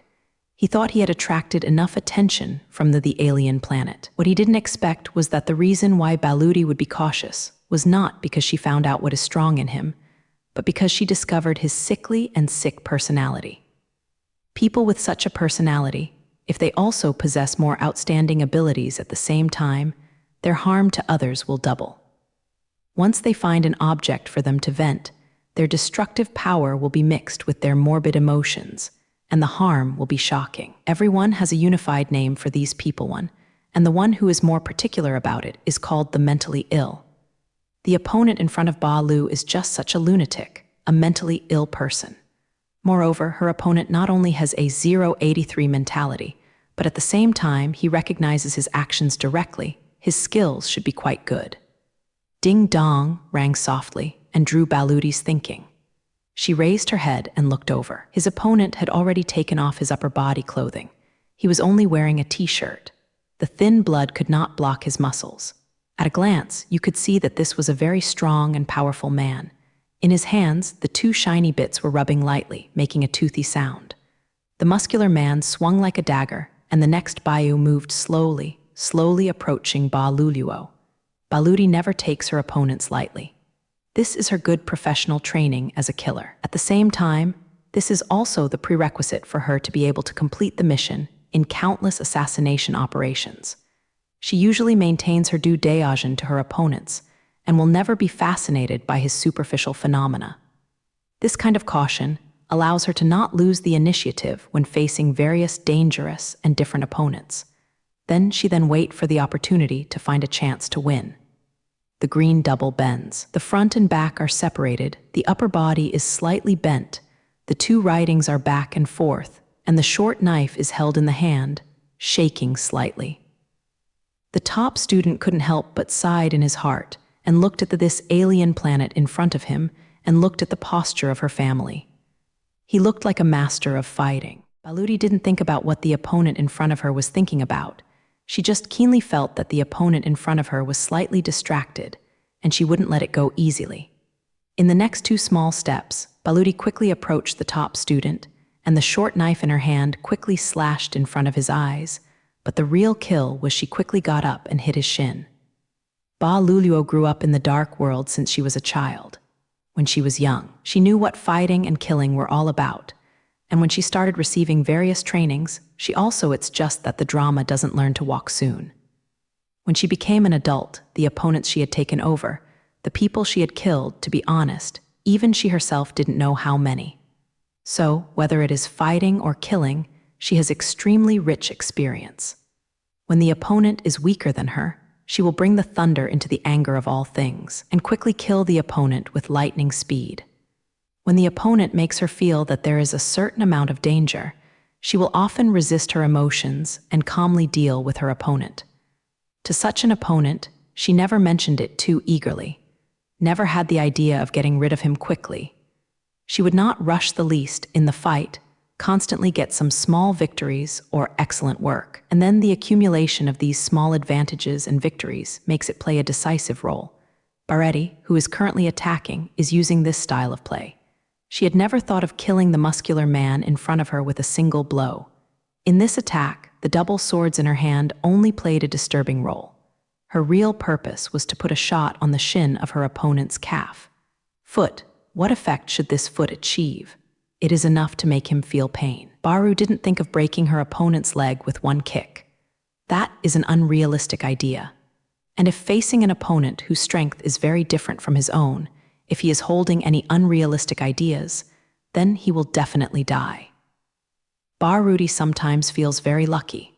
Although she lives in a dark world, during her entire year and even her current growth years, there is almost nothing that makes her feel worthy of memory. But in this burning and painful life experience, she has mastered enough fighting skills and rich experience. If she is not in the dark world, if she is not an important member of the Mazi group, if it is not an organization that ups and downs, but never fails, I'm afraid she will not survive now. She has long been in the firewells of various factions, in every killing mission, even in the elimination of the fittest within the sunspot. She has long lost her life and has completely disappeared. The fighting skills and rich experience she now possesses are the only things she has grown up to now, which are worth doing, and they are also things that Dixie will continue to possess in this life. The top student did not take the bait of Ba Ludi. He dodges Ba Ludi's short knife, and at the same time he retreats slightly, opening the secret instant. Seeing that her attack did not work, Ba Luluo was not discouraged at all. She still followed her attack rhythm if her opponent was shaking. Coming and not going to be indecent, the top student saw that Ba Luluo stopped the attack, but instead launched an attack. Compared with Baludi, his offense is much better. As his figure rotates faster or slower, the two heads in his hand also continuously draw silver light, these silver lights surrounding Ruoba Green, flashing in front of her eyes and heart. Balu didn't lose her self-sustainability in the dazzling attack on this top student. She saw a trick, and the short knife in her hand struck with her head, making a clinking sound.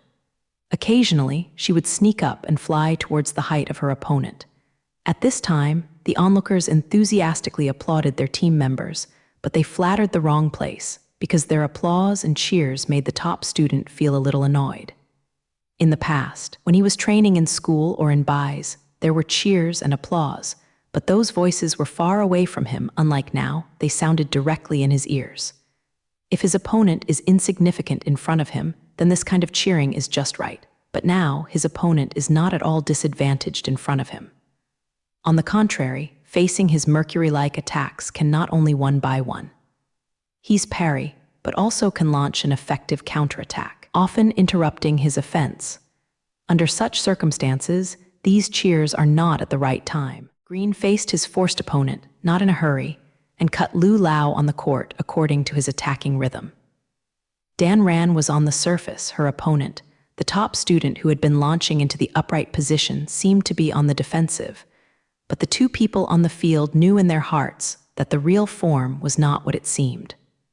An honor student knew in his heart that although he is still not attacking, facing the counterattack of his opponent, it often takes a certain amount of time for him to resist, and with the topic of time changes, his opponent counterattacks. There are so many tricks, which puts him in a situation where he cannot be defended. The personnel Tian was next to him belonged to the layman who experts watch the doorway, but the layman sees Ray in. In their eyes, they only know that the attacks launched by their personnel are many and beautiful. And his opponent, a girl from a different planet, can only be in the position of mobilization under the attack of their lover. Chen Liu seems to have no other counterattacks, except for watching her previous or top drama occasionally. Up. It is said that these onlookers are laymen who do not help them at all. There is a specific term in the fighting circle that can describe the method that Balu and this outstanding stranger used in this duel. It is strike. In the eyes of the onlookers, all they saw was that their honey was constantly launching an attack, and his opponent could only parry incessantly. Apart from the occasional counterattack, nothing could cause threats to their personnel. Up, what they can't see is that whenever that outstanding stranger launches an attack on Ba Lurong, no matter how insulting or damaging his attack is, he agrees that this outstanding stranger is a person with gloomy psychology and his personality. It is also abnormal enough, so his tricks can sometimes even be described by the 4 words Zia Wu. He used this tactic with 2 intentions. The first one is, of course, to attack the need of the green. In order to hit the opponent in front of him, he does everything he can. He has thought of all the methods to bring the case. He wants conquering the green trial, and satisfying his own desires is based on his own ideas. After winning, he wants to surround the beautiful little text in front of him with his own pattern. Second, he is for green. Ordinary clerks, when faced with all kinds of actions that men make to her, even those with stop and conduction, the first reaction is to be shy, and then angry. These 2 reactions will not be discussed elsewhere. But when fighting, no matter what kind of emotions will bring additional burdens to oneself, it will bring more passiveness in the face of strength. When opponents are similar to oneself, they often affect their performance. That outstanding student is a person with gloomy psychology. He has always wanted to find a good opponent and defeat him. This is unquestionable, competitive, and human, but this excellent student wants to be a winner. This is too much to leave a mark on the loser. Now, his biggest wish for Ruoba Lvluo is to draw a pattern on her exquisite face after defeating Ba Lvdi, so that she will never forget it. Shen came in, and it must be said that this is a kind of abnormal psychology of this outstanding student. It's a pity that his opponent is Ba Luluo. The black news organization from the dark world belongs to the Daisy group, and because of her identity, she has been growing up in the dark world, and she has accepted it when she can walk. All kinds of training. So when faced with the choice of this top student, Bharati didn't react at all. Just like the beginning, she did not attack him in any way. Fight, mixed with occasional counterattack. Slowly, the initiative on the court gradually came to Ba Luluo's hands.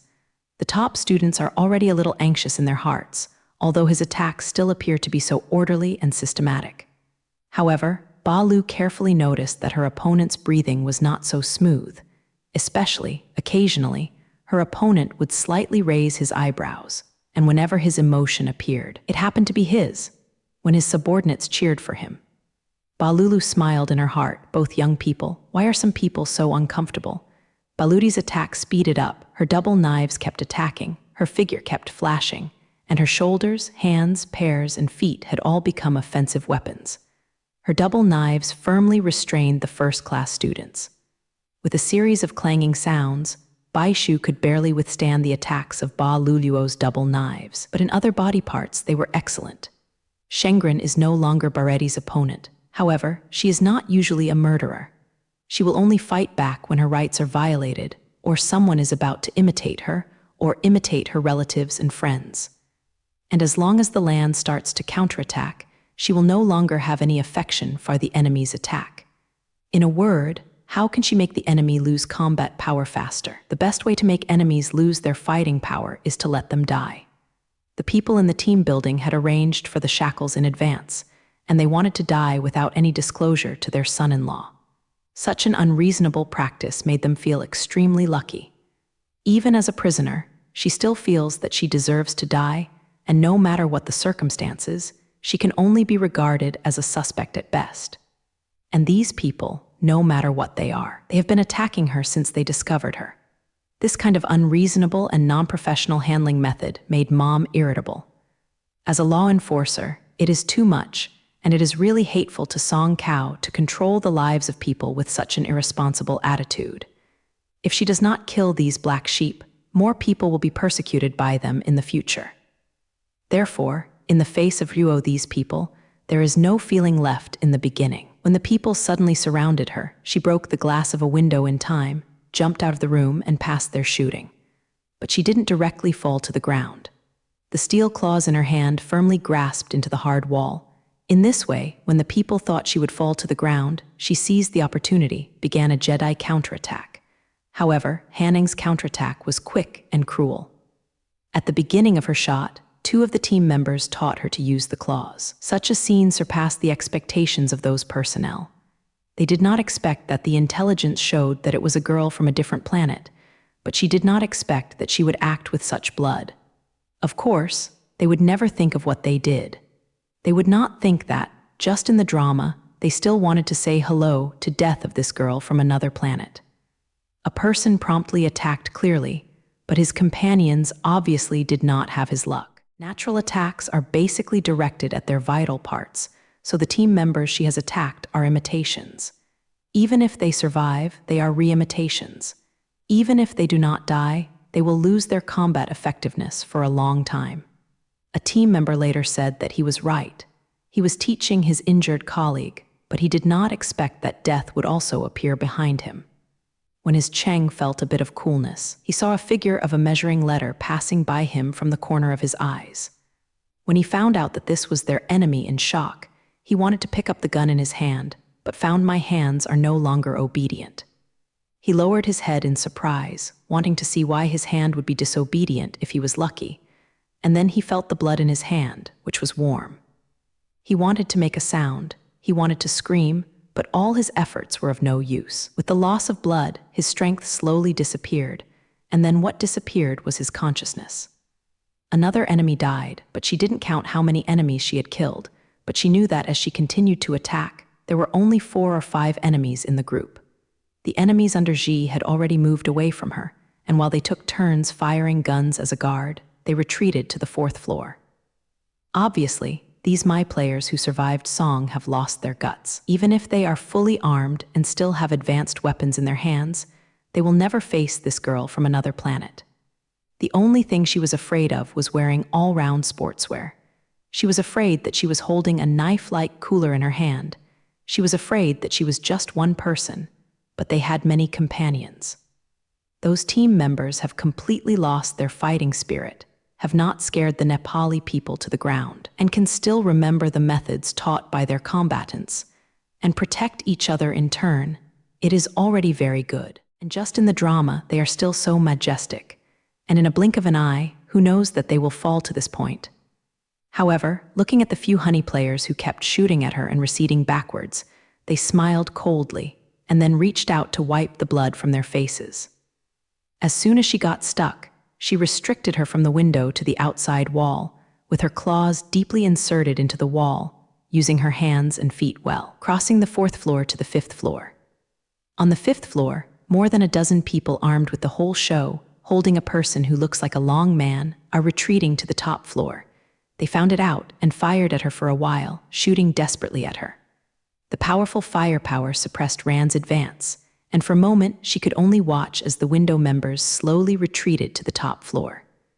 Zhuenzi was about to fly away, and Ran was very unwilling. Taking advantage of the weakening of the enemy's firepower, she leaned out of her mouth and used all her abilities to rush in the direction of those love players retreating.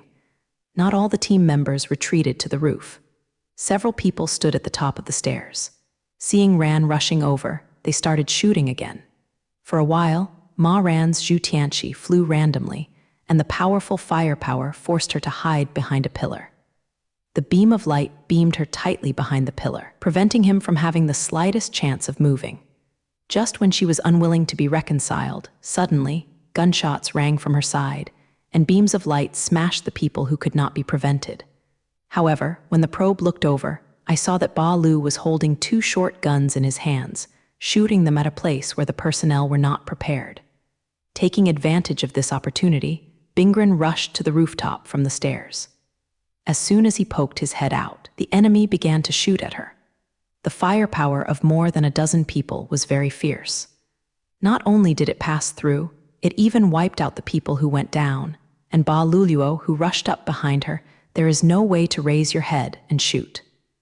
The sound of a transportation spacecraft started, and seeing that the leader of the team was about to leave the building, there would be nothing left to look for him. Just when Ran and Ba Luluo endured the enemy's fierce firepower, and there was no way, a strange scene happened.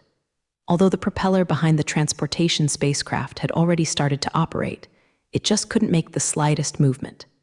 At the same time, Bingren and Balu felt that the gunfire was still ringing, and someone was still shooting at the place where the land was hiding, but the firepower, it's already a lot weaker. Facing the enemy's fierce firepower, Yan Ran and Fan Luluo had nothing to do. In front of the enemy's firepower, they could only lower their heads and avoid them, and could not find the slightest space to give the enemy a counterattack. On the rooftop, the transportation spacecraft is ready to take off. It seems that the man boss is ready for Yu Zhai Tianxian. Once he can't be stopped now, where will he go to look for him in the future? When they had nothing to do with them, a strange phenomenon happened. A figure stood in front of the transportation spaceship, and the strength of this person was so great that the transportation spaceship school was firmly in place. At that time, the personnel who guarded the transportation spacecraft retreated, found the person who was in front of the transportation spacecraft. Seeing his behavior, there was no doubt that this was an enemy, so some of them turned their guns to that person. Start attacking. With the opportunity of the enemy's firepower to extinguish the weak, Baludi leaned forward, and a series of precise firepower shot several team members to the ground. Son-in-law and Fan LVDI rushed to the rooftop, and they also saw the person blocking the traffic spacecraft. For a while, they had mixed feelings, and the animals were a little simpler, and tears had begun to roll in their eyes. That person is her teacher, Jiang Cheng. However, a full stomach is like a child who sees her parents want to talk to her. When she sees Jiang Cheng, she also has a stomach full of words to tell her teacher. But obviously now is not the best time to talk. Destroying the remaining enemies is the most important thing right now. Under the cover of Baludi's firepower, Yanran leaned down and took advantage of the geographical environment of the rooftops to round around behind several people who were still fighting against them, and launched an attack on them. In close combat, it is difficult for one person to be a natural opponent, even if these personnel are present under the opponent. With gestures, she knocked all of these personnel to the ground. As for death or alive, that was not what she wanted to focus on. Jiang Cheng's hand blocked the transportation spacecraft's path, and the other hand easily crossed the windshield of the transportation spacecraft, dragging the pilot out of the spacecraft alive. The traffic spacecraft stopped operating, and seeing that there was no chance of getting a life, the man in the spacecraft walked down warmly. But at this time, although his identity is no different from that of the guards, his expression is still open, and he sees his face flushed with irritation, waving his hands and screaming at them. "You are finished this time. Attack the team building." Although Jiang Cheng didn't understand what was going on in front of him, he knew that the leader of the team was what his two female disciples were looking for. So he stood there without saying a word, quietly watching his two female disciples approach the player boss. It stands to reason that Ran and Baludi should have a few words with their teacher first, such as saying something about not listening to him today and next year. But the situation was urgent, so they did not do more sets. Ran Kaio Tang Sheng and stretched out his hand at the staff boss, who was so irritated. The boss of the staff building looked at her blankly, wondering what the beautiful girl in front of him wanted. "Give me back my card," Ma Ran said, holding back her anger. If this staff building had not developed greed, how could Dari's subordinates die? "What card? How would I take your card?" The boss of the staff was really hard-hearted, and he asked for it to be indifferent. "The boss of Kamikaze Juice sent someone to discover our card, and then sent it to you to decrypt," Yan Ran said. "Don't pretend anymore. If you don't hand over the card, you have only one dead end today." The boss of the staff sneered. "I'm a dead end? I'm afraid you have only one dead. You killed so many team members and blatantly attacked the personnel building." On the planet Delmer, this is a capital crime. If you can give up your request and stop asking about the whereabouts of that card, I can treat you as if you haven't seen you. Of course, whether you can escape or not is none of my business. The boss of the staff looks like he is here. He thinks the conditions he mentioned are very generous. Also, are there people in the coffin who reach out for money in the coffin? Now that they are all in danger, are there still concerns about the whereabouts of the money? Although she really didn't want to tell him more, she stretched out her hand. For the last time, hand over our card. She emphasized the words we. At this time, the sound of the traffic spacecraft came from the sky, and the searchlights emitted shining beams, illuminating the platform as bright as day. Because the situation on the platform is still unclear, the manhole on the spacecraft did not shoot directly. They just uttered a cry. The people on the platform immediately lay on the ground with their heads in their hands. The team leader sneered. "It's late now, you can't escape if you want to." He fiddled with his pocket, took out a card from it and gave it to Ma Ran. "Let you keep this hot potato. If you don't say anything, give this card to me and surrender obediently. I can still guarantee that you can get the lightest punishment. How about, everything I said is worth considering. After passing this village, there will be no such shop." The boss of staff added. Although he didn't talk to him, he took the card from his hand. "Yes, this is their card. Holding this card in my hand, I couldn't help but have mixed feelings. If it weren't for this person's boss, how could there be so many people who died here? How could things have grown to the point where it's out of control?" The spacecraft revolved around the platform. Because the suspected boss became the hostage of others, the spacecraft did not open fire, but kept chasing and repeating their city talk. Now that the cards are in their hands, however, and Baludi don't care about other things, even if they are facing thousands of teams, as long as their teachers are there, they don't care about anything. Jiang Cheng already understood the outline of this matter, and he gave them both a harsh look. "After I go back, I will settle accounts with you too." Then he dragged the team leader. "Old man, it seems that you have to accompany us to a question, or these people are too annoying like a blue rope." In Jiang Cheng's hands, the player boss is like a kid who learns to walk in a play and falls into the hands of an adult, without even the chance to struggle. Ignoring the traffic spaceship hovering above them, and ignoring their threatening peddlers, Ran and Baludi first walked off the platform, followed by Ruo, and it was Jiang Cheng, the leader of La Ruo's team, as the hostage. Under the building of the player building, the team has been living in the field. At this moment, the three of them are helpless, facing the players with live ammunition. What should they do? And when Tingley shot Ruo's crew, Ran and Baludi were firmly suppressed. Seeing that the crew leader would take Ruo's card onto the transportation spacecraft and get ready to run. But they can't do anything about it. The enemy's firepower is so powerful that they can't even lift their heads. How can they stop the traffic ship about to take off? When they were extremely anxious, their teacher, Jiang Cheng, appeared. Jiang Cheng single-handedly stopped the transportation spacecraft about to take off before he could figure out the ins and outs of the matter. He didn't speak, just watched how Ran and Luluo deal with this scene. After getting the card from the staff boss, Ba Lu was very unwilling. If the team boss in front of him was greedy and unhealthy, how could they kill so much Lu Tire and wash the building with blood? This boss is the real culprit. Although the player building has been contracted by the Delmer Planet team, Jiang Cheng and the others are not nervous at all. They did not take these teams to heart. The strange thing is that the boss of the people they took hostage didn't worry about his current situation at all.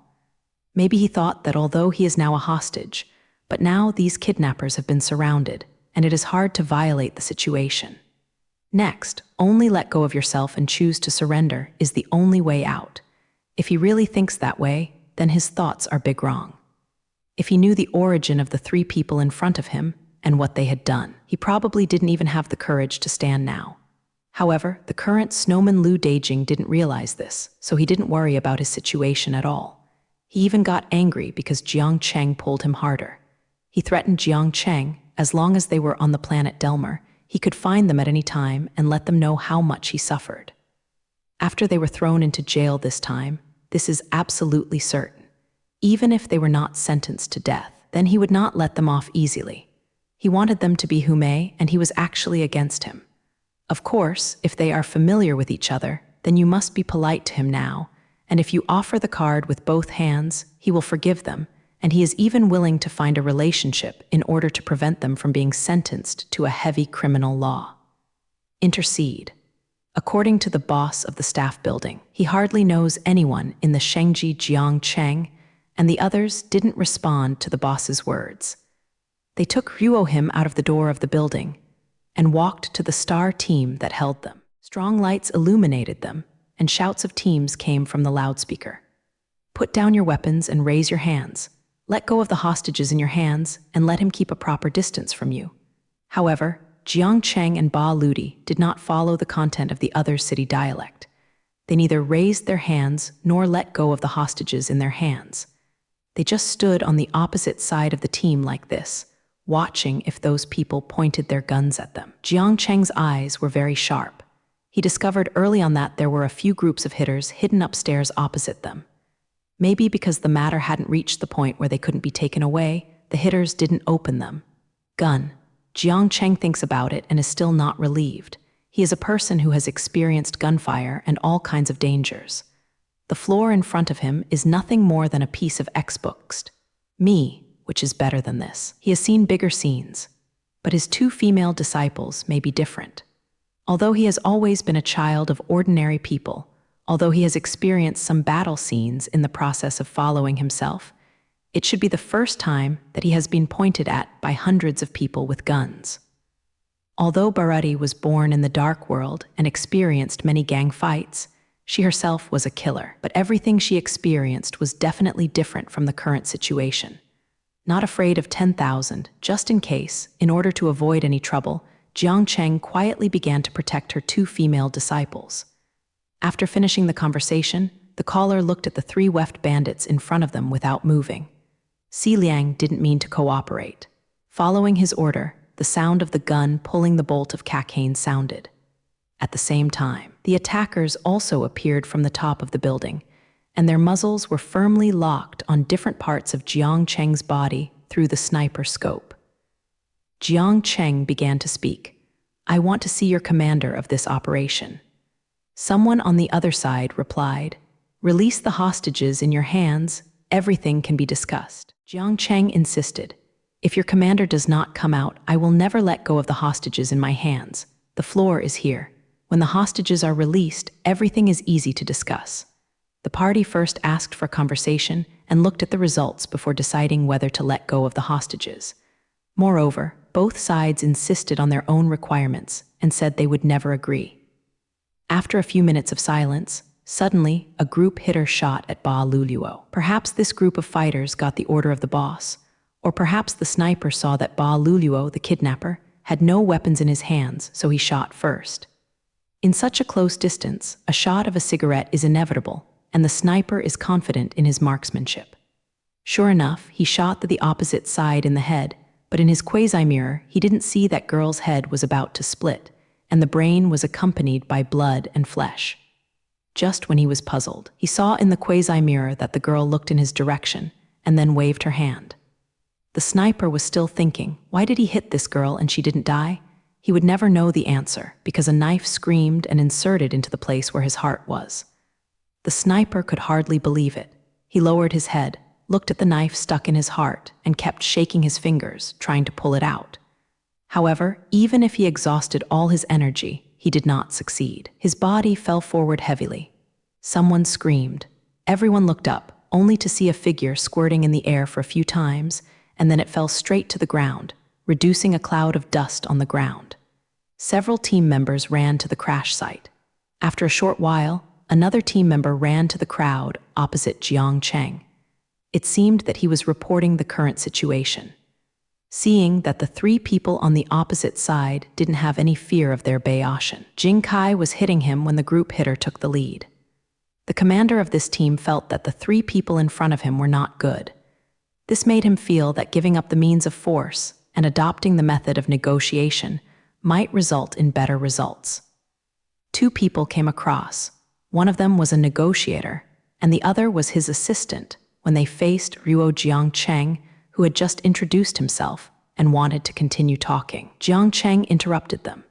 "Now that I know your intentions, please go back and let your highest commander of this operation directly talk to me. Only in this way can I think that he has the intention of negotiating with us. Please tell him my opinion." When things got to this point, the negotiators couldn't say anything more. They could only return to their battle with Yisu's smile. Jiang Cheng didn't care what kind of results they could give. He just thought that in this matter, his two female disciples were both victims. The boss of the personnel and the boss of the gods and spirits in front of him must take up the responsibilities they should bear for this matter, and they must all return strictly. I have already said that Yeleasher is very protective of his students. After a while, two people came out from the opponent's array. Both of them were wearing costumes. The person walking in front was slightly older, and the younger one at the back seemed to be his deputy. Seeing these two people coming forward, Jiang Cheng also took the initiative to welcome them. Obviously, the two people in costumes opposite were not very interested in Jiang Cheng's proposal. They thought that Jiang Cheng's meeting was simply too slippery. In their eyes, Jiang Cheng is just a civilian and comes from a different planet. Why does he ask to talk to the highest commander of this operation? What qualifications does he have?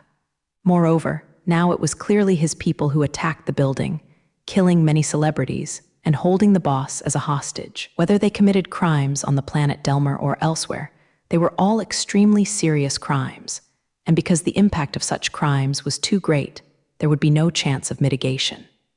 The two team members originally thought that meeting this civilian from another planet was a waste of time.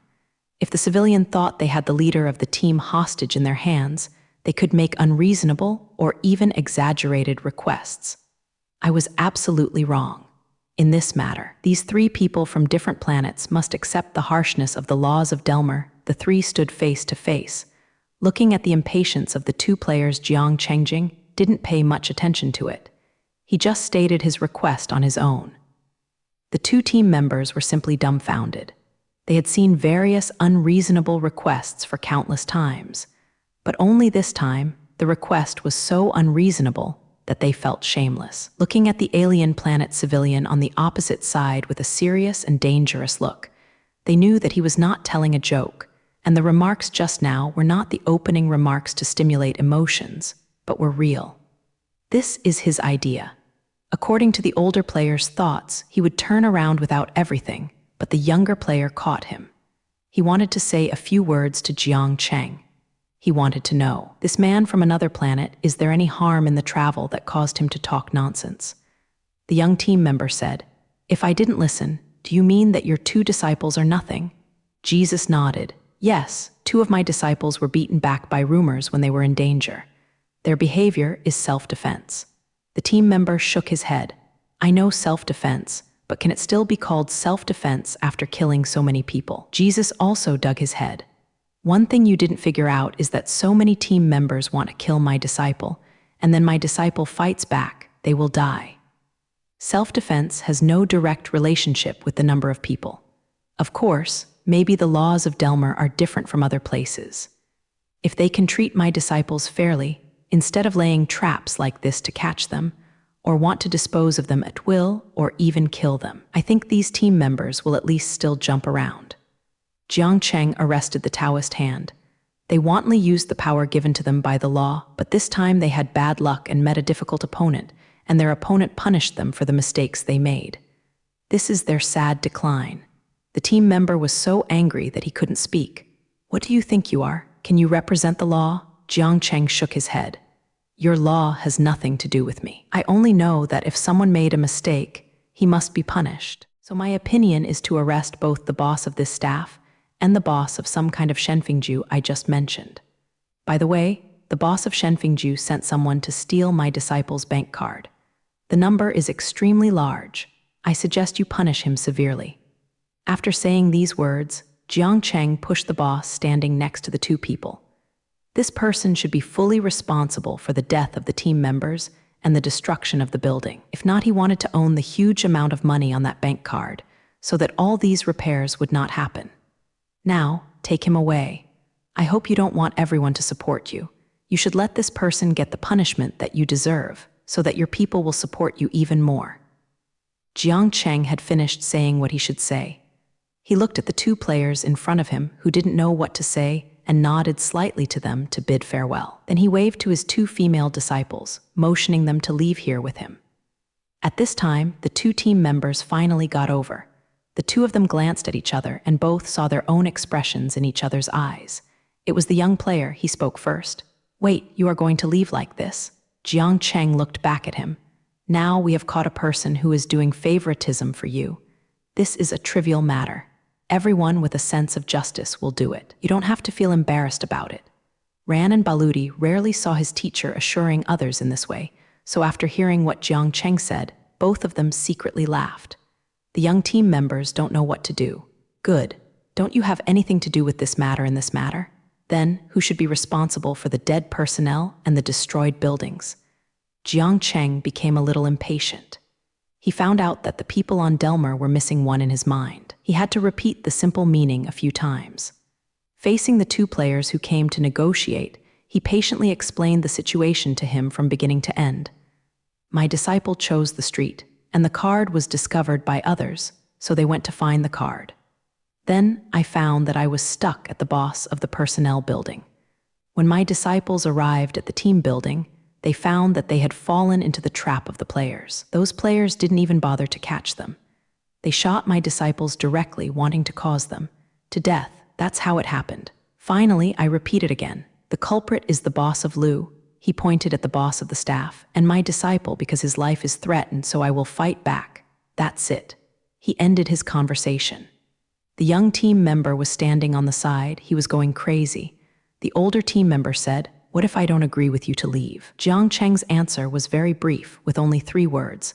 "Try it, you." The older player was so angry that he couldn't speak, and the arrogant opponent in front of him was too arrogant. The younger player comforted him quietly. After a while, he raised his head and said to Ruo Jiang Cheng, "So in my opinion, such a negotiation is unnecessary, and it doesn't make any sense to continue." Jiang Cheng looked at him. "Since you think so, then I can't force you to agree with me, so what do you plan to do next?" As soon as the words were spoken, he put his hand back and said indifferently, "Whatever you do, we have already taken back our own things." He looked at the team leader and said to Ruo, "Those 2 people. Then, this person, you are not going to take it back." The older player looked at him, and he didn't know whether he looked at Jiang Cheng or the leader of the player. "Such a person is of no use to us. We have a lot of people like him. If you like him, just keep him." Before turning around, he left a sentence with a sense of drama. "I hope you get along quickly and see that you have lost the value of use." The boss of the staff then knows that he is in danger. He is only in the confrontation between the two sides, a chess piece that can be discarded at any time. His status is not as important as he thought.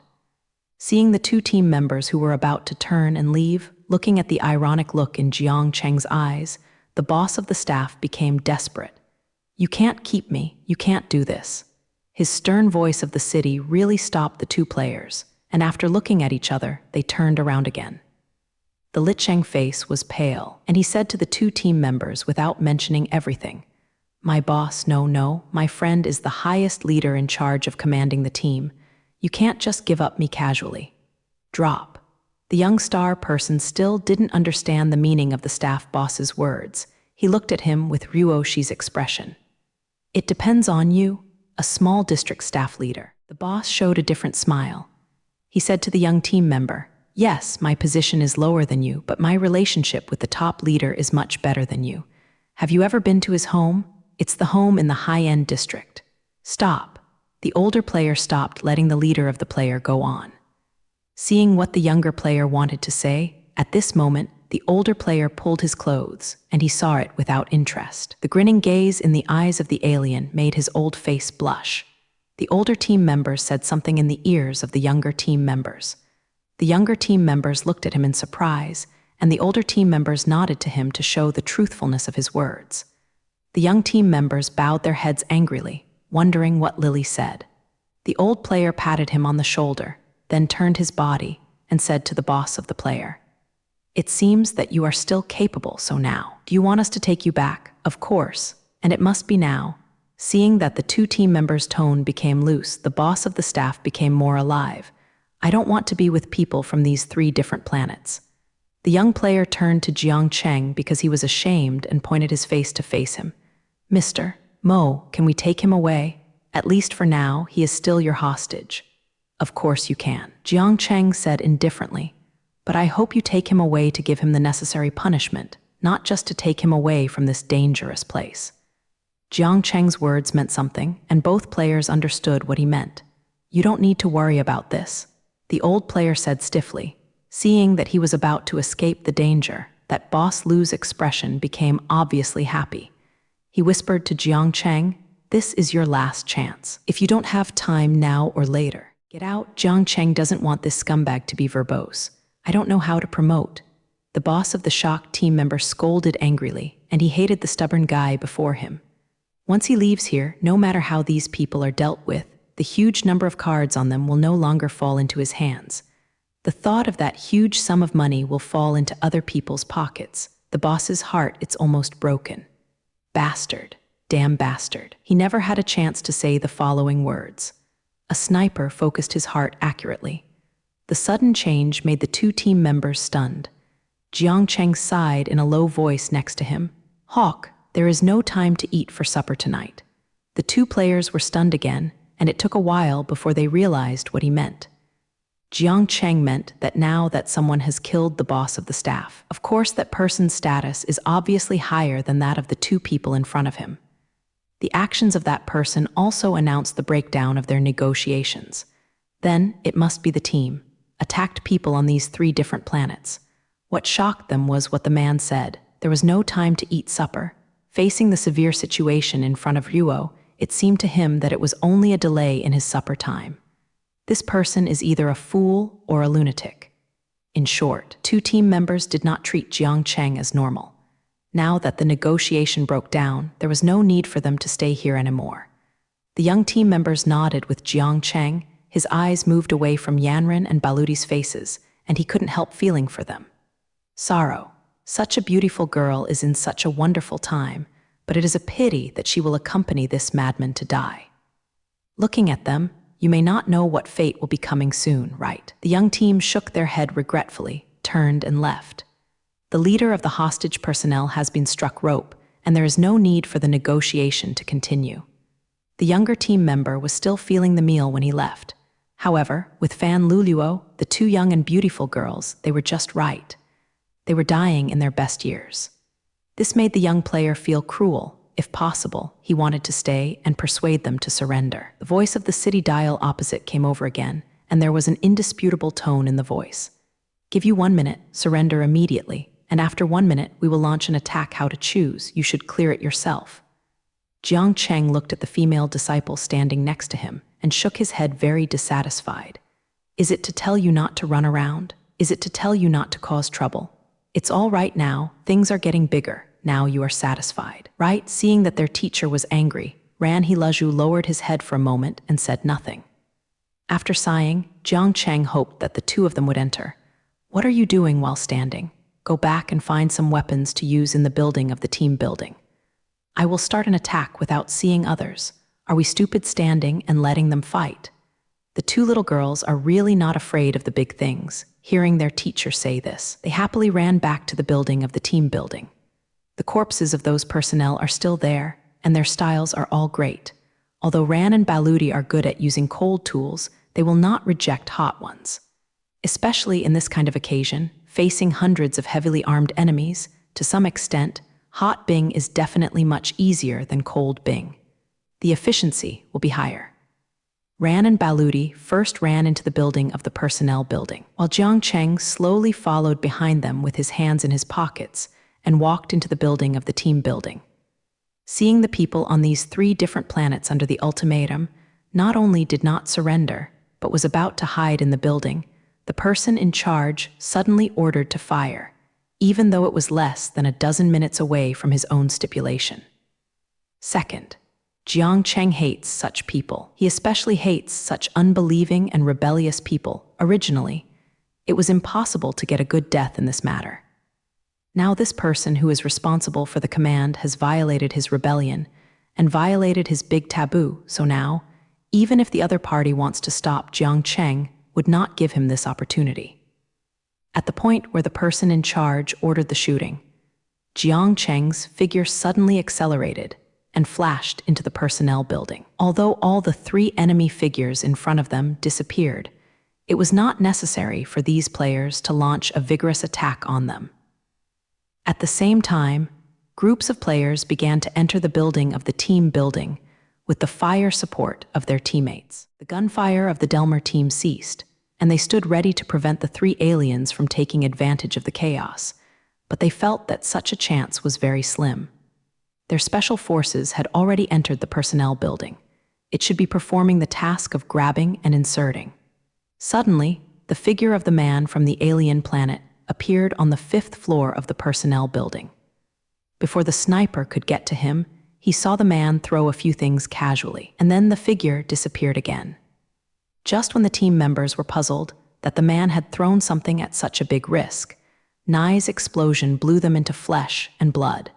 It turned out that the man just threw a few grenades out of the questioning hand, but they didn't expect that the man could throw the grenades between them at such a distance. Sui Ryuo, the man's figure, kept appearing in front of the enclosures on each floor, and the grenade was thrown into the middle of the team members from various angles. With the continuous explosion, the team members suffered heavy casualties. In a very safe place in the distance, a short group of men gritted their teeth and watched the battle on the screen. He didn't expect that the man on this alien planet had such hands, but he is also a person who has experienced life and death and has seen all kinds of powerful masters. For the opponent in front of him, he only ordered his men to direct the team members to continuously attack his opponents, regardless of their life or death. As long as it's not the sacrifices of people on your side, even if you die too much, it has nothing to do with him. The dwarf looked at the picture on the screen and sneered, "Yin, I see how long you can hold on." The team members who walked into the team building were still very helpful at the beginning. They walked along the corner, bent down and protected each other alternately. First floor security won safe on the second floor. The teammates kept whispering reports from the intercom. Just as they were about to climb the stairs leading to the third floor, the enemy finally launched an attack on them. Their attacks were simple and violent. The hands that are almost unclear need to come to them all at once. This head-and-face attack knocked out these players at once. With so many grenades, how many people would have to throw them together? But it's definitely not the time to consider this issue. Those grenades are among the desperate guys. Zia, boom, boom, a series of explosions sounded. Except for one or two quick reactions, more lucky players were spared and escaped the danger. The other players all died in the continuous explosions. The Zhao who got it was clean. There were those who were particularly unlucky and needed eggs, and even the corpses were torn apart. We encountered an attack. Request support. Request support. The remaining supporters began to request reinforcements in a panic. What they don't know is that their perimeter teams are not much better than them. The team staying on the periphery couldn't figure out how the man from the other planet threw the grenades so far. Although they had retreated far enough, the grenades would still fall by their side from time to time. The explosion sounded, always accompanied by their comrades in arms. And they, so far, have not even seen the figure of that man. No one is coming forward to help their injured comrades in arms. They can only hide away and watch their comrades in arms grind and struggle on the ground. However, the man from the alien planet was a bit of a sacrifice. He didn't attack the injured team members, although in any case, that was a particularly obvious target. The short guy witnessed the player's offensive push from the monitor, which made him almost intolerable. The regular troops on the planet Delmer are fully armed, with advanced weapons in their hands. Hundreds of people are actually unable to deal with 3 bare-handed aliens. If such a thing is to be spread, what face does he have to be the top leader of the team? People, this is just a big joke. No, he will never allow such a thing to happen. Even if he pays more, he will strike these 3 people. Only in this way can the anger in his heart calm down a little bit. The short, fat man turned to his hand and ordered, "Give me several teams of battleships and tanks." He looked at the player building on the monitor and smiled gloomily. Facing the attack of 100 full-armed regular teams on the planet Delmer, Heron and Baludi did not take them to heart at all. Since they launched a full-scale attack indiscriminately, they wanted to destroy them. then resistance is what Jiang Cheng and the others must want. If you don't fight back, no matter it is lie of these three people, they will not do such a thing. The offensive of the team members who entered the team building was met with relentless counterattack by Jiang Cheng and the others. They suffered heavy casualties and could only temporarily stop their actions, waiting for the arrival of the aid team. But Ran and Baludi won't give up such a good opportunity. The enemy's refusal to attack them does not mean they do not attack them. As people with clear grievances, once they identify the enemy, they will attack as if they are soft-hearted to the enemy. There is no way to be kind to the enemy. The only way to beat them is to be afraid. Shaking involuntarily is the right thing to do. Those team members huddled in a corner, eagerly waiting for the arrival of the aid team. There were some players among them, but even these players had never seen such a terrible enemy. The combat methods of these enemies do not seem to have any rules to follow. Their attacks always seem to be casual, but they often give them a lot of killing. Suddenly, a flash bomb was thrown over, and the team members immediately began to dodge.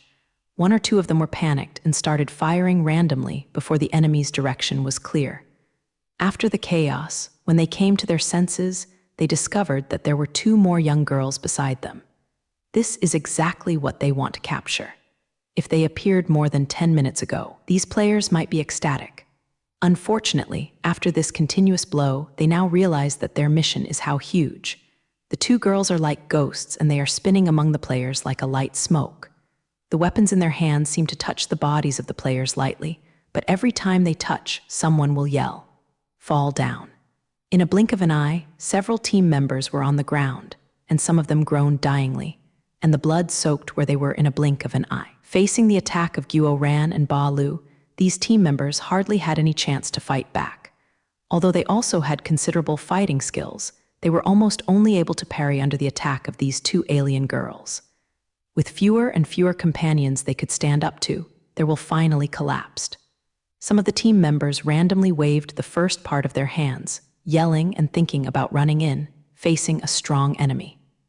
At that time, their actions will undoubtedly make them die faster. Yan Ran and Ba Lu stopped their attacks. They were slightly angry.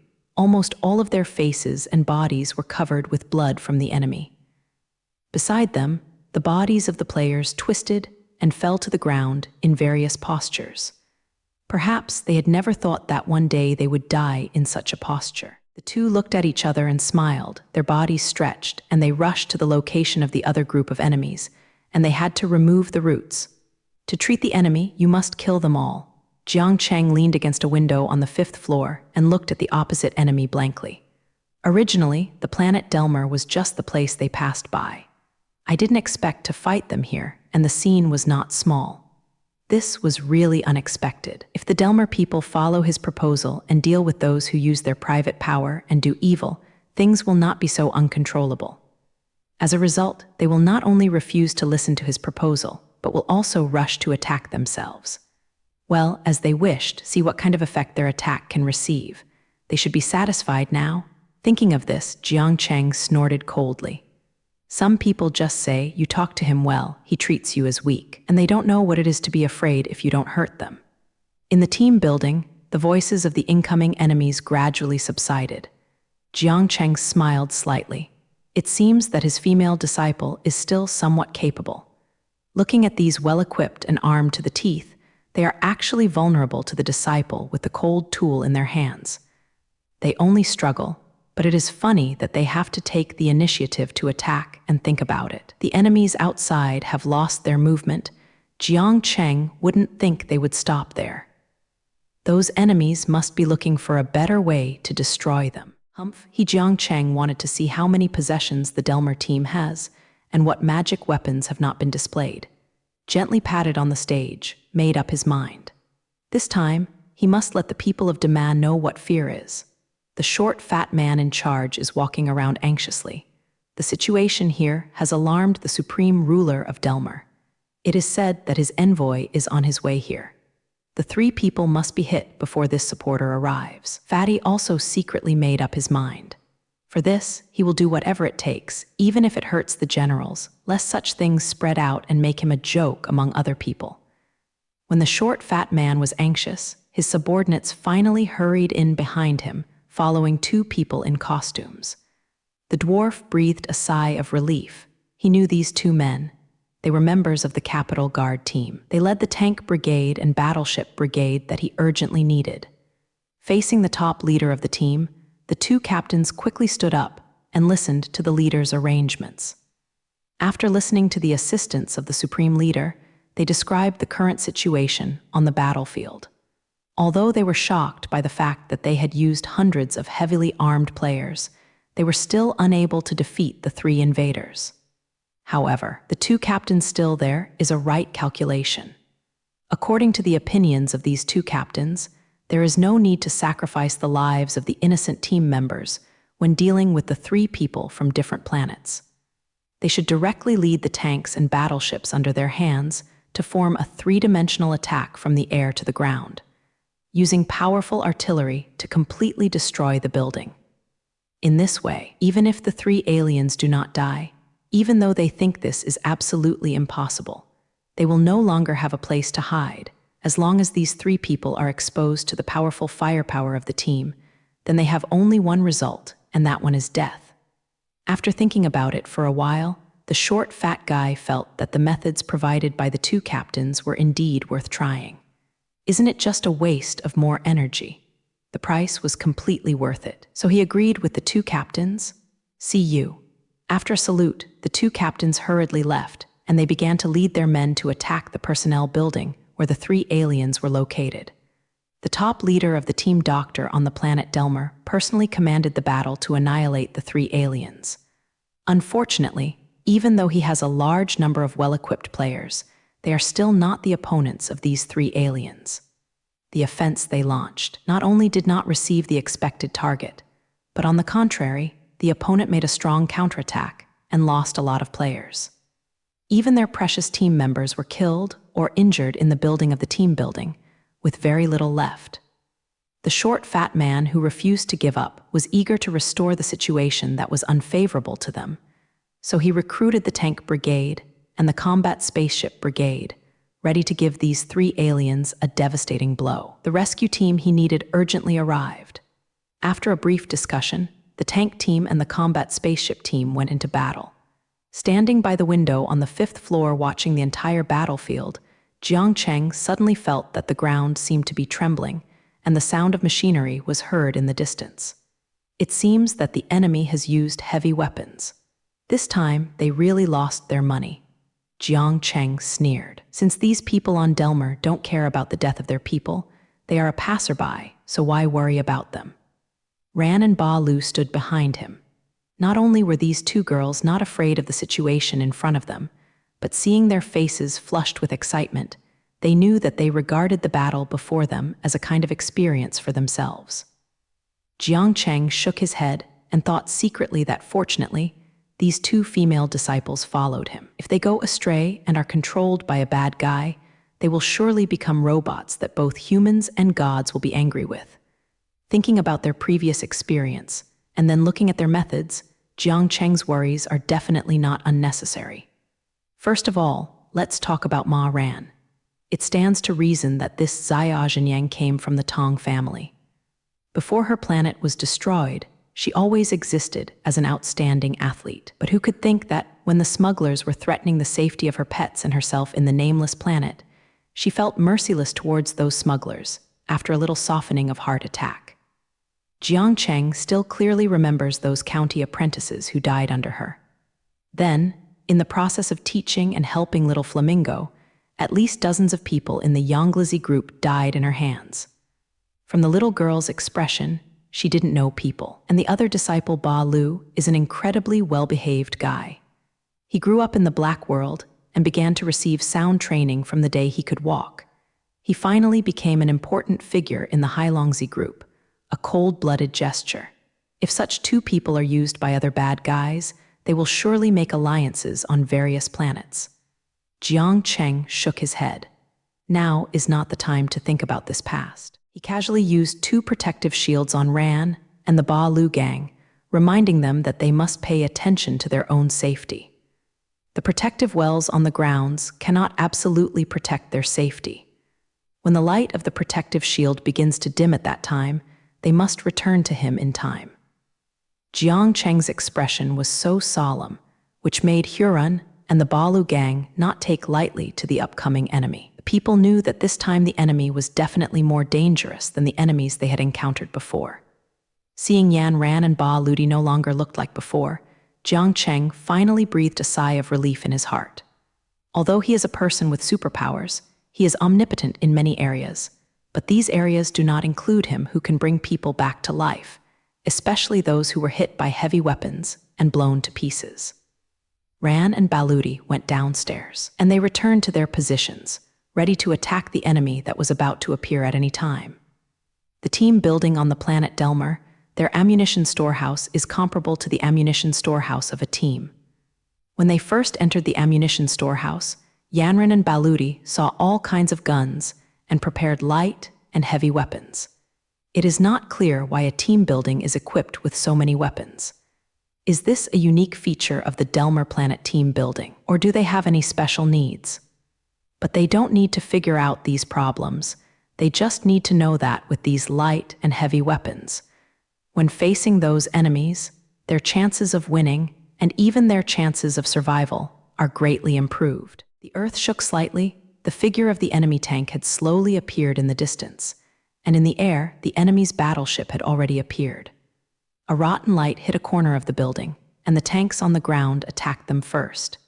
Immediately afterwards, the combat spacecraft flying in the air was about to approach the team building and began to throw precision-guided bombs at them. For a while, the building of the team building shook uncontrollably, shaking slightly under the fierce attack, and the bricks of the broken monument flew everywhere. On Jiang Cheng's body, a protective cover covers his whole body. This protection has sufficient defense against some low-energy imitations, but it cannot resist those with huge energy, such as ion smoke with large caliber, imitation of laser cannons. This is also the reason why Jiang Cheng Qi Yanran and Ba Lu just now. Jiang Cheng's protection is not omnipotent, especially in the face of some heavy weapon attacks. The role of protection is almost limited. The battle spacecraft hovered in front of him, and two beams hit a place not far away from him. Jiang Cheng smoothly threw the grenade in his hand. The grenade accurately hit the combat spaceship, and with a sound, the spaceship exploded and burst into flames, with black smoke and fire. And if it revolved to the ground, there was another rumble, and the spaceship exploded. On the first floor, Ran and Baludi were not frightened by the enemy's fire. On the contrary, they relied on their speed to move through the falling stones. After finding a safer place, the two little girls put down a light cannon on their shoulders. "Hurry up, do you see the tank not far in front of us?" Ba Luluo answered her. "I see it, I have locked it. Hit it." Yan Ran waved her small fist, her expression moved, no wonder. Although she has experienced a lot of battles, it is the first time she has fought heavy weapons like tanks. "Hit it," she urged Baludi. "Can you do it? If it doesn't work, let me come. Don't shout." Baludi interrupted her and pressed the button. A strong light shot out and the tank in the distance stopped moving, and then there was a strong explosion. "Yeah," the two little girls high-five excitedly. "Come on, let's change place quickly." Dragging heavy laser cannons, the two began to shift their positions before the enemy found them. Humpty Dumpty looked at the battlefield situation through the monitor with timely wind. Seeing that the building of the personnel building was crumbling under the attack of the tank brigade and the combat spaceship brigade, the short, fat man couldn't help but flushed with excitement. He secretly said, "Okay, just hit it like this. I don't believe it can't force these disgusting mice out of their den."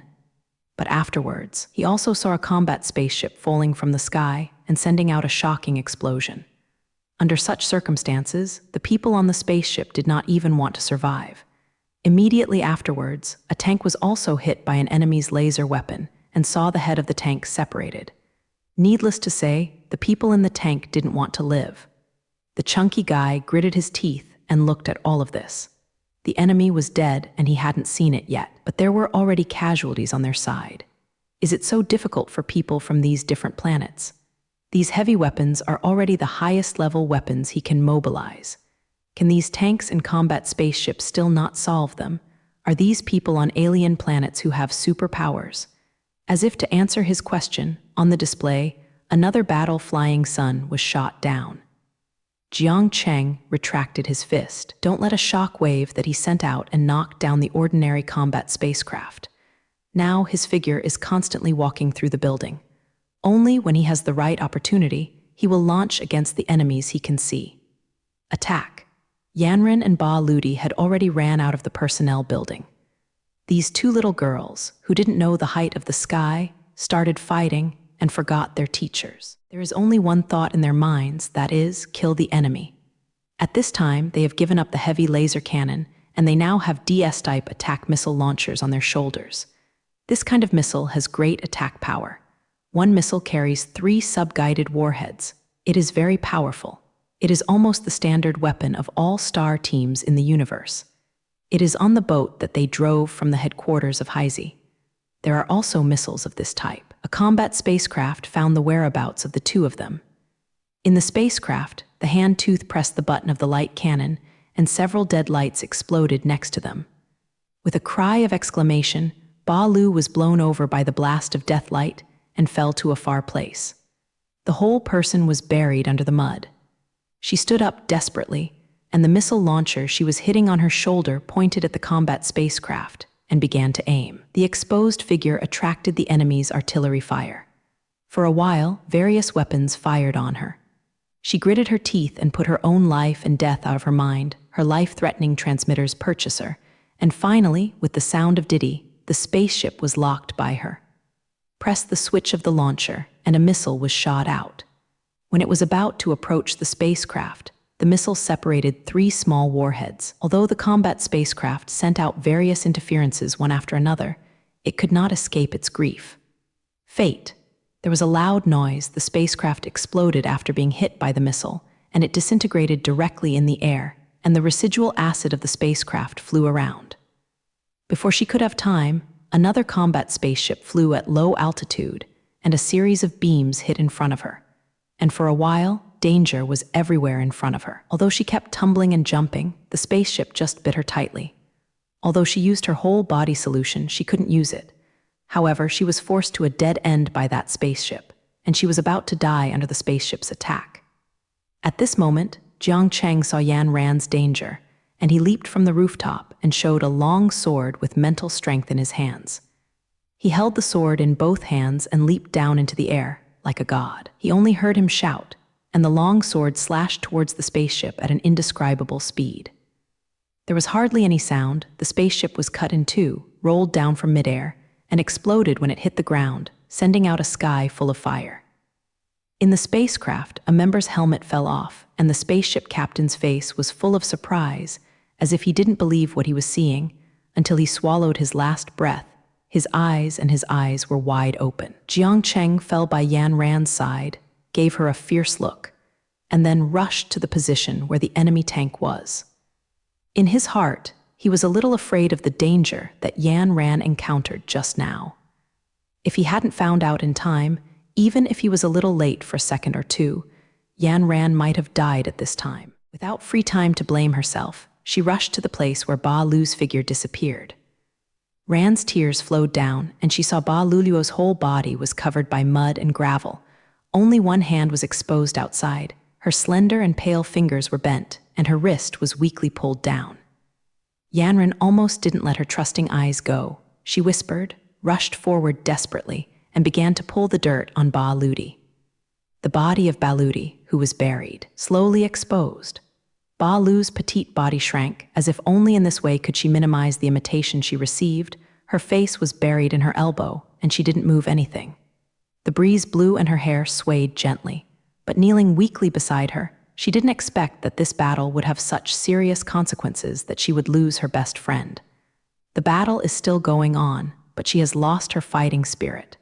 A hand jerked her away. Diane was overthrown unsuspectingly, and she stared at Ba Ludi with wide eyes. "What are you looking at? I'm not dead." Ba Lu gave a clear and irritating look. "But you almost died just now, you made it." Ran said blankly, "I almost killed you, isn't it? Look." Ba Ludi stretched out her hand in front of Ran's eyes, and there was an obvious bruise on her Bai Ji's hand.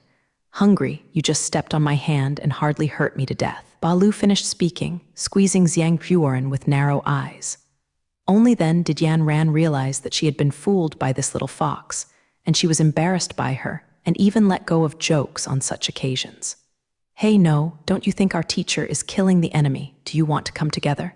Baludi looked at Yan Ran, hating her, and hurriedly interrupted. Yan Ran pointed to Ba Luluo. "You wait. Ha ha." Ba Ludi smiled. "You are so good, but..." She gave a light hug and said affectionately, "Thank you." Facing the tanks and battleships of the Delmer Star team, Jiang Cheng, Bingren, and Baludi calmly dealt with the enemy's offensive. Although the enemy's offensive was very fierce, they still could not occupy a greater advantage in the face of Jiang Cheng, who possessed superpowers. On the contrary, under his counterattack, they began to lose ground from the initial battle. In the battle, Yan Ran and Ba Ludi were trapped in a dangerous situation because of their own recklessness and almost lost their lives on the battlefield. At a critical juncture, Jiang Cheng rescued them in time. In this battle, the friendship between Bingren and Balu has deepened. After the test of blood and fire, the friendship and feelings between them have been further sublimated. Dwarf Philip saw from the monitor that all the battleships he sent out had been shot down, especially after the last spaceship piloted by the captain himself was chopped into 2 salutes by a man from another planet. Xiaoquanzi's face turned pale. Only this time he knew that he had run into an opponent he had never encountered before. If the world regretted selling medicine, he would definitely buy a few hundred caddis to eat, but now he has lost this opportunity. Only the last tank that attacked Ruan building was left. The entire tank battalion was almost completely killed and wounded by Jiang Cheng and the others. In the tank, as the commander of this operation, the face of the tank captain was particularly ugly, and he hated the short group in his heart. If the dwarf can reveal more details before their tank squadron enters the battle, they will definitely be more fully prepared.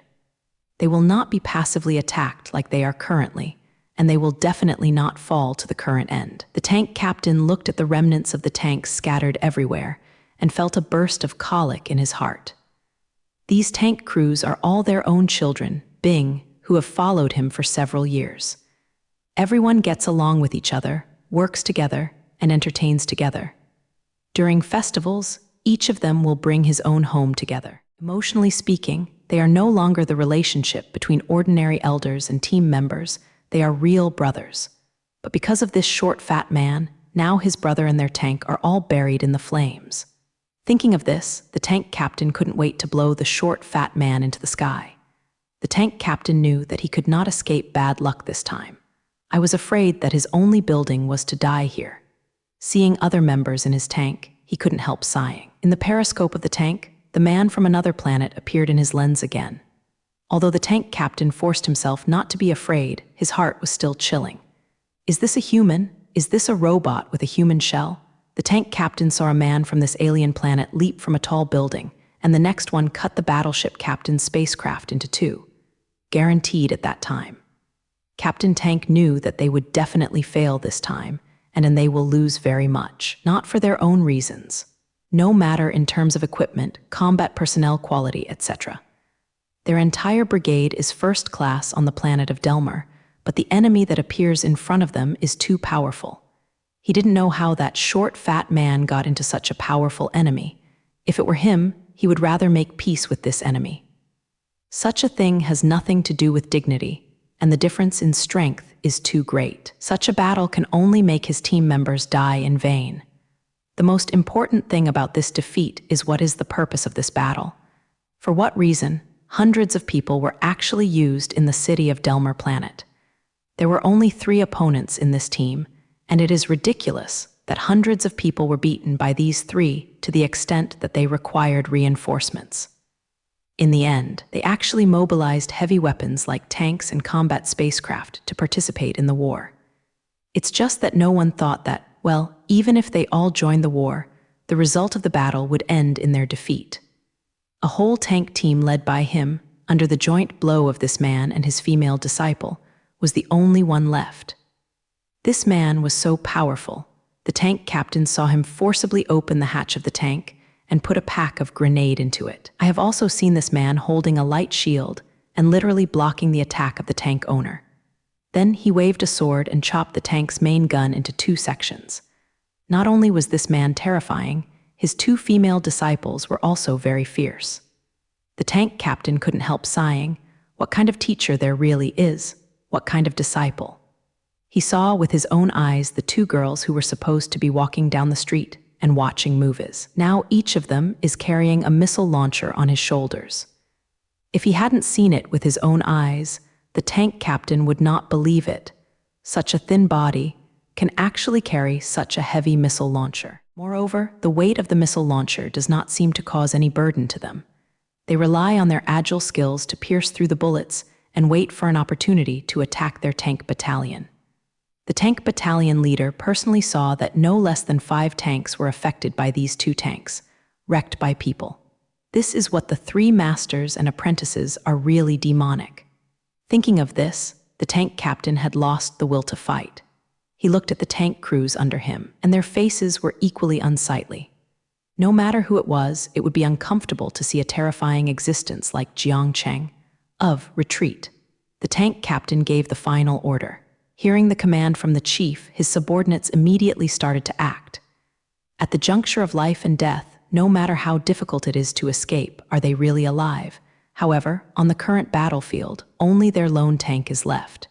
In other words, they have become the only target of the 3 masters and apprentices. Can they still be able to run? The enemy appeared at 10 o'clock. The enemy was also spotted at 3 o'clock. The tank captain sighed and missed the best opportunity. Now it is a bit late to run. Everything is left to fate. The main gun was aimed at the 2 women. The tank captain began to order. The machine gun was aimed at the man. All the defensive missiles were fired out, and they retreated at full speed. The last tank on the battlefield was struggling to death, but even they themselves knew that facing the terrifying enemy that destroyed a group of tanks, their last tank was able to get rid of the teamwork of the 3 masters and apprentices. Their fate of destruction? The last tank wanted to retreat. Jiang Cheng Heron and the others saw his intention. Yan Ran and Ba Ludi looked up at Jiang Cheng. According to the 2 of them, since this tank is ready to escape, let it go. In this short and fierce battle, the team on the planet Delmer suffered heavy losses, reaching hundreds of people. An integrated combat spaceship group was completely wiped out. Only 1 tank remained in the tank group. Escape, the opponents of this team that is enough to initiate a small-scale battle, are actually 3 bare-handed men from another planet. They also ended up with a defeat. The 3 masters and apprentices stood there and did not pursue the tank, who knew that when the tank was retreating at full speed, it might be to block their attack. The tank captain misjudged the situation and launched an attack on the 3 of their masters and apprentices. Jiang Cheng, who was about to turn around and leave the battlefield, suddenly said lightly. With a quick glance, Ran and LVDI also noticed. The turret of the tank that was approaching and running turned its turret, and the muzzle of the main gun was aimed at them. They also noticed that the muzzles of the 2 machine guns were also aimed at Jiang Cheng. Before Jiang Cheng could open his mouth, Yanran and Ba Ludi responded in time. The 2 of them jumped up and hit the ground a few times when they landed. When they flashed, a beam of light rubbed like them. The human body passed by.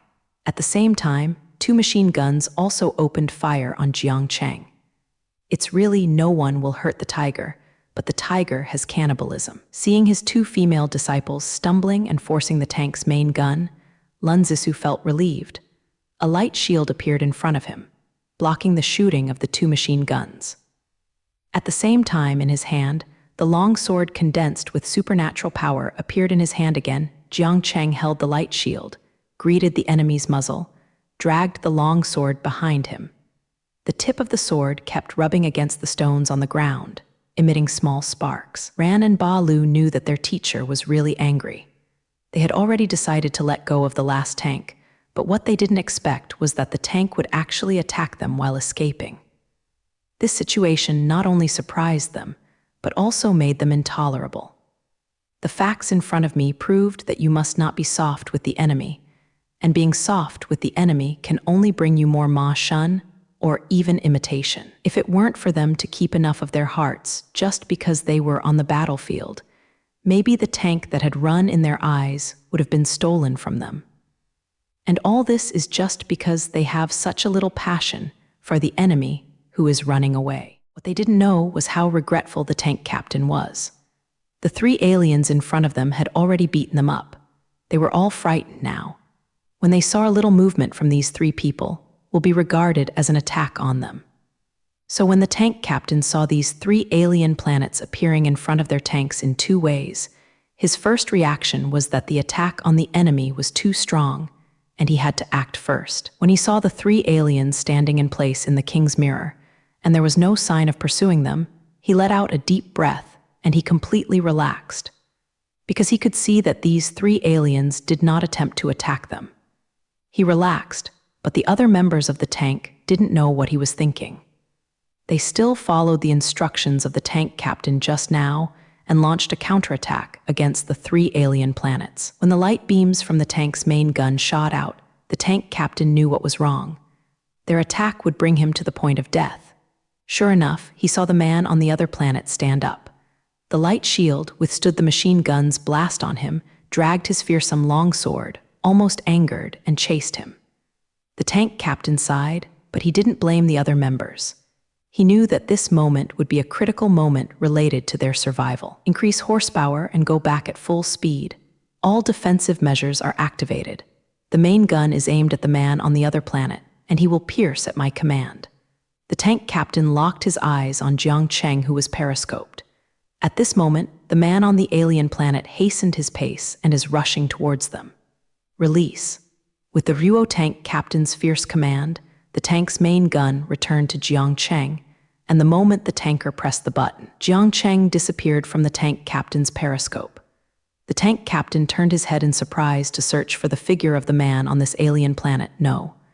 When he raised his head inadvertently, he couldn't help letting out a scream.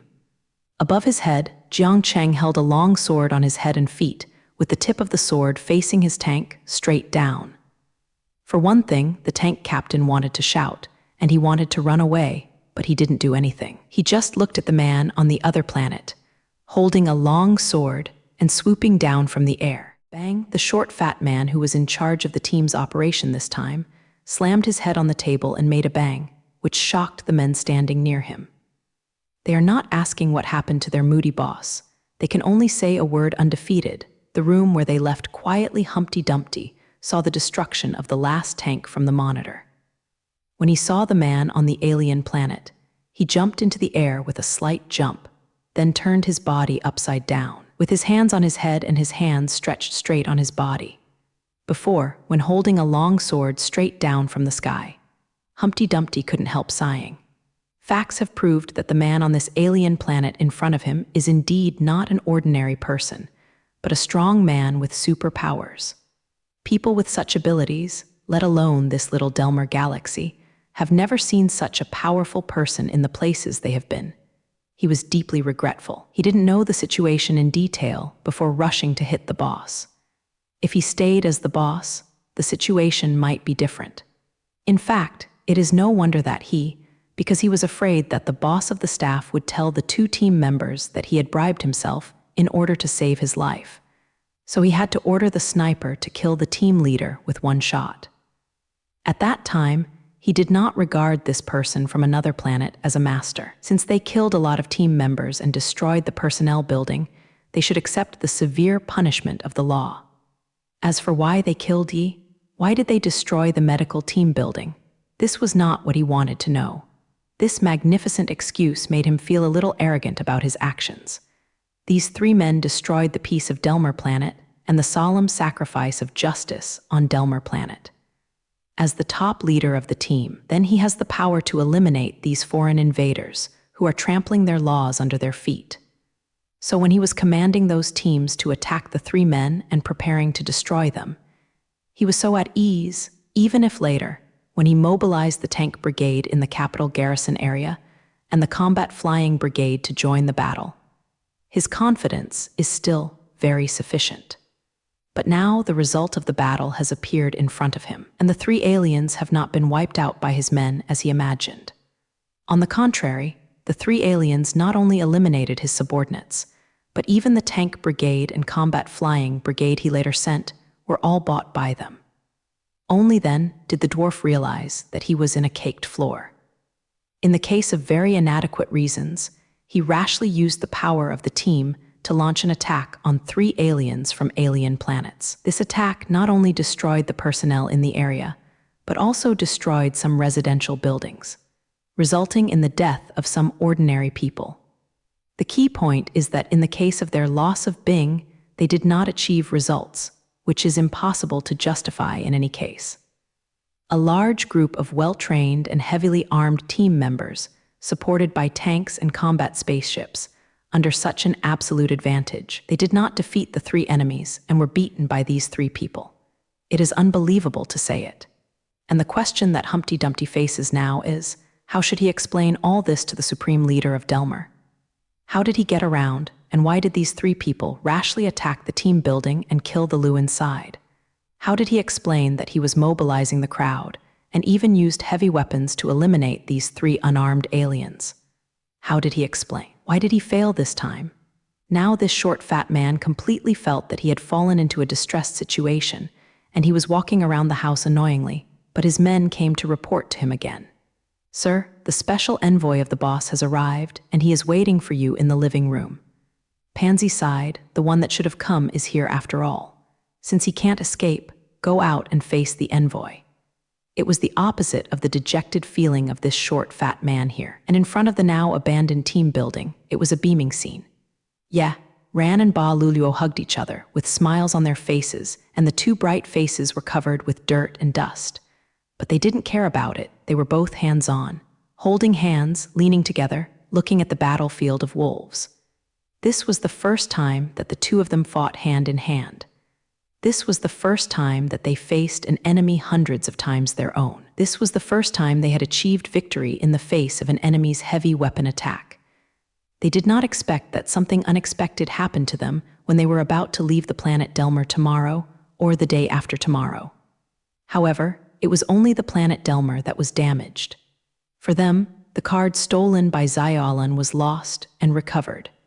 Faced with this battle, they were unscathed, but instead received a hard-won experience. They have accumulated valuable experience facing powerful enemies. They turned to look at their teacher. Jiang Cheng sensed their gaze and turned his head to look at them. Let's go, Jiang Cheng said. Yeah, I can finally go back to the hotel and finally have a bath. Ran Zhen, to be honest, the little girl is more or less a clean dance. From last night to now, her clothes are not only full of blood, but also a lot of dust, which makes her feel very uncomfortable. Ba Luluo doesn't matter much. She is a killer in the first place. In order to complete the task, she will do everything she can, not to mention that she has not been soaked in a short period of time. If necessary, she can take months and months, none of them washes the waterfall. For the killer, there is no alternative. However, this Xia Zhenyang also hopes to return to the hotel soon, and she still wonders if the chef's hand is good. Back to the hotel, Jiang Cheng looked at Ran and Ba Ludi and laughed. Jin told you that you want to go back to the hotel, however. Heba Lurong looked at him in a perilous manner. Then, let's not even return to the hotel and directly offer to open this Delmer planet. No, Jiang Cheng said. I mean, we can't do it like this now. If the West wants to be willing and respect others not to hit us, then we must turn our heads and look for them. Jiang Cheng looked at the distance with cold eyes and said leisurely. At the temporary command post of this team operation, the boss envoy sat leisurely on a chair with a cup of tea in his hand. After taking a sip, he slowly put down the cup with a look on his face. Zio Fei Zio's expression turned to the chunky boss sitting next to him, who hated the chunky guy in front of him very much. If it weren't for him, he would be the highest man in the team. There is no way. Not only is this dwarf Xiangzi well-known and well-connected, but he also seems to have endless money in his hands. Although everyone knows that his money was obtained from corruption, no one changed much. Thinking about the position of this short, fat man, I am afraid he has not been bold enough to talk about him everywhere. Humpty Dumpty was also very upset. He used hundreds of heavily armed team members and used tanks and battleships. Such a scale did not defeat the people of those three alien planets. The battle was lost inexplicably. Humpty Dumpty can already predict that for some time to come, his name will accompany this battle, and it will continue to appear in various newspapers, magazines, and various new media. This time, there was too much noise. The planet Delmer has been at peace for decades. There has almost never been a battle involving firearms in their planet. The people have become accustomed to such a stable and peaceful day. Now, without warning, a fierce team action suddenly unfolded beside them in their city. Not to mention ordinary people, but some high-level teams. When they heard the announcement about the team's actions overnight, they were very shocked. They didn't understand why the top-minded man in the team had to personally direct this battle, and according to the announcement they saw, these 3 people from outer planets were little known, just ordinary people, of course. In the subsequent battles, they showed amazing skills. But that is something later. With the use of such a large team, apart from raising the team building in its jurisdiction, and destroying more than a dozen residential buildings, causing hundreds of civilian deaths, it seems that there is no more success. Of course, if all of the above can be called the result of the battle, Humpty Dumpty can already predict that when his name or his figure appears in front of the people through different media, how they will accuse him of hitting him and abuse him. Of course, this thought just flashed in his mind, and he didn't really care about the views of these Yingtong people. As a superior, he took an attitude toward the people at the end of the pyramid and didn't take them seriously. What these ordinary people are useful to him is the votes in their hands, nothing more. Although the number of people who support him in this area is very small, he knows that sometimes people collude together. Although these people who died accidentally today can find a suitable excuse to explain the reason, he doesn't know whether the people will listen to his explanation and buy him. These are all things that will be considered during the general election next year. He really doesn't worry much. During this time, as long as he asks his subordinates to do something to divert the attention of the people, they will soon forget what's in front of you. His headache now is how he faces the supreme ruler of the planet Delma. He knew that the supreme ruler didn't like him, and he always wanted the so-called boss envoy in front of him to take his place. But he also has a bunch of people who support him, and what's more important is that he has enough money. On the surface, the money is all the property brought by his old natal family. In fact, his wife's family is indeed among the top 5 richest people on Delmer planet. But the real thing is the money he cheated. The smiley look of the boss's envoy in front of him made Humpty Dumpty feel right, and if possible, he wanted to kill this enemy alive. But it's definitely not appropriate to think like this now. The short, fat man let this terrible thought flash through his mind. He barely made a smile, and this nasty guy in front of him meant that the boss came here and he couldn't be too slow. Coughing, the special envoy of Zayarong made a coughing sound. This is also the point that makes the dwarf extremely hate him. If you have something to say, just let it go. You always have to cough a few times before you speak, just to remind everyone to pay attention. Why? Why are you so unconfident? Mr. Special Envoy, did you feel it? It was really admirable to come to me to watch the team work when I was sick. Dwarf Philippe specially emphasized the pronunciation of the word ill. The boss's envoy did not pay attention to the short group of people. Although his surface was very calm, his heart was very happy at the moment, which made him short and fat, and the boss's special envoy. These two hate each other. The guys had to sit together because of this battle. Although their mood at the moment is because there is a difference between heaven and earth.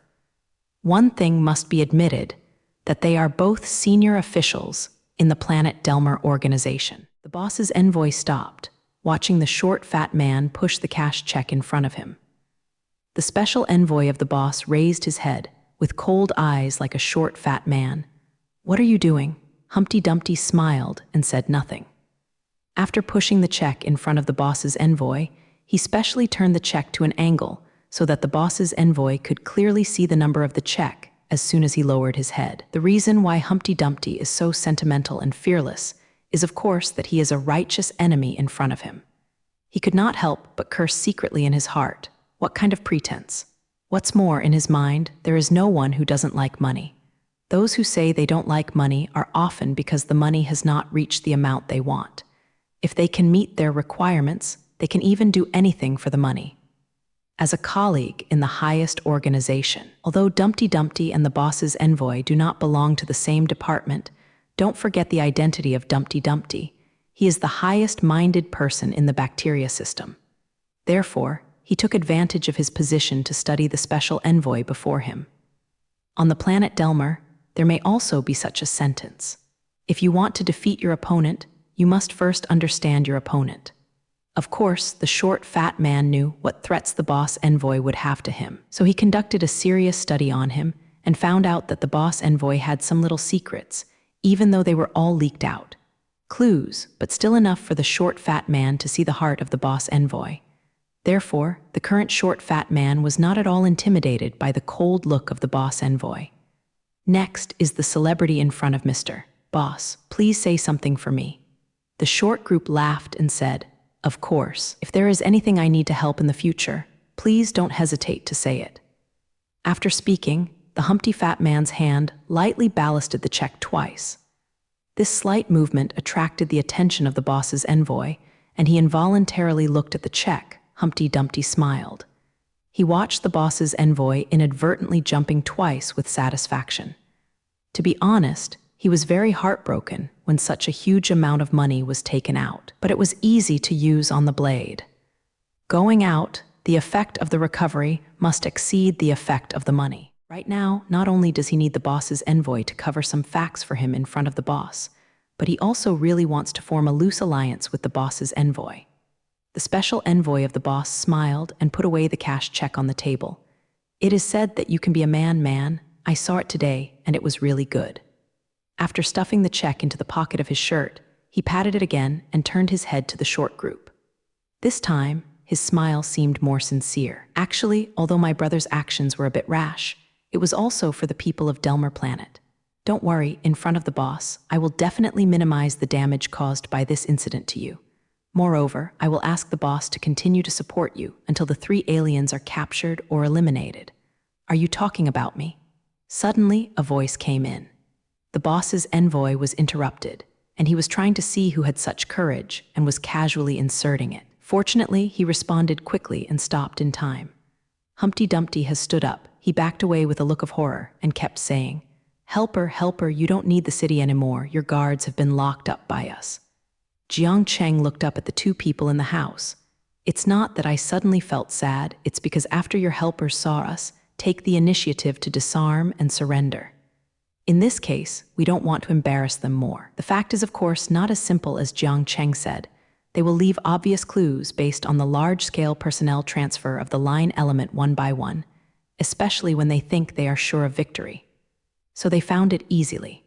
Those guards and Jews' helpers, of course, wanted to shoot when they saw them. In order not to startle the snake and let the big people they protect slip away after hearing the movement, Jiang Cheng used his superpower to stop time. Within a few seconds he and Ran Baludi separated and controlled all the helpers right now. Ran and Baludi were guarding outside, Lulu staring at Zhu Tian's movement. Looking at the 2 big figures in Ruo's house, Jiang Cheng seemed very casual. He heard their conversation before entering the house, so he knew that these 2 people were not good things. After pouring himself a cup of tea, Jiang Cheng eloquently exclaimed, "Yes, especially after a fierce battle. Being able to come to such a cup of tea is simply perfect. 2 of you, do you think I am right?" Although the words contained ridicule, Kanduo's envoy and the short fat man's eyes were cold and full of chill. The boss's envoy obviously didn't understand the power of the man in front of him better than the short fat man, so he flew into a rage, and there were no rules at all for the guy in front of him who ran out from somewhere. Now he is the boss's special envoy, and his status is honorable. It is really hateful for the impolite guy in front of him to ignore his identity. So he counterattacked what Jiang Cheng said. This kind of battle involving hundreds of people and more than a dozen tank ships is simply too pediatric. If anyone wants to fight again, the team of Delmer Planet can accompany me at any time. He sneered. As for this cup of tea, it's not good. I know there is a place where the tea is especially suitable for your taste. He turned to the short fat man. I heard the taste of tea provided by your Ministry of Security when interrogating prisoners. Especially good, is there such a saying? Humpty Dumpty knew that Jiang Cheng was very powerful. He could see clearly through the real-time communication the scene of the battle just now. He knew how many soldiers and tanks and spaceships were in his hands. Therefore, he did not dare to accept the words of the boss's envoy. Sure enough, the next move of the alien man in front of him made him secretly thankful that he had to be cautious. Jiang Cheng slapped the boss's envoy away with a slap and watched the heavy body of the beggar fly out. After crushing a chair, he landed on the ground and stopped moving. Jiang Cheng turned his head to look at short Filipino. It's really a guy with no eyesight, isn't it? Jiang Cheng slapped the boss envoy who couldn't figure out his environment, and for the short fat man in front of him, he looked at him obviously. At least the short fat man understood who was between them. In the dominant situation, who has the final say? Jiang Cheng looked at the man in front of him and looked at him up and down. Your helper said you are the highest commander of operations here. Pansy smiled reluctantly. He nodded and said, yes, it's me. Shisu looked at him. What are you going to do now? This battle, is it just to let it end? I am still standing in front of you alive. Dumpty smiled bitterly. He didn't know what he said. The situation in front of him was very clear. The attack he commanded against these three people from different planets had completely lost. As a loser, he has nothing to say, at least for the moment. He doesn't want to offend the person in front of him because of the momentary pleasure of his tongue. The boss envoy, who is still lying motionless on the ground, is the best example. As a person on the planet of Delmer, although he should have never heard the words on Earth, strength is justice, power is truth, but I want to come here to have a similar statement. The man on the alien planet in front of him is powerful, and he has the initiative in the current situation. Big fist is the last word. Jiang Cheng looked at the old and cunning guy in front of him. This guy is really cunning. He knows how to avoid his anger, but he will not simply let it go. I will personally bring you to your highest boss. He must punish you. In this operation, your team continued to act recklessly and attacked innocent people like us. And because of your reckless actions, you caused the destruction of dozens of houses and the death of hundreds of ordinary people. You should bear important responsibilities. He looked at the pudgy face, who was slowly turning pale. Am I right? Despite the 10,000 disagreements in his heart, the dwarf did not dare to show any disagreement at all. He is really afraid of the man in front of him. Especially now, he thoroughly understands that when he is faced with a truly powerful force, the position he relies on sometimes seems to be completely silent. Now he lacks the protection of those helpers. Without these helpers and guards, he seems to be a stripped person who can only stand in front of the others. Since you have not raised any objections, then I will take it as your default. Jiang Cheng said to himself, then now you have to go with us and see your boss, to put an end to this conflict between us. Humpty Dumpty looked pale, and he knew exactly what punishment he would receive when facing the supreme ruler of Delmer Planet. Even if he would retain his treatment, all his titles would be smashed into a useless salvation person, which he did not want to see. Once the people on the top of power lose power, their heart will have a huge gap. The vast majority of people don't want this. For some people, it is better to let them die if they lose power suddenly. So this short, fat man used his inexhaustible tricks again. Wait, the Humpty man said to Jiang Cheng, and Jiang Cheng looked back at him, watching him walk towards the boss envoy who was still lying on the ground. Jiang Cheng didn't stop him. He knew that the short, fat man in front of him was a bright man. He would never play any tricks. He didn't dare. The smarter the person, the less able to bear the pain on the flesh. Therefore, they like to play with some little siming or some little ambassadors in order to minimize the imitation of themselves and even get off quickly. Jiang Cheng looked coldly at what he was doing with the boss. When the short group turned around and showed him what was in his hand, Christine, he understood what it was. This is a trivial matter. Originally, I prepared it for the boss's envoy, but now, in my opinion, he no longer needs this. He smiled and said, of course I know this is not enough, but if you are willing to follow the picture below, please follow me to my home now. I will have more for you.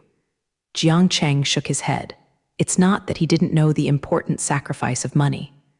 Not long ago, in a small town on the planet Delmer, he was still doing art in the town square for livelihood issues.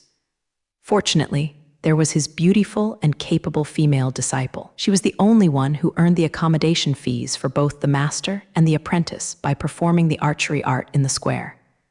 And now he, with his two female disciples, is going on a journey that doesn't know how much time it will take. One by one, maybe soon, they will be able to find the coordinates to the Earth. Maybe it will take a long time, wandering endlessly in the endless universe. In short, if you encounter the latter situation, it will definitely not be a bad thing to prepare a little more money. But in his motherland, that ancient country on the Earth, There is also a saying from generation to generation that a gentleman loves money and gets it right. Jiang Cheng knows the important sacrifice of money, but for him, he can only use the money he earns with his own abilities. And he wouldn't want a penny for bribing him like this. This is his principle of life. So after Jiang Cheng beckoned his head, he pulled the short, fat man up and pushed him to the outside of the house. Humpty Dumpty still didn't give up. He took Jiang Cheng's expression as a kind of hypocrisy, thinking that he was a kind of rejection and welcome. He stuffed the check desperately into Jiang Cheng's pocket and kept saying in it, "Don't be too little, don't be too little." Shisu was impatient with him. Of course, he would never be in the mood to explain his outlook on life to this wretched person. He passed the check in Humpty Dumpty's hand and shook his hand, the check shattered between his fingers. Dwarf Philip looked at Jiang Cheng's movements as if turning magic and couldn't believe his eyes. "Let's go, no more tricks." Jiang Cheng pushed the short group out. On the way, the voice of the short and fat man still keeps coming. "I still have a few treasures in my house. I know a few extremely charming young ladies." And then the voice of Ba Luluo. "Can those ladies you talk about have our source?" The sound fades away. In the old mansion of the planet Generma, a tall man was listening to the report at his hand. He frowned and listened without saying a word with his chin supported. Looking at the documents in his hands, his subordinates sounded rigid and diminished. A total of 650 scholars were mobilized, of which 170 died and about 400 were affected by imitations. The largest imitation was the special personnel team. A total of 2 squadrons died. In addition, he also mobilized the tank group and the combat flying group, respectively. Each one was also destroyed, and all personnel died. In the end, this operation also caused 10 major destructions, with a total of 430 deaths. "Mr. Boss, this is the latest information we can now grasp." His men closed the documents in their hands. "So, have the 3 aliens suffered any damage? I am curious that this large-scale team has been used and so many people have been lost. I want to know if they have received any results." His men murmured, "Mr. Boss, regarding the 3 people from another planet, I don't have any information about them for the time being, so I can't make further inferences." "Got it, go down." Wang Tong waved his hand and let his men leave his office. As soon as his subordinates left, the boss couldn't help smiling with joy, and Jizhai waved his head in secret. This time, Nasaka finally fell the short group. The boss of the planet Delmer hates that short group so much. Relying on the support of many people, he often mobilizes the team management and takes some actions according to his own personal wishes. This behavior of acting without asking for instructions not only discredited his current government, but also gave their righteous enemies more capital to criticize them. So everything that the short group did made the boss of Delmer irritated by others. He always wanted to oust the short group and replace him with someone close to him, such as the boss's special envoy. He feels that if his good friend can take the place of the short group and become the first player on the team, then his boss's throne will be more stable. Maybe he can still serve as the boss for several consecutive terms. Now his hope has come. The nasty fat guy finally heard the catastrophe this time. The team members sacrificed for the country, but this action actually led to the deaths of hundreds of ordinary people. What is certain is that the group will definitely step down. The person who enters and laughs at the ball is born on the sofa and is constantly calculating in his mind. After the fat man steps down, what will his best friend do if he is in this position? At this time, his secretary rushed in and whispered something in his ear. "Oh, one." The boss raised his head in surprise. He looked at the secretary's face and asked, "Is there such a thing?" Yishu nodded fixedly. The boss slowly rubbed his chin. After a while, he patted the armrest of the sofa, stood up and said, "Okay, let them in." Then he whispered to the secretary again, "Go and mobilize some special agents." The secretary nodded. He knew what the boss was thinking. The short group of people walked into the boss's office dejectedly, and behind him followed the 3 aliens. "Welcome." The boss stood up, stretched out his hand, and shook hands with Jiang sincerely. "Welcome, friends from afar. Welcome you to visit Delmer Planet. I would like to represent all the people of Delmer Planet and extend my heart to you. Welcome." Boss Irma is really fierce, but his love is too exaggerated. Not only is it unacceptable for the three of them, but even the short, fat guy is surprised. He knows that his stepping down will make Irma's supreme rule. The reader was very happy, but what he didn't expect was that it would make him so happy. It is said that you assisted in the investigation and destroyed a local underworld force. Is that true? After the two parties sat down, the boss asked with interest. Probably, it should be like this. Jiang Cheng didn't know what kind of medicine the boss was selling in the gourd. He wasn't sure what he was going to say for a while, so he just said what Hanhu said. This is a good thing. Although you have come from a long way, according to my subordinate's report, you will not go to our capital for one day. It is a good thing for our people. I should thank you. The boss of Irma still goes around this matter is not proper. Jiang Cheng's eyes flashed, and he knew what he meant. The boss of Delmer is also a sinister villain. He first squeezed the short, fat man with words, and then calmly lifted him. Yeah, Jiang Cheng nodded irresponsibly, coping with this boss. He knows that now he only has to listen. Sure enough, the boss turned around and looked at the short group. His face was not so good. How did you meet our friend from afar? He asked the dwarf. I think you must have a reasonable explanation. The short group of people did not expect that the boss would be straightforward, without leaving him even a little face. This straightforward way of questioning made him confused, and he didn't know what to say for a while. Because the short, fat man hesitated and couldn't speak. Mr. Boss took a document and threw it in front of Humpty Dumpty. His face became even more ugly.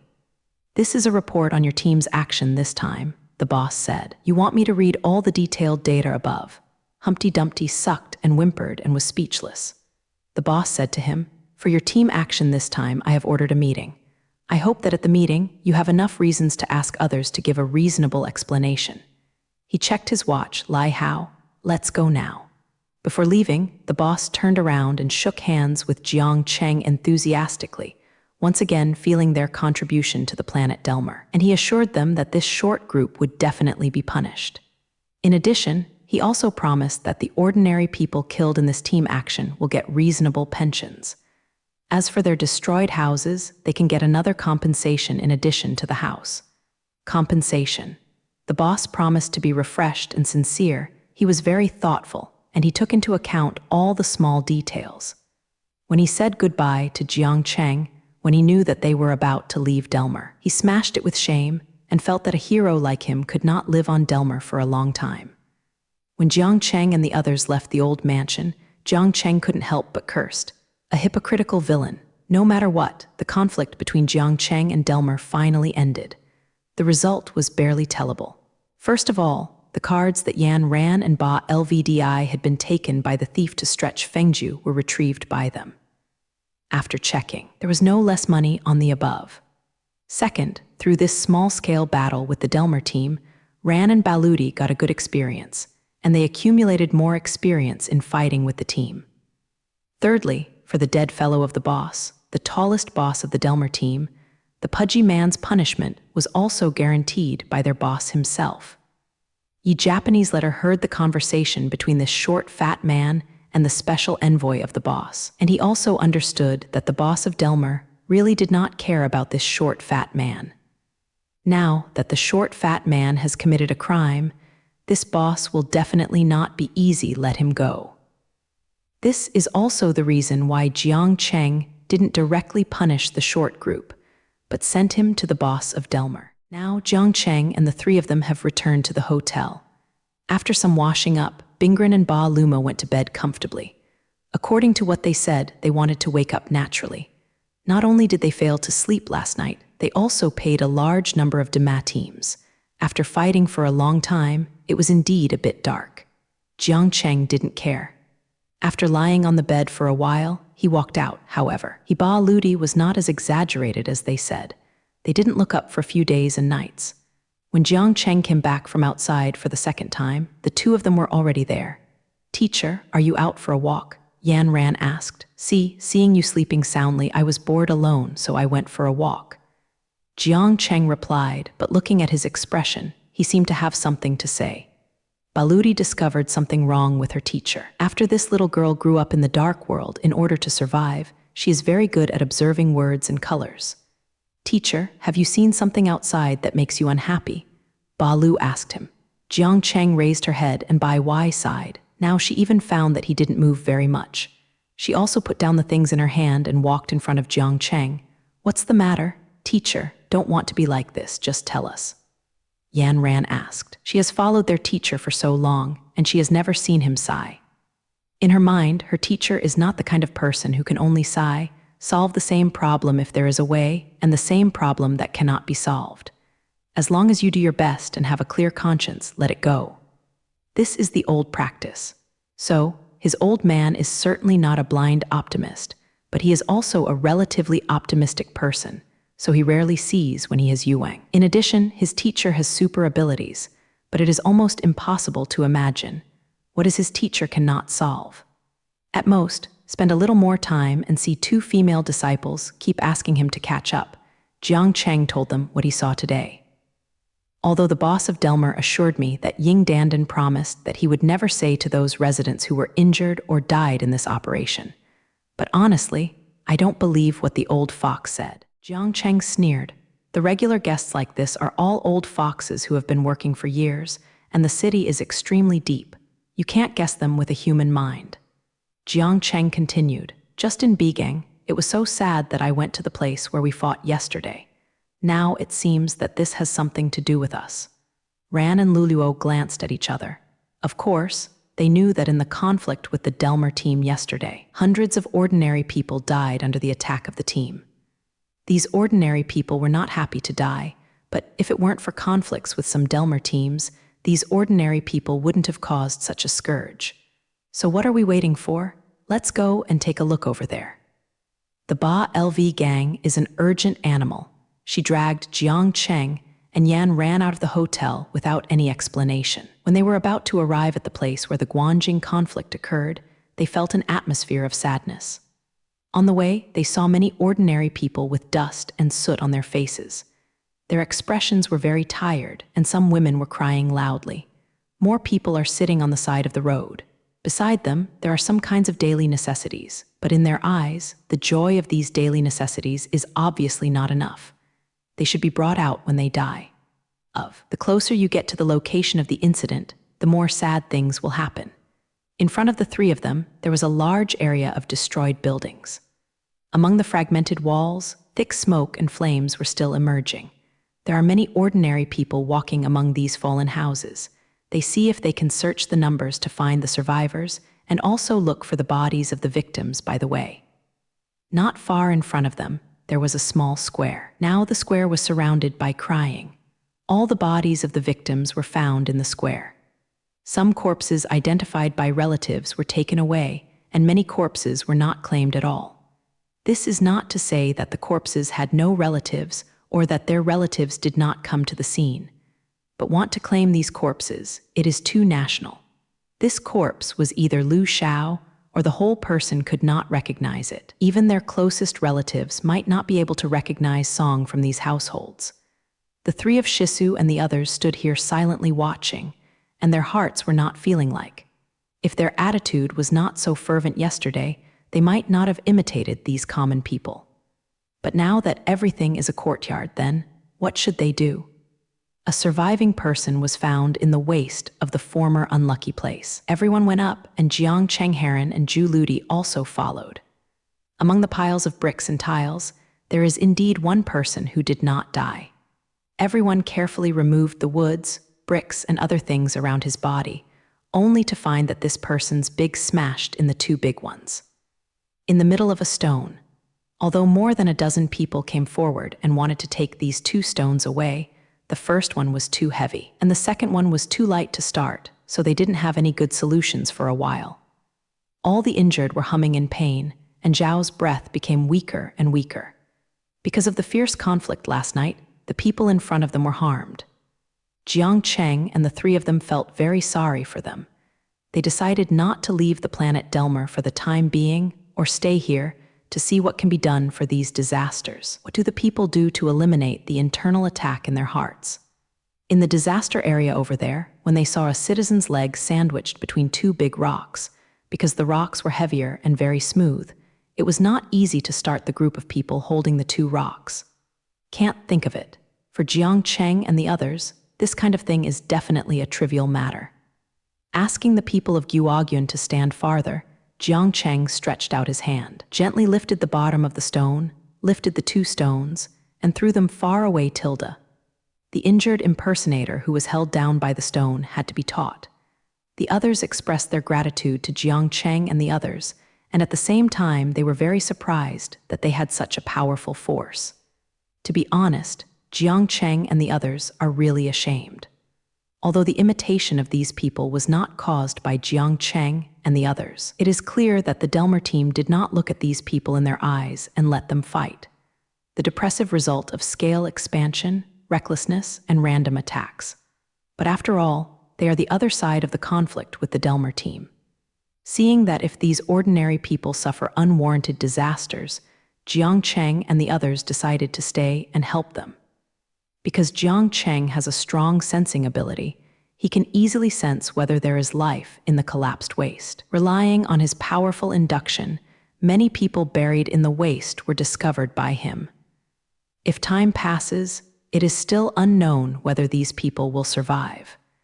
This makes the people thank him more sincerely. In addition, if there is still some energy needed to do it, then Jiang Cheng is undoubtedly the best candidate. Not to mention things like dismantling a pond, those things are simply not worth mentioning to him. If necessary, lifting the planet Delmer upside down, he has no problem. As for Yanran and Baludi, they played the role of nurses. Those ordinary people were more or less wounded.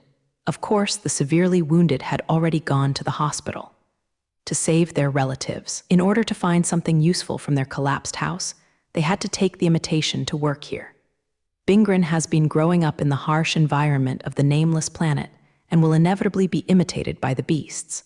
So timely teaching and protecting herself and dealing with some less serious imitations have almost become one of her skills. Not to mention Baludi. She was born in the dark world and has been walking in the dark world. She herself is a killer. Whether it is a fight between gangs or when she is performing a task alone, she is difficult to understand. Because of a small imitation or something, she will also perform some simple treatments. What's more, Ba Lu still has a very large number of bank cards. This kind little girl, when she found out that these victims had no place to stay for the time being, and could not even satisfy their food, she used her own money, has bought a lot of daily necessities for them so that the ordinary people will not sleep on the streets. The top and bottom tents are set up near the district. Each tent provides sleep education. At the same time, a basket of bread and a bottle of clean drinking water are also placed in the proper place. There are some healthy women. Distribute uniformly.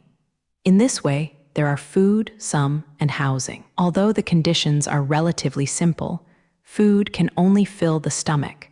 But all of this is good enough for these victims. After those little children had food, they were younger, and after a short grief, normal happiness began again. They ran between the tents, laughing, bringing this lifeless area. Here comes some joy. Jiang Cheng and the others were enthusiastic about helping these people, and all the things they paid for and contributed to them were looked at by these people. Apart from constantly saying some feelings, they could only secretly wipe out when they were unprepared. Go to the tears in their eyes. In the busy schedule, time always flies quickly, and in a blink of an eye, the sky falls. Jiang Cheng raised his head, looked at the distance, and threw out the thing that was in his hand. He was very angry. That Delmer boss just wrote him a bad check. What kind of pension or compensation for the house? He didn't see all of these. The situation here should be tightly sealed, because he didn't even see a reporter in the vicinity of this waste slope. And even when some people passed by here, I wondered why it became the way it is now. When I stopped to take a look, some people would take them away.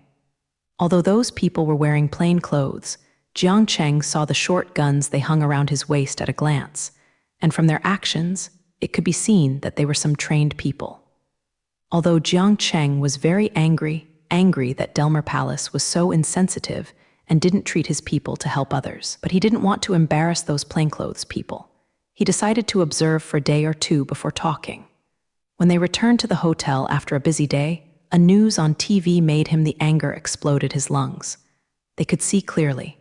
Accompanied by the sound of Xinmian's announcement, the boss envoy who was slapped by Yi's palm was shaking with energy, and walked forward with red light, and then the news announcer began to introduce his style.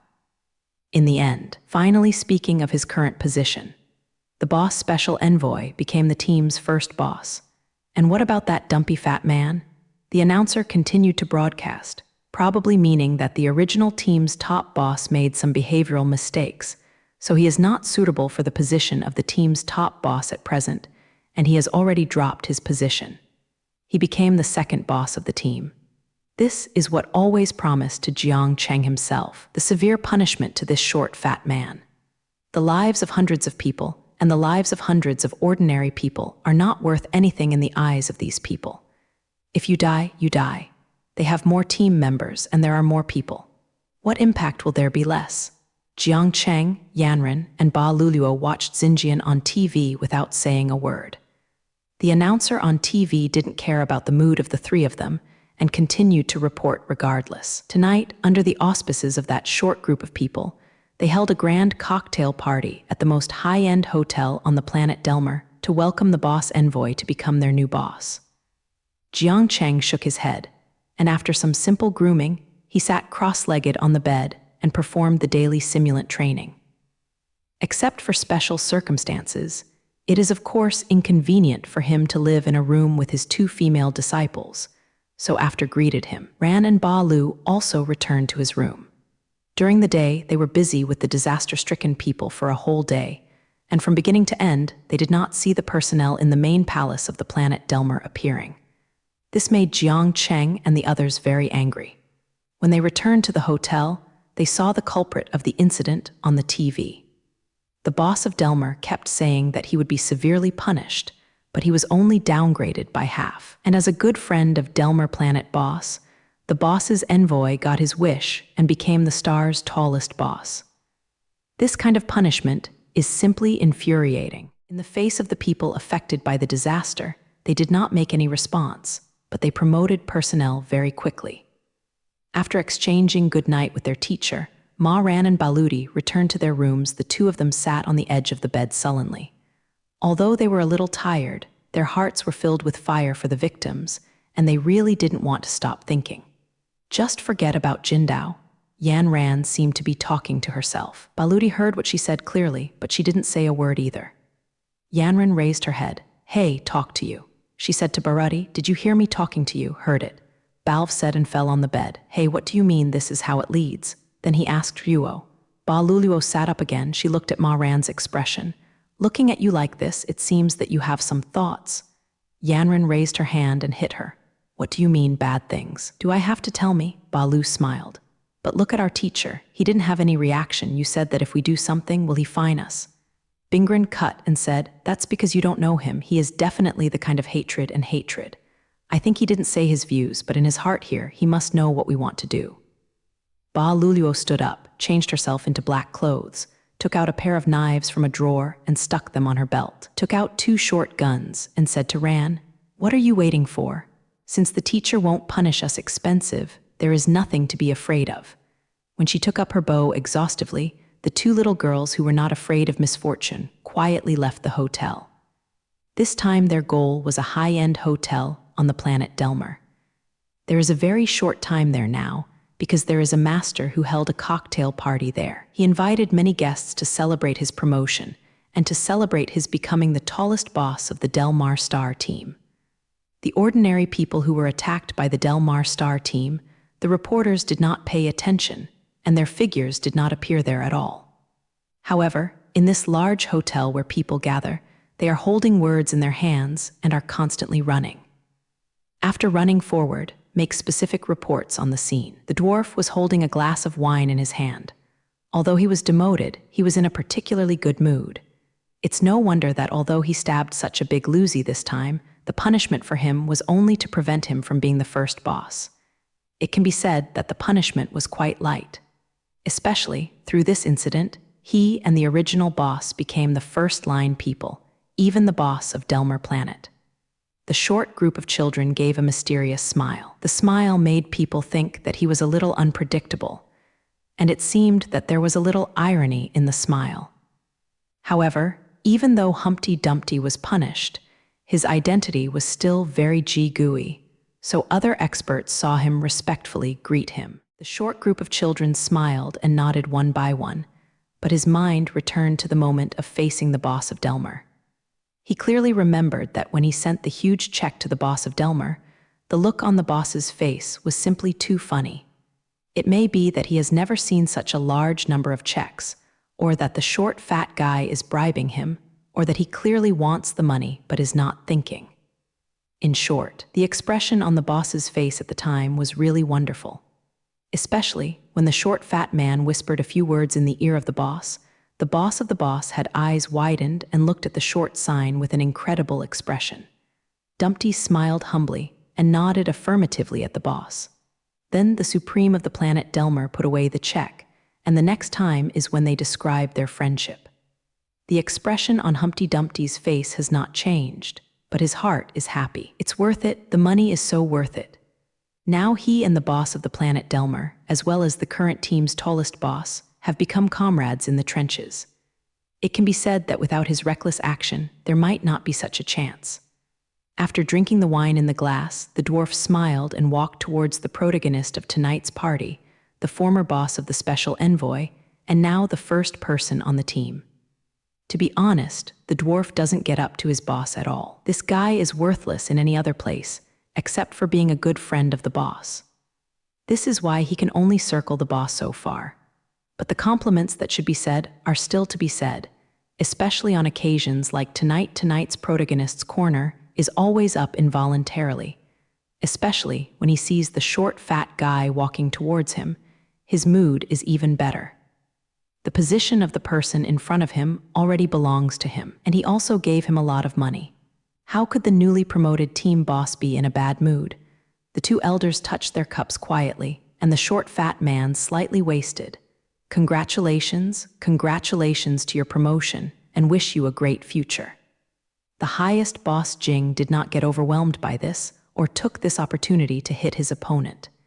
He whispered to the short, fat man, "Don't have any frustrated thoughts, brother. Although I am the #1 boss in the team, but you know me, I can't do such a thing at all, so I need your support for this matter." He looked around, lowered his voice, and said, "I'll tell you a sentence of conviction. In the next round of election, you will support me as the boss. You will still be the leader of the team. In this way, we brothers will unite. Come and make a fortune together." In the end, the sound of these words was so small that it was almost inaudible. But the short, fat man heard it clearly, and his smile on the plate seemed happier. He raised the cup and said in a low voice, "Fino," the first boss talked to him magnetic cups. Both of them showed cunning smiles on their faces. At this moment, all the lights in the hotel suddenly went out. In a big shop on the planet Delmer, a grand reception is being held to celebrate the promotion of the tallest boss of the Delmer Star team. There are high-ranking people and beautiful women here. Everyone will take this opportunity to pick up people who are not easy to come into contact with each other. In such a time of great joy, a great scenery happened unexpectedly, and the power outage in the hotel unexpectedly. Although the emergency lights were turned on in time, this small accident obviously affected the mood of most people. The two elders of the team who were standing together talking were also very dissatisfied with this situation, especially the protagonist of today's party. He wanted to screw off the boss of the big job shop. What kind of high-end hotel? This kind of thing happened at such an important moment. It shows that there is still a loophole in the hotel's management. The leader of the team has secretly made up his mind.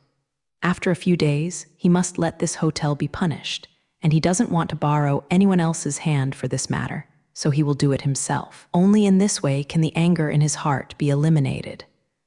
At this time, an agent in charge of protection approached them. "Two gentlemen, the power outage may not have been an accident, but someone did it deliberately. We have promptly contacted the power supply company and the managers of the hotel to prove that there is absolutely no problem with their lines." The first eldest man was furious. "Since you know that someone is deliberately sabotaging, why are you still standing here? Why don't you check it out immediately?" The agent didn't expect his flattery to be taken immediately. He nodded and bowed in response. Yes, sir, I will go now." The first boss complained to the dwarf Philip. "What is the agent? Shouldn't they deal with the problem?" Tell me there is a shit. Humpty Dumpty's thoughts at the moment are very different from that of the first boss. He can't help but think of those 3 people from different planets. He couldn't help but deeply blame himself. How could he forget these 3 thorns and thorns? Although he also arranged for manpower to monitor the hotel where they were staying, he asked his subordinates to report any actions of the 3 of them to him, and without delay, send the report directly to his desk. He wants to grasp the dynamics of these 3 alien planets for the first time. He had to do this. These 3 people are really terrible. However, today, his report shows that these 3 people from different planets were only helping the common people who were affected in yesterday's battlefield. Apart from that, these 3 people didn't do anything, but he couldn't do anything. They take it lightly. He pulled the clothes of the first old man. Go, let's get out of here now. Zai, why are you leaving? The courtyard meeting is not over yet. The first boss hadn't filled up the situation before. He asked this angry tooth, a man from a different planet. Broken him and made him even more, but now their identities are different. At least on the surface, they are in a superior relationship. It happened that Lingzi went to Sixen's room, and this attribute was his superior. He had no choice but to tell Ryuo this country. You are not afraid of people from 3 different planets coming here. As soon as he said, the number 1 boss really became lost. He floated loudly, Luwei, is there any time the operator really wants Hajime, who is important to the stalls, to come first, and his yelling not only tyrannizes himself, but also does his lack of house happen to attract people. Sure enough, when the wall guard came to call to run over song to them, Zai also found a figure walking towards them in time. Shoot me one. The fear of Duandu made the group lose their opinions. He could hold the one Luwei who came up with the question and show him a figure. See, give me a shot. Since the elder ordered to shoot, Y had to execute the order, and they fired at a figure. For a while, the shots were loud in the Big Star shop, which showed that the scene was chaotic. The beautiful women are like headless witnesses. They kept screaming and chaos everywhere in the hotel. Chang Yuan lost control for a while and became chaotic to the extreme. Quincy still had a bit of strength on the moon, and he discovered that E figure was indeed green. Ben Yuanren and the land have already discussed it. Yuan is responsible for the 5 or wind. First, the green will cut off the electricity of the hotel, and then the 2 runners will get close to the daily mark on the day. According to the plan of the 2 people in the map, we prepared to hold Zion's 2 teams' guides and filmed their ugly state with a camera, and then let them make a promise to Lao Bai. The plan started smoothly. The power supply was cut off by Baretti, and she was about to get close to the goal. Unexpectedly, the short, fat guy had some eyesight, and he found her. More than a dozen Luwei held the 2 elders while firing and retreating outside. Ba Lu was crushed by the fire and couldn't raise her head. Yan Ran, who served as Jing Jai, played her role at this time. A guard who couldn't help backing suddenly uttered "ah," let out a scream, and fell to the ground. On his heart, one was inserted there. The death of this guard was just a sign. As Yan Ran kept moving her hands in the dark, the arrows almost formed a line, shooting at the exposed guards. In the dim environment, the laser guns emitting shining beams in the hands of Luwei made them look like eye-catching shots, but almost none of the front arrows shot were wasted. In the retreat, Lu Wei kept turning over and fell to the ground, and in the blink of an eye, the Wei who was hugging the 2 elders was almost dead. Ba Luluo was about to approach their goal. Just as she was about to jump up and grab the 2 goals, a figure suddenly appeared from her side. Ba Luluo was taken aback. As a killer, someone could sneak up to her lungs quietly, but she hadn't been able to detect it in time. At least at this point, it means that this person has constituted her. To make. Just when Ba Luluo could not defend, the man held a black 7 heads in her hand and pierced her ribs. If it weren't for the faint light, and Ba Ludi's eyes were sharp enough, she almost it's hard to detect. However, and Baludi can't stand the shameless behavior of the masters of Delmer. They are ready to take advantage of the opportunity of holding a large-scale cocktail party to give them an unexpected surprise, so that they will never forget and do not step on ordinary people. Under the feet, otherwise they will be retributed. In the beginning, Yan Ran and their plan went smoothly, but when the dwarf spotted Ba's green figure in time, the situation was a bit beyond their expectations. First of all, Baludi, who was in charge of the capture task, was suppressed by the firepower of the guards, so that the guards who acted as the ring in the dark had to break out, using her amazing arrow skills to shoot the guards one by one. Immediately afterwards, Baludi encountered a secret attack by a master. If it were not for her killer instinct and reluctantly made an appropriate response, that master's silent stabbing would almost kill her. Although Baludi finally found someone leaning down, the timing of the knife selection was very good. Just as Balu's figure was just unfolding, and when he was about to pounce forward, the attacking master was indeed a sinister guy. Condescendingly monitoring the movement of the audience, Ran discovered the dangerous situation of Baludi in time. She didn't even think about it. With the rapid pulling of the bowstring, the two arrows shot at the hidden star like a meteor. People. One arrow shot into the person's eyes, and the other arrow shot into his hand holding the knife. The person who sneaked in secretly focused his attention on Baludi's body and waited until he launched the attack. Later, I learned that this system still has the same hand. However, he still made a move to break the sinking boat and decided to kill the alien planet in front of him. It was just the two arrows that Ran had fired so quickly that he had to change the way of attacking. Bing Ran's two arrows were fired later and arrived first, forcing the master to give up his attack on Baludi. Whether to kill the enemy at the risk of being impersonated or even die, or to give up the attack, the attacker chose the latter. A side fluid circle on his body escaped the deadly two arrows. Bingren secretly breathed a sigh of relief, her figure flickered, and she moved her place in time. After a while, Baludi was so hated for the attacker in her heart. Whether to continue to capture their target, or to deal with the master in front of her first, she could not pay attention for a while. Suddenly, a voice said, "You go chasing those two people, and this person will be handed over to me." So Baludi raised her head in surprise and found that she did not know when her teacher had come to her and was blocking her. Between the attacker. Not long after Jiang Cheng's two female disciples left the hotel, he followed them to the hotel. He saw Yan Ran and Ba Luluo's every move, and he was the one who had an overview of the situation. Although he and Baludi are not novices, they both have enough combat experience. The opponents in front of them were defeated by them just yesterday, so Jiang Cheng didn't worry about the safety of his two female disciples. But soon, he discovered that there were one or two people among the enemies who could threaten Ran and Balu. This is a new situation, but obviously, his two female disciples Jing did not notice this. They are still acting according to the original plan. In this way, Jiang Cheng had to focus on the two masters who suddenly appeared. Just when the master grasped the opportunity to launch a sneak attack on Ba Luluo, Jiang Cheng's protective shield was also ready. However, Ran's bow and arrows were one step faster than him.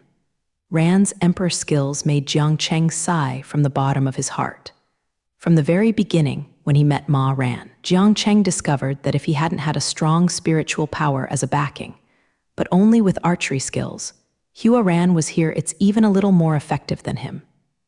How can a girl of such a young age who possessed such a magical archery skill not be surprised when she is considered a virtuous person?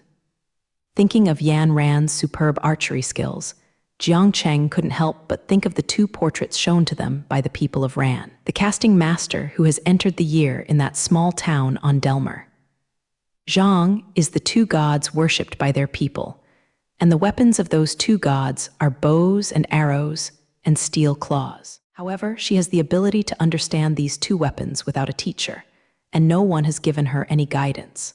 Even Jiang Cheng, when practicing, only pointed out some trivial mistakes in her. Had it not been for Jiang Cheng's obsessive-compulsive disorder, this error would be negligible.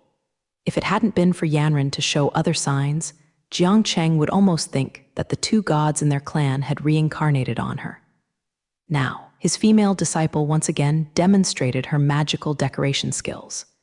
He taught her teammates life first, which not only did not make him feel any uncomfortable, but sighed for it.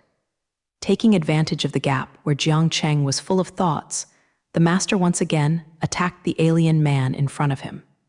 It seems that this person's character is really not very good, and the first thought when he meets an opponent is obviously a raid. What he didn't expect was that the man wasn't actually resisting or evading, he turned his head and gave him a glance. If it wasn't for the environment in which he was not suitable for laughing, he would laugh out loud. At this time, can the vision be used to connect with people? I thought so in my heart, but the master's movements never stopped, and his hands pierced Jiang Cheng's heart.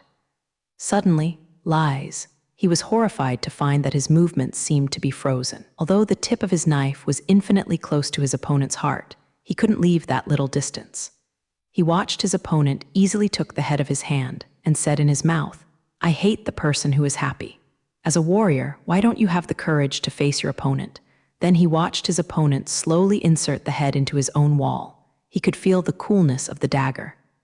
Jiang Cheng turned his head. He looked at another master Xiangren. Don't stop. The attacker had fallen under his feet, and there was a sacred head stuck in it, and the blood was coming from the cracked mouth, gushing out.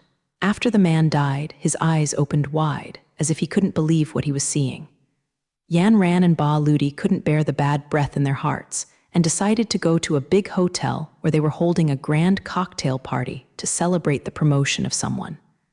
Of course, the two of them are not going to congratulate. They feel that the atmosphere of the human field on the planet Delmer is disgusting. The poor people are no one and no one cares. Even the people who are the boss of the planet Delmer seem to be talking. Fart. Other people can imagine.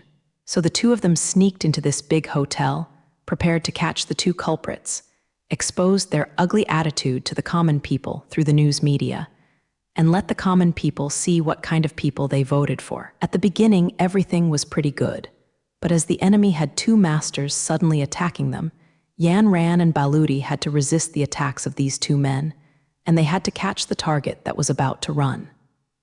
Fortunately, at a critical juncture, their teacher Jiang Cheng showed up in time, and he asked Ba Luluo to continue to capture their target, and the master who had secretly attacked her could be solved by him.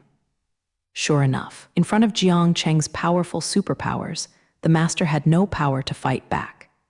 After only one face-to-face meeting, the master was time-stagnated by Jiang Cheng and easily killed him. Until the man died, his eyes were still wide open, looking like he was aimless. He deserves it. Who makes him a person who likes sneak attacks, and his target hates others to attack him the most. He feels that if a person always sneak attacks, he has lost his dignity as a martial artist. Falling into his hands, there is only one fate for him, and that is one death. After solving this expert who likes sneak attacks, Jiang Cheng turned his attention to another expert. He is currently launching an attack on Ran. But all masters have the ability to see and listen to all directions, although the master did not see how his accomplice died, but there was no sound in the meeting. The fate of his accomplice was not good, so even though this master was fighting peacefully, he was very ambitious in his heart, and he had to be distracted to guard against a man from another planet launching a surprise attack on him. As a result, his ability compared to Ran was limited. Now that Jiang Cheng is standing next to him, he feels nervous. He can't let go of his hands and feet. He was immediately beaten and sweated, only to fight him. There is no power to fight back. Of course, she didn't think so much like he did. She couldn't let go of the expert. Her attack became more and more fierce. The figure revolved around Ryuo, that person, and the steel claw kept greeting Ryuo's vitals. Finally, the master couldn't stop Ma Ran's attack. After a few flicks, he slid his hand towards Yanran, and then a back fluid circle broke away from Ma Ran's attack range, and he rushed towards one. A low wall. I stepped across this wall in the blink of an eye, and looked like it was going to disappear. Jiang Cheng stood there without moving. He had absolute trust in his disciples. Sure enough, with Chen's sound, an arrow shot into the man's neck from behind, and a sharp arrow penetrated his neck and came out. The runner waved his hands a few times and dropped his head. Jiang Cheng raised his big finger at Ran. Yanran made a playful face at him and went to support Ba Lu. Without the harassment of those two masters, ordinary people are not her opponents. After knocking down a few bodyguards who came to teach aid one after another, Baludi blocked the way of the two team bosses. I still want to get in. Baludi retreated angrily. The special envoy of the boss and the dwarf knew that the common people were not good when they did not come. Once they fall into the hands of these three aliens, they will not end well. After all, they know their own affairs. The two people, like bereavement dogs, chose their way in anxious belief, until Ba Lurong's 2 short knives were inserted into their calves, and the 2 fell to the ground with a scream, holding their imitation calves rolling on the ground. Look at their gloomy looks, as if they were broken. Jiang Cheng, Ran, and Ba Ludi looked down at the 2 people who were on the ground. They couldn't imagine that a person with a high aura in front of them would now cry like a shrew rolling on the ground. They felt that if they filmed this scene and showed it to the people, they would definitely applaud. If it were not for Bingren to stop shouting, the Zhu drama starring these 2 people would not know when it would stop. Stand up for me. Of course, the voice of the city was impatient and even a bit murderous. This sound made the 2 rolling people feel that if they did not listen to this alien planet, their lives would definitely be in danger. The 2 men got up in a desperate situation. Although the fake mouth on their calves was very painful, compared with death, such a small injury was obviously nothing. Although these 2 people are rich in money, if compared with their lives, they still love their sacrifices more. They will not be confused about such big issues. The 2 people, Yan Ran and Ba Lu, left here to show their ring around. Jiang Cheng came in front of the 2 of them and greeted them well. Unexpectedly, we met again soon after we separated from the 2.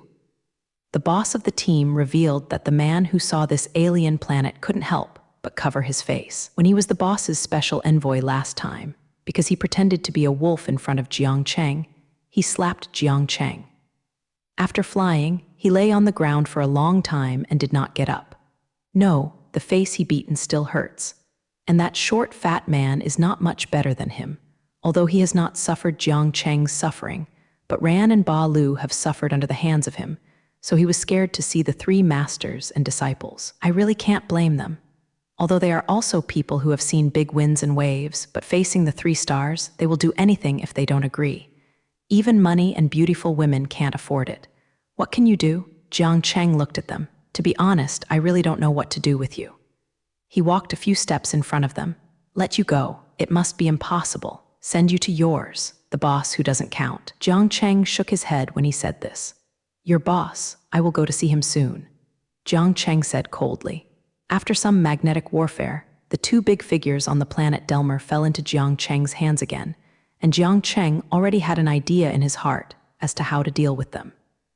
Seeing if the 2 people standing in front of him look at their uncontrollable shivering look, Jiang Cheng feels that he should deal with the matter as soon as possible. If anything goes wrong with these 2 people, even though he thinks it is actually this is a good thing, but it is easy to kill them. It's just a matter of moving your fingers, but the problem can't be solved. What problem is, of course, the problem of the suffering people. All kinds of expenses, only how to resettle these suffering people, how to deal with those who died, how to make compensation. These things are so fraught, even a sour person can't figure it out at all. Even Jiang Cheng doesn't want to. This muddy water. Then, at this time, it is necessary for these senior officials to come forward. When the palace moved, the subordinate broke his leg. Instead of letting the clerks run errands, it is better to find the experts here directly. What they say is often less than 10 sentences, which is very useful. The boss of the planet Delmer is undoubtedly the biggest person, but he speaks like a nun. Just a few days ago, he promised Jiang Cheng with credibility that how he would arrange for the people under history and how to satisfy them. How to deal with people, a series of talks are in a mess. But the result? Those ordinary people didn't see anything, got nothing.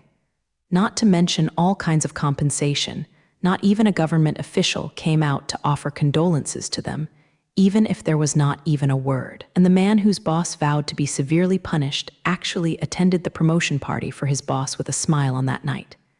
Jiang Cheng had no hope for the boss of Delmer, but he thought that no matter what, he would have to send someone to pretend and go through the scene. He didn't expect this boss to be absolutely absolute, so he simply ignored it. How can Jiang Cheng swallow this breath? However, things are also prioritized. The boss's affairs can be set aside first. The most important thing at the moment is to arrange the people before talking.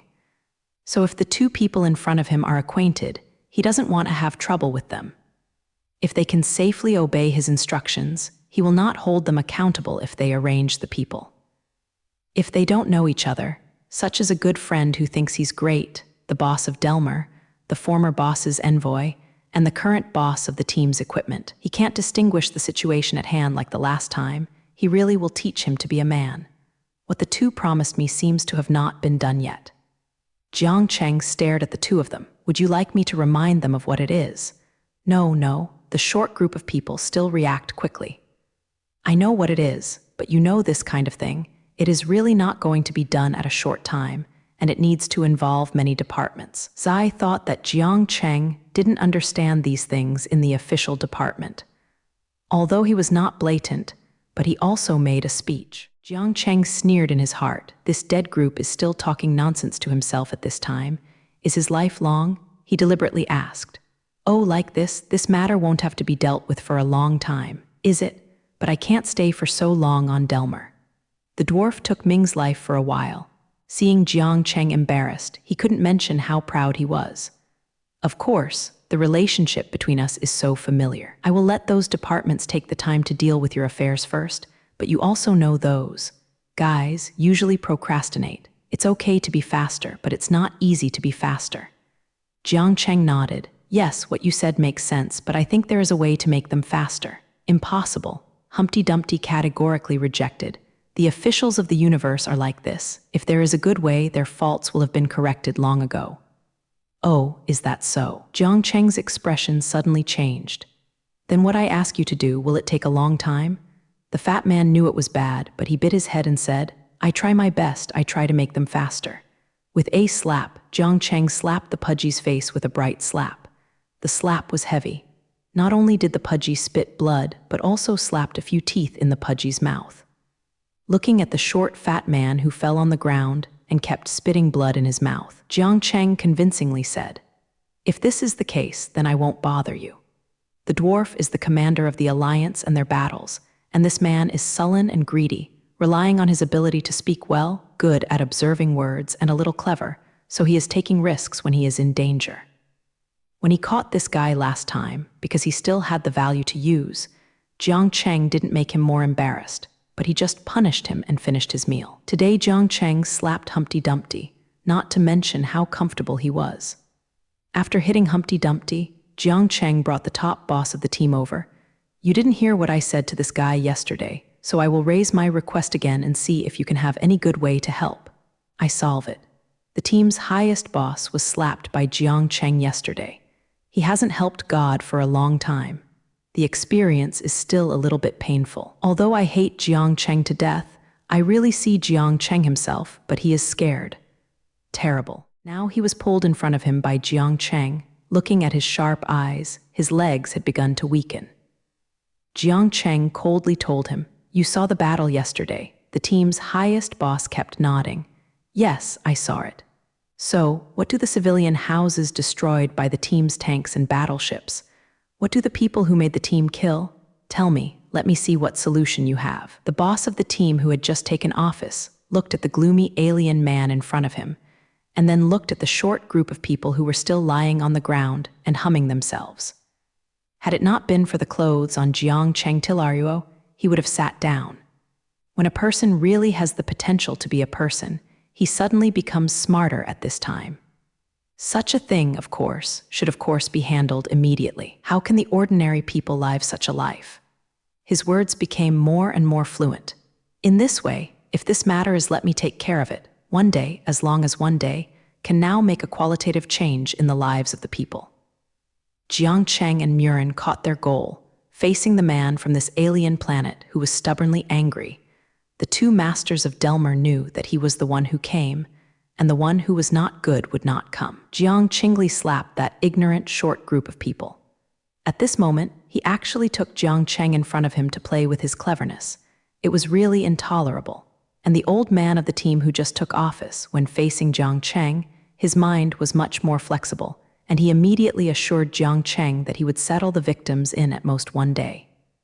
Jiang Cheng looked at him and asked in a suspicious tone, Can I trust you? The team leader stood up involuntarily, absolutely.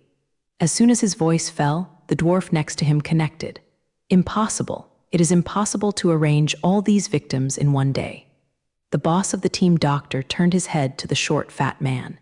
He didn't understand why this short, fat man came to dismantle his platform at such a time. Does this short, fat man want to fall into trouble, or want to grab this task with him to please him? A man from another planet? He just wanted to speak, but noticed that the fingers of the short fibula hanging beside him shook gently with a very subtle movement. Although he doesn't know what this short, fat guy wants to do, they are all high-ranking people in the main palace of Delmer. Although they don't have much contact with each other, they always hear about each other's character. I still know more or less about the animal character. Especially the short, fat man lying on the ground now is his direct enemy, so his understanding of him is quite detailed. He knows this short, fat man has many characteristics. One of them is that this short, fat man must report his sleep canthus. The tallest boss of the team well remembered such a small incident. When the secretary of the former boss was reporting to the short, fat man, he accidentally put it in front of the short, fat man when he handed it a document. The glass of water fell over, and the water drained on his pants.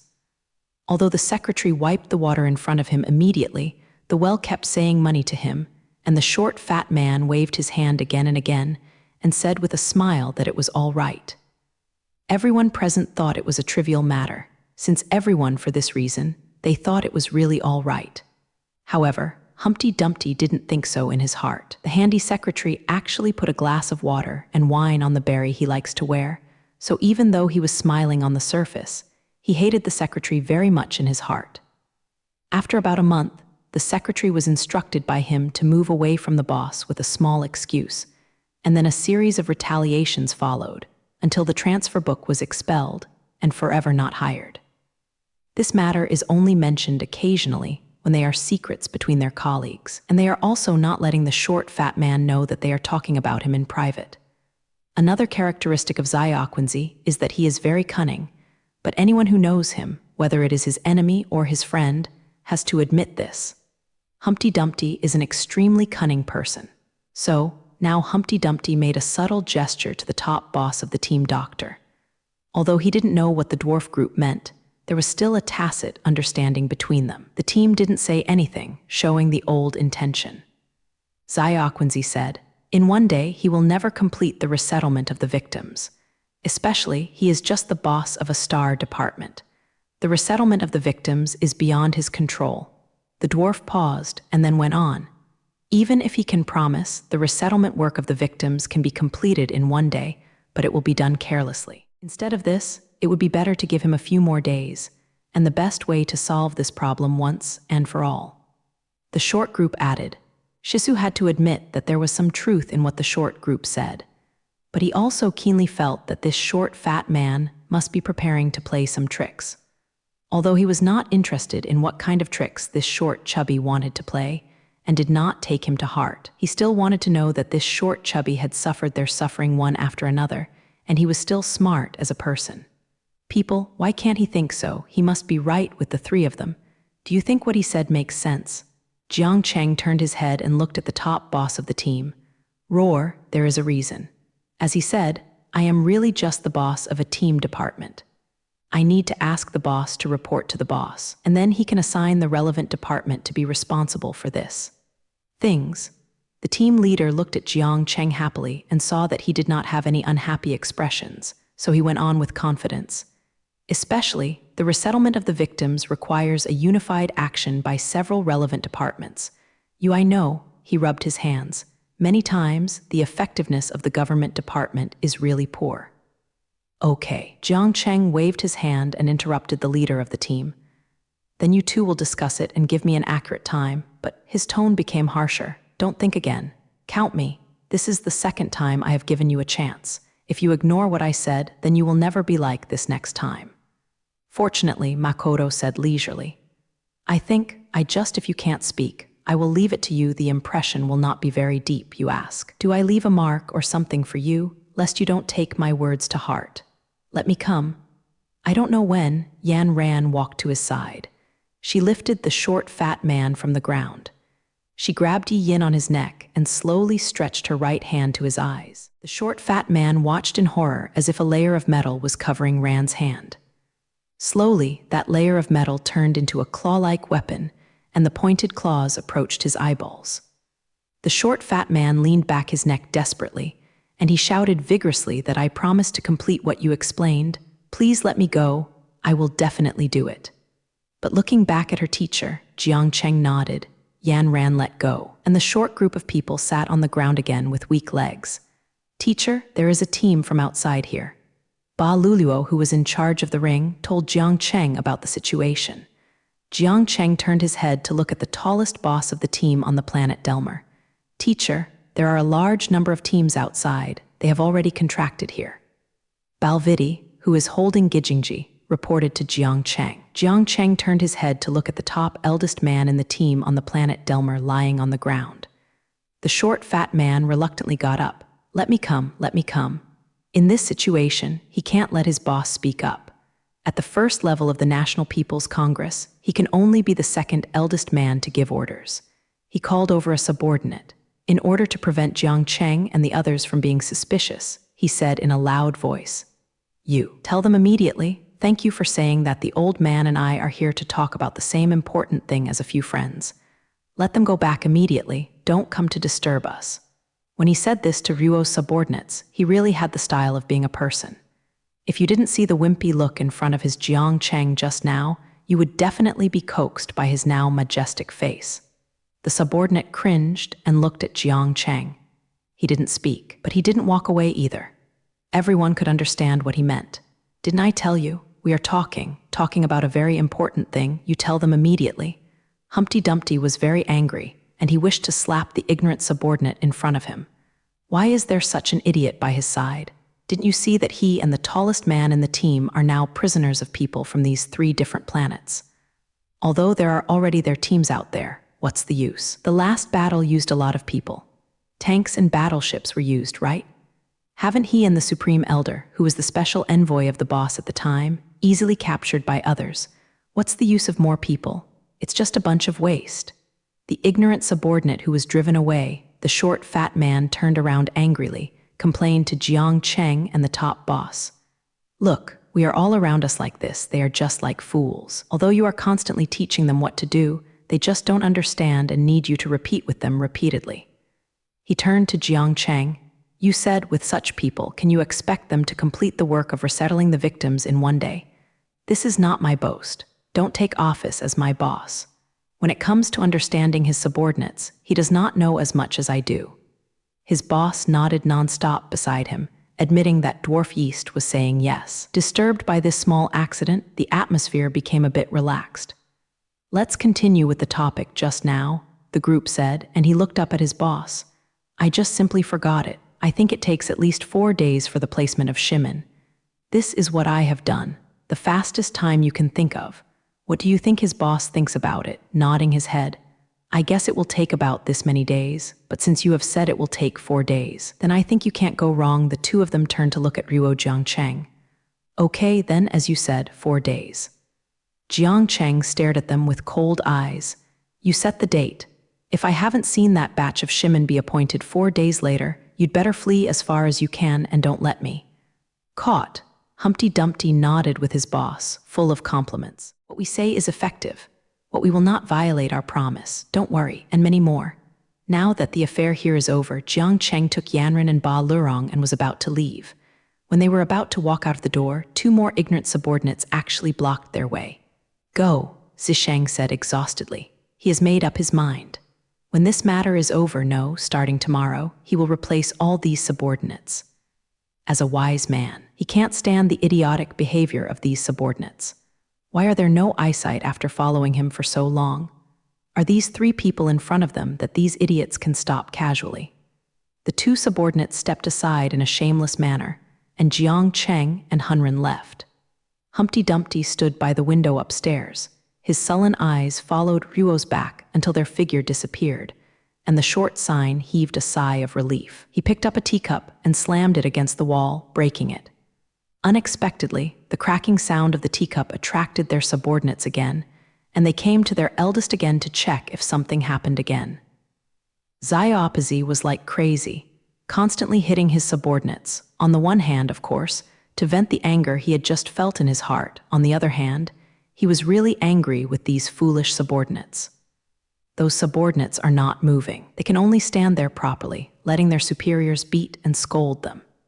In the end, Humpty Dumpty was tired from the fight, and his anger was vented. He dragged his tired body and waved his hands dumbly. "Go down, don't bother us again." Suddenly he remembered something and stopped the few subordinates who were about to leave. "You, 650 starts tomorrow on vacation, don't worry. It's not expelling you, it's paid vacation." Those subordinates just got hit and right, saying that they are not angry at all, it must be fake. Maybe someone is cursing him pleasantly. But now I heard that the boss was going to give them a holiday, knowing that it was compensation for the beating and scolding that I had just received, and I became happy and felt that the beating was not in vain. The eldest man in the team looked at his companion happily, saying, "Awesome, slap, and give a sweet date." In this way, the subordinates will not feel resentment towards you and will be used by you. High, really high. Humpty Dumpty sighed and ignored his boss. "Why, still angry about what happened just now?" his boss asked him. The dwarf group said viciously, "I am on the planet Delmer, my hands are clouds and rain, and now I am stepped on my feet by these 3 people from different planets. I hit and scold if I want to. I can't swallow it." His boss looked at Humpty Dumpty's distorted expression and the gloomy gaze in his eyes, and he couldn't help but feel cold. He didn't know the animal style that this short, fat man must report to sleep, and judging from his usual style, his methods are also very vicious. It is indeed a shame to be stepped under the feet of these 3 aliens this time. The top boss of the Delmer team looked at this distorted subordinate in front of him. To be honest, although he is the boss, he was really scared to see his face. As his colleague and enemy, he is basically aware of all the usual behaviors of Dumpty. The group in front of him doesn't look like he is mediocre, but he has been able to stand in the realm of Delmer for so many years, and he has become the boss of important departments in recent years, which shows that there are indeed abilities that ordinary people do not have, and there are enough methods. But he can't show it in his instructions. If it's too shameful in front of his subordinates, what do you plan to do? He asked the short group. You can't be impulsive when dealing with these people. They are not ordinary people. We have been planted in front of them twice, and the man from the outer planet gang Japanese letter has also revealed to us. If we dare to change any tricks, he will never let us go like this. I know, this is the reason why I hinted you not to agree to their request, the short fat man said sinisterly. If you really fulfill the promise to the 3 people in one day and arrange all the victims properly, then there is no time to deal with these 3 people. Now that we have agreed to them, we can do a lot in these 4 days, according to the deadline for our reply to them. The short group said fiercely, what you just said is also correct. The 3 enemies in front of us are not something we can easily provoke. Therefore, if we don't do it, we must do it quickly and quickly. Very, his boss said anxiously, but we have all seen their power. Once we let them escape, fortunately, I am afraid that their revenge is not something we can bear. Yes, so we have to be cautious. If we impersonate our opponents without dying, then we will give them a chance to fight back. In this case, we might as well continue to be grandchildren, do things well according to their expectations, and then send them away. Leaving Delmer Planet letter 3005, the short fat man chuckled. He looked at his boss. But I can't do this kind of thing. People step on me under my feet, and I have to smile at them. Dumpty laughed disdainfully. Instead of doing this, I might as well go and die with them. When his boss heard that Dumpty was so decisive, there was no room for loopholes, and he was very disapproving. This dwarf is notoriously infamous in the realm of the planet Delmer. There are many comments on him such as humble, insidious, vicious, and must-reported, but he definitely does not include such words as Yangzhang. Now that you have made up your mind to do a game with people from 3 different planets, as your colleague and now a comrade in arms with you, I will never quit. You can put 120 hearts. However, the highest eldest man in Team Snow changed his tone. The power of the 2 of us is still slightly insufficient against the people of the 3 different planets. Look, did we bring him in? Humpty Dumpty looked at his boss blankly, wondering where he was sacred in his words. With a pretentious smile, his boss did not speak. Let's take a look at Jiang Chengheron and the others who returned to the hotel. Although it was late at night after this setback, they were not sleepy. Son-in-law and Ba Lu came to their teacher's room by appointment. Of course, Jiang Cheng didn't sleep either. He was sitting at the table, watching the three-dimensional interstellar cloud picture in front of him attentively. In front of him, there was a toy-like room with dozens of small planets that were reduced by n times. They were running according to their own laws. When he saw his two female disciples coming in, Jiang Cheng was excited. Zhuo said to the greenest planet, "I seem to have seen this planet. At least this is the second time I have seen it in the galaxy cloud chart." He knocked on the table and said to Ruomaran and Baludi with his fingers, "If we can get on this planet and ask me to confirm, I will be more confident." He paused. "I have been away from the Earth for so long, and I don't know if anything happened there. Two of his students must not come here to discuss this matter with him." "Teacher, haven't you noticed that the two masters of Delmer are too easy to talk? Baludi is an anxious animal," she first asked. "The two of them must have bad intentions." "Well, although the two people had to bow their heads under our control, they were too obedient anyway. If it weren't for us to deal with them, look at their appearance, you would think they are good husbands." Yan Ran said with a bah and immediately said, "But who knows, their hearts are already broken." Jiang Cheng nodded. Seeing that their teacher did not express his opinion on this, but he and Baludi glanced at each other, and both saw a hint of surprise in each other's eyes. Is their teacher already having a countermeasure? They didn't believe that Jiang Cheng could not see the handsome minds of those two bad guys. "You go to bed. It's getting late. We still have things to do tomorrow." Jiang Cheng ignored their questions and gently moved the topic away. Now that the teacher said so, Yanran and Ba Lu could no longer insist on discussing this topic. They said goodnight to Jiang Cheng and went back to bed with suspicion. Jiang Cheng was not sleepy at all. His eyes left the galaxy cloud map in front of him, and he quietly thought. Now, even his two female disciples have noticed that the two guys are very different, and he will not fail to notice it. He just hopes that these two people will not challenge his patience. They are smart people, especially the short, fat guy. Jiang Cheng can see that this man's city is extremely deep and he is sinister. If most people associate with him, they really want to fight. Get 12 points to deal with him. I hope he will not rely on his own cleverness and delusion it to do any unrealistic things. Once the short, fat guy dared to do this, he would really lift a rock on his own feet, and he was afraid that it would not be easy for him to end the game. Jiang Cheng sneered. He lifted his mind and cast his gaze on the galaxy cloud map again. Looking at the various large and small planets that were constantly moving, he thought again. The night has slowly receded, and a faint light has appeared in the sky. As soon as the sky lighted up, Jiang Cheng urged Bingren and Ba Lu to get up quickly. After a simple wash, they ate immediately. The victims were still waiting for them to help Ran and Ba Ludi without complaints. What the ordinary people who have suffered from flying disasters do will make them feel less guilty. Even if you are talking to the people on the spot, it is good to tease the children. Not to mention that the two of them did much more than that. They not only bought tents and sleeping bags for the victims, but also provided them with sufficient food and drinking water. For those who suffered minor injuries, they turned into nurses and bandaged them to avoid infection of their wounds. With his little things like looking after children, washing some old people's hair, etc. As long as they see them, they will do their best.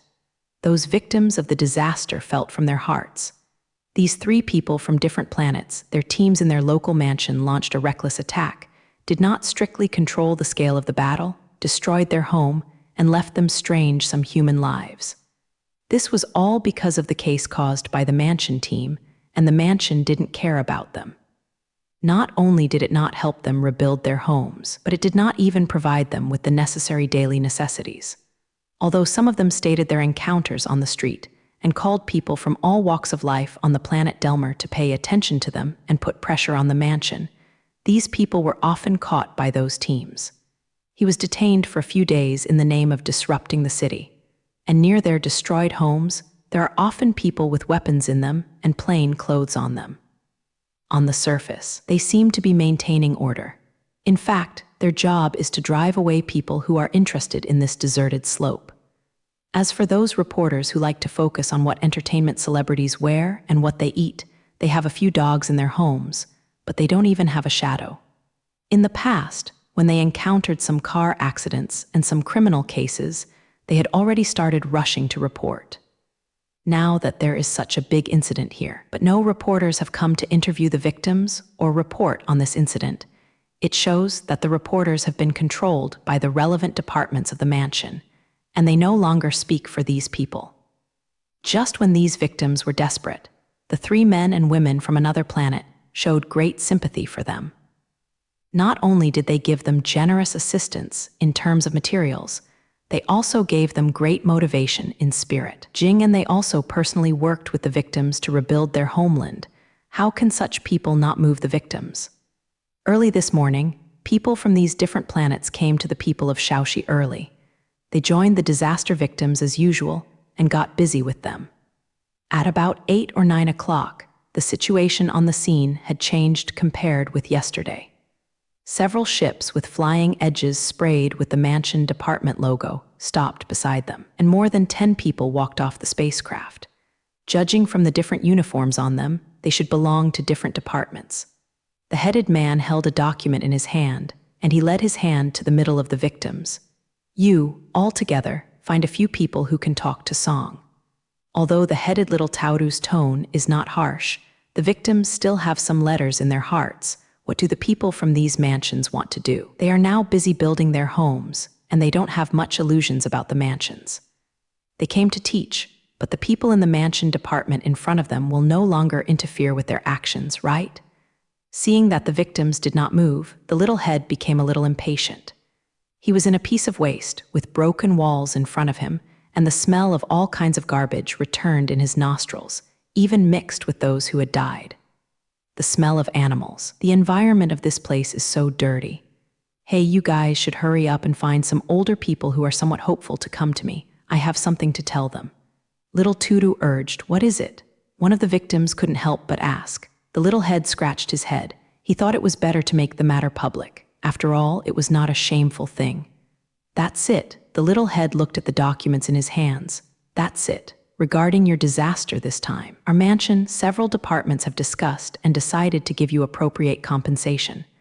The victims who didn't know the truth suddenly boiled, and some people started to recite, "It's better to be a mansion. The mansion did not forget us. The mansion is still for us. Wait for words like this." The little head waved his hands nonchalantly. "Okay, don't talk about it. It's important to do business. Didn't you see the dozen or so of us waiting for you? Hurry up and find a few people who speak." Those who were affected by the disaster were not negligent. Their country was together, and after some discussions, they finally selected a few people who were older or a little bit of social status to act as their agents, and the people in these residences. Conduct governance talks. Looking at the violent crowd in front of him, there were even a few violently wiped his eyes. Although Jiang Cheng disapproved of their practice of imitation scars and forgetting the pain, the common people are common people. You can count on them. What level of consciousness? So Jiang Cheng looked at them happy and felt relieved for them in his heart. These victims didn't know, thought it was their mansion well that they hadn't forgotten them. In fact, the real situation is that the 3 people from another planet in front of them caught the masters in the mansion, and they were under intimidation. Only today did the people in the mansion come here to discuss compensation with them. If under normal circumstances, they would not even think about such a good thing. Several representatives of the victims and several staff members of the Delmer Planet Mansion were discussing things together. Seeing the red-faced dispute between them, Jiang Cheng shook his head, and Jidai lowered his head to work on his own. He has done his best to resettle the victims, and he worked hard to facilitate this consultation between the mansion and the victims. And according to what he had discussed with Humpty Dumpty in advance, they would never undermine the victims. With the presence of the mansion personnel, Jiang Cheng and the others finally began to relax. Just now, the representatives of Shimin have discussed with the staff of those residences for some basic conditions. The remaining problems can be set aside first and will be resolved when their homes are almost rebuilt. The most important thing now is to organize these degrees into a suitable site and use vegetables to build the houses of the victims. Of course, according to the agreement they reached, the mansion will rent them a house during the period before they move into the new house. Let them live for free until their house is built. Along with the rumbling sound, various large-scale machinery drove into the field. Dozens of machines were started together, and the efficiency was compared with those of the unarmed historians. It was one in the sky and one underground. Although the historians have a place to stay, they still return here every day to watch the ruins being sorted into suitable sites for building houses, and then watch the teams of construction workers drive into the scene. Watching they are busy, Yanran and Ba Ludi also come back here every day. One reason is because they are really idle. They are waiting for the short, fat guys to fulfill their promises. For 4 days, in these 4 days, the short group must come up with a plan that they can trust. In addition, he must take certain practical actions. He only relies on his mouth to say, even if you say that it's not a good thing. Another task of Yanran and Ba Ludi is to supervise the progress of these tasks. The cunning dwarf Tude only does a little superficial article to do them, so the two of them were basically here for the past 2 days, and they would not rush to the hotel until after dark, and then rush to the construction site at dawn the next day. Jiang Cheng saw that there was nothing about him, and he was happy and lazy. Originally, he was not such a stubborn person. In fact, he hated dealing with these ordinary people. The fact is that he and them are originally from 2 worlds. And now, he has 2 more remarkable female disciples. They are strong and talented, and they are his capable assistants. So Jiang Cheng spent the past 2 days happily reading books or studying galaxy cloud pictures in the hotel, and he had a very leisurely life. As for Ran and Ba Lu, he ran to the noisy construction site every day, and he didn't even bother. The short, fat man god also sent his men to report to him about the progress of the resettlement of the victims in the past 2 days. Although Jiang Chengjing did not want to listen, the short man's subordinates were still faithful and dedicated to telling him the progress of various projects in detail. Listen, it is annoying to make Jiang Cheng. It happened that the person reporting to him was someone who was too old and looked pedantic. He ignored Jiang Cheng's expression at all and said everything he wanted to say every day. As for whether Jiang Cheng listened or how much he listened to, it didn't matter to him. After 2 days of such calm days, on the 3rd day, something unusual finally happened. On the morning of the 3rd day, not long after the work started on the construction site, a group of people suddenly came and hated the workers to stop their work and stop them from working. Of course, those workers ignore them and do not work. Where can they get their wages? The sooner the project ends, the sooner they can get their wages and get more. Now a group of people have suddenly emerged to prevent them from working, and they certainly disagree.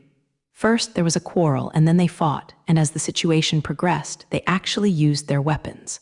The group of people who did not let the work start must have come prepared. Although they were a bit smaller than the workers, they all had considerable skills. When the situation developed to the point where they started, they drew various sticks from their bodies, began beating workers who were caught off guard. In this situation, even though there are more than a dozen victims standing by, how can they still be involved? Apart from running to a safe distance in a panic, they shouted, "Don't fight, it's about to fight, and then it will kill people." In such a way, what else can they do? When encountering such a thing, of course, and Baludi would not stand on the sidelines, not to mention these workers. It is equivalent to indirectly serving them. They are also innocent passers-by who are unreasonably taken by others, and they are absolutely jealous. Will not stand on the sidelines. Besides, this incident happened in front of their eyes. It would be better to kill them if they didn't ask. Therefore, Ran and Ba Lu came forward to stop those mobs who came to weak affairs. They told those who came to find troubles that this was a resettlement project from the mansion. If these people are ignorant, it is interfering with the progress of the project. The relevant personnel of the mansion will certainly not let them go. Unexpectedly, these disciples didn't put the mansion mentioned by Yan Ran in their eyes. They shouted, pointed at Ran and Baludi with the sticks in their hands, and asked them to get out of here, and then they returned. He said something very ugly. How can Ran and Balu endure these horrible guys splashing dirty water on themselves? So as soon as the thugs spoke, the two of them rushed up and began to punch them. The group of thugs did not make any concessions at all. They also rushed up with the very fierce club in Ryuo's hand and instantly fought Bing Ran and the others. Although the number of these disciples was several times that of them, and they still carried murder weapons, they quickly fell to the ground under Ran and Ba Luluo's climb. However, and Baluti hated their swear words, so they were not polite at all, except that they didn't kill them. They weren't murderers, and they wouldn't kill people if they weren't necessary. Under such circumstances, it is inevitable for those gangsters to break their circuits. Looking at the moaning mobs lying on the ground all the time, Ran Hebalu's anger vented a bit. Those workers who had been bullied by the disciples also took the opportunity to hit them with courageous feet, picking up sticks and hitting them on their legs. Suddenly, a large group of mobs rushed up with clubs and clubs. The workers fled, Yan Ran and Ba Lu greeted them. No matter how fierce these people are, in their eyes, the star disciple in front of them is just a human sandbag, only to make them violent. The two sides fought together. For a while, I saw people fighting and swinging their clubs. This fight was more intense than the previous one, and therefore more dangerous.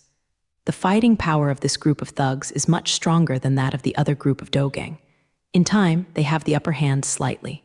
Moreover, these followers are not only good at skills, but they also cooperate very well. They have a degree of advance and retreat, and they play very well. However, Hebalu fell under the attack of these gangsters, and Sitcha did not get the upper hand. They faced more than a dozen gangsters with murder weapons with bare hands, fighting very hard. This is definitely not a gangster from Yingtong. Ran and Ba Luluo realized this at almost the same time. If even the gangsters on the planet Delmer could have such skills, it would be too unreasonable. It's not that they haven't fought against the people of Delmer planet.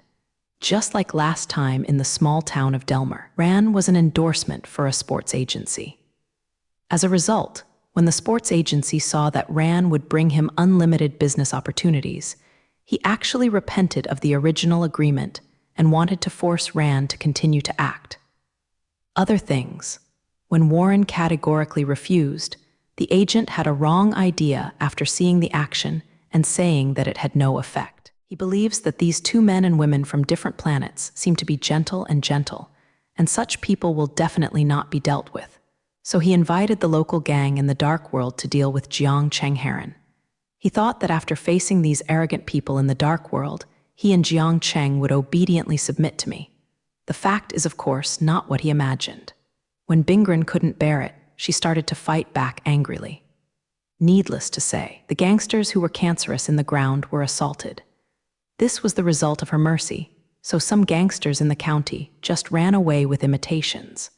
And her teacher, Jiang Cheng, never saw the gangsters straight from the beginning to the end. He just pulled the agent to let him see with his own eyes how Yan Ran picked up these gangsters and prevented him from sitting down because of her weak legs. However, the local hooligans that have been dealt with are normal, and these outstanding fighters in front of them definitely have a background.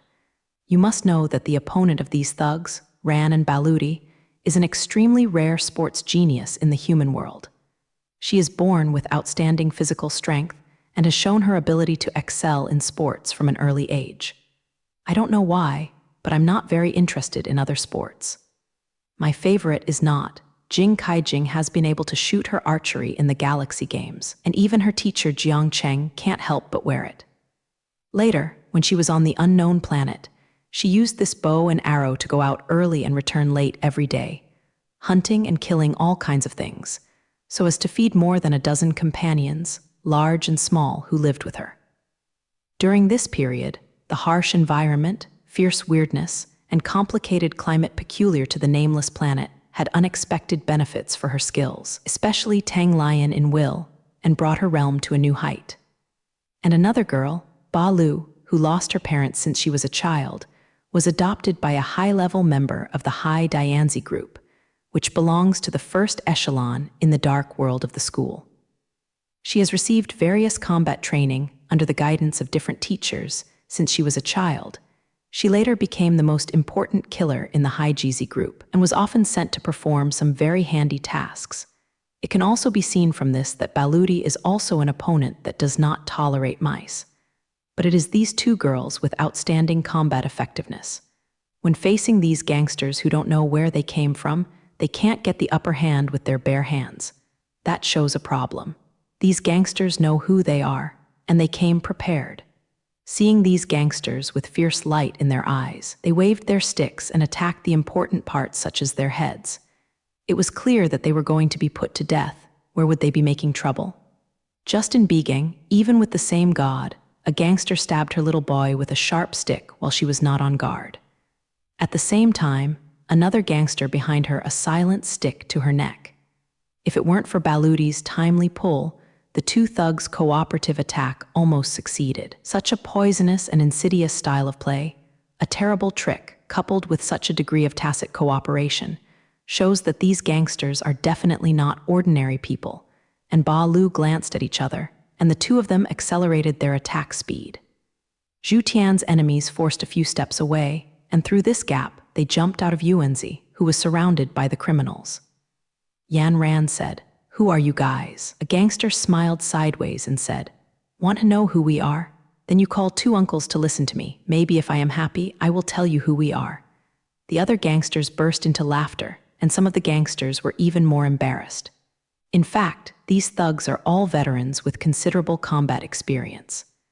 They want to take this opportunity to anger these two girls from different planets, so that when fighting, they will expose more flaws. So that they have what they didn't expect was that, although the two girls in front of them were very young, their fighting experience was unexpectedly rich. Hearing what these gangsters said, Bingren and Ba Lu not only did not become so furious that they lost their senses as they thought, but on the contrary, their faces were very calm, and even their eyes did not have a trace of emotion. A bright light appeared on Yan Ran's palm, and the steel claw appeared silently. At the same time, Ba Lu also pulled out her two Genis double swords from her waist.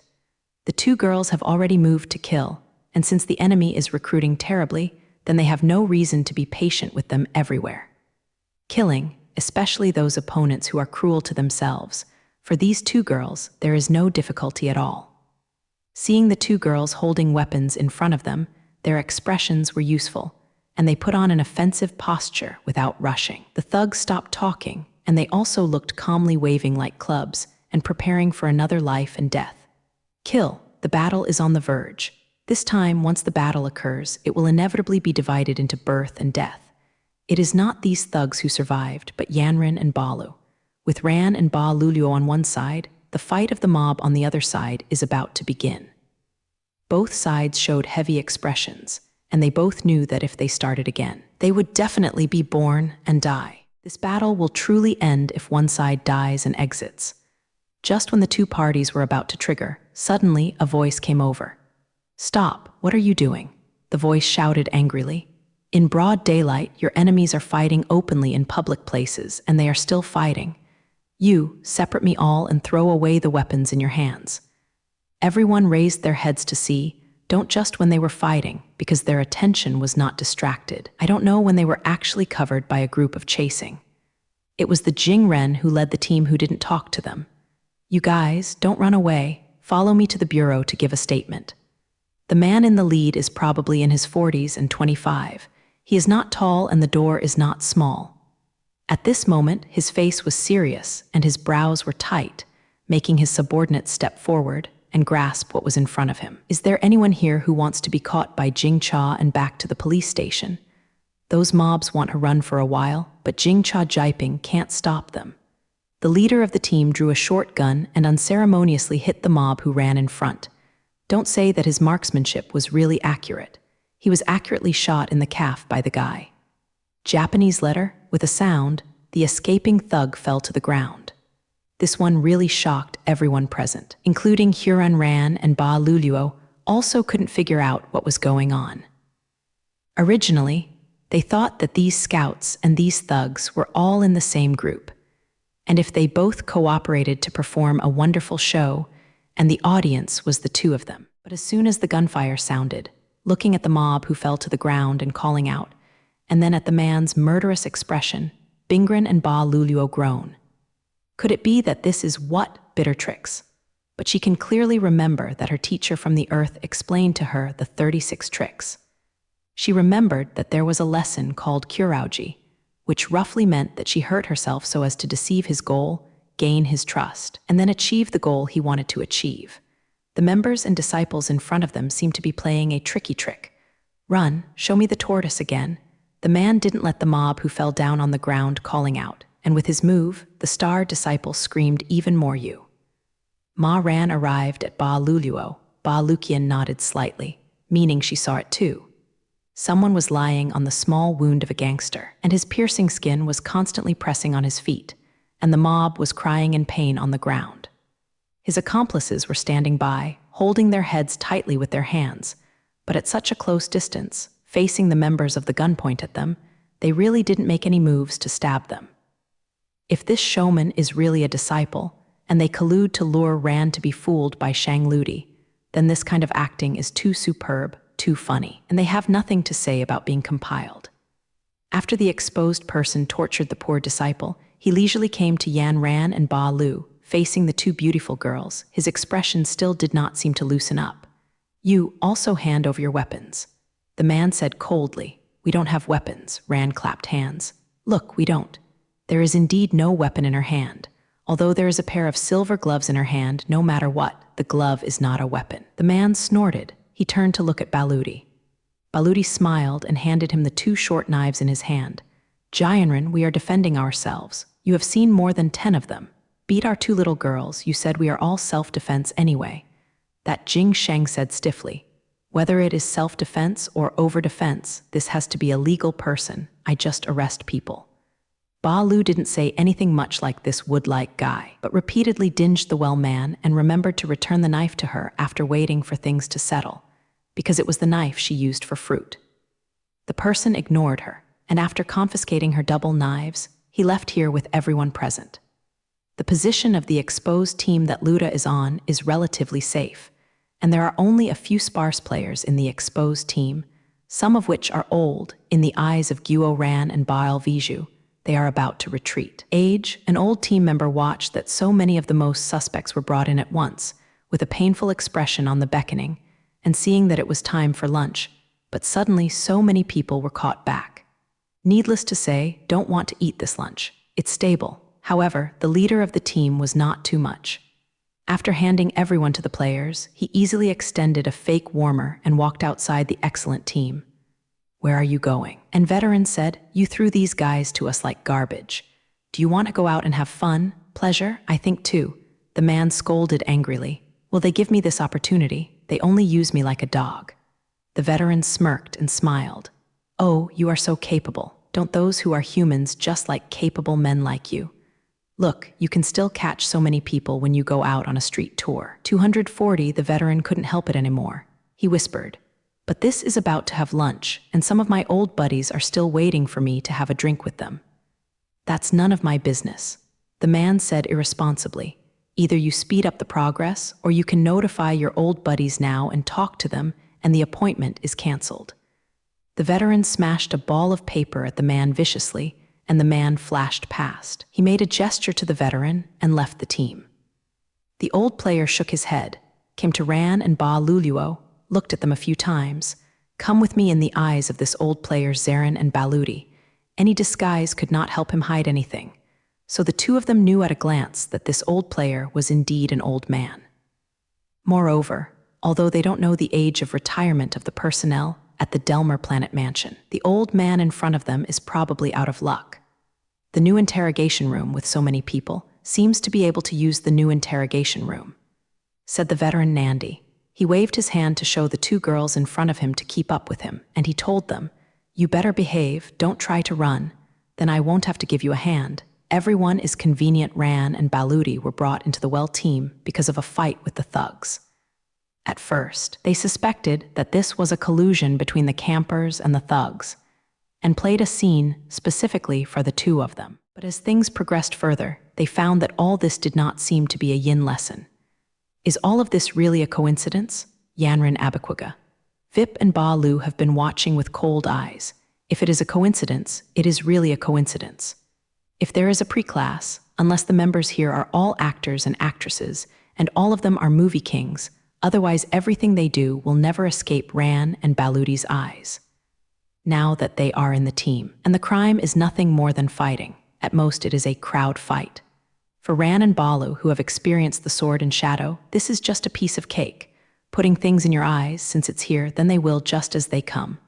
The team of this team member is not big. Like the old team member, they soon came to the door of a house at the end. The old team member opened the door, looked inside, and said to himself, "The room is too big small to be interrogated separately." He let Yanran go in first, and he wants to take Ba Ludi to the next room. Both felt weird. What did they do separately? The veteran teammate said, "In order to prevent you from colluding." Yan Ran and Ba Lu stuck out their tongues and didn't say much. Waiting for Ma Ran in the interrogation room was a young female team member. Although the five were not bad, her face was almost frozen when she saw it. She sat in front of a table, coldly watching Bingren walk in front of her. Frowning, the female team member said stiffly, "Sit." On the opposite side of her table, there was a chair. Yan Ran looked at it and sat down. The girl suddenly smiled at her. "Okay?" Yanran didn't understand what she meant and replied blankly, "Okay, what's up?" As soon as the voice fell, something unusual happened suddenly. Strange noise suddenly came from the chair under Bingren, and she turned her head curiously. When she was about to see what was going on, her legs were already tightly locked on the chair. She was shocked and was about to break free from the chair. With the two sounds of click, her arm was also tightened by the steel bar. At the same time, as her limbs were fixed and she could no longer make any movements, the click sound kept coming, and her body was firmly locked on the chair. At this moment, Ran's heart sank. This is still a round set, but the arrangement of the round set is so ingenious that, from the eyes of her and Baludi, they didn't notice it. This is indeed a round set. The design of this round set is very clever, because it is the result of several high levels on the planet Delmer racking their brains and thinking hard. These senior executives include the boss of Delmer, his good friend, and the highest boss of the team. Of course, he will not be missing anyway. He is the drafter of the plan, and the boss of Delmer and the dwarf's boss is responsible for completing the supplement. Thus, a nearly perfect plan was produced under the planning of these three people. The dozen or so disciples were sent out by them, and no matter what method they used, they had to provoke the incident in order to attract the attention of Sheawin from those two alien planets. As long as they take the bait, then the calculation period will continue one after another. These more than 10 thugs are actually the teachers of their regular team on the planet Delmer. They are all highly skilled people. Disguised as thugs, they attack Bingren and Balu. If they can kill this in the next stage of the fight, two girls from different planets, of course everything is easy to say. If not, then the plan continues. Sure enough, although the dozen or so mobs who taught people to pretend were numerous and powerful, and they launched an almost sudden attack, they still could not cause serious harm to the two girls. On the contrary, their acting skills are too bad, and they exert too much effort, which in turn arouses the fighting spirit of the two girls. This is not the result the planners wanted. If the two girls from the other planet die are the best, they can deal with the man wholeheartedly. But the current situation is that the two girls are not dead, and they have taken out their weapons to fight you to death. Too fierce. However, this situation is still expected by the planners. These teachers from various teams are a valuable asset and cannot be wasted casually. Since they didn't get any advantage in front of the two barehanded, and now the two girls have taken out their weapons, it should be expected that these teachers are basically not their opponents. Even if they could beat the two girls in front of them, the price they might have to pay would be very high, and in order to have a full grasp of them, rather than startling them, the commanders of misconduct immediately arranged those players to play. The players are real players, and they don't even know beforehand. The order they received is very simple. That is, they must go to a certain place at some time on a certain day, and they must be caught back when they see someone fighting. With this one command, there is no extra dust. The plan at this stage seems simple, but the actual inside is also very complicated. The most important thing is this team leader. He played an extremely important role in the plan at this stage. This person must have a sense of justice, at least not an old oil recorder. He must have a certain amount of courage, and he must act decisively.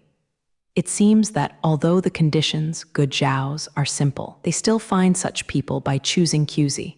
They didn't tell the leader of other things in advance, so the county apprentice that the officer shot at.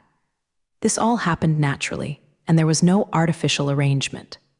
Therefore, no matter how the two people, Ran and Bakau, were watching, They did not find any unreasonable places.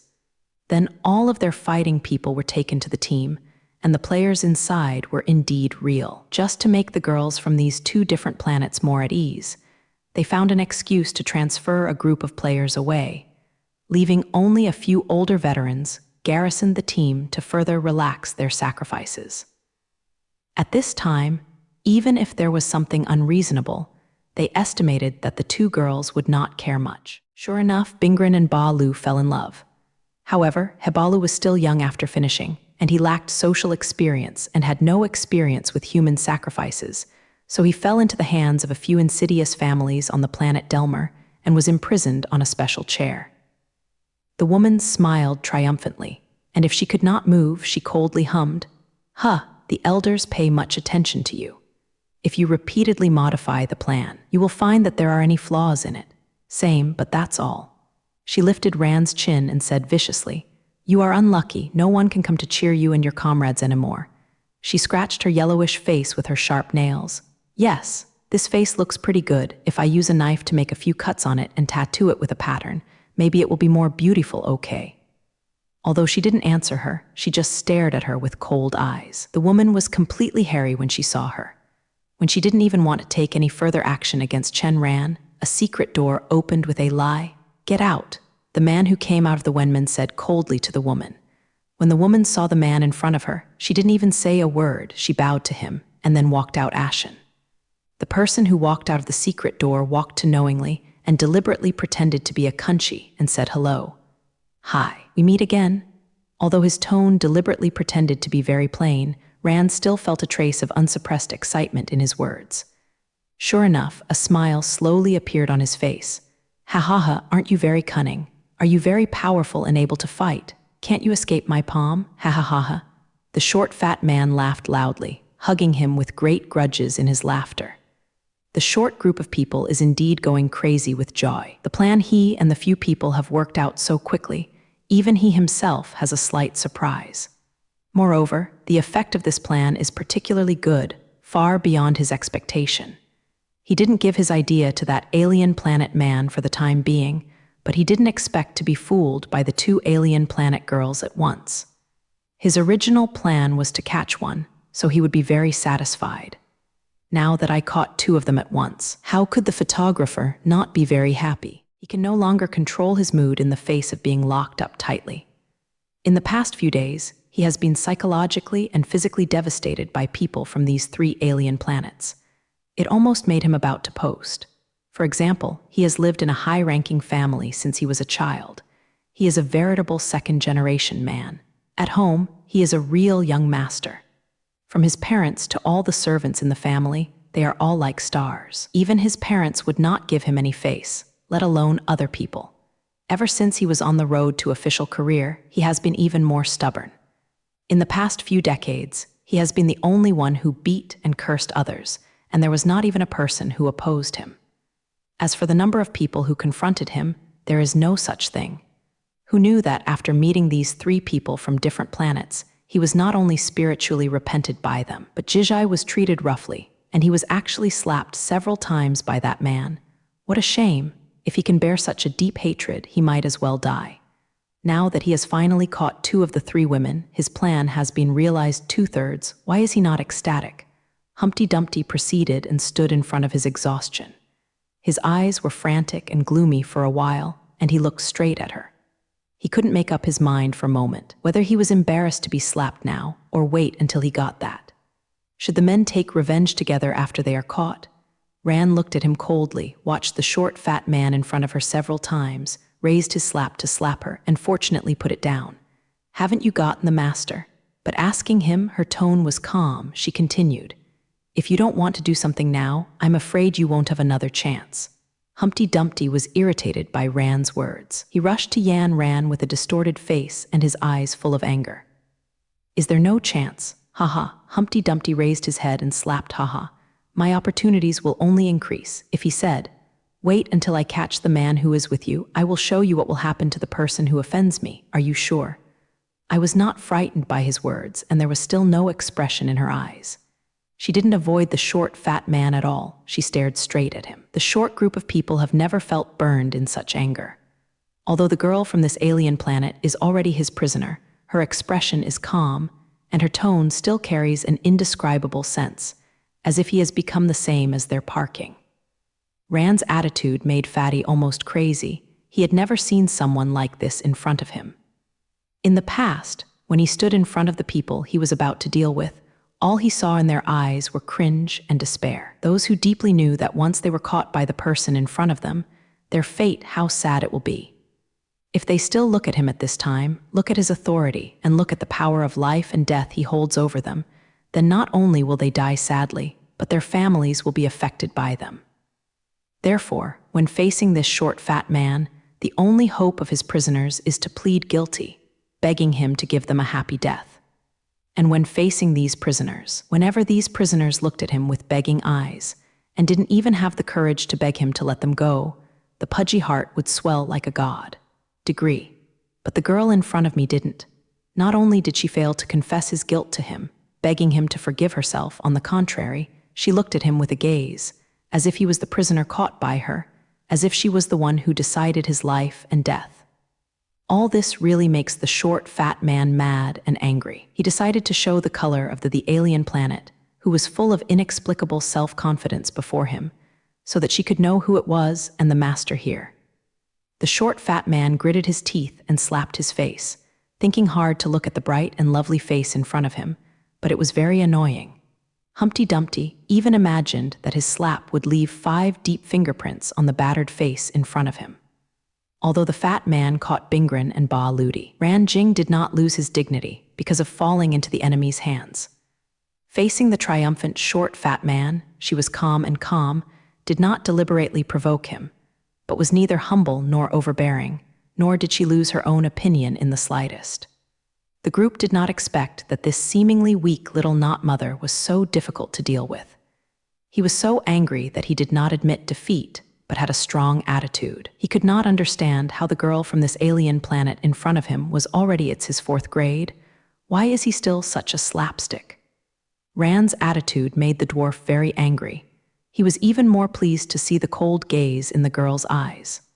In the kind of gaze that seemed to be contemptuous and ironic, he was very humble to have himself. Biological idea. Finally, he was completely irritated, and the short, fat man waved his hand and slapped him in the face. The clear voice he imagined did not sound in. His hand was firmly grasped by the other hand. Humpty Dumpty was taken aback. He could hardly believe his eyes. You are, what? He stammered, speechless. Rand's hand grabbed Xiaoquinzi's hand, Tilda. How could she not expect that the short, fat man who would go in and take off her face was pale? Big beads of sweat kept rolling down from his forehead, gentle. His village shirt. He clearly knew how bad the relationship between this girl and him was. Once she was free, what it meant to him and what he would end up with, the short, fat man knew clearly in his heart. He wanted to break free, but he felt ashamed that he had no strength at all, even though he was a man. After breaking free for a few times, the short, fat man became more and more frightened, and he couldn't help screaming, "Let go of me, Aiy, Lu Y," then speeded up the speed of taking off. Although the dwarf caught Yanran, he didn't know much about it to know oneself and the enemy to survive all battles. The words of the Earth Flower family country must not be fully understood, so after experiencing the first glorious time, he quickly defeated. He ignored Ran's weapon. By the time he was in contact with Ran, he also saw the silver sleeve on the ground, but he did not expect that this glove is made of a special metal, which can be slowed down according to the needs of the user. Slowly became a pair of steel claws. He ignored Ran's weapon, so he lost. Humpty Dumpty's horrified Tian Da's eyes, looking at Ran's steel claws, easily cut the steel bars that bound her. Just now, although the hands of the ground were also tied by steel bars, only the hands were held. Her palms were not controlled, so she could still make the gloves slowly turn into steel claws and cut the tie with sharp claws. Live, her steel bar. The broken steel bars fell to Ran's feet and then cut the one that bound her body, and she could be free. There was a rush of steps outside the door. With a sound of Zio Dang, the door was opened without authorization. The teachers of the teams disguised as thugs rushed in. They took a glance and knew what was happening before them. Without a word, a man who teaches to stretch out his hand is a knife, and he always grabs the hand of the short, fat man. In this situation, she was unstoppable. She could only retract her hand, and she couldn't resist at all, looking at the new strength that taught people. The sword taught his boss back, and the teacher said to the others, "Take him away." He turned around and launched an attack on Ran. This number of people is undoubtedly a veteran. He is experienced in fighting, and his vision is quite poisonous. Since he discovered the key to solving the problem as soon as he entered the door, he first relieved Tian for his boss, and then he hurriedly ordered his subordinates to send his boss away. One is that, in this chaotic situation, his boss's dangerous beasts have greatly increased the danger of attacking him, whether it is on his side or the enemy. The second is that the dwarf has lost its effect here, and staying here will only get in the way and give the enemy an opportunity to take advantage of it. It is better to send him away instead, so there is no worries. After the teacher asked his subordinates to give away the short sign, he casually stabs Yanran's neck. The attack is fierce and accurate, and it is a one-shot action. Although there is still a steel belt tied to her body, it is not so convenient for her to move temporarily, but her double questions can be moved. Facing the attack of this teaching person, Yan Ran leaned her neck back, trying to open the attack of that teaching person as much as possible, and at the same time, she was always ruthless to plant the department. This foot is naturally restricted by her body, and she can't give full play to her due speed and strength, but the gear is the key to a man. Although the strength of the girl from this alien planet is not very great, but in any case, the teacher is not betting with his cock. Although if he didn't avoid it, this knife could kill Yan Ran. But what is certain is that his will also be kicked by her. As for the result of the kick, the teacher does not want to know. So in the face of Yan Ran's inevitable save, that teacher stepped back to open her attack. It only takes about a second to teach people to hide and retreat, and then move closer to Ran. However, don't be too small for this second. On Earth, a creature called a cheetah can run 28 meters per second in North America.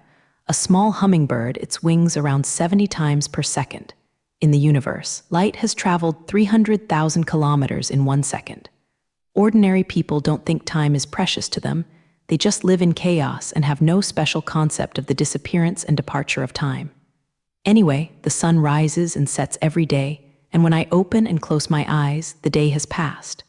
But it is different for some special characters. For example, for some scientists, time is so important to them. They work hard in their fields, hoping to make even a small amount of progress. Similarly, for Ran, this second is very different for her. Competing between masters, 1 second can often affect a person's life and death, which is what Yanran looks like to her. When a teacher faced Ran's counterattack and had to make a temporary retreat, he left a precious second for Ran. The steel claw of the last pot that was bound to her broke. After seeing Ran get up from that special chair with his own eyes, the teacher sighed in disapproval. The best chance is gone. A second ago, it was the best opportunity to kill this terrible opponent, but even though the little girl in front of her looked young, the actual combat experience was quite abundant. The fleeting opportunity was seized, and she was originally treated for her. An attack that was a fatal blow is now useless. The teacher slowed down the pace of the attack. He wanted to wait for more people on his side to come and form a united posture before attacking the girl. In this way, he can also attack the girl. So little. However, she broke the last steel belt that tied her and started from that chair, and the freedom she lost and regained suddenly returned to her. This strong sense of satisfaction made her unable to help but send out a long thank you. However, she took a long breath, facing the guarded look. The country was in her Zhu country's enemies. She had to use great perseverance to reluctantly control herself and not launch an attack on them. In the eyes of those enemies, although they had already fought against this person from a different planet in the drama, at this moment, Ran gave them a different feeling. The person is still the same person. That's right, but compared with the person in front of him, there is a difference from the person in other dramas. If the girl from another planet who had just fought with them was just a master fighter, then she had already changed from the bottom of her heart. They couldn't say clearly about this change, but their feelings kept reminding them that the girl in front of them was terrifying. With a cold smile, she finally made up her mind just now and gave up attacking the enemy in front of her. However, her body flickered, and when the country's several enemies were fully prepared. She suddenly jumped up, her body volleyed, her hand poked out. The pot claws in her hand touched the wall, her feet a quick one on the ambassador. His figure was easy to rise. Passed through the enemies, Baoguo was holding her, and threw out from a window. Killing the enemy is of course important, but it is definitely more important to teach teammates. Ma Ran was anxious to get out of the encirclement of those enemies, but was not assured that Ba Luluo was also caught. There was no one in the next room, but his heart sank. She looked around in a panic, but still couldn't see Baludi's figure. For a moment, she almost wanted to cry in panic. Where is Ba Lu? Did the enemy take her away? Behind her, a person's hand quietly put on Yan Ran's shoulder. Yan Ran was shocked. The enemy walked behind her and she hadn't noticed it. She just wanted to launch a counterattack. The man made a sound. Suddenly relax, the voice of this sigh. Isn't it her good friend Ba Lu? But it's silly. No wonder she didn't react at all when she approached her. A master of such a level, the body is very touching and extremely sensitive and can easily distinguish different sources of information and then deal with it in time. How could it be you? Ba Lu didn't let it go and looked at Ruoren with confidence. Did you not be fooled by them? Didn't you get caught by them? Baludi is a curious baby who wants to know everything. Although he was very curious about her encounter, the enemy's footsteps had already sounded outside the door, and it was obviously not the time to satisfy one's curiosity. How are you? Can you still kill these enemies with me? Then asked Ba Lu hastily. I think yes. Baludi didn't seem to be completely sure. She went on to say, just now, a guy gave me medicine in the water. Although I found out in time, I still drank a little bit. Yan Ran picked up a chair and walked away from Ruomen. The enemy who was about to rush in was taken aback by her sudden attack. However, taking advantage of this opportunity, anxiously asked Ba Lurong, what then? Then I felt dizzy and weak in my hands. I knew it was not good. In order not to attract the enemy's attention, I pretended to go over the stage. Ba Luyu also hurriedly replied, and started a few moves. Act as one. Taking advantage of a few small things to the door, Ba Lu added, then the enemies next to me discussed how to take me away. After saying a few words, they suddenly ran out of the house. I took the opportunity to stand up, found their faucet here, and washed my face. Just Better Ran nodded and said to Ba Luluo, since you haven't fully recovered yet, don't go up and fight, let me come. She looked at Baludi and said something special. Remember, you are not allowed to follow me. Ba Lu made an eye and walked slowly behind Bing Ran. This is not the time to succeed. If Ba Ludi forcefully joins the battle, the impact on the battle will be small, and the enemy will be weak enough to attack. Link. In this way, not only would she not be able to cause an effective attack on the enemy, but instead would become a breach for her own side, and the cunning enemy would definitely strengthen her attack and restrain her. Baludi is also a person who has passed through swords, guns, and swords. How could she not understand such a simple truth? But now I was completely relieved. Ba was a little uncomfortable with the green fish, but that was a small problem that could be ignored, and now I have nothing to worry about. She looked at the enemies who kept rushing into the room. Her expression became calm, and she would never forget that these enemies are a group of good masters who cooperate with each other and have good skills. Yanran's legs were Luwen, her body turned sideways to the enemy, her hands raised to protect her face and upper body. Her hands slowly moved slightly. Silver steel claws appeared in her hands, and the tips of her claws glowed with a glare. The enemies who rushed into the room looked serious, and they knew exactly how powerful this girl from another planet was. They slowly dispersed and slowly formed a half-encircle to Yanran. The same weapon appeared in their hands. It was a standard shoe. The whole shoe was completely black, and it was shining with sharp silver. Light. Japanese letter THE person moved slowly under his feet, approaching Yampen. This is their tactic. One person is sent to test the enemy or to provoke the enemy's attack, while other people are standing nearby, putting tremendous pressure on the enemy on the one hand and waiting for opportunities on the other. The enemy's tactics have been baptized in actual combat and continuously improved, and finally become what it is now. Relying on this tactics, they have won many victories. The most important thing is this attacking enemy. He is often the most skilled person in the team. He is responsible for attracting the enemy's attacks and trying to resolve his attacks one by one. At this time, the other enemies in Bao Tian will have two attack methods. One is to attack freely according to the actual situation in front of them, and the other is to attack under the code of an enemy in charge of command.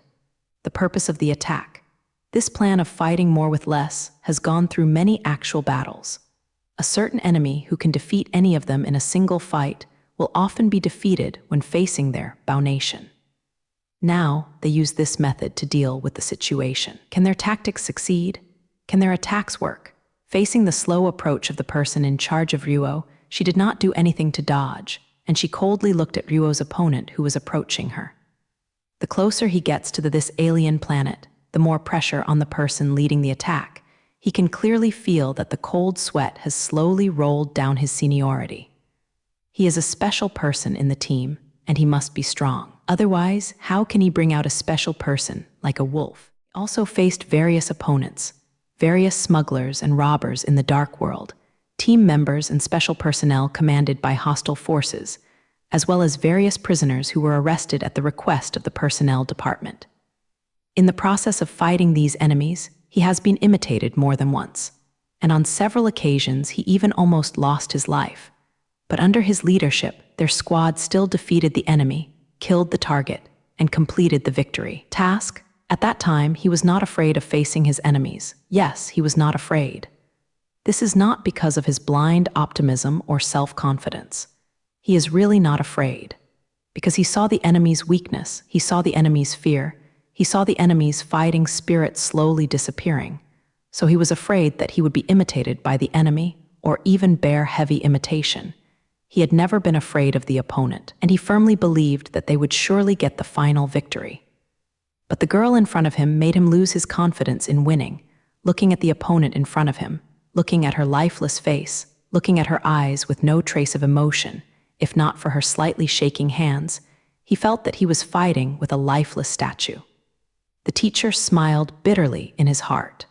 Although he has been in the team for more than 10 years and has experienced countless battles, large and small, his opponents are flesh and blood opponents. At least they have feelings, whether they are angry or rage, fear, they are all human, but he has never fought against a statue. What is it like to defeat the statue? Does he beat her on a monument? But Ba Lurong, who stood behind Yanren, had a different feeling from teaching it. Looking at her in front of her, although there was no change in appearance, the good friend Ba Lurong must have undergone a certain change in his heart. Slowly feel everything in front of me. She secretly made up her mind. After the things here are over, she will definitely tell her this change. She feels that her good friend will not know what happened to her. The teacher really didn't endure the tremendous pressure that he had put on him, so he launched the attack first. His left hand swayed in front of Yan Ran's eyes. Suddenly a palm hit her chin, and the dagger in his hand stabbed her lower abdomen. I won't move, but I will move first. But before Yuren started to move, her steel claws were already one step ahead of the enemy, and she was flying away from the enemy's sight. Up, sweep the enemy's calf meridian. The movements of the two are very fast, which can be described with electric light and flint. At this time, the respected people surrounded by him had not made any response. However, the steel claws of the left and right hands respectively resisted the enemy's attack. At the same time, her low sweep swept the enemy's shin bones. It's just between breaths, before the instructor made any withdrawal or evasive action. Rand's low position sweep has been sweeping on his calf 6 or 7 consecutively, and a painful expression appeared on the face of the few people. He gritted his teeth and tried not to let himself scream loudly, but in his room, a trace of Ji-hum could not be suppressed. The sharp pain from his shin bone made his one almost flat, and he could only use his toes to touch the ground. A sneer passed over Yan Ran's face, and the steel claws grabbed the enemy's face straight. The enemy's Bao Tian was holding her started to move. Following a short and powerful reduction call from an enemy of unknown meaning, the two Jingren beside Yan Ran suddenly launched an attack, and the two daggers in their hands were assisted by Xiang Ran. All the enemies of Bao Guozhu Huanren moved. They cooperated with each other in an orderly manner, and in a blink of an eye, the teacher whose shin had been heavily imitated was replaced, and another enemy took his place. Facing the offensive launched by the enemies on both sides of Ruo, Yan Ran's figure suddenly lowered. Her legs formed a word on the ground, and the steel claws of her left and right hands grasped their hands mercilessly. An enemy reacted a little slower. Yanren's steel claws scratched on his hand yard. Although the movement was very light, it still left a long and deep wound on the enemy's hand fan. The imitation mouth gushes out. Dang, the imitation enemy can't even hold the capital in his hand. The enemy's Baoguo flickered again. The imitation enemy just breathed a sigh of relief and wanted to withdraw to the foreign country, but unfortunately he didn't mean to let him go. The steel gourd waved in the enemy's bag. His body was spinning continuously. Taking advantage of the chaos when the enemy was changing defenses, he suddenly launched an attack with all his strength. In this battle, the enemy is not the first time to change defenses, but the enemy in front of him has not made any targeted actions against this, which makes the enemy a little careless to a certain extent. Therefore, when Yanran suddenly launched an attack when they changed their defenses this time, it was obviously too late for them to prepare. For a while, the enemy's rhythm was obviously disrupted. Not to be missed. This is also the teaching of his teacher from the home country of the Earth Flower. He once explained to Yanran in detail what this sentence means. Jing cited specific examples to let her understand why this sentence has been circulating for thousands of years.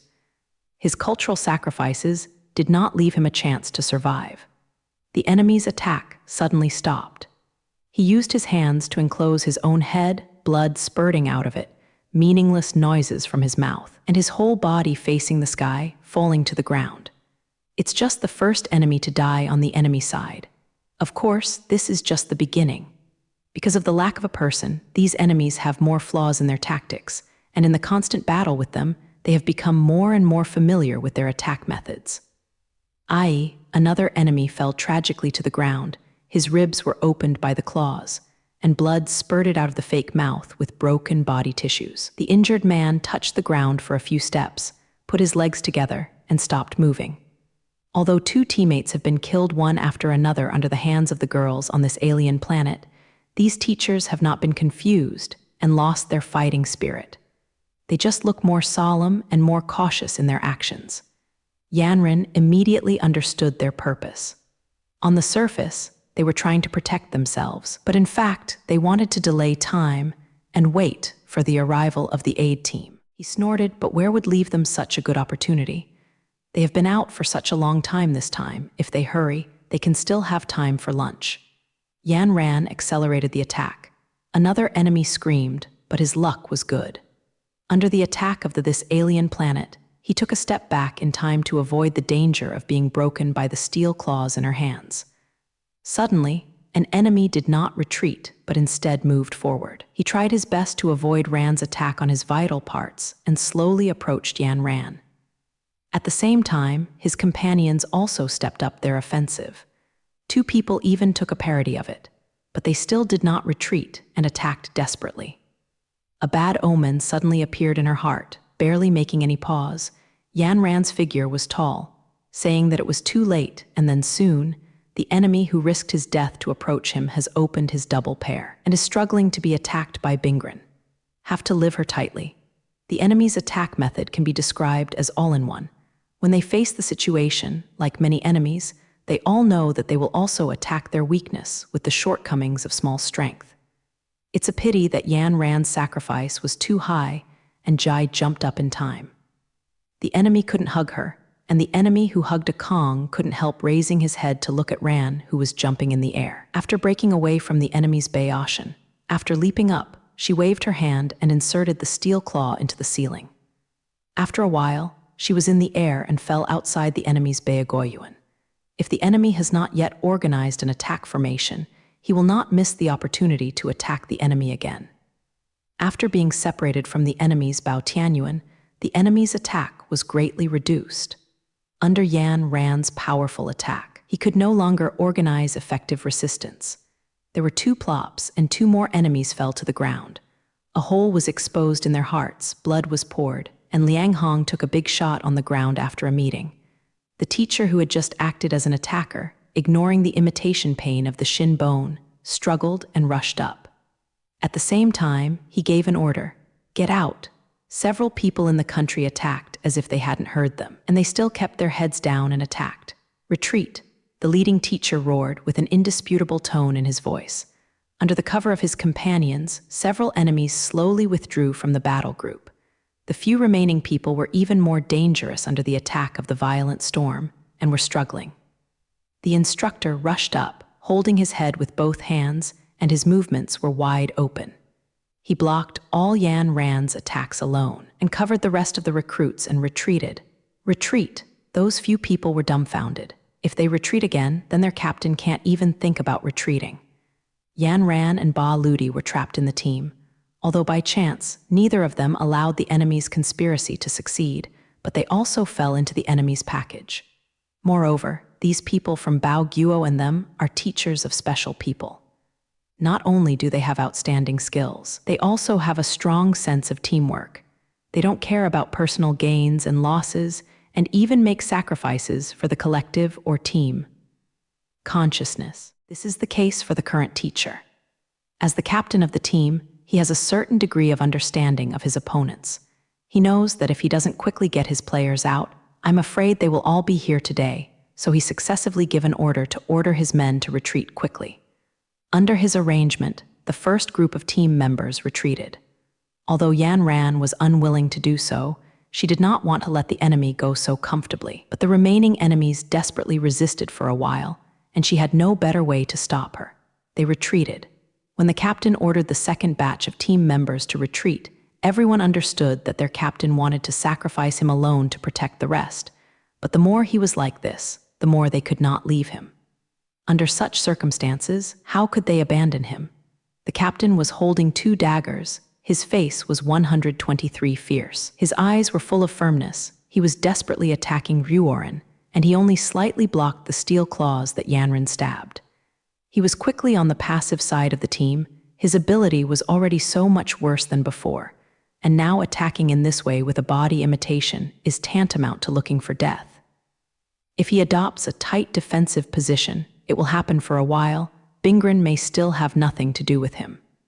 But in that case, he wouldn't want to block Ma Ran's offensive, let alone protect other people away. Rewind. These were the last 2 words the captain uttered under Ran's attack. He gritted his teeth, and these 2 words seemed to squeeze out his mouth. He didn't dare to open his mouth because he was afraid that he would lose his breath when he opened his mouth. His men looked at him for the last time, with tears in their eyes, and quickly retreated. Of course, he did not show mercy to the captain because of his heroic behavior. She can remember how the captain wanted to put her to death just now. Steel Claw made the sound of Slala, although the captain had tried his best to resist, but his skills were not as good as others, so he attacked him with 10 moves. He can block 4 moves at most, and the rest, the unblocked attack, quickly drew an imitation of different depths on his body. The captain's body was bathed in blood, and every attack was accompanied by a flying rain of blood. Soon, his movement slowed down, his body opened up, and the movement of his gulping body slowed down. Finally, after Ran made a heavy blow, he said. His throat cracked a big mouth, blood gushing out in large sections. The captain's head slowly tilted back, and then the first one died. Then she took a cold look at his corpse and wiped off the blood stains. She didn't take a second look at the corpse in this place. She turned to Ba Luluo. What do you think now? Can you go by yourself? Secretly surprised to kill mercilessly, Ba Lu never expected that this good friend of hers usually looks quiet and quiet. Why is it so ruthless once she started? She felt that she must ask her this question. Teacher replied. Maybe he would know something. Let's go, then urged her. Can you still go? Shout, I'm fine, fine. Baludi wakes up like a dream, and she moves her body joints a few times. I'm much better, I'm fine. You better be careful. Then he told her, the enemy won't just be willing to be like this, we must be careful, I know. Ba Luxi said to the ground, it is so safe now, are the enemies of the brigade waiting outside the exposed team, and when we go out they will start firing at us. Cut, don't mind. Guorin took the opportunity to hit her.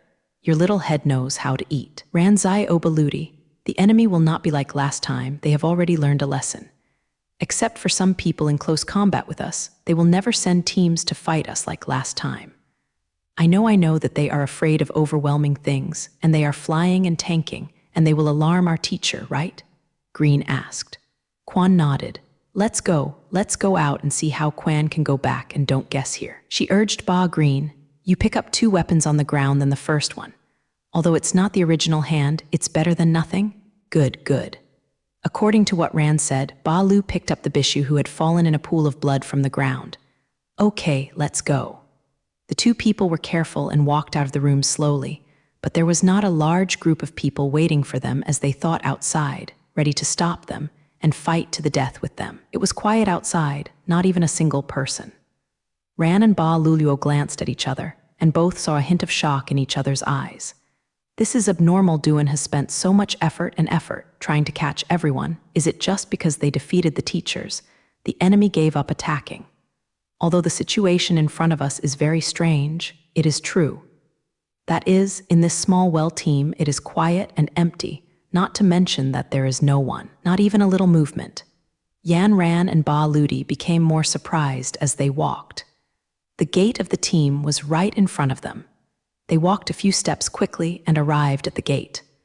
Although they had prepared for the worst and prepared to usher in another fierce battle when they rushed out of the door of the ringing team, no one appeared, and naturally there was no movement. The gate of the well team was right in front of them, and they saw that not far from the gate, there were a few pedestrians walking leisurely and talking, and a few women bringing their own children to have a snack over there. Used in the store. If they hadn't been on the team now, they would almost treat the encounter just now as a dream. Baludi waved her head. Although she had wiped off the blood on her head, there were still blood stains in the blood trough of the dagger, as if to prove their experience just now. However, they defeated the offensive launched by the teachers of the Delmer Star team and killed their captain.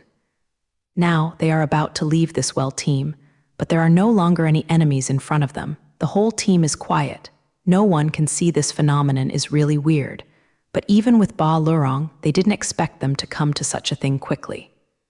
In their imagination, what they should face is the swarming enemies. Although these enemies are not equipped with those sophisticated weapons, they have not used those spaceships and tanks, but they will still hold all kinds of weapons to prevent her from leaving this well. Team, they were ready to face a large number of enemies, and Barati even picked up 2 rivals left in the enemy's corpse, ready to fight hard with Jingren. Take a few steps, and the gate of the team is in front of them. They are leaving the team. There is still no movement. Yan Ran and Ba Luluo glanced at each other and walked out of the gate of Team Jing. Pedestrians kept passing by outside the team. Several young girls were playing skateboarding on the side of the road. An elderly couple was walking slowly with each other's arms. The gentle breeze is scented with flowers, blowing Ran and Ba Elvidai's long hair. Not far away is the green grass and the tree shadow pone. No matter who the scene is in front of him, he has to admit that this is the whole thing, a peaceful and tranquil world. You are out now. Jaioran and Ba Luluo heard the familiar voices, and the 2 hurriedly turned their heads. Teacher, why are you here? The 2 girls were surprised. Of course they knew that their teacher would find this place. It's no surprise that he was just guarding the well team. He didn't seem to worry about them in the well team at all. You must know that just now, they were still fighting with the enemy. We had a fierce battle. Jiang Cheng was very relaxed. He smiled slightly. Why can't I come here? He takes the lead to walk towards a transportation spaceship that is not far away. Let's go. We still have some things to deal with. Yan Ran and Ba Ludi didn't say much. They took a few steps to follow Jiang Cheng and boarded the transportation spacecraft. Jiang Cheng started the spacecraft, and then Baludi looked at the receding scenery outside the ship and finally discovered the green belt. She was surprised and said, Teacher, are we going to the gunboat? Jiang Cheng nodded, just go there. But Baretti couldn't speak anymore. She suddenly said, Teacher, are we dying fast? Maran pushed and laughed. Even Jiang Cheng couldn't help but laughed. Ba was green and Kyangren born in the dark world. He is an important figure in the Hailongzi group, and he is also a cold-blooded killer who frightens many people. However, she still has a pure side. However, she would only show such a simple face in front of people she trusted, which showed that she was completely relaxed. That's why she didn't speak through the brain and said whatever she thought. It just so happened to confirm the sentence, the more straightforward will lose. Rand smiled and said, Although I don't know what we are going to do at the gunboat right now, but I know we are definitely not about to run away. She turned her head and looked at Jiang Cheng. Teacher, am I right? Jiang Cheng nodded. Ba Luluo said unconvincedly. You said it wasn't a runaway, so why are we going to the gun in a panic? She paused and continued. Speaking of fighting, the three of us are not afraid of the wasteful period of the Delmer planet, even if we are bare-handed, so why must use a gunboat? Ba Lu wanted to continue, but stretched out her hand to live her, and the two of them were in a group for a time, and there was laughter in the spacecraft. Jiang Cheng drove the spaceship on his own and did not stop him from these two female disciples. In fact, he likes to have them accompany him very much. He has always been walking in this world as an individual. Although he is drunk, sometimes it is inevitable to be lonely. Although as a strong man, he hates the feeling of loneliness, to a certain extent he does not reject this feeling, and sometimes he even treats this feeling as if he enjoys it. But it can't always be like this, right? Now that he has these two female disciples, he feels different again. These two female disciples love to talk about love, but they are very divided. They bring Jiang Cheng a happy feeling, but they don't make him feel smooth. They are his disciples, but more often, he and they are friends, good friends. When Jiang Cheng thought about this, he couldn't help but feel amused for having such thoughts. Without looking at his appearance, who would know that he is already an old man, over 100 years old? After a long time of baptism, do people his age still need friends? Jiang Cheng shook his head slightly for the difficult ones. He wasn't making the action too obvious. Once the two little girls saw them, they would ask him why he shook his head. Is there something unhappy that needs them to enlighten him? They have to beat him to death and drive him away. They will laugh and stop asking questions. Jiang Cheng calmed down. He wanted to hear what he said. His female disciple is not only a rare sports genius in the universe, she has top-notch physical talents, and she is also an extremely intelligent person, having the title of God since she was a child. Ma Ran pondered for a while and slowly analyzed. Why are there no enemies outside the team, which is so different from what we imagined? I think this is all the teacher. What have you done? Otherwise, the enemy would never let the two of us off so easily. They worked so hard to catch us one by one. In such a situation, how could they see if we escaped easily and didn't do it? Stop it? How could they easily stop? So it must be the teacher, what you have done. To that short, fat guy, or the top boss of that team, maybe there is also their boss who talks face to face with a back cover. Bingren stopped here when she said that she was sorting out her thoughts. The Ba LV gang next to her looked at her in amazement. Yan Ran's analysis was very reasonable. Her analysis relied on facts instead of thinking. Ludi was very impressed. Then he asked Jiang Cheng, "Teacher, am I right?" Jiang Cheng nodded. "At least so far, it's correct. Can you continue? I think about it." Bingren's slender eyebrows are thinking again. I said, it's up to me." Baludi waved her hand. Her words interrupted Ran's thoughts, and Yan Ran gently patted her hand. You say it. It doesn't look like how I can deal with you." Jiang Cheng couldn't help but smile when he heard Ma Ran's tone of voice. In the Hua family country, a long time ago, there was a saying called martial arts, and another saying called jianghu. At that time, according to different types of martial arts, they were divided into many sects. Each sect had a master, and correspondingly, there will be disciples on the side of the teacher, and the first disciple accepted by each master always has a higher status than the other disciples. This one who gets started first is called the big disciple. He is the contact between the master and other disciples, and is in front of other disciples. At least part of him is a master. At the very least, he has the right to supervise and even punish them in front of other teachers, the 8,030 brothers.